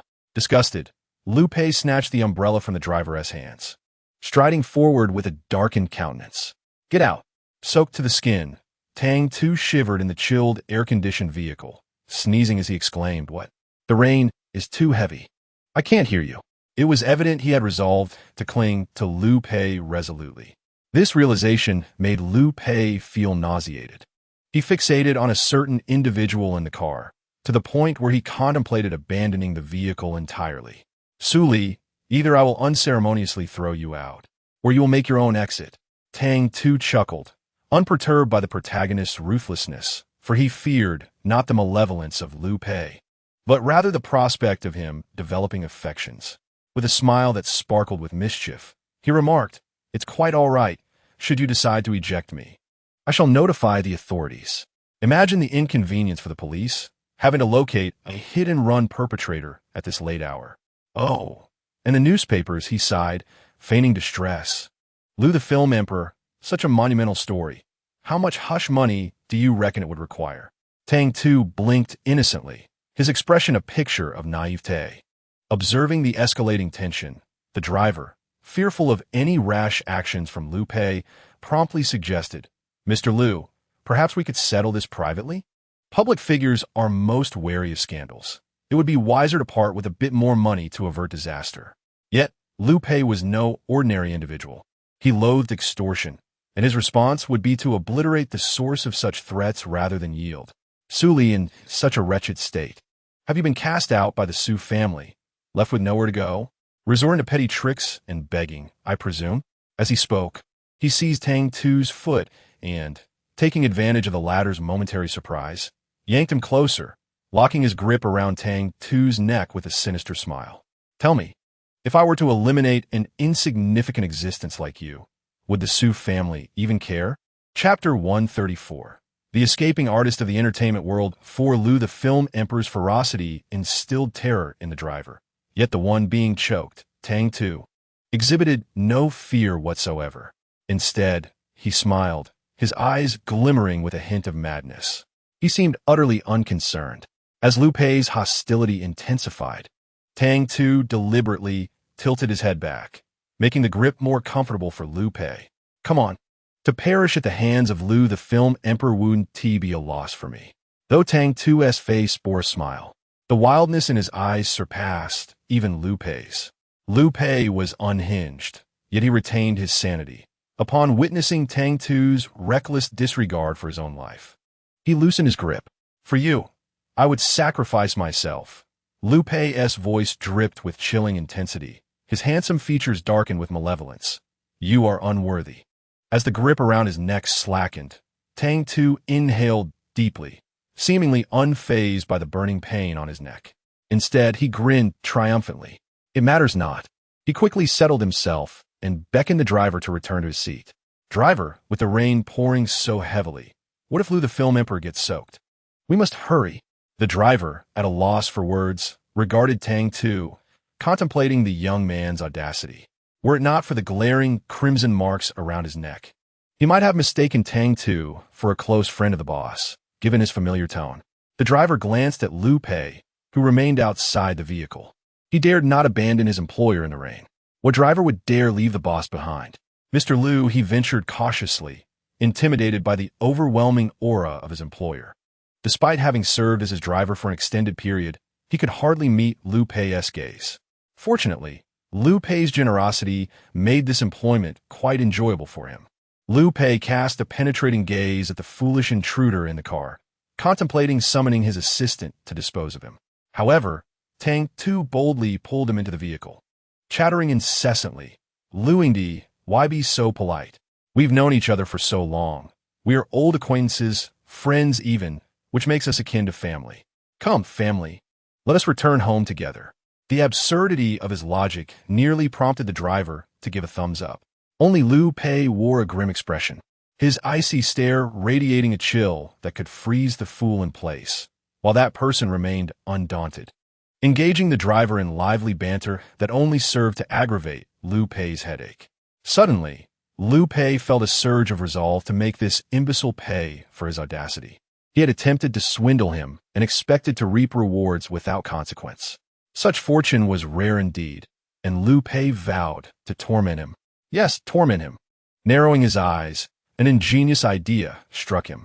Coincidentally, he was currently recruiting an assistant, and he could employ some cunning tactics to ensure that Su, the young master, would not be able to endure this humiliation. To deal with such shameless scum, one must outdo them in audacity. Otherwise, once ensnared, escape would be impossible. Tang Tu's antics were a battle of wits, aiming to leave a lasting impression. Flattery and sycophancy surrounded someone of Lu Pei's stature to win him over.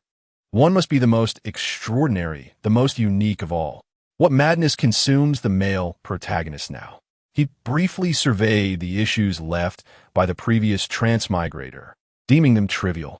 The system indicated that the previous transmigrator's connection was minimal. The male protagonist's turmoil stemmed from his family background. In his childhood, his parents had shared a fleeting moment of affection, but the narrative took a dark turn. His mother, seeking revenge for her husband's infidelity, tragically took her own life in front of her 7-year-old son. Lu Pei endured 3 harrowing days with his deceased mother until his father returned, and from that moment on, he developed emotional disturbances, able only to experience emotions through the lens of performance, while in reality, he could grasp nothing but hatred. Chapter 135. The runaway artist in the entertainment industry, Lu Hua's dilemma was rooted in his family of origin, the profound trauma from his childhood, compounded by a lack of timely emotional guidance, inevitably led to psychological dysfunction in adulthood. Tang Tu pondered aloud. "Do you think it's too late for me to study psychology now?" The system chuckled softly, admiring its host's unconventional path. "It's futile. Abandon that notion." His father eventually recognized the issue and sought the finest psychologists for him. But guess what? He drove them to the brink of madness. Those top-tier psychologists he saw are now patients of other therapists. The system shared this to encourage Tang Tu to take matters seriously. Yet Tang Tu's earnestness manifested as eager anticipation, a challenge. "I relish it. System, it always feels rather unreliable for a minute or two." Tang Tu, by the way, what about the female lead in this world? In the previous worlds, there were female leads, albeit their roles were minimal, but they were better than nothing. Upon mentioning the female lead, the system oddly fell silent for a moment, and after a while, it replied, "A dog." Upon hearing this, Tang Tu was left utterly speechless. A dog? A romance between a human and a dog? He widened his eyes, seemingly struggling to comprehend this revelation. Goodness, it seems our male protagonist is quite adventurous. Should I start referring to him as a wild man? Upon hearing the term wild man, the system felt a profound weariness. It clarified, not a romance between a human and a dog, but rather that later, Lu Pei accidentally fell off a cliff while filming in the deep mountains, and it was a small dog that kept him company during those days. Do you recall what I mentioned earlier? The male protagonist spent several days with his deceased mother when he was young, which left him with a fear of solitude. Had it not been for that little dog, his mental state would have shattered. After grasping the context, Tang Tu focused on the main point. So, I must compete for affection with a small dog? This feels somewhat inhumane. System, never mind, it's exhausted. Let him play however he wishes. After all, it's not it who is unfortunate. Having understood the general situation, Tang Tu cast a glance at Liu Pei, now tinged with a hint of sympathy. However, sympathy is suited for the weak, directed at the strong. It is likely to provoke a backlash. What are you looking at? Liu Pei's expression was impassive, yet internally he was calculating how to deal with him. Tang Tu rested his chin on his hand and began to flatter him insincerely. You are so handsome. I really like you. Liu Pei, give up. I want to give you any money. To Liu Pei, the sudden, nauseating compliments from his nemesis were nothing more than an attempt to extract money from him. He had heard of the Su family. They were foolish and wicked, a perfect match for being toyed with by that stepmother. Tang Tu, unperturbed by his taunts, maintained his smile and replied, talking about money hurts our feelings. Why don't we talk about something else? How about discussing emotions? Liu Pei suppressed the urge to strangle him again, smirking as he turned back. There is no money, nor feelings. The only opportunity before you is this. Either become my personal assistant or get lost. As a prominent heir of the Su family, being reduced to an assistant for his arch-nemesis felt like a disgrace. Yet, Tang Tu appeared exhilarated, even flaunting his fortune to the system. Look, isn't this a stroke of luck falling from the sky? I was contemplating how to approach him in an innocent and unpretentious manner, and he is graciously presenting me with an opportunity. System, can we refrain from belittling innocence? It truly is pretentious, and I can hardly bear to witness it. Chapter 136. The escaping artist in the entertainment circle. Soon, Tang Tu and Liu Pei signed a contract. At that moment, when the agent arrived and learned that Liu Pei had found himself a personal assistant, he was quite astonished. No one understood better than the agent how challenging it was to manage their artist. However, upon seeing Tang Tu, he instantly shoved the contract into his bag. What a jest! Such an exquisite visage, yet forsaking the path of an artist to become a mere life assistant. This is nothing short of a squandering of talent. Ape, from where did you procure this little beauty? With such a face, such a figure, and this height, he is undoubtedly idol material. The manager can already envision the fervor surrounding his debut as an idol. With such looks, he is bound to achieve fame. Tang Tu has already donned clean attire, his fair face adorned with a shy, sunny smile that nearly melts the manager's heart. Manager, please don't say that, Tang Tu replied bashfully. Brother Pei has faith in me, which is why he agreed to let me be his assistant. The manager, in his 30s and slightly plump, still had handsome features. Upon hearing Tang Tu's words, he felt a pang of regret. Ah, Pei, how could you be so unkind? Though the entertainment industry is filled with countless handsome men and beautiful women, there are few with such a refined aura as this little brother. The manager lamented, wishing he could sign him on the spot. Meanwhile, Liu Pei, watching the boy's exaggerated performance, felt a wave of nausea. Suddenly, he was struck by a moment of confusion. Keeping him around, was it an act of humiliation or a form of self-torture? What is the salary on the contract? He inquired. 3,000 for the probation period and 5,000 upon confirmation, replied the manager. This is a standard rate, and if you happen upon a benevolent employer, there might even be bonuses, though such incentives are seldom documented in contracts. That's excessive, Liu Pei remarked coldly, his gaze sharp. 1,800 is sufficient. The manager was taken aback, his voice rising in disbelief. 1,800? What will one do with that? Ah, Pei, one must be reasonable. We cannot rob the poor. Unable to bear the scene, the manager was about to interject when Tang Tu suddenly declared, I'll sign. 1,800 it is. As if fearing Liu Pei might reconsider. He blinked his big, watery eyes and turned to the manager with a pitiful expression. Brother, where's the contract? The manager felt a sense of suffocation. Surely, his own artist was not bullying this little assistant. Ah, Pei, has he offended you in some way?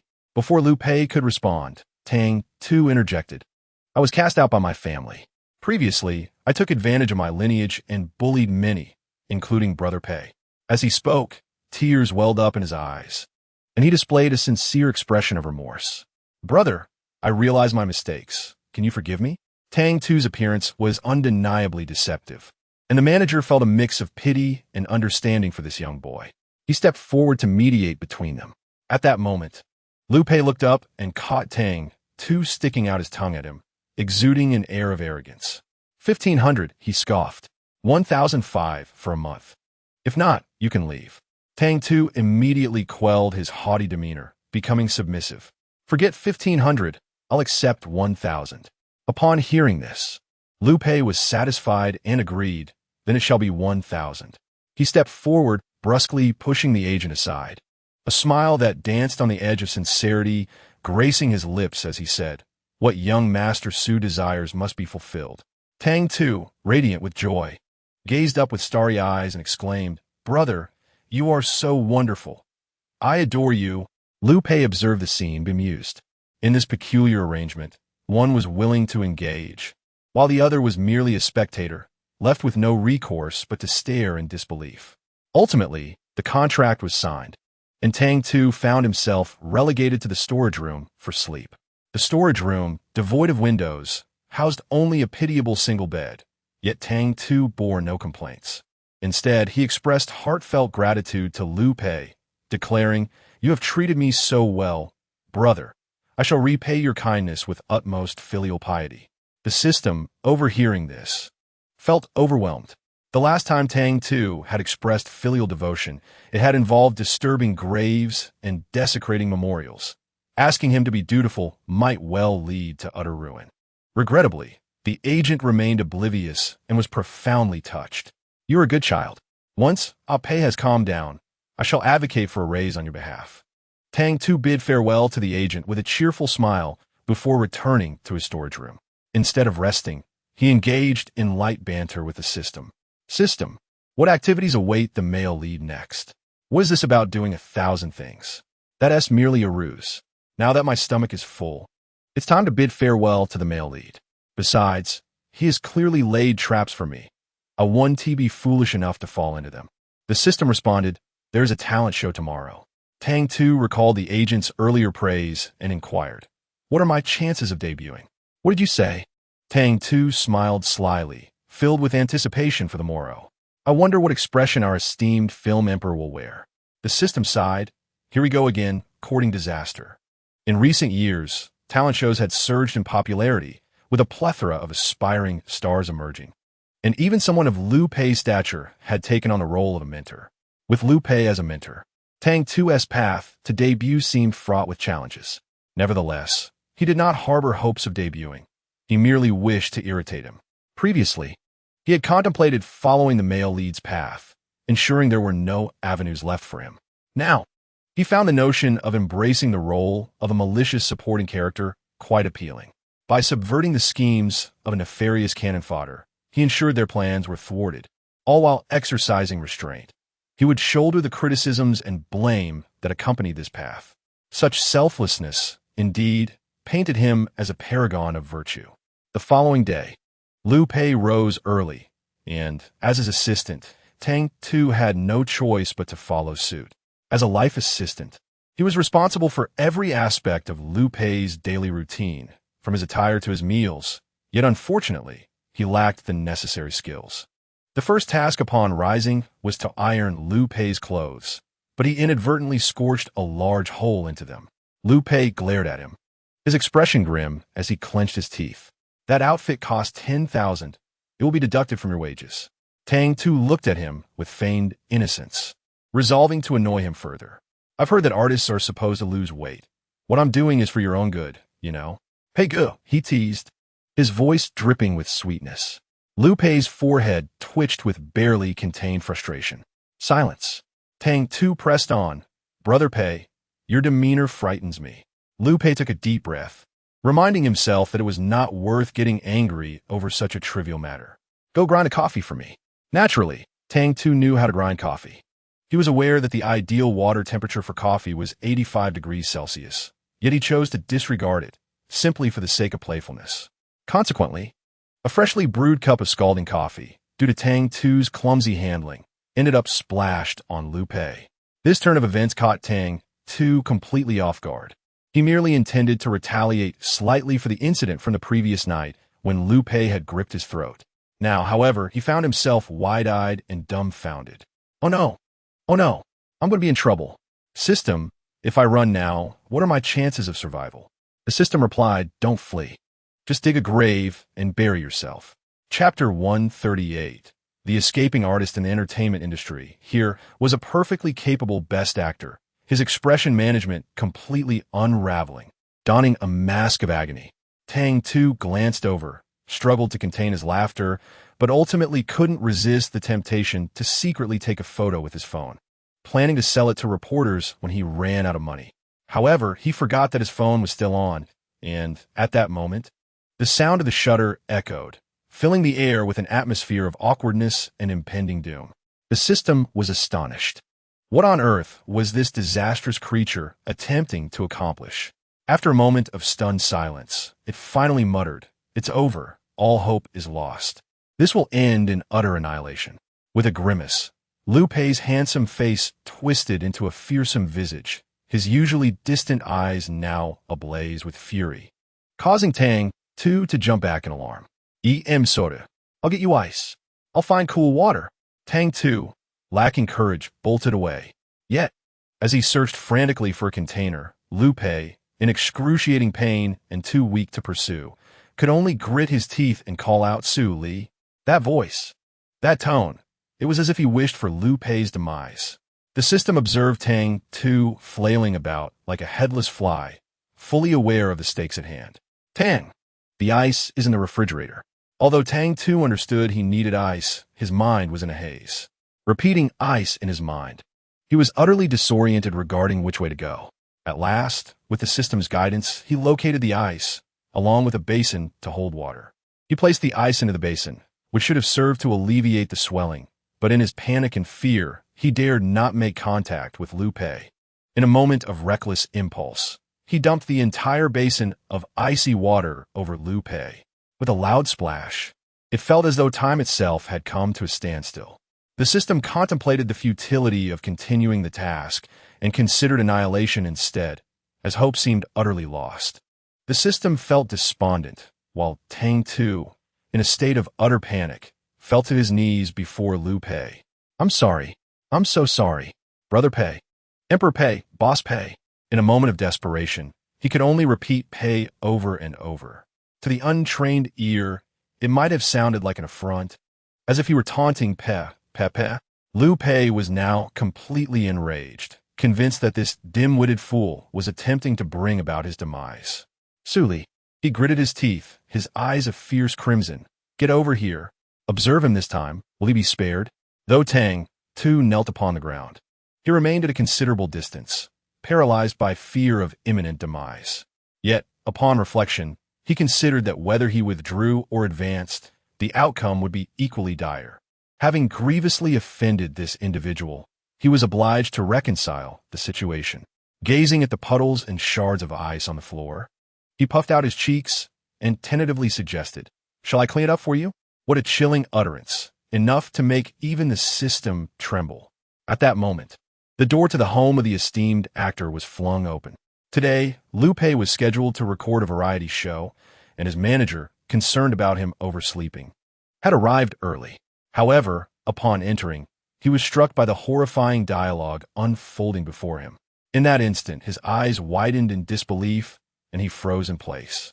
He stiffly turned his neck, only to behold the pitiable assistant kneeling on the floor, a basin perched atop his head. This bizarre posture, coupled with the terrifying words, left him aghast. "What on earth are you doing?" He cast a heartbroken glance at Liu Pei, who bore an unusual expression, and immediately assumed that he must be enraged at the assistant. Observing the assistant trembling in fear, tears welling in his eyes, he implored, Pei, for pity's sake, behave like a decent human being." Chapter 139. The escaping artist of the entertainment circle's scalding coffee had been spilled, icy water had cascaded, and Tang Tu had thoroughly antagonized the individual before him. Ironically, His innocent and naive visage rendered it difficult to believe that Liu Pei was the true victim in this scenario. Liu Pei, typically reticent, spoke little. Only when immersed in acting did he exhibit a semblance of earthly warmth. Yet now, he was on the verge of transforming into a meme of exasperation due to Tang Tu's antics. The manager, equally astonished, was convinced that the assistant was indeed exceptional. He had successfully dragged the esteemed actor down from his lofty pedestal, and this child exhibited remarkable potential. The manager's resolve to sign this innocent and charming boy strengthened, as he considered that Liu Pei's studio had never signed anyone before. Liu Pei, he urged, look at how promising Xiao Li is. If you sign him, you'll be his boss, yet your earnings will multiply. The manager resorted to the allure of material wealth, attempting to sway the actor. However, Liu Pei maintained a cold demeanor, scoffing at the notion. Do I lack money? He thought, wishing to crush and humiliate Tang Tu, ensuring he remained ensnared in his shadow for eternity. Though Liu Pei refrained from voicing these thoughts, the manager sensed a sinister tension permeating the air. He swallowed hard and glanced at the innocent and sweet boy seated in the passenger seat, letting out a forlorn sigh. Tang Tu, perched in the passenger seat, clutched a large bag containing various necessities for the esteemed actor. As he sorted through its contents, he softly remarked, Brother Pei, coffee isn't ideal. I've specially prepared a cup of goji berry tea for you. If you feel thirsty later, do enjoy the tea. The child's gentle voice tugged at the manager's heartstrings. Yet the uncomprehending, stoic figure beside him wore an expression not of neutrality, but of derision. Liu Pei, have I instructed you to change?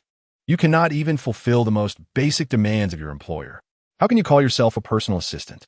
Tang Tu lowered his gaze, biting his lip, and meekly admitted his fault. Yes, it was my overstepping, Brother Pei. I am truly sorry.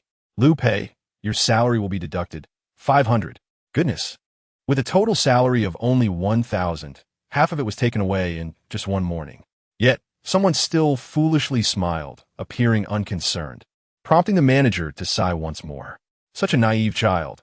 He might as well be sold and still help his esteemed actor count the money. Xiao Li, please be more aware. Tang Tu aware. Manager, do you want a snack? I seem to have some steamed buns, which are my breakfast. Would you like one? If you want it, I will give it to you.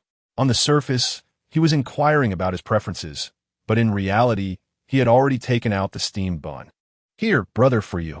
The manager was taken aback upon seeing the bun in front of him. Is this something a person can eat? I'll pay. You let him have this? Liu Pei scoffed. Eat? He plans to starve him. Giving him a bun is already a mercy. Then let be discarded. The manager nodded in agreement. That makes sense. Can a dry, deformed bun even be considered food? Liu Pei gazed at the turned-away Tang Tu, his expression cold, his voice chilling. Let him starve. I will buy the wreath. Tang Tu felt touched. System, did you hear that? The male lead is buy me a wreath. He still cares for me. System, fool. In his heart, he wishes for your demise.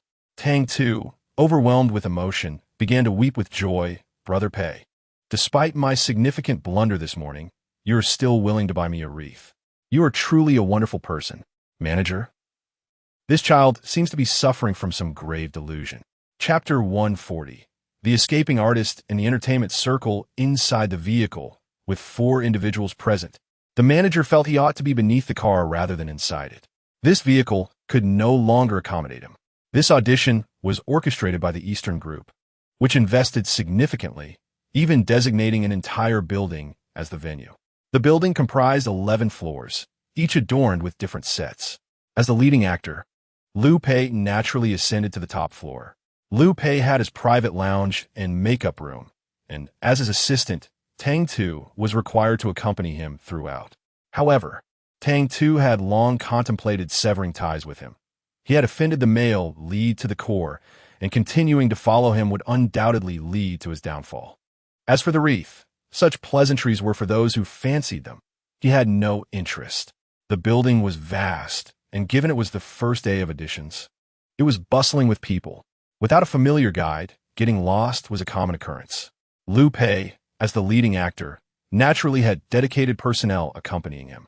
As for Tang Tu, he purposely pretended to be pushed aside, as the crowd's enthusiasm for the male lead was overwhelming, nearly causing his eardrums to rupture. He rubbed his ears, stealthily hiding in a corner, ensuring the system monitored the surveillance closely, so as not to attract any unwanted attention. His plans swiftly bore fruit. Tang Tu, with his deceptively charming visage, was promptly mistaken for a talent show contestant by the staff.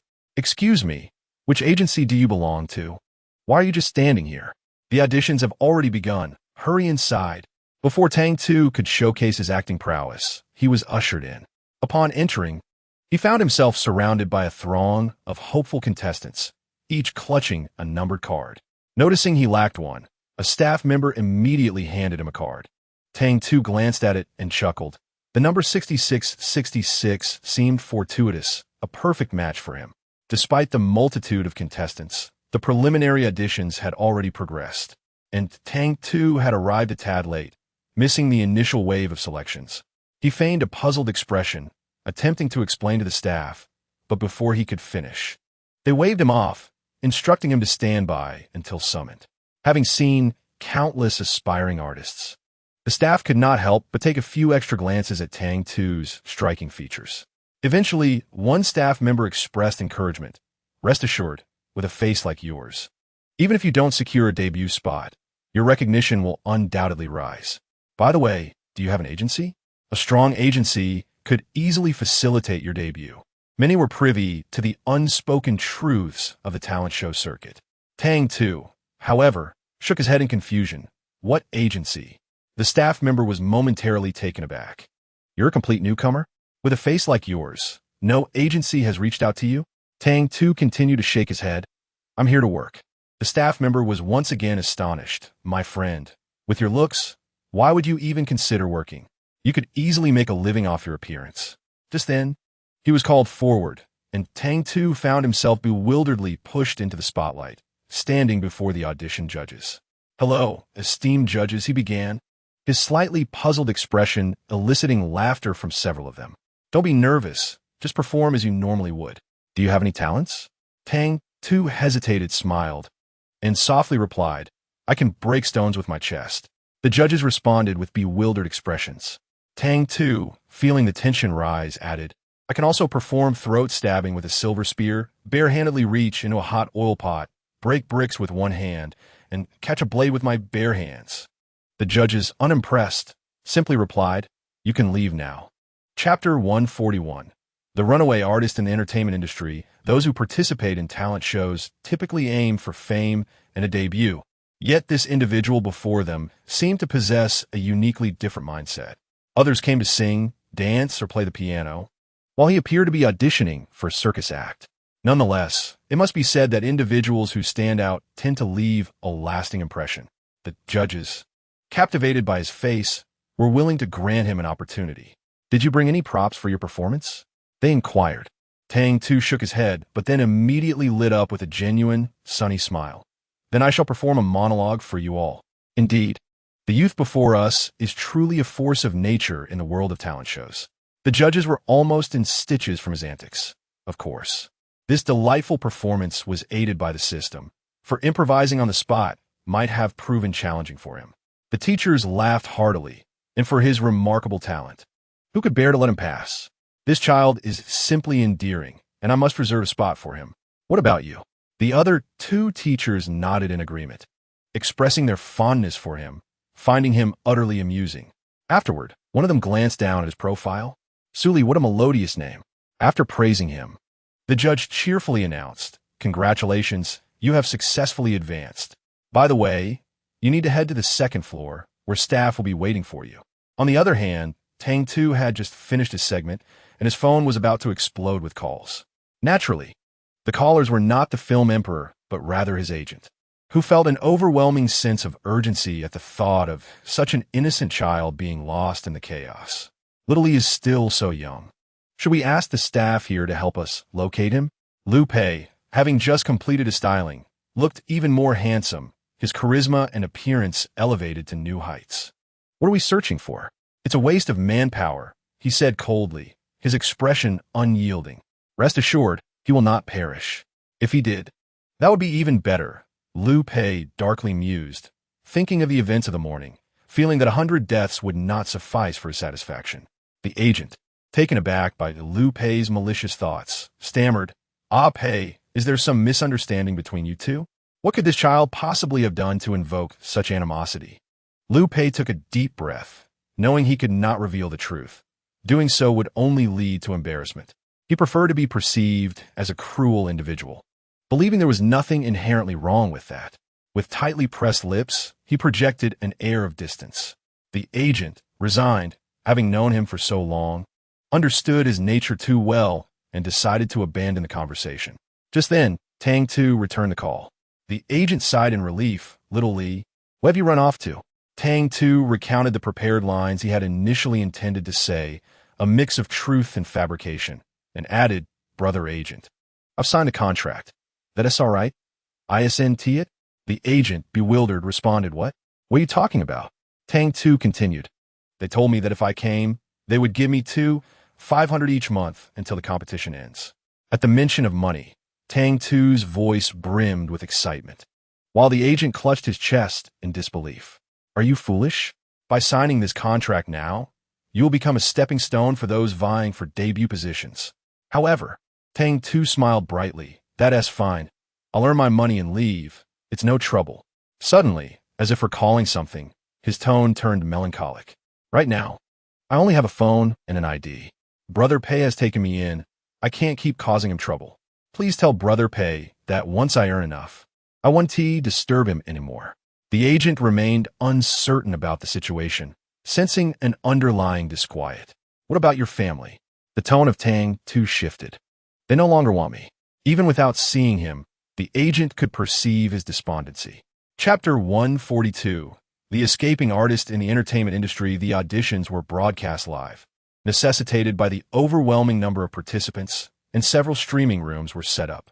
While termed auditions, many contestants held a modicum of fame, and their fans had long since organized support efforts, which the production team was well aware of. Consequently, from the very start of the broadcast, these contestants received considerable screen time, granting them a significant advantage over most others. In the realm of talent shows, aside from showcasing skills, popularity played a pivotal role. Though some contestants felt envious, they were cautious not to overstep, suppressing their discontent. Among them, Tang Tu stood out as a unique candidate. While others came to display their talents, he arrived to showcase acrobatics, and his distinctiveness inadvertently garnered an abundance of attention. As a result, the live audience was nearly driven to fits of laughter. "I am your father. What on earth? Where did this silly one come from?" Breaking stones with his chest. "Are you serious? Liu Pei's wife here. To be honest, I really want to see him catch a blade with bare hands." Big-chested, muscular man. "What are you all fussing about? Such an adorable young man shouldn't be anything but adored, right? So, can contestant 6666 perform a one-handed brick break for me? Wife of the 9 billion youth. Everyone, step aside. No bullying him. He is my husband, and I shall protect him." The whimsical musings of netizens never ceased to amaze. With nothing to do, the agent casually searched for contestant 6666, Tang Tu, and nearly burst into laughter. "I'll pay. Where did you find this gem? Ha ha, he is utterly delightful." Hearing the agent's boisterous laughter, Liu Pei's expression darkened as he remarked, "Fool." The agent fell silent, choosing not to engage in an argument. Ever since realizing their differences were irreconcilable, he had taken to enjoying his own amusement. Furthermore, he harbored a selfish desire. He understood his artist's temperament better than anyone else. Though he appeared gentlemanly, he was, in truth, a cold and emotionless automaton. Now, with someone able to evoke genuine emotions in his otherwise frigid life, he found it rather pleasing. "By the way, I'll pay. I just sent Shaoli up after his competition. After advancing, there are numerous matters to attend to that he cannot handle alone. I must guide him." In this tone, the agent seemingly forgot that Liu Pei was, in fact, his artist. Liu Pei's voice was frosty. "Do not forget your position." Yet the agent lamented. Who could bear to refuse someone as lovable as Shaoli? Barely had he finished speaking when Liu Pei kicked him out. The agent, unperturbed, settled himself at the door, awaiting Tang Tu's arrival. Surrounded by numerous staff members, he greeted them with a cheerful smile, fortuitously holding a bag of snacks meant for the crew, which he then shared. "I'll pay bought some snacks. Thank you all for your hard work today. The staff received the snacks, expressing their gratitude while engaging in casual conversation. At that moment, Tang Tu approached, still wearing his audition number tag. Upon noticing him, other staff members assumed he had taken a wrong turn and hurriedly stopped him. "Ah, young contestant, you seem to be lost. This is not." Before they could finish, the manager swiftly stepped in, clarifying that he had not strayed, but rather had been brought here by him. With that, he beckoned Tang Tu forward. Tang Tu appeared both innocent and gentle, his eyes curving charmingly when he smiled, radiating a particular cuteness.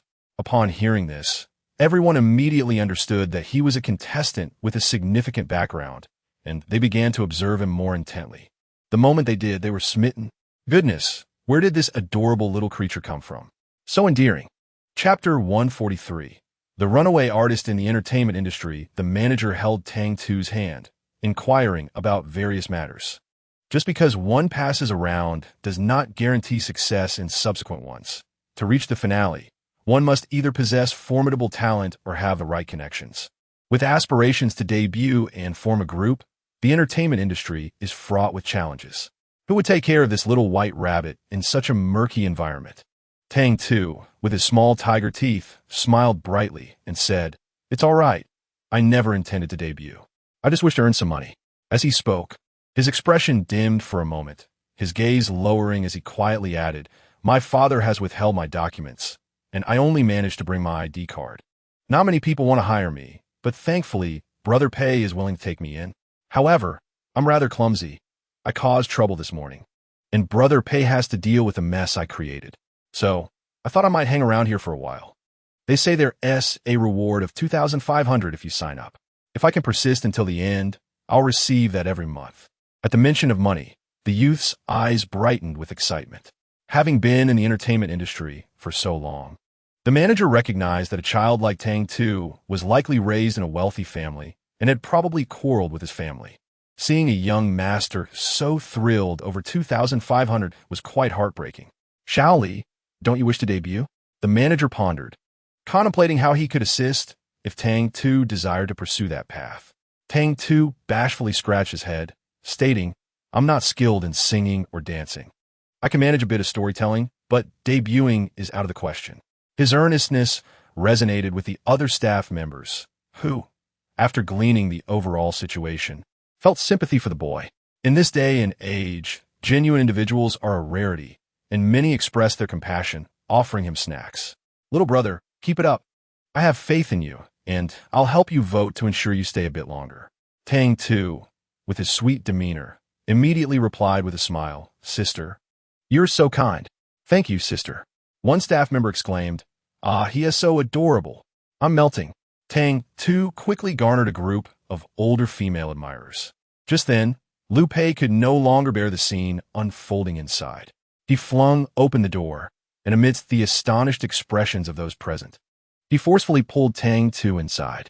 Tang Tu stumbled, nearly losing his balance, and Lu Pei did not offer any support, merely looking down at him from his height. "Suli, are you having fun?" The detached gaze exuded a hint of chill, yet Tang Tu remained unfazed, still wearing a smile, albeit this time laced with a touch of provocation. "Of course, I'm quite pleased. They are sweet-tongued and articulate. I truly adore them."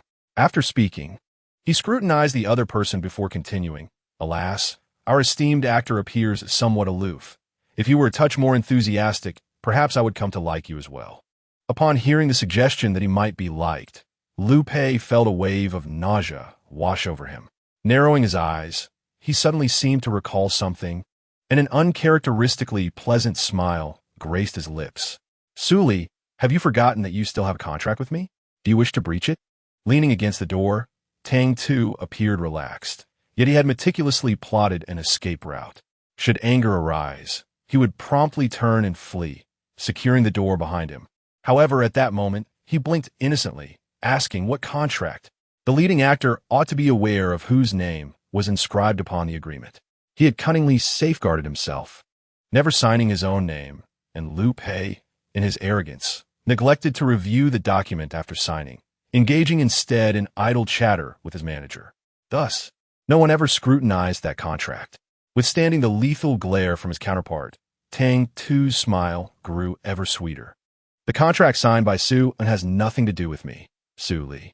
Such audacity prompted the system to lament. Tu, you should be hunted down. Tang Tu chuckled mischievously, responding boastfully, oh, I'm looking forward to it. Chapter 144.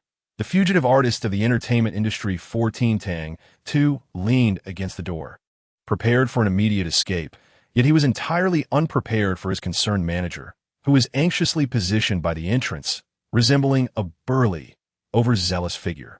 Oh dear, will the child upset Liu Pei? His worry was so profound that he forgot to maintain Liu Pei's image. The staff shared similar concerns, despite their brief interaction. Tang Tu's impression was overwhelmingly innocent and pure, while the formidable aura of the actor loomed large. Would the child be frightened to tears? The little one appeared soft and obedient. Would he indeed cry? Upon hearing this, the manager could no longer remain composed. Taking a deep breath, he called out, Liu Pei, I'm coming in. Without allowing time for a response from within, he burst through the door. Tang Tu was perfectly positioned by the entrance. As the door swung open, he was propelled forward.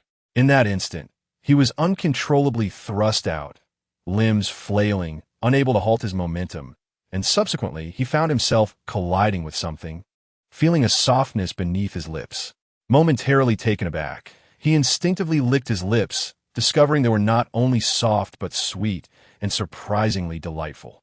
Liu Pei's handsome visage was taut, veins pulsating on his forehead, teeth clenched, and his cheeks twitched as if on the verge of an explosive eruption. Have you had enough of this? In stark contrast to his usual icy demeanor, Liu Pei was now consumed by rage. Su Li, you are finished. The resounding voice echoed throughout the break room, instilling fear in Tang Tu's mother. This is terrifying. He scrambled up in a panic, only to slip and fall back down, fortuitously landing in the same spot, right on those alluring, delicate lips. Tang Tu's eyes widened. This time, no, not again. He intended it. Not even the last time. Yes, I'm so sorry. The poor little creature stammered, his voice trembling with fright. The manager had not anticipated that his simple push would inadvertently result in the loss of the film emperor's first kiss. Realizing he had caused a calamity, his face drained of color as he decided to retreat from the battlefield. As the saying goes, better a friend's demise than a monk's. Goodbye, little Su Li. Tang Tu thought, what in the world? How could he still consider the other a good person? He felt utterly wronged. He only intended to cause a little trouble for the film emperor, never to cross the line into impropriety. This debacle was indeed his fault, leaving him unsteady and guilt-ridden, lacking both justification and courage. System, what should I do? The system sneered, what can you do? Perhaps offer your life as penance. The danger level remained unchanged, yet he had thoroughly offended the other. Oh, in matters of self-destruction, he would claim the second place, for who would dare to contest the first? Under the fierce glare of the other, Tang Tu finally succumbed to fear. Teacher Liu, Film Emperor Liu, I acknowledge my mistake. I will make amends, he babbled, his mind a chaotic whirlwind. I will compensate you. I will give you all the money I earn. Though he spoke thus, he instinctively retreated. The system could hardly suppress a smirk. Such empty words resembled a scoundrel promising responsibility. Who would believe that? Tang Tu fled swiftly, second only to his manager, and then cornered him at the elevator, breathless. How could you abandon me and run? The manager, his face a mask of terror, exclaimed, Teacher Liu is so frightening. It was only during exceptional circumstances that he dared to address Liu Pei as Teacher Liu. Wait, didn't he follow me? Tang Tu had initially been quite annoyed with this fellow for digging such a deep pit for him, but now he implored, Brother Manager, we are in this together. You cannot leave me behind. The manager, having just betrayed a teammate and feeling guilty, recognized from Tang Tu's words that he didn't intend to hold a grudge. This indicated that the child was indeed a good person, while he himself lacked virtue. Do not worry, I will handle the audition matters. Chapter 145. The fugitive in the entertainment circle. Liu Pei's expression was dark and foreboding. He glared intently at the open door, his eyes cold and menacing, consumed by a desire to drag that foolish child back and tear him to pieces. Just then, his manager sent a text, trembling with trepidation. Teacher Liu, Murder is illegal. Please calm down. Liu Pei stared coldly at the message on his phone, and after a moment, he curled his lips into a chilling smile, one that was utterly terrifying. Indeed, murder is a crime. Thus, one might ponder if merely refraining from taking a life allows for all else to be excused. He had procured Tang Tu's phone number and subsequently sent him a message, live well. Upon receiving this message, Tang Tu's delicate features contorted into a frown, and despair engulfed him. This time, he truly felt doomed, as someone was fixated on him, while he fretted over how to manage the aftermath. News of his visit to the top floor swiftly circulated. Others approached him, inquiring if he was acquainted with the film emperor. Tang Tu, daunted, could only wave his hand dismissively, saying, "I happen to have a friend working on the top floor. I merely went up to gather secretly. As for Teacher Liu, he is an esteemed film emperor, and I am hardly worthy." The idol group audition was rife with gossip. In a mere day, factions had already formed. The staff assigned them dormitory accommodations, 6 to a room.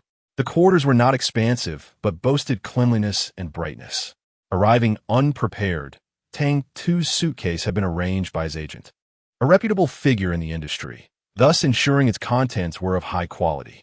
As he busied himself unpacking in the shared dormitory, his roommates suddenly began to speak in a sarcastic tone. "Isn't it said that your family is impoverished? With these belongings, you hardly seem like someone who earns a mere 2,500 a month." Tang Tu raised his gaze to meet the malicious stares of his roommates and chuckled inwardly. He had played the innocent role all day, and this group of naive individuals genuinely believed him to be so. "Would you hear me claim my family was poor? I merely stated that I, myself, am quite destitute." The individual scoffed. "No need to explain. We understand. Your benefactor treats you rather well, doesn't he?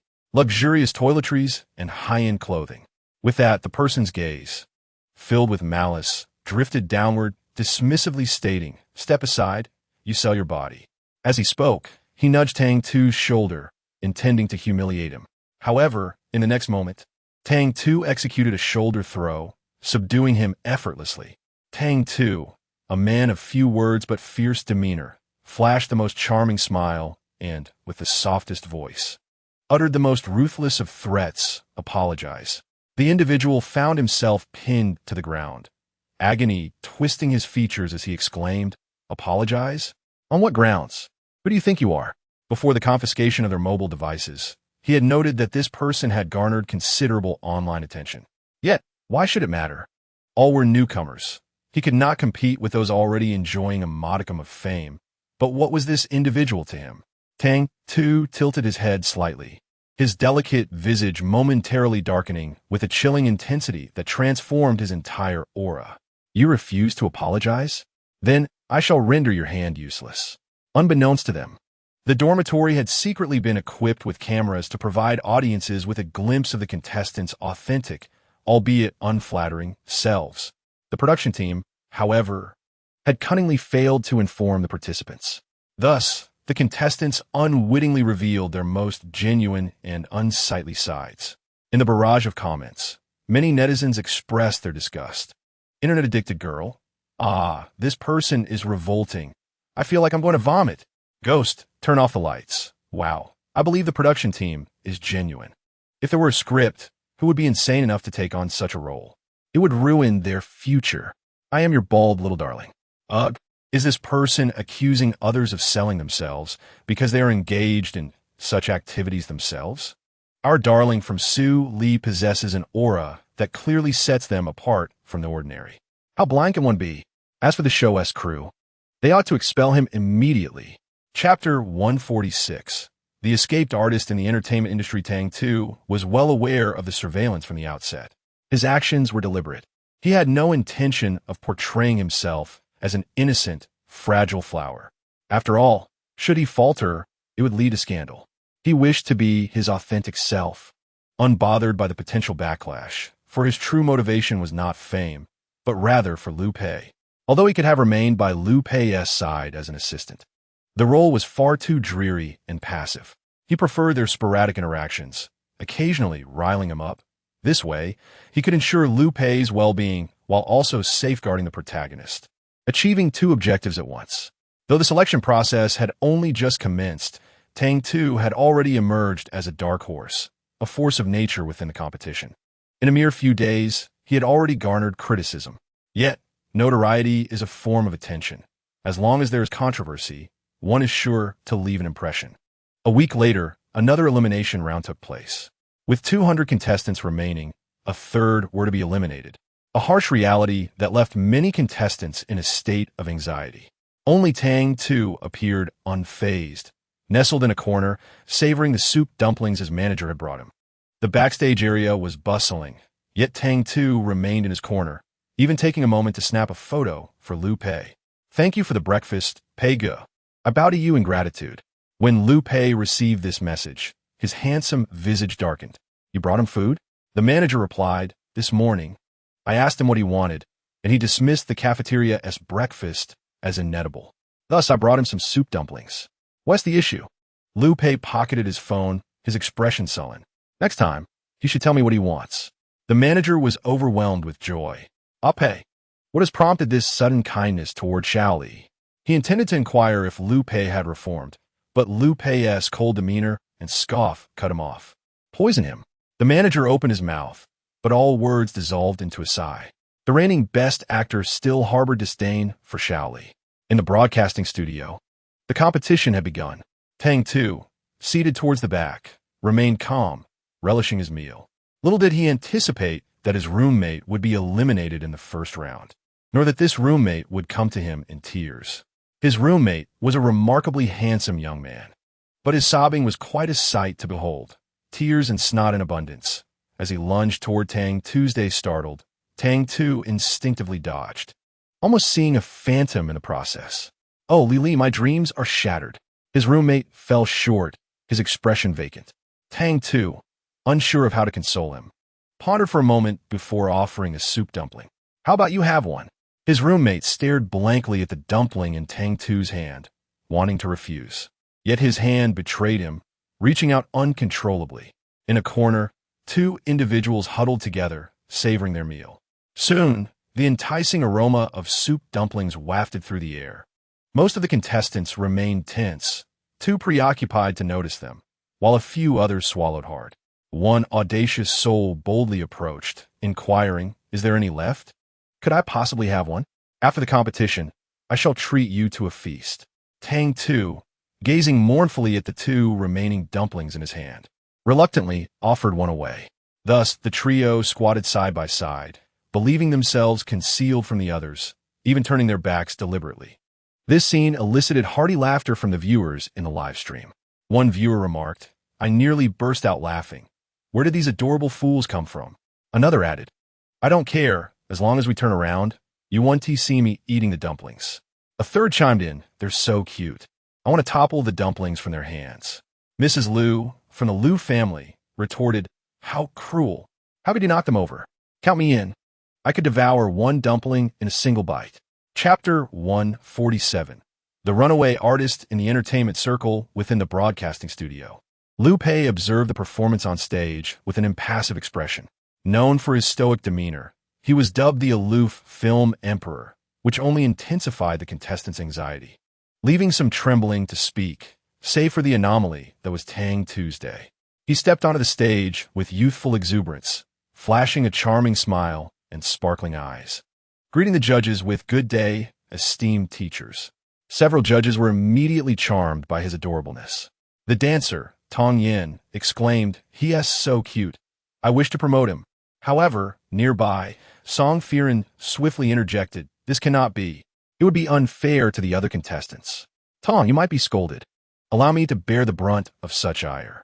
His earnestness was a thin veil for his intentions to snatch attention. The popular singer, Yao Nana, upon hearing this, quickly joined the conversation. "Stop it. Don't frighten contestant 6666. With that, she smiled and inquired about his planned performance. "Tang Tu, I shall sing the scallion song," he declared. At this proclamation, aside from Lu Pei, everyone erupted in laughter. Indeed, amidst the myriad of talent shows, it was unprecedented for someone to perform such a whimsical song. The judges struggled to maintain their composure, and after a brief silence, one of them hesitantly asked, Are you certain? Tang Tu nodded resolutely. In an instant, the stage lights dimmed, and a lively prelude began to play. No one doubted that he was merely jesting with the judges, though he appeared a brilliantly charming youth. Once he opened his mouth, his voice resonated powerfully, leaving the teachers below agape with astonishment. As he sang, "Ala ca ca bye bye la bye bye, la ba li bang," it was evident that Tang Tu possessed no formal singing techniques. He had learned solely through instinct.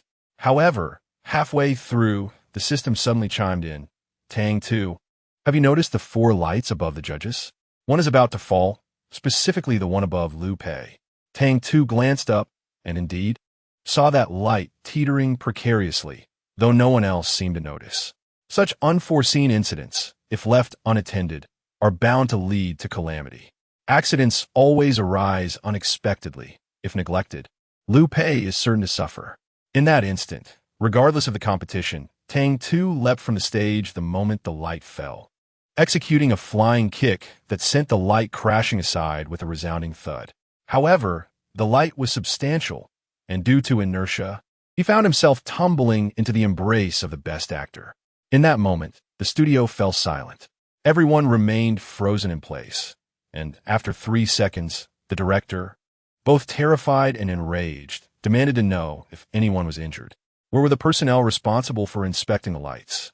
The safety officer? What on earth were they doing? That was the judges' panel. If any of them were struck, the entire show would be ruined.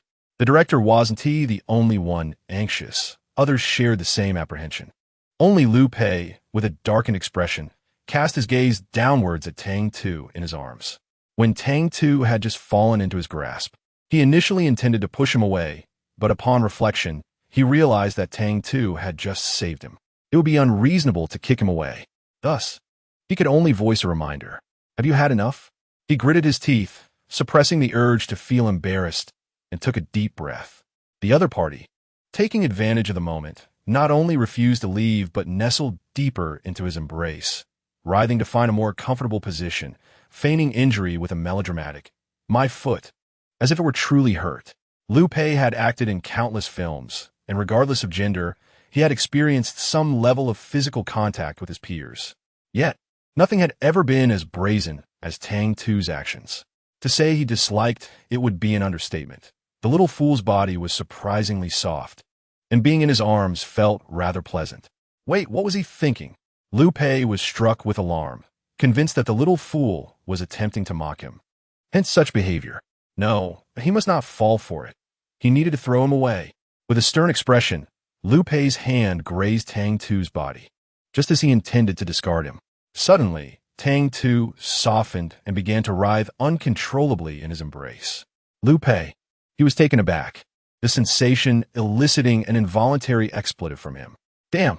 Meanwhile, Tang Tu twisted like a pretzel, laughing uncontrollably. "Ha, it tickles."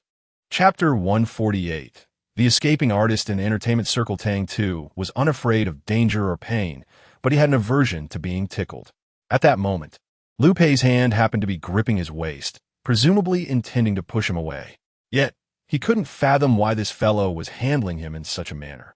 If he gripped him firmly, there would be no sensation, but now, it felt more like a tickle than a push. The light had malfunctioned, but the camera remained intact, capturing the entire scene for the viewers. The audience went wild, transitioning from momentary shock to an outpouring of enthusiastic comments. "Starry Ocean, oh my gosh, are they all okay? Is Lu the great actor unharmed? I'm so worried." Deadly chubby legs. I don't know why, but I suddenly find this a bit appealing, though I dare not say it for fear of backlash. The enthusiast, sisters in front, be bold.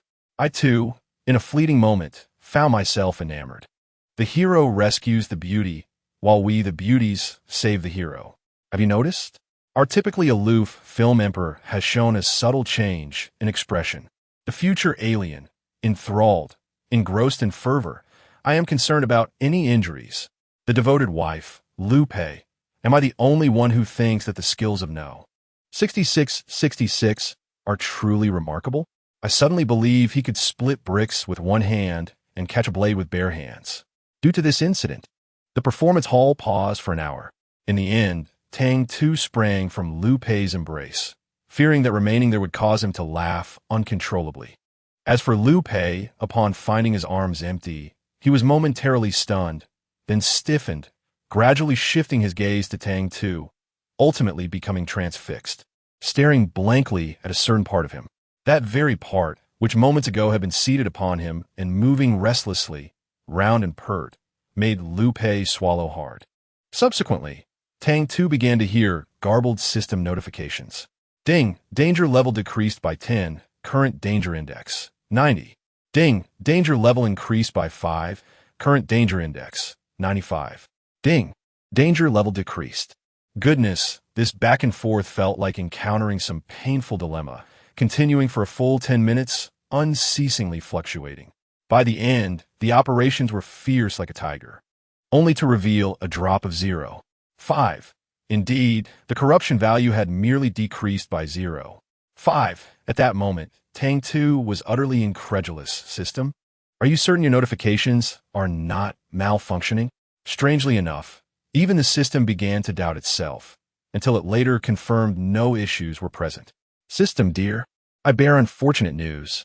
I am functioning well on my end. After a moment's thought, it added, thus, your male lead must be the one with issues. These words incited Tang Tu's ire. Anyone else was fine, but please do not drag my male lead into this. With that, he shifted his gaze toward Liu Pei. The once icy film emperor now seemed to shy away from direct eye contact. Something was amiss. Far too amiss. Liu teacher. Tang Tu, unfazed by whether he was being noticed, could not swallow his indignation. Liu Pei maintained his cold demeanor, though his eyes wavered, unwilling to meet Tang Tu's gaze. What is it? Tang Tu's gaze was ardent as he looked at him, suddenly smiling to reveal his charming little tiger teeth. It's nothing, merely a query. Did I sit on you too hard? He emphasized the word sat. Liu Pei's body stiffened abruptly as he gazed at him in disbelief. After a moment, he finally regained his composure and coldly retorted, just you? Chapter 149. The escaping artist to the entertainment industry, 19. Liu Pei, known for his sharp tongue, ultimately still dared not meet Tang Tu's gaze. However, his manager, after this incident, treated Tang Tu with greater kindness. After all, he was the savior of their film emperor, and gratitude was imperative. Thus, it comes as no surprise that Tang Tu has successfully advanced this time. His progression has undoubtedly sparked considerable controversy. Many critics assert that his vocal abilities are utterly lacking. Conversely, another faction of admirers claims that his remarkable physical prowess is enough to win their affection. Who decrees that an idol must excel in singing alone, that one cannot also possess exceptional skills? Consequently, the label of mudslide has become irrevocably attached to him. Tang Tu's ranking is neither at the forefront nor the rear, resting comfortably in the midst. The judges, seasoned veterans of the entertainment industry, have witnessed their fair share of tumultuous events, and thus privately reassured him not to fret. Regardless of external opinions, he should remain unfazed, for they stand firmly behind him. At that moment, the studio lights loomed large. Should they fall, not only would the lead actor suffer, but they too would bear the brunt, a true act of salvation. What harm is there in granting him a spot in the next round? How many others have been predetermined behind closed doors? The emergence of Tang Tu has stirred significant debate, and the buzz surrounding him has surged. Detractors may continue their tirades, but they go largely ignored. As the reality of the industry is stark, controversy breeds visibility, and visibility translates into profit. Following the competition, a small fraction of individuals distance themselves from him. The nature of talent shows is ruthless. His advancement means one less opportunity for others. Although this is a matter of survival, they would not act as foolishly as a former roommate who had jumped into the fray. Of course, envy lurks among some, while others admire his agility, particularly two overseas Chinese who grew up abroad. As soon as the program concluded, they eagerly approached him with questions. Suli, do you really know Kung Fu? Yes. Kung Fu. I adore it too, but in my desolate place, there are only trees and birds, nothing more. Though these two expatriates possess Chinese features, their personalities are refreshingly unreserved, overflowing with enthusiasm when they encounter something they like. Suli, would you accept me as your disciple? I understand that in Hua country, one must formally apprentice. Just wait. I shall return to offer you 3 sticks of incense." Upon hearing this, Tang Tu nearly choked with laughter. Incense. One of them, perceiving that his offering was insufficient, added, "Shall I burn some paper money as well?" After this, the other expatriate chimed in, "Don't forget the offerings. We must present tributes, right? How could I have overlooked the tributes?" Tang Tu mused that he had indeed found himself a commendable disciple, one who immediately conferred upon him the highest honors from the spirit world. As for the system, it was in fits of laughter, exclaiming, "Oh my, this is too rich." The wheel of fortune turns. Our dear Tang Tu, who revels in unearthing ancestral graves, has encountered a disciple enamored with incense and paper offerings. "I cannot contain my mirth." Tang Tu responded, "Then by all means let laughter abound. Consider those paper offerings a tribute from my disciple."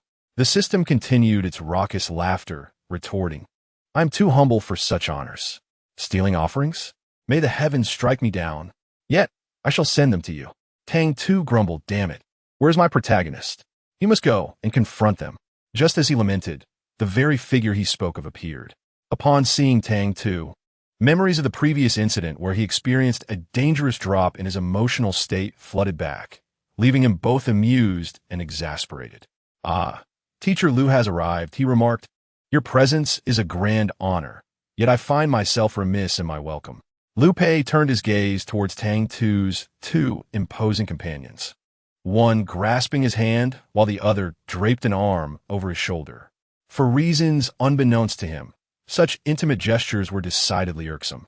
Just moments ago, they had been nestled in his embrace, yet now he found them flirting with other men. Lu Pei's expression hardened, causing his 2 unwitting disciples to tremble in fear. The esteemed actor was indeed formidable. "Teacher Lu, we have matters to attend to, so we shall take our leave. Farewell." As Lu Pei approached, his manager trailed closely behind. While Lu Pei was taciturn, his manager was a boisterous fellow. Noticing Lu Pei's pursed lips and stern demeanor, he lamented, "Oh, Shaoli, our Pei has come to express his gratitude. It is only fitting to convey thanks for a life-saving act. Moreover, Lu Pei is not a man of petty disposition. His grievances with Tang Tu are one matter, yet the debt of gratitude is another." However, Lu Pei's body remained rigid, and he found himself at a loss for words when it came to uttering "thank you." He stared intently at Tang Tu, causing an unsettling chill to creep down Tang Tu's spine. What are you doing?" Tang Tu pondered, reflecting on recent events. He believed he had committed no grave misdeeds deserving of such a menacing glare. At the height of his self-doubt, Lu Pei finally spoke. "Thank you." His voice was barely a whisper, so faint that it could have easily gone unheard without the system's intervention. Yet even in its subtlety, it was enough to leave Tang Tu in awe. His eyes widened in disbelief, and a flicker of fear crossed his features. "You are thanking me?" Noticing Tang Tu's reaction, Lu Pei's brow furrowed slightly, betraying a hint of impatience. He appeared eager to depart, his tone slightly irritable as he said, "Speak. What do you desire? Within reason, I shall fulfill your request." This familiar, irksome demeanor reassured Tang Tu's day. The esteemed actor had not changed. "I wish for a beef burger tomorrow, and perhaps some milk tea or hot cocoa. Let's just say one of each. And for lunch, I crave dumplings filled with chives and pork." As for dinner, during the selection process, contestants were required to maintain their weight, and the cafeteria's offerings were notoriously bland, barely palatable to the average person. Yet, contestants pursuing their dreams swallowed their disappointment.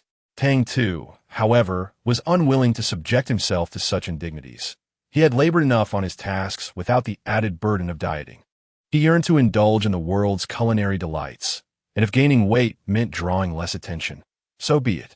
Lu Pei paused momentarily, aware that the cafeteria's insipid fare was intended for the contestants' benefit. Yet, indulging in such foods could soon transform him into a plump figure. Normally, he would have offered no further commentary, but this time, he hesitated. "You will gain weight, and that may adversely affect your future career." He saved himself. Thus he could assist in securing this debut position. However, Tang Tu, greatly alarmed, inquired, "Career? What career do I have?" Lu Pei frowned. "Do you not wish to debut?" Tang Tu promptly declined. What is the point of debuting? It's exhausting. I can't even sleep or eat properly. Once famous, there's no freedom. Such a meaningless endeavor. I refuse to engage in it. Liu Pei was unconvinced. No one enters a talent show merely to pass the time. Yet Tang Tu insisted. Believe it or not.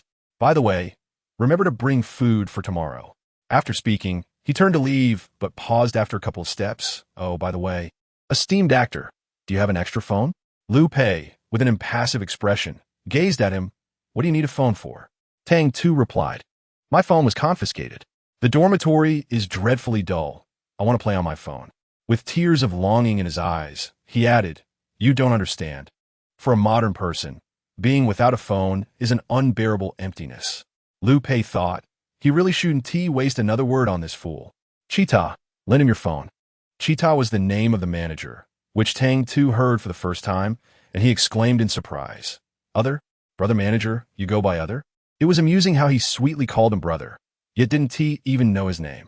The manager sighed. Ultimately, it was a misplaced investment. Chapter 151. The escaped artist in the entertainment industry, 21. Upon returning to the dormitory, Tang Tu intended to secretly play on the phone. But his roommate dragged him over to practice dancing and singing.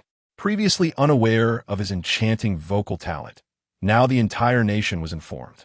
In their 6-person dormitory, 2 had been eliminated, one of whom was the petty roommate who bore a grudge against him.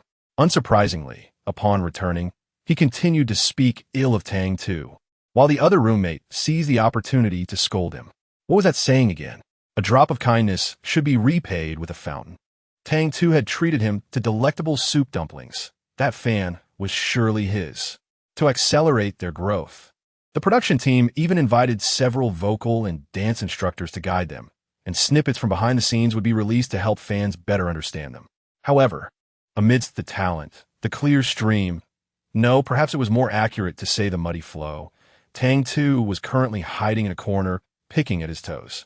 Dressed in a plain white t-shirt and flip-flops, with loose black shorts that reached his knees, he resembled an elderly man passing by, forcibly dragged into the situation. Yet his face was etched with resistance. The other roommates, upon seeing this, immediately pulled him up. Li, you cannot be so despondent. Don't you want to advance? Yes, Li, though your face is already a masterpiece, we must continue to strive. The audience looks not only at appearances, but also at your abilities. Tang Tu gazed at them with melancholy. Actually, if I told you that I was tricked into this talent show by the staff, would you believe me? This matter, as many have heard, is often dismissed as mere jest, yet no one took it to heart until now, when Tang Tu, with great emotion, recounted his plight.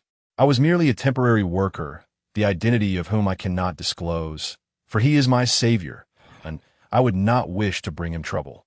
With a deep sigh, he continued, expressing his grievances. I was cast out by my family, and he rescued me, offering me employment. However, my clumsy efforts have led to numerous complications. I had accompanied him to work, only to be mistaken for a contestant in a talent show, where I was told that selection would grant me a bonus of 500. As he spoke, his earlier despondency faded. They told me that upon signing, I would receive the 500. I thought this sum would sustain me for some time, but alas, at this point his eyes brimmed with tears. No one informed me that accepting the 500 meant I could not withdraw unless eliminated. Everyone listened intently as Tang Tu grasped their hands, continuing his lament. If I cannot withdraw, I will endure. They promised that if I persevered for a month, I could receive another 500. Yet, I never anticipated that such a large company would serve such woefully unpalatable food in their cafeteria. Other grievances could be overlooked, but when the cafeteria food was mentioned, all could relate. Only please spare us. For days, I have dined on grass, believing myself to be a sheep.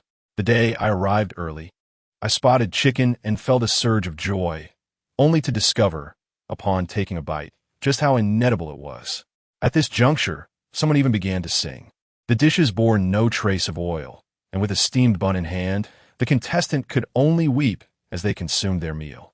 Upon hearing the song, Tang Tu seized the singer's hand, exclaiming, "A kindred spirit." The singer responded with equal enthusiasm, "A confidant." Meanwhile, Liu Pei, fixated on the live stream, felt a surge of inexplicable anger at the unfolding scene. He had developed a good rapport with those individuals. How little time had passed, and he was already flirting with one after another. His manager, Chita, remarked, Lili, he is quite charming. Many contestants adore him, akin to a group favorite. Liu Pei's expression darkened, particularly at the sight of the individual holding Tang Tu's hand, whom he found increasingly irksome. The air had grown chilly. Narrowing his eyes, he exhaled slowly. Some individuals ought to log off now. Chapter 152. The runaway artist and the entertainment circle manager Chita seemed to hear the film emperor muttering something, but could not discern the words. So he inquired, what is cold? Are you cold, Pei? Liu Pei shot him a frosty glance before striding away. He was well aware that the man was merely performing. He was adept at acting, effortlessly transitioning from a victim of deception to a pitiable homeless soul. He did not believe that the man truly wished to avoid debuting. It was clear that he was afraid of being undermined, hence his deliberate denial. Yes, that must be it. Since he aimed for the center position, he ought to repay his savior in kind. On that side, Tang Tu, with his exceptional acting skills, had already won over many, who expressed sympathy for his plight. Seeing his reluctance to debut, they did not press him, for each person has their own aspirations. After much effort to evade detection, Tang Tu was just preparing to find a corner for a brief nap when he was unexpectedly pulled out. Groggy and swaying, he wondered who was disturbing his slumber. Liu Pei, filled with frustration, recognized the man's ineptitude and was taken aback that he dared to dream of debuting in the center position while simultaneously seeking to slack off. As an esteemed actor, he need not remain in the building daily. He was a judge, not a contestant. Tang Tu, bewildered, pondered why he had provoked such ire when he had done nothing to warrant it. He felt wronged, and his discontent was evident. Liu Pei glanced down and was met with the sight of the radiant youth, pouting in distress, his brilliant eyes dimmed as if shrouded in a veil of gloom. Evoking a pang of sympathy, Liu Pei's heart tightened, and he looked at him helplessly, questioning if he had indeed been too harsh. His handsome visage remained unchanged, yet his clenched fists betrayed an inner turmoil. Something was amiss. Although he had not seen Suli in quite some time, he remembered him as a person he found exceedingly disagreeable. Why, then, was he so concerned about his emotions now? Could it truly be that life-saving favor weighing on his conscience?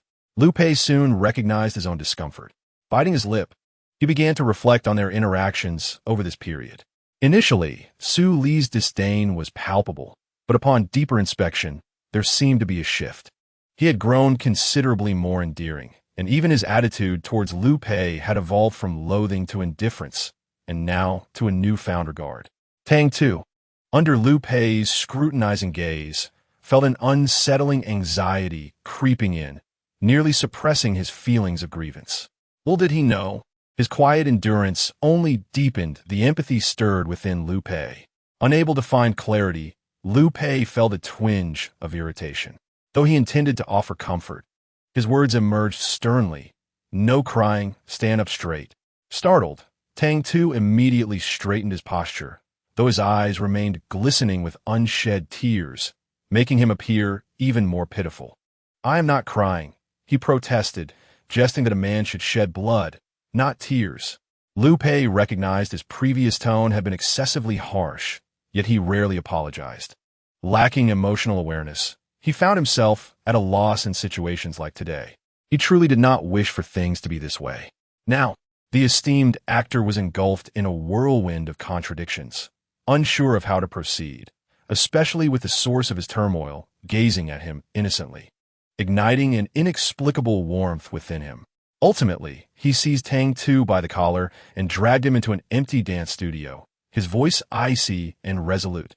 Practice dancing properly. Tang Tu, resembling a pitiable little quail, curled up in a ball. Suddenly, he heard the other party suggest practicing dance, and his eyes brightened instantly. Dance? I can do that. Just hand me a silver spear, and I shall perform splendid tricks. Liu Pei's lips twitched in disbelief as he gazed at him. Where on earth did this foolish creature come from? Chapter 153. the escaping artist in the entertainment circle. Eventually, Tang Tu grasped that Lu Pei wanted him to practice dance, not martial arts. Initially, he sulkily plopped himself down on the ground, appearing lethargic. However, upon noticing Lu Pei's unwavering gaze, he defiantly retorted, "No way. Even if you beat me to death today, I refuse to practice." Ah, this little fellow has quite a stubborn temperament. Lu Pei couldn't help but chuckle in exasperation. "I'll ask you one more time. Will you practice?" Tang Tu huffed, tilted his head, and dramatically flopped onto the ground, declaring, "No, I won't practice." When had Lu Pei ever encountered such a person? Aside from the gloomy days of his childhood, as he grew up, everyone had treated him with utmost deference. Tang Tu was genuinely the first of his kind. He took a deep breath, and after a long pause, spoke softly, "Very well." A chilling voice echoed from above. Startling at first, yet given this fellow's nature, Tang Tu felt certain he would relent. What was their relationship? They were sworn enemies. Even if he had saved Tang Tu's life, that would not change. With a look of resignation, Tang Tu watched as Lu Pei stormed out. Immediately, he broke into a victorious grin. "System, did you see? I won. Do you want me to praise you for being so brilliant? Do you recall the task you had forgotten about? Do you remember who the male lead of this mission is?" Tang Tu's insatiable desire to win shone through as he proudly declared, "Apart from winning or losing, everything else is trivial." No sooner had he spoken than Lu Pei, who had just left, returned this time with something in hand. A mere whiff of the aroma was enough for Tang Tu to discern that it was the delightful scent of crayfish. Tang Tu sprang upright, his eyes gleaming with eagerness. Resembling an adorable little puppy waiting to be fed, utterly charming and irresistible. Lu Pei's fingers twitched, but he ultimately restrained himself. The dance studio lacked extra tables. Yet such matters were inconsequential. His resourceful manager, Chi Ta, would surely have it all arranged. Soon, a table and chair appeared before Tang Tu. Lu Pei opened the takeout box, revealing a generous serving of crayfish, their vibrant color and tantalizing aroma utterly irresistible. "Do you wish to eat?" Tang Tu swallowed hard. Who could refuse such delectable crayfish? Lu Pei smiled, then danced. As he spoke, he peeled a crayfish for himself, savoring it slowly before continuing. "Once you dance to my satisfaction, this bowl of crayfish will be yours." Tang Tu replied, Lu Pei unwilling. "That's fine, just watch me eat." Tang Tu watched helplessly as one after another, the small crayfish disappeared into his stomach, nearly moved to tears. "Lu Pei, you are truly heartless. Do not push it too far." After hearing a series of sarcastic nicknames, such as Lu the Great Actor, Teacher Lu, and Idol Lu, he found that being called by his full name was the most pleasant. Lu Pei's mood brightened considerably, and the chill surrounding him dissipated. "I will grant you one more chance. Will you dance or not?" he said while continuing to peel the crayfish. However, this time, he did not consume the meat, instead placing it aside. Tang Tu swallowed hard. Such magical torment was unbearable. Just then, the manager brought over a large bottle of cola, smiling as he said, "I'll pay. I got you the cola you wanted. But why didn't you order beer with the crayfish? Isn't that the perfect pairing?" Lu Pei glanced at the dazed little fellow below him. His spirits lifted, even a hint of a smile gracing his lips. "This is a production set. We cannot be too indulgent. Cola will suffice." He raised the cola in his hand and asked, "Su Li, would you like some?" Tang Tu's tears of frustration began to trickle from the corner of his mouth. Chapter 154. The Escaping Artist in the Entertainment Industry Before Delectable Cuisine. Tang Tu gazed longingly at the succulent crayfish meat and the aromatic spicy broth. Merely catching a whiff was enough to leave him yearning for more. "I cannot think about it. If I do, tears will flow again." He closed his eyes and laid down on the ground, adopting a posture of despair that made Lu Pei chuckle. He stood up, not forgetting to grab a piece of peeled crayfish meat along the way. Lu Pei crouched down, brushing the crayfish meat past Tang Tu's nose, the rich broth dripping enticingly, with a droplet landing on Tang Tu's lips. In that moment, even death would not keep him from rising from his coffin. Seeing that the person he was trying to entice had finally opened his eyes, Lu Pei felt elated. "Want to eat?" The broth had dripped into his mouth. Who could resist such temptation? Tang Tu licked his lips, savoring the deliciousness on his palate, nearly brought to tears. "This is too cruel. I have never seen a male lead as merciless as you." With a smirk, Liu Pei's indifferent gaze softened with amusement. "If you wish to eat, rise and dance. If you perform well, I shall grant you the crayfish." Tang Tu fell silent, fixated on the piece of crayfish meat. After a moment, he whimpered, "Can I have a little deposit?" You see, when asking others to do something, it is customary to pay a deposit. My request is modest, just a taste. His eyes remained glued to the crayfish in Liu Pei's hand. Observing this, Liu Pei felt a flicker of mischief in his heart. He deliberately shifted his hand slightly to the side, and as expected, the foolish boy's eyes followed suit. It was genuinely amusing, akin to teasing a puppy. The smile in Liu Pei's eyes deepened, and he increased the distance of his hand's movement. Eventually, Tang Tu finally realized the predicament he was in. He glared at him. Baring his teeth, "Liu Pei, though I may not be a good person, you truly are a dog." Liu Pei lowered his gaze and smiled, "Come call out for me, and I shall reward you with 2 pieces of lobster meat." Tang Tu had never encountered such a person before. In his anger, he lunged forward. Caught off guard, Liu Pei was toppled. Tang Tu pinned down this extraordinarily handsome man, who, instead of meeting his gaze, fixated on the lobster meat in his hand. Then, with a swift motion, he devoured a piece of it. As Liu Pei held the lobster, Tang Tu not only savored the delicacy, but also inadvertently held onto his fingertip. The foolish boy's tongue was moist and soft. When it accidentally brushed against Liu Pei's fingertip, a shiver coursed through him. This sensation was so unusual that he found himself at a loss, staring blankly at his fingertip, ultimately feeling his cheeks flush and his earlobes redden. Meanwhile, Tang Tu was too preoccupied to notice this rare scene, his mind consumed with thoughts of lobster. With each bite, the flavor transported him to paradise. Yet, the portion was disappointingly small, merely 2 bites. He rolled his eyes and suddenly recalled the outrageous words Liu Pei had just uttered. Had this been before, he would have surely been incensed, but now, "If I call out, will you feed me?" Liu Pei's mind was still clouded, his thoughts lingering on the earlier sensation, so he was unaware of when he nodded. Our little Tang Tu took a deep breath, as if making a monumental decision. "Shall I begin? I will call out now. You may die. Oh, Emperor Liu." At that moment, an ill-timed, intruding manager burst through the door, startled to the point of losing his composure. Chapter 155. The escaping artist in the entertainment circle. 25. The manager, looking as if struck by lightning, took a moment to regain his senses. "I apologize for the interruption. Goodbye."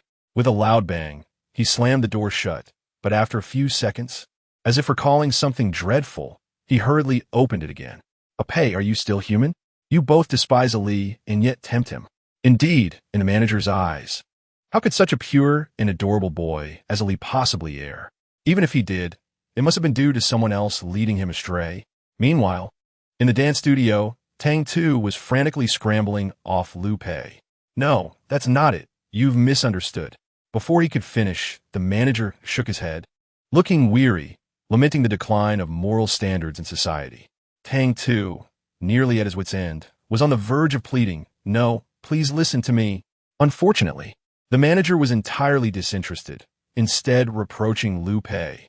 Tang Tu was in a panic, fearing that the little remaining 0.5 he had would be squandered as well. But as time passed, while the manager continued to chastise Liu Pei, the system inexplicably registered a decline in the danger level. Ding! Danger level decreased by 10. Current danger index, 895. Tang Tu. In a casual exchange, the system quipped, "Have you turned mischievous again?" The system, with a cold chuckle, reassured, "Rest assured, even if the male lead goes astray, I shall remain untainted." At this, it broke into a sly grin, adding, "Good luck, Tuesday." Tang Tu swallowed hard, stiffening his neck as he turned to find Liu Pei in high spirits. The aloofness in his eyes considerably softened. The agent rambled on, and while Tang Tu didn't ignore him, his response was one that could easily drive a person to exasperation. "Agent Pei, be reasonable. Ali is so innocent." Liu Pei, seemingly indifferent, paid no heed to the agent's words. The agent nearly choked on his frustration, lamenting, "It's my fault for not teaching you better. I thought you were different from those scoundrels. Clearly, I was mistaken." All men are alike, and the few who are not are hanging on the wall. As he grumbled, Lu Pei's attention was captured by Tang Tu, who was secretly indulging in a small feast of crayfish. The foolish boy's eyes had narrowed in delight, providing quite the amusement. With a slight darkening of his gaze, Lu Pei seized the opportunity and whisked away the plate of crayfish. Just as Tang Tu was savoring the dish, he lowered his head and exclaimed, "Where are my crayfish? I had such a large plate." Lu Pei inquired, "Do you wish to eat?" Tang Tu yearned to maintain his pride and declare he wouldn't eat, but the allure of the crayfish was simply too irresistible. What was pride compared to the delightful taste of crayfish? "Speak, what are your terms?" Lu Pei simply replied, "Sit down." Obediently, Tang Tu complied, and Lu Pei remained silent, merely extending his long, fair hands to peel the crayfish. Having learned from previous experiences where Lu Pei consumed all the peeled meat himself, Tang Tu hesitated, staring at the succulent morsel by his lips, uncertain whether to indulge. Lu Pei's voice was devoid of warmth, appearing as detached as ever. "Not eating? The meat is right there. Why hold back now? Eat." The agent, mid-sentence, turned to see the two rekindling their camaraderie. As Lu Pei continued to peel the crayfish, he casually remarked, "Go on, keep talking, I'm listening." After the crayfish incident, the relationship between Lu Pei and Tang Tu grew increasingly intricate. What had once been the agent's sole responsibility of providing treats transformed into Lu Pei's domain. Snacks, milk tea, cola, and even barbecue delights became commonplace. And to add to the extravagance, a variety of soups, chicken, duck, and pork rib were introduced. The breakfast offerings became diverse and plentiful, and soon, all the competitors recognized that a true gourmet resided among them. Whatever one desired to eat could be found through him. "Lee, my dear little Lee, do you have any chocolate over there?" "Darling Lee, how about fries, burgers, or barbecued meat?" In the vibrant realm of camaraderie, Su Li jestingly exclaimed, "If you can procure a beer for me, I shall immediately kneel before you." Tang Tu, taken aback, felt that kneeling was entirely unnecessary. The mere mention of such acts as kneeling, burning incense, or offering tributes sent shivers down his spine. "Do you truly believe I possess an abundance of resources here? I am simply a glutton, and my friend discreetly provided me with some snacks." The competitors were well aware that Tang Tu's participation was an unexpected twist. His friend was likely a staff member, yet such audacity was indeed rare. If they were a mere employee, getting caught might result in losing their job, but, as it appeared, not only had they retained their position, but the feeding had escalated. Being adults, they swiftly discerned the underlying intentions. "Shaoli, do confide in us. Does your friend hold a high position?" Tang Tu shook his head, clarifying that his friend was not a senior figure, and reassured them, "Rest assured, I have no interest in debuting. You all have consumed my snacks, so during the competition, you must exert yourselves even more. Otherwise, there will be no more treats in the future." As he spoke, they did not shy away from the implications, consequently capturing the attention of the live audience, leaving viewers astonished. Time is a merciless blade. What is this? He looks so adorable, yet he has no desire to debut. I can't help but cry. For some reason, the more Su Li wishes to avoid debuting, the more uncontrollable my voting hand becomes. "Sisters, let us cast our votes. One for you, one for me. And Li Li will debut tomorrow." Chang in Streets You humorously remarked, "I'm dying of laughter. Our little Su Li remains so naive. Does he truly believe that if he works less than others, he can avoid debuting? Enough of this. I'm off to vote." Some regarded Tang Tu's words as mere jest, a source of amusement, while others seized the opportunity to criticize him. "You ever kind-hearted," quipped, "clearly, he is crafting a persona to facilitate his debut, yet so many fall for it. Let us not forget those eliminated contestants who could easily claim he has connections." Controversy was commonplace, but Tang Tu remained unfazed. His primary concern lay with the competitors who had enjoyed his snacks. Payments were required. With a playful tone, he declared, "Each one of you must pay for my treats. A piece of chocolate cost $20. The others widened their eyes in disbelief. "Are you extorting us?" Tang Tu flashed a grin, unconcerned with appearances. "Friend, today I shall enlighten you on the harsh realities of society. Opportunities do not simply fall into one's lap. Come now, cash in hand, goods in hand. His avaricious demeanor elicited both amusement and annoyance from the other competitors. Suli, I can part with $20 for a piece of chocolate, but I have another request. This contestant beamed brightly. $100, and I want to see you catch a blade with your bare hands. Boys engage in playful banter, and unless distorted by external forces, it is a source of joy. Tang Tu, feeling no offense, responded with gleaming eyes. Ah, dear friend, you're so generous. How about this? I'll also show you how to break bricks with my bare hands. Upon hearing this, the contestant found it amusing and replied, Sounds good. But just as I was about to add more, he suddenly froze, his body stiffening as if time had stopped. The scene was rather peculiar. Upon witnessing it, the other competitors turned their heads in unison, resembling a flock of chicks startled by an eagle, their fur standing on end in sheer fright. Good day, Teacher Liu. Farewell, Teacher Liu. Chapter 157. The escaping artist in the entertainment industry Tang Tu clutched a piece of chocolate, his handsome face a picture of confusion. Standing there like a lone figure amidst a chilling breeze, evoking a sense of desolation. The audience in the live stream was on the verge of laughter. What was this? The illustrious actor Liu had crushed his dreams of sudden wealth. This situation had escalated significantly. Liu Pei narrowed his eyes, his gaze somewhat unfriendly. Selling chocolate? Tang Tu quickly concealed the chocolate, aware of the cameras around him, and dared not speak out of turn, fearing the discovery of something amiss. He could only utter, The contract didn't state that I couldn't engage in small business ventures. He resembled a little squirrel hoarding food, his nervous demeanor rather endearing, almost inviting playful teasing. The chocolate was given to him by Liu Pei, who was fully aware of his clandestine dealings, and had come over to deliberately scare him. Hand it over. Tang Tu was flustered. He wanted to assert that the items belonged to him without reason for reclamation. No, this is mine. Liu Pei smirked, his smile cool and teasing. If I discover it, it becomes mine. With that, he seized Tang Tu's hand and forcibly took the chocolate from him, reminding him to maintain his weight during the competition.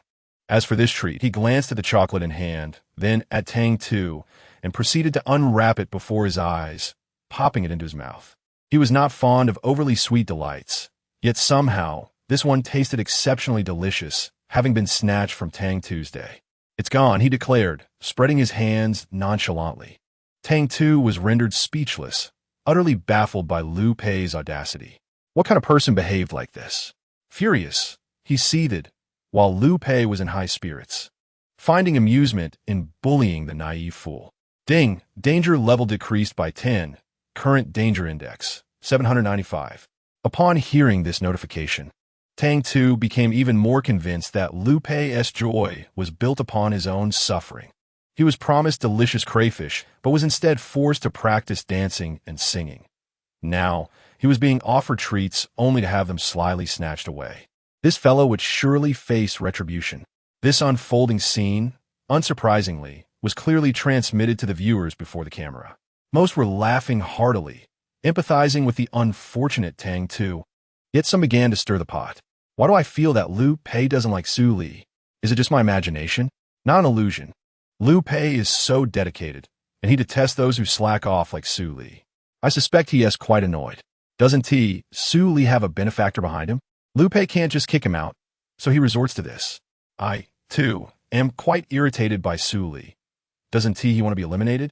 Hurry up and let him be ousted. He shouldn't occupy a spot meant for those with dreams. It's truly heartbreaking for our dear Liu. The matter quickly became a trending topic, and discussions regarding Su Li's expulsion from the talent show erupted. The outside world buzzed with excitement, as if they were personally involved. Just then, the seldom active Liu Pei unexpectedly appeared on Weibo. Liu Pei tweeted, "No dislike. Lily is adorable, especially when she snatches my food." This tweet left the fans of the acclaimed actor utterly stunned. The first commenter, Mrs. Liu, exclaimed, "What does this mean? Are you saying she will snatch from you again?" Another user, known as Golden Pei in a book, chimed in, "How audacious. Brother, just admit you enjoy it. Lily is already so pitiful. Why steal her food? Next time, make her cry from the snatching. Now, that would be delightful."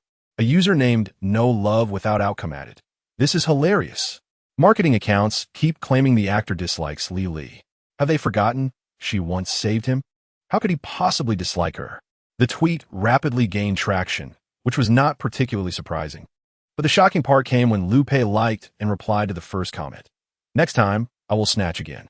Chapter 158. The escaping artist in the entertainment industry. While Lu Pei was vigorously making his moves outside, Tang Tu remained blissfully unaware.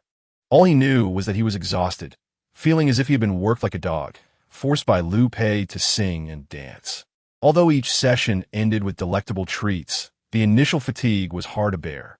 One day, Tang Tu was so drained that he lay motionless on the ground. Not even the most enticing delicacies could tempt him to move. Lu Pei frowned. The workout was intense, yet not to the point of exhaustion. This fool had simply not exercised enough. After just 2 or 3 hours, he was already worn out. Get up, continue, Lu Pei commanded. Tang Tu's face paled. He realized Lu Pei was deliberately tormenting him under the guise of training. Who could endure 2 to 3 hours of continuous training without a break? He was human, not a machine. I refuse. Tang Tu began to act defiant, unmoved by Lu Pei's words or his increasingly displeased expression. Even if the king himself were to appear today, he would not continue. Tang Tu's anger escalated, his chest heaving. Initially, Lu Pei regarded him as a weakling and bent down, coldly gripping his chin, ready to mock him. However, he suddenly noticed the intensity in Tang Tu's eyes, which burned with vibrant anger. Unlike his usual indifferent gaze, Tang Tu's eyes were aflame with passion, so much so that fiery could aptly describe them. If Tang Tu knew that Lu Pei perceived him this way, he would surely be infuriated. What was fiery? That was unbridled rage. Is this all you can muster? Tang Tu was on the verge of exploding, forgetting to shake off Lu Pei's hand as he exclaimed, Lu Pei, it's been nearly 3 hours. You haven't given me even a 5-minute break. I am a human being. Lu Pei looked at him and replied nonchalantly, I used to train for 5 hours. Tang Tu was momentarily speechless, muttering under his breath, beast. No, even the livestock are not as terrifying as him. The old ox, while toiling in the fields, could be worked to death. Yet he nonchalantly speaks of 5 hours as if it were nothing. The two were in close proximity, and despite Tang Tu's attempts to speak softly, Lu Pei could hear him clearly.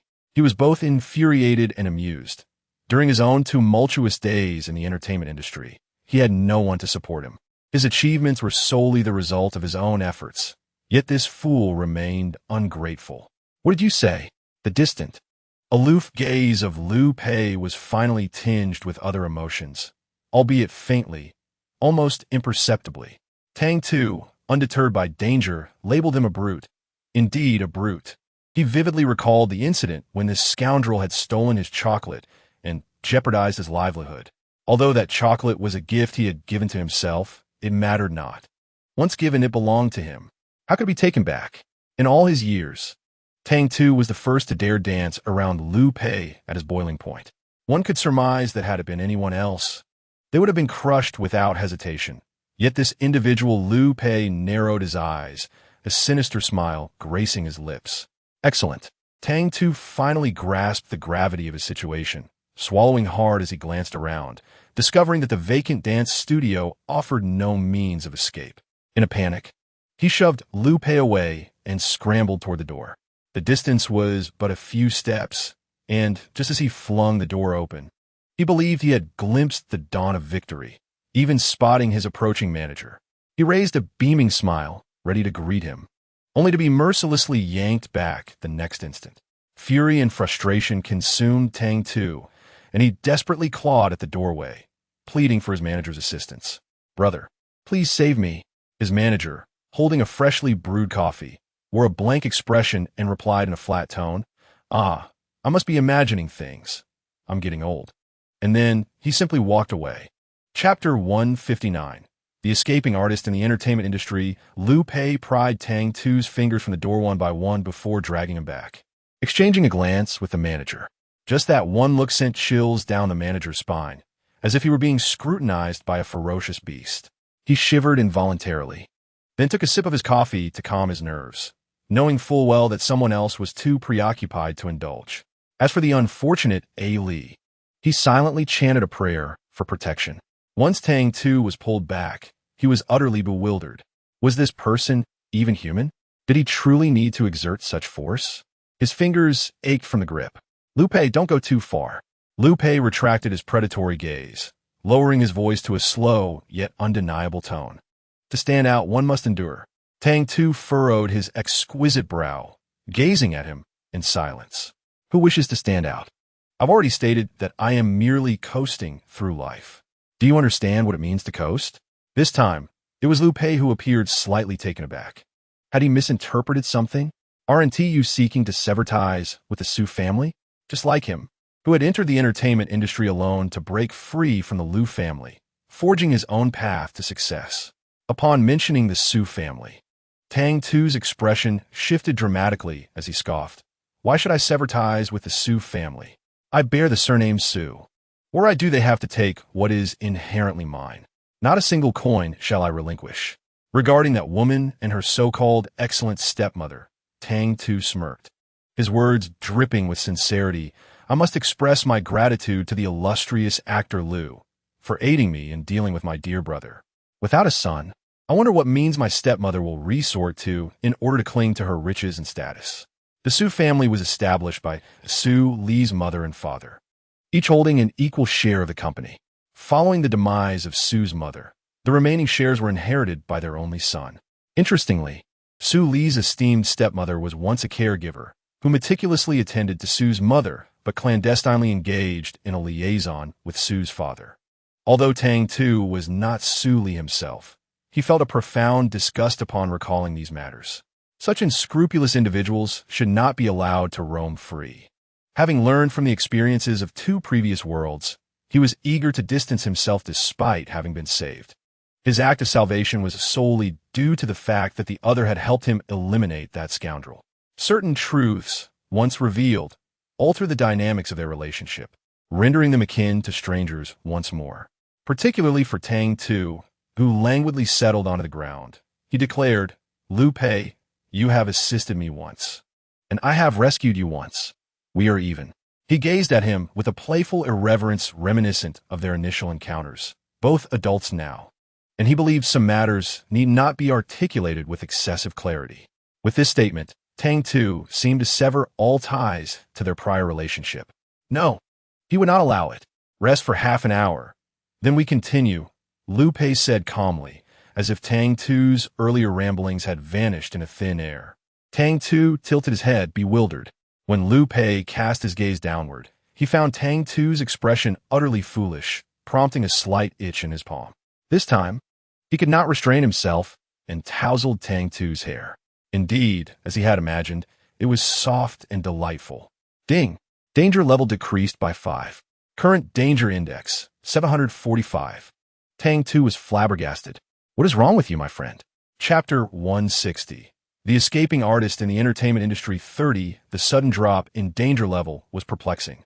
And coupled with Lu Pei's bizarre actions, Tang Tu was startled into leaping to his feet. He ran. Yes, he fled, fearing that the male lead might turn again. He deemed it prudent to make his escape. Just moments ago, he claimed to lack strength, yet now he sprinted like the wind. Lu Pei did not pursue him, calmly watching him depart, for he required time to ponder the peculiar changes he had been experiencing, particularly in his interactions with Tang Tu's day. His manager had not strayed far. Upon seeing Tang Tu bolt, he rushed back with a coffee in hand. Hey, Lu Pei, how did you scare him away? Aren't you going to chase after him? Lu Pei remarked indifferently. There's nothing worth pursuing. Until the situation is clarified, any pursuit would merely maintain the status quo, which holds little significance. The agent stroked his chin, sensing something peculiar in Lu Pei's words. He realized. It was the glimmer in Lu Pei's eyes, despite his cold demeanor. His gaze was fixated on someone. Upon returning to his senses, he noticed that Xiao Li had already distanced himself. Upon mentioning this, he saw Lu Pei standing there like a stone statue, gazing at a distant spouse, and asked, What have you done to frighten a perfectly good child like that? Lu Pei wished to sever ties with me. The agent, puzzled, queried why. This is a movie emperor. Countless individuals strive to be associated with him. Yet Xiao Li seems disinterested. This was unusual. A normal person would cling to such a prominent figure. Was it possible that this fellow had committed some egregious act? Liu Pei narrowed his eyes and suddenly recalled the sensation of Xiao Li's hair beneath his fingers moments ago.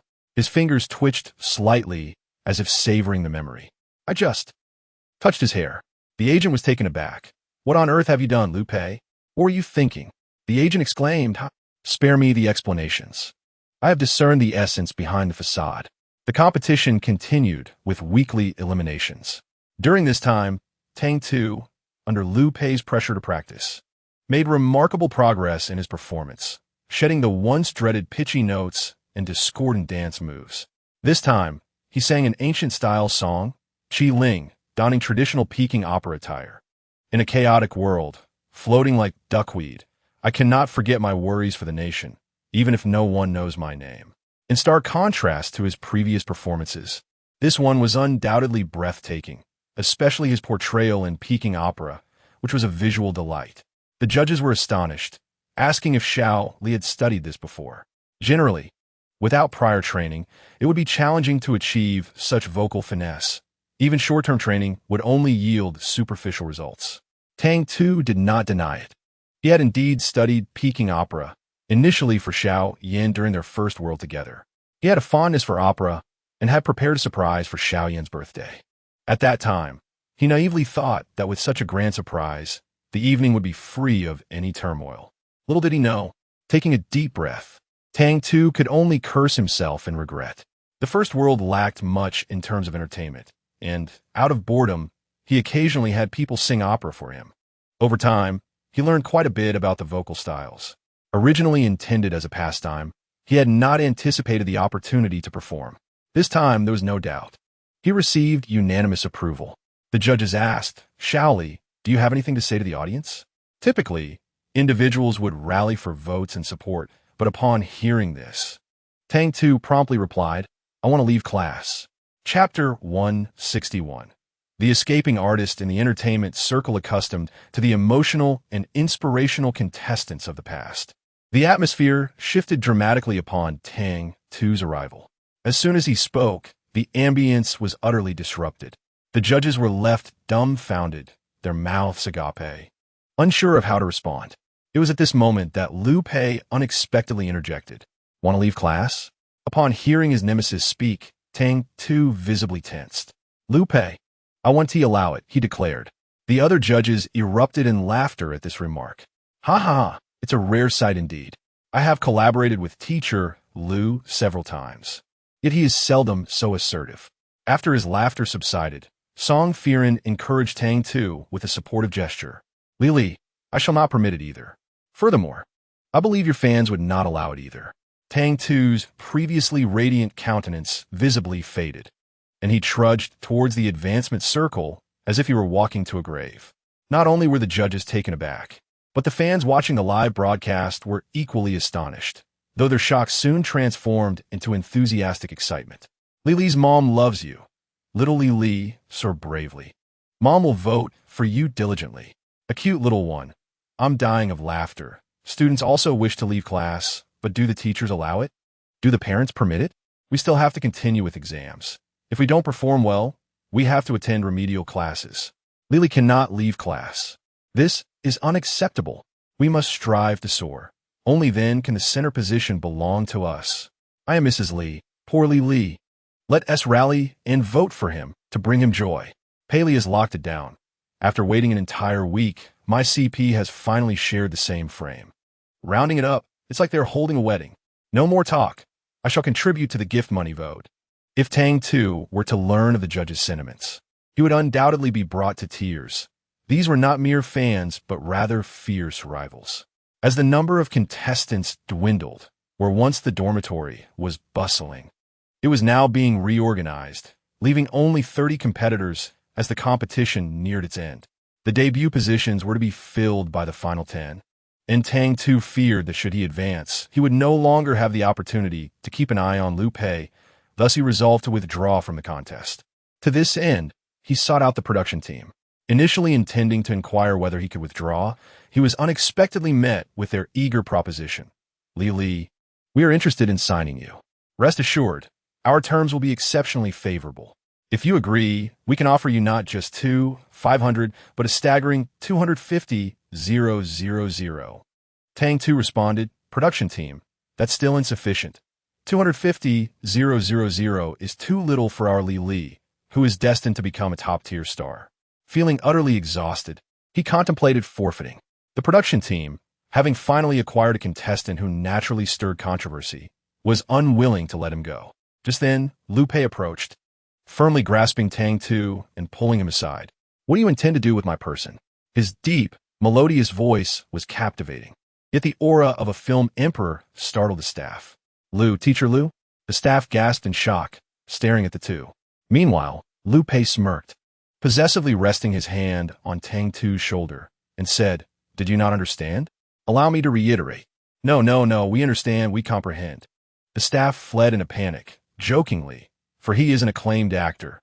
They must have been insane to contend for him. However, why did the actor not reveal this sooner? Had he done so, Tang Tu's ranking could have advanced considerably. With a stern expression, Tang Tu brushed off a large hand resting on his shoulder, expressing gratitude for the timely intervention. Liu Pei observed his own hand, narrowing his eyes, and inquired, Are you seeking them for something? Upon reflecting on his desire to depart, he added, Do you wish to terminate the contract? Tang Tu responded, Is that not permissible? Liu Pei's eyes dimmed momentarily before a faint smile graced his lips. Of course it is not, he mused. If he ran away, he would have to pursue him, and it would be far more prudent to keep him close from the outset. Indeed, after several days of contemplation, the esteemed actor had come to this realization. Individuals as lively and spirited as Li could not be easily captured. One must lay traps to entice him into a snare, ensuring that once ensnared, there would be no escape. He would belong to him. Chapter 162. The escaping artist in the entertainment industry. There is no wall that does not allow the passage of wind. Soon enough, rumors regarding the relationship between Tang Tu and the actor began to circulate. While Tang Tu remained blissfully ignorant during the audition period, Liu Pei was not so fortunate. Fully aware of the gossip, he chose to adopt a stance of neither denial nor affirmation, a stark contrast to his previous conduct. In the past, before rumors could even take root, the studio would have issued a warning. Yet this time, the trending topic had remained prominent for several days without any response from the studio, an unusual occurrence that incited unrest among fans. Rational fans supported all of Liu Pei's actions, provided they did not breach moral or legal boundaries. After all, the actor was 27 years old, and it was entirely natural for him to engage in a romantic relationship.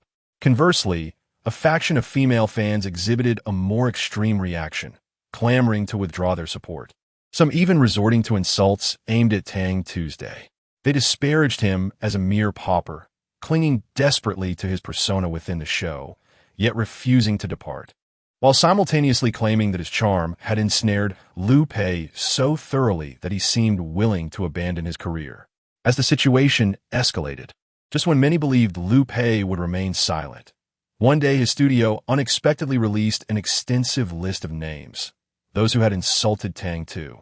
This move left the onlookers utterly astounded. A delighted young girl exclaimed, What? The actor's studio is assisting in taking legal action against Su Li's detractors? What a bewildering maneuver. Another chimed in, This is hilarious. Those detractors insisted that our Li was merely riding on the coattails of fame. What do they say now? A third comment read, Cover your mouth to suppress the scream. My goodness, is the couple I ship truly real? Rounded to the nearest whole number, I am essentially married. I cannot handle this. I must cool down and cast my vote for Li. Once again, it was a day filled with ardent support. Let us keep shipping. All day long, all we do is ship. Have the data been compiled? Have the votes been cast? Tang Tu being criticized has nothing to do with our data efforts. Let us rally, sisters, and ensure Li claims his rightful place in the spotlight. If Tang Tu were aware of the fervent support from these fans, he would undoubtedly feel immense gratitude to his ancestors. No matter how tumultuous the outside world may be, the show must go on. Facing the remaining 30 contestants, they strive to ascend, while Tang Tu lounges lazily, indulging in snacks, despite the others adhering to strict diets. The sight of his unabashed enjoyment incites resentment among the other competitors. Come on, Tang Tu, just be a decent person, they implore. Chewing a lollipop, Tang Tu innocently retorts, "Should I leave then?" The other contestants, upon hearing this, promptly flung open the door to the dance studio, mimicking a slow, dismissive farewell. With gleaming white smiles, they mockingly chorused, "Farewell then." Before Tang Tu could take a step out, they had already pushed him outside. Caught off guard, he yelped as he stumbled, landing squarely in Lu Pei's embrace. Lu Pei welcomed him with open arms, a smirk playing on his lips. "How careless of you." Truth be told, Lu Pei's intentions were glaringly apparent, so much so that even the production crew noticed.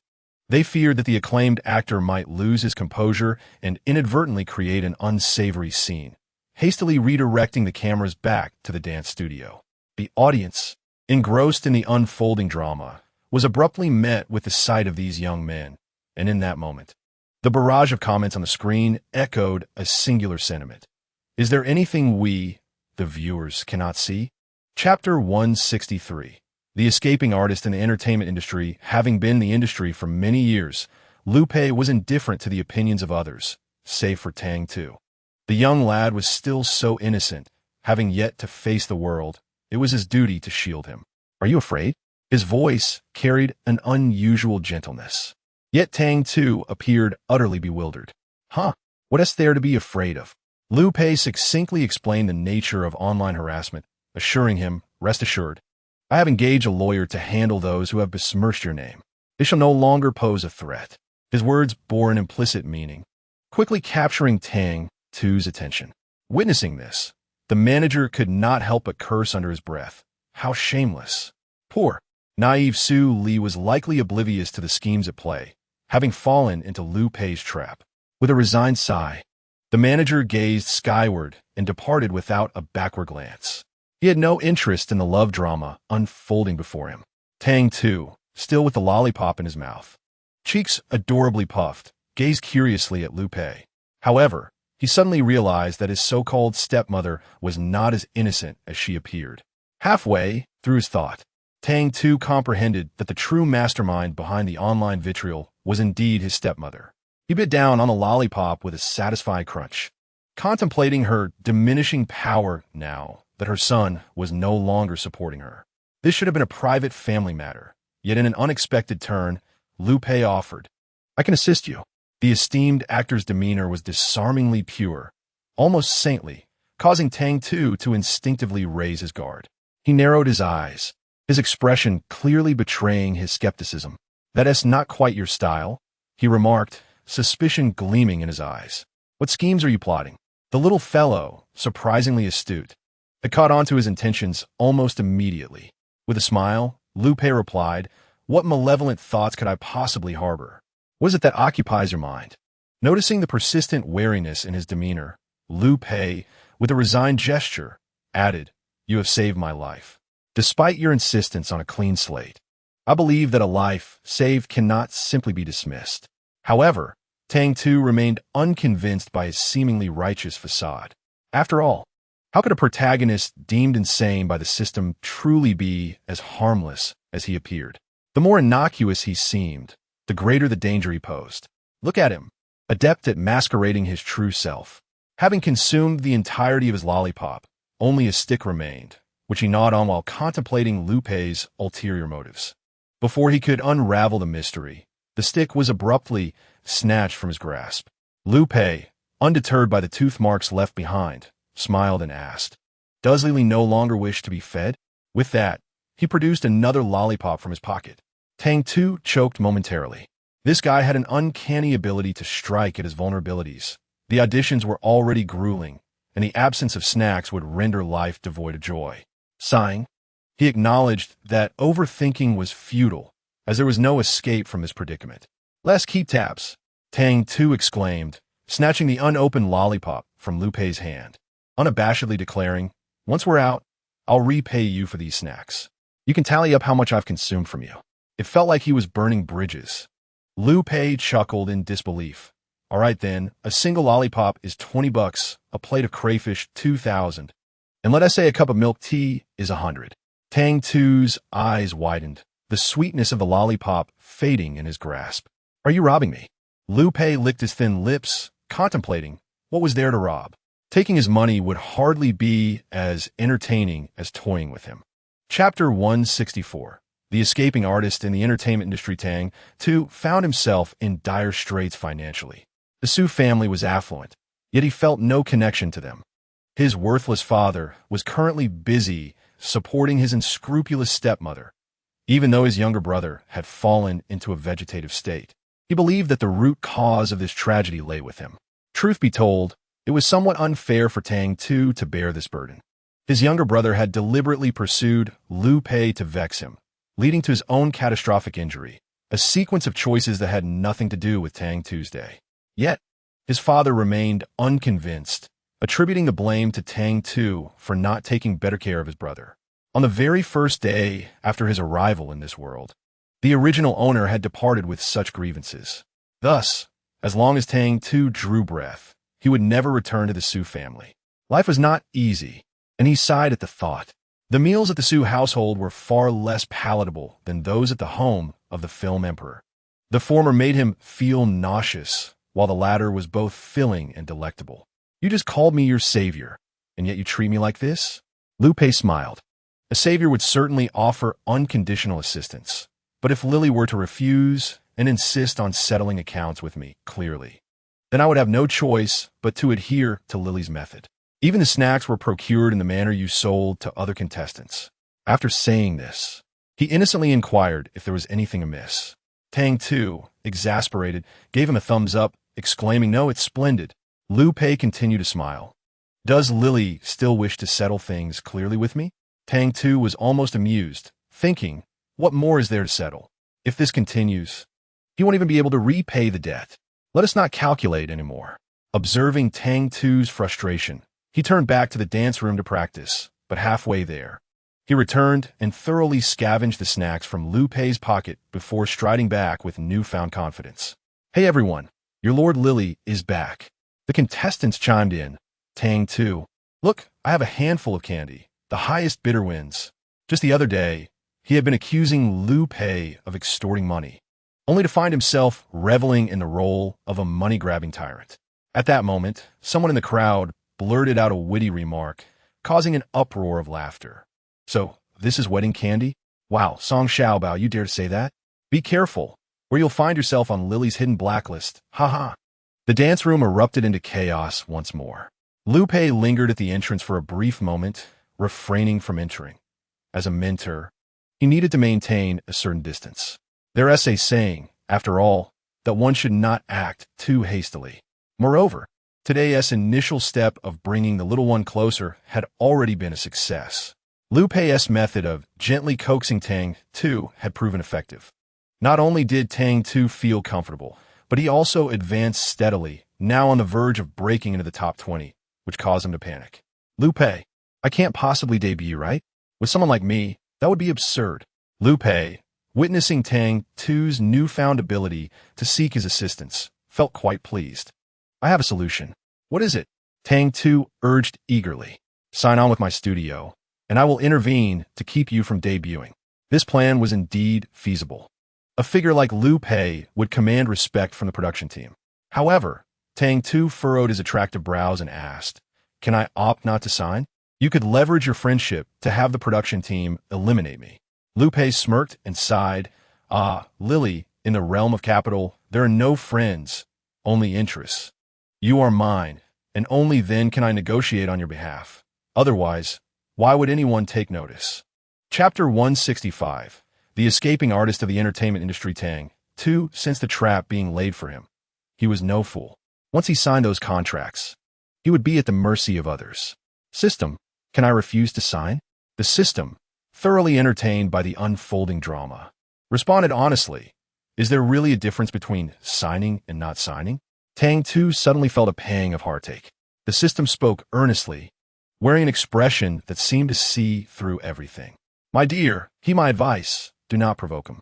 If you obediently follow his words, perhaps you can whisper sweet nothings, and this matter will pass. If you resist, just think back to your past life, locked away in a dark room with a little golden chain binding you. Tang Tu, initially hesitant, felt a surge of rebellion upon hearing these words. Whisper sweet nothings. When your organization first approached me, You mentioned this was a world of romance, primarily featuring male and female leads. So, your romantic world relies solely on me, a man, to sell my charm?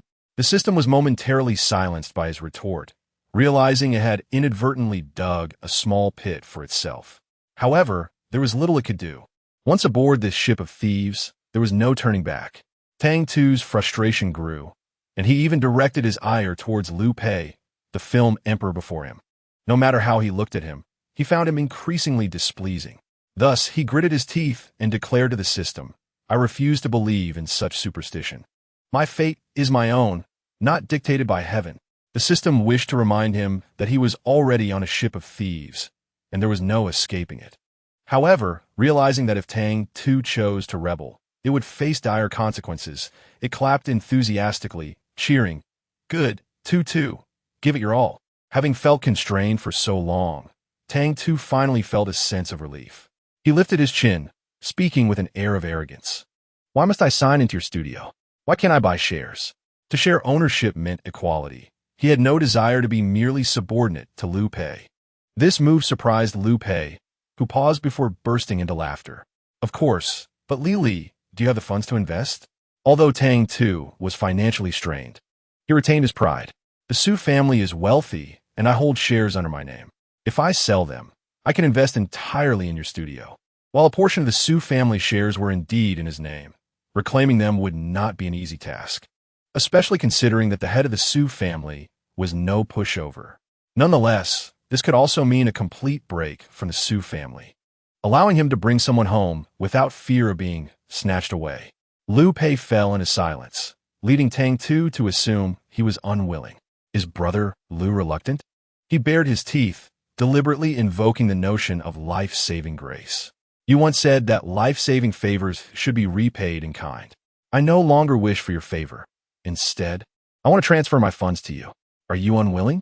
When Tang Tu adopted a sarcastic tone, he particularly enjoyed calling him brother. Liu Pei chuckled softly, a glimmer of affection in his eyes. "Willing, of course. As long as we sign that contract, we shall be bound together, never to part in this life or the next." Understanding that Tang Tu did not wish to entangle himself with him, Liu Pei lowered his gaze, calculating his next move. "I fear Li may have second thoughts." The tactic of incitement, when employed correctly, could prove effective at any moment. Tang Tu felt a rush of urgency. Who would back out? "Those who do are nothing but puppies." Liu Pei remarked, "What good is being a puppy? Anyone who backs out will leave in disgrace." Tang Tu was taken aback. This was rather ruthless. "Wait a moment. We are signing a contract now, not a prenuptial agreement. Where does the notion of leaving with nothing come from?"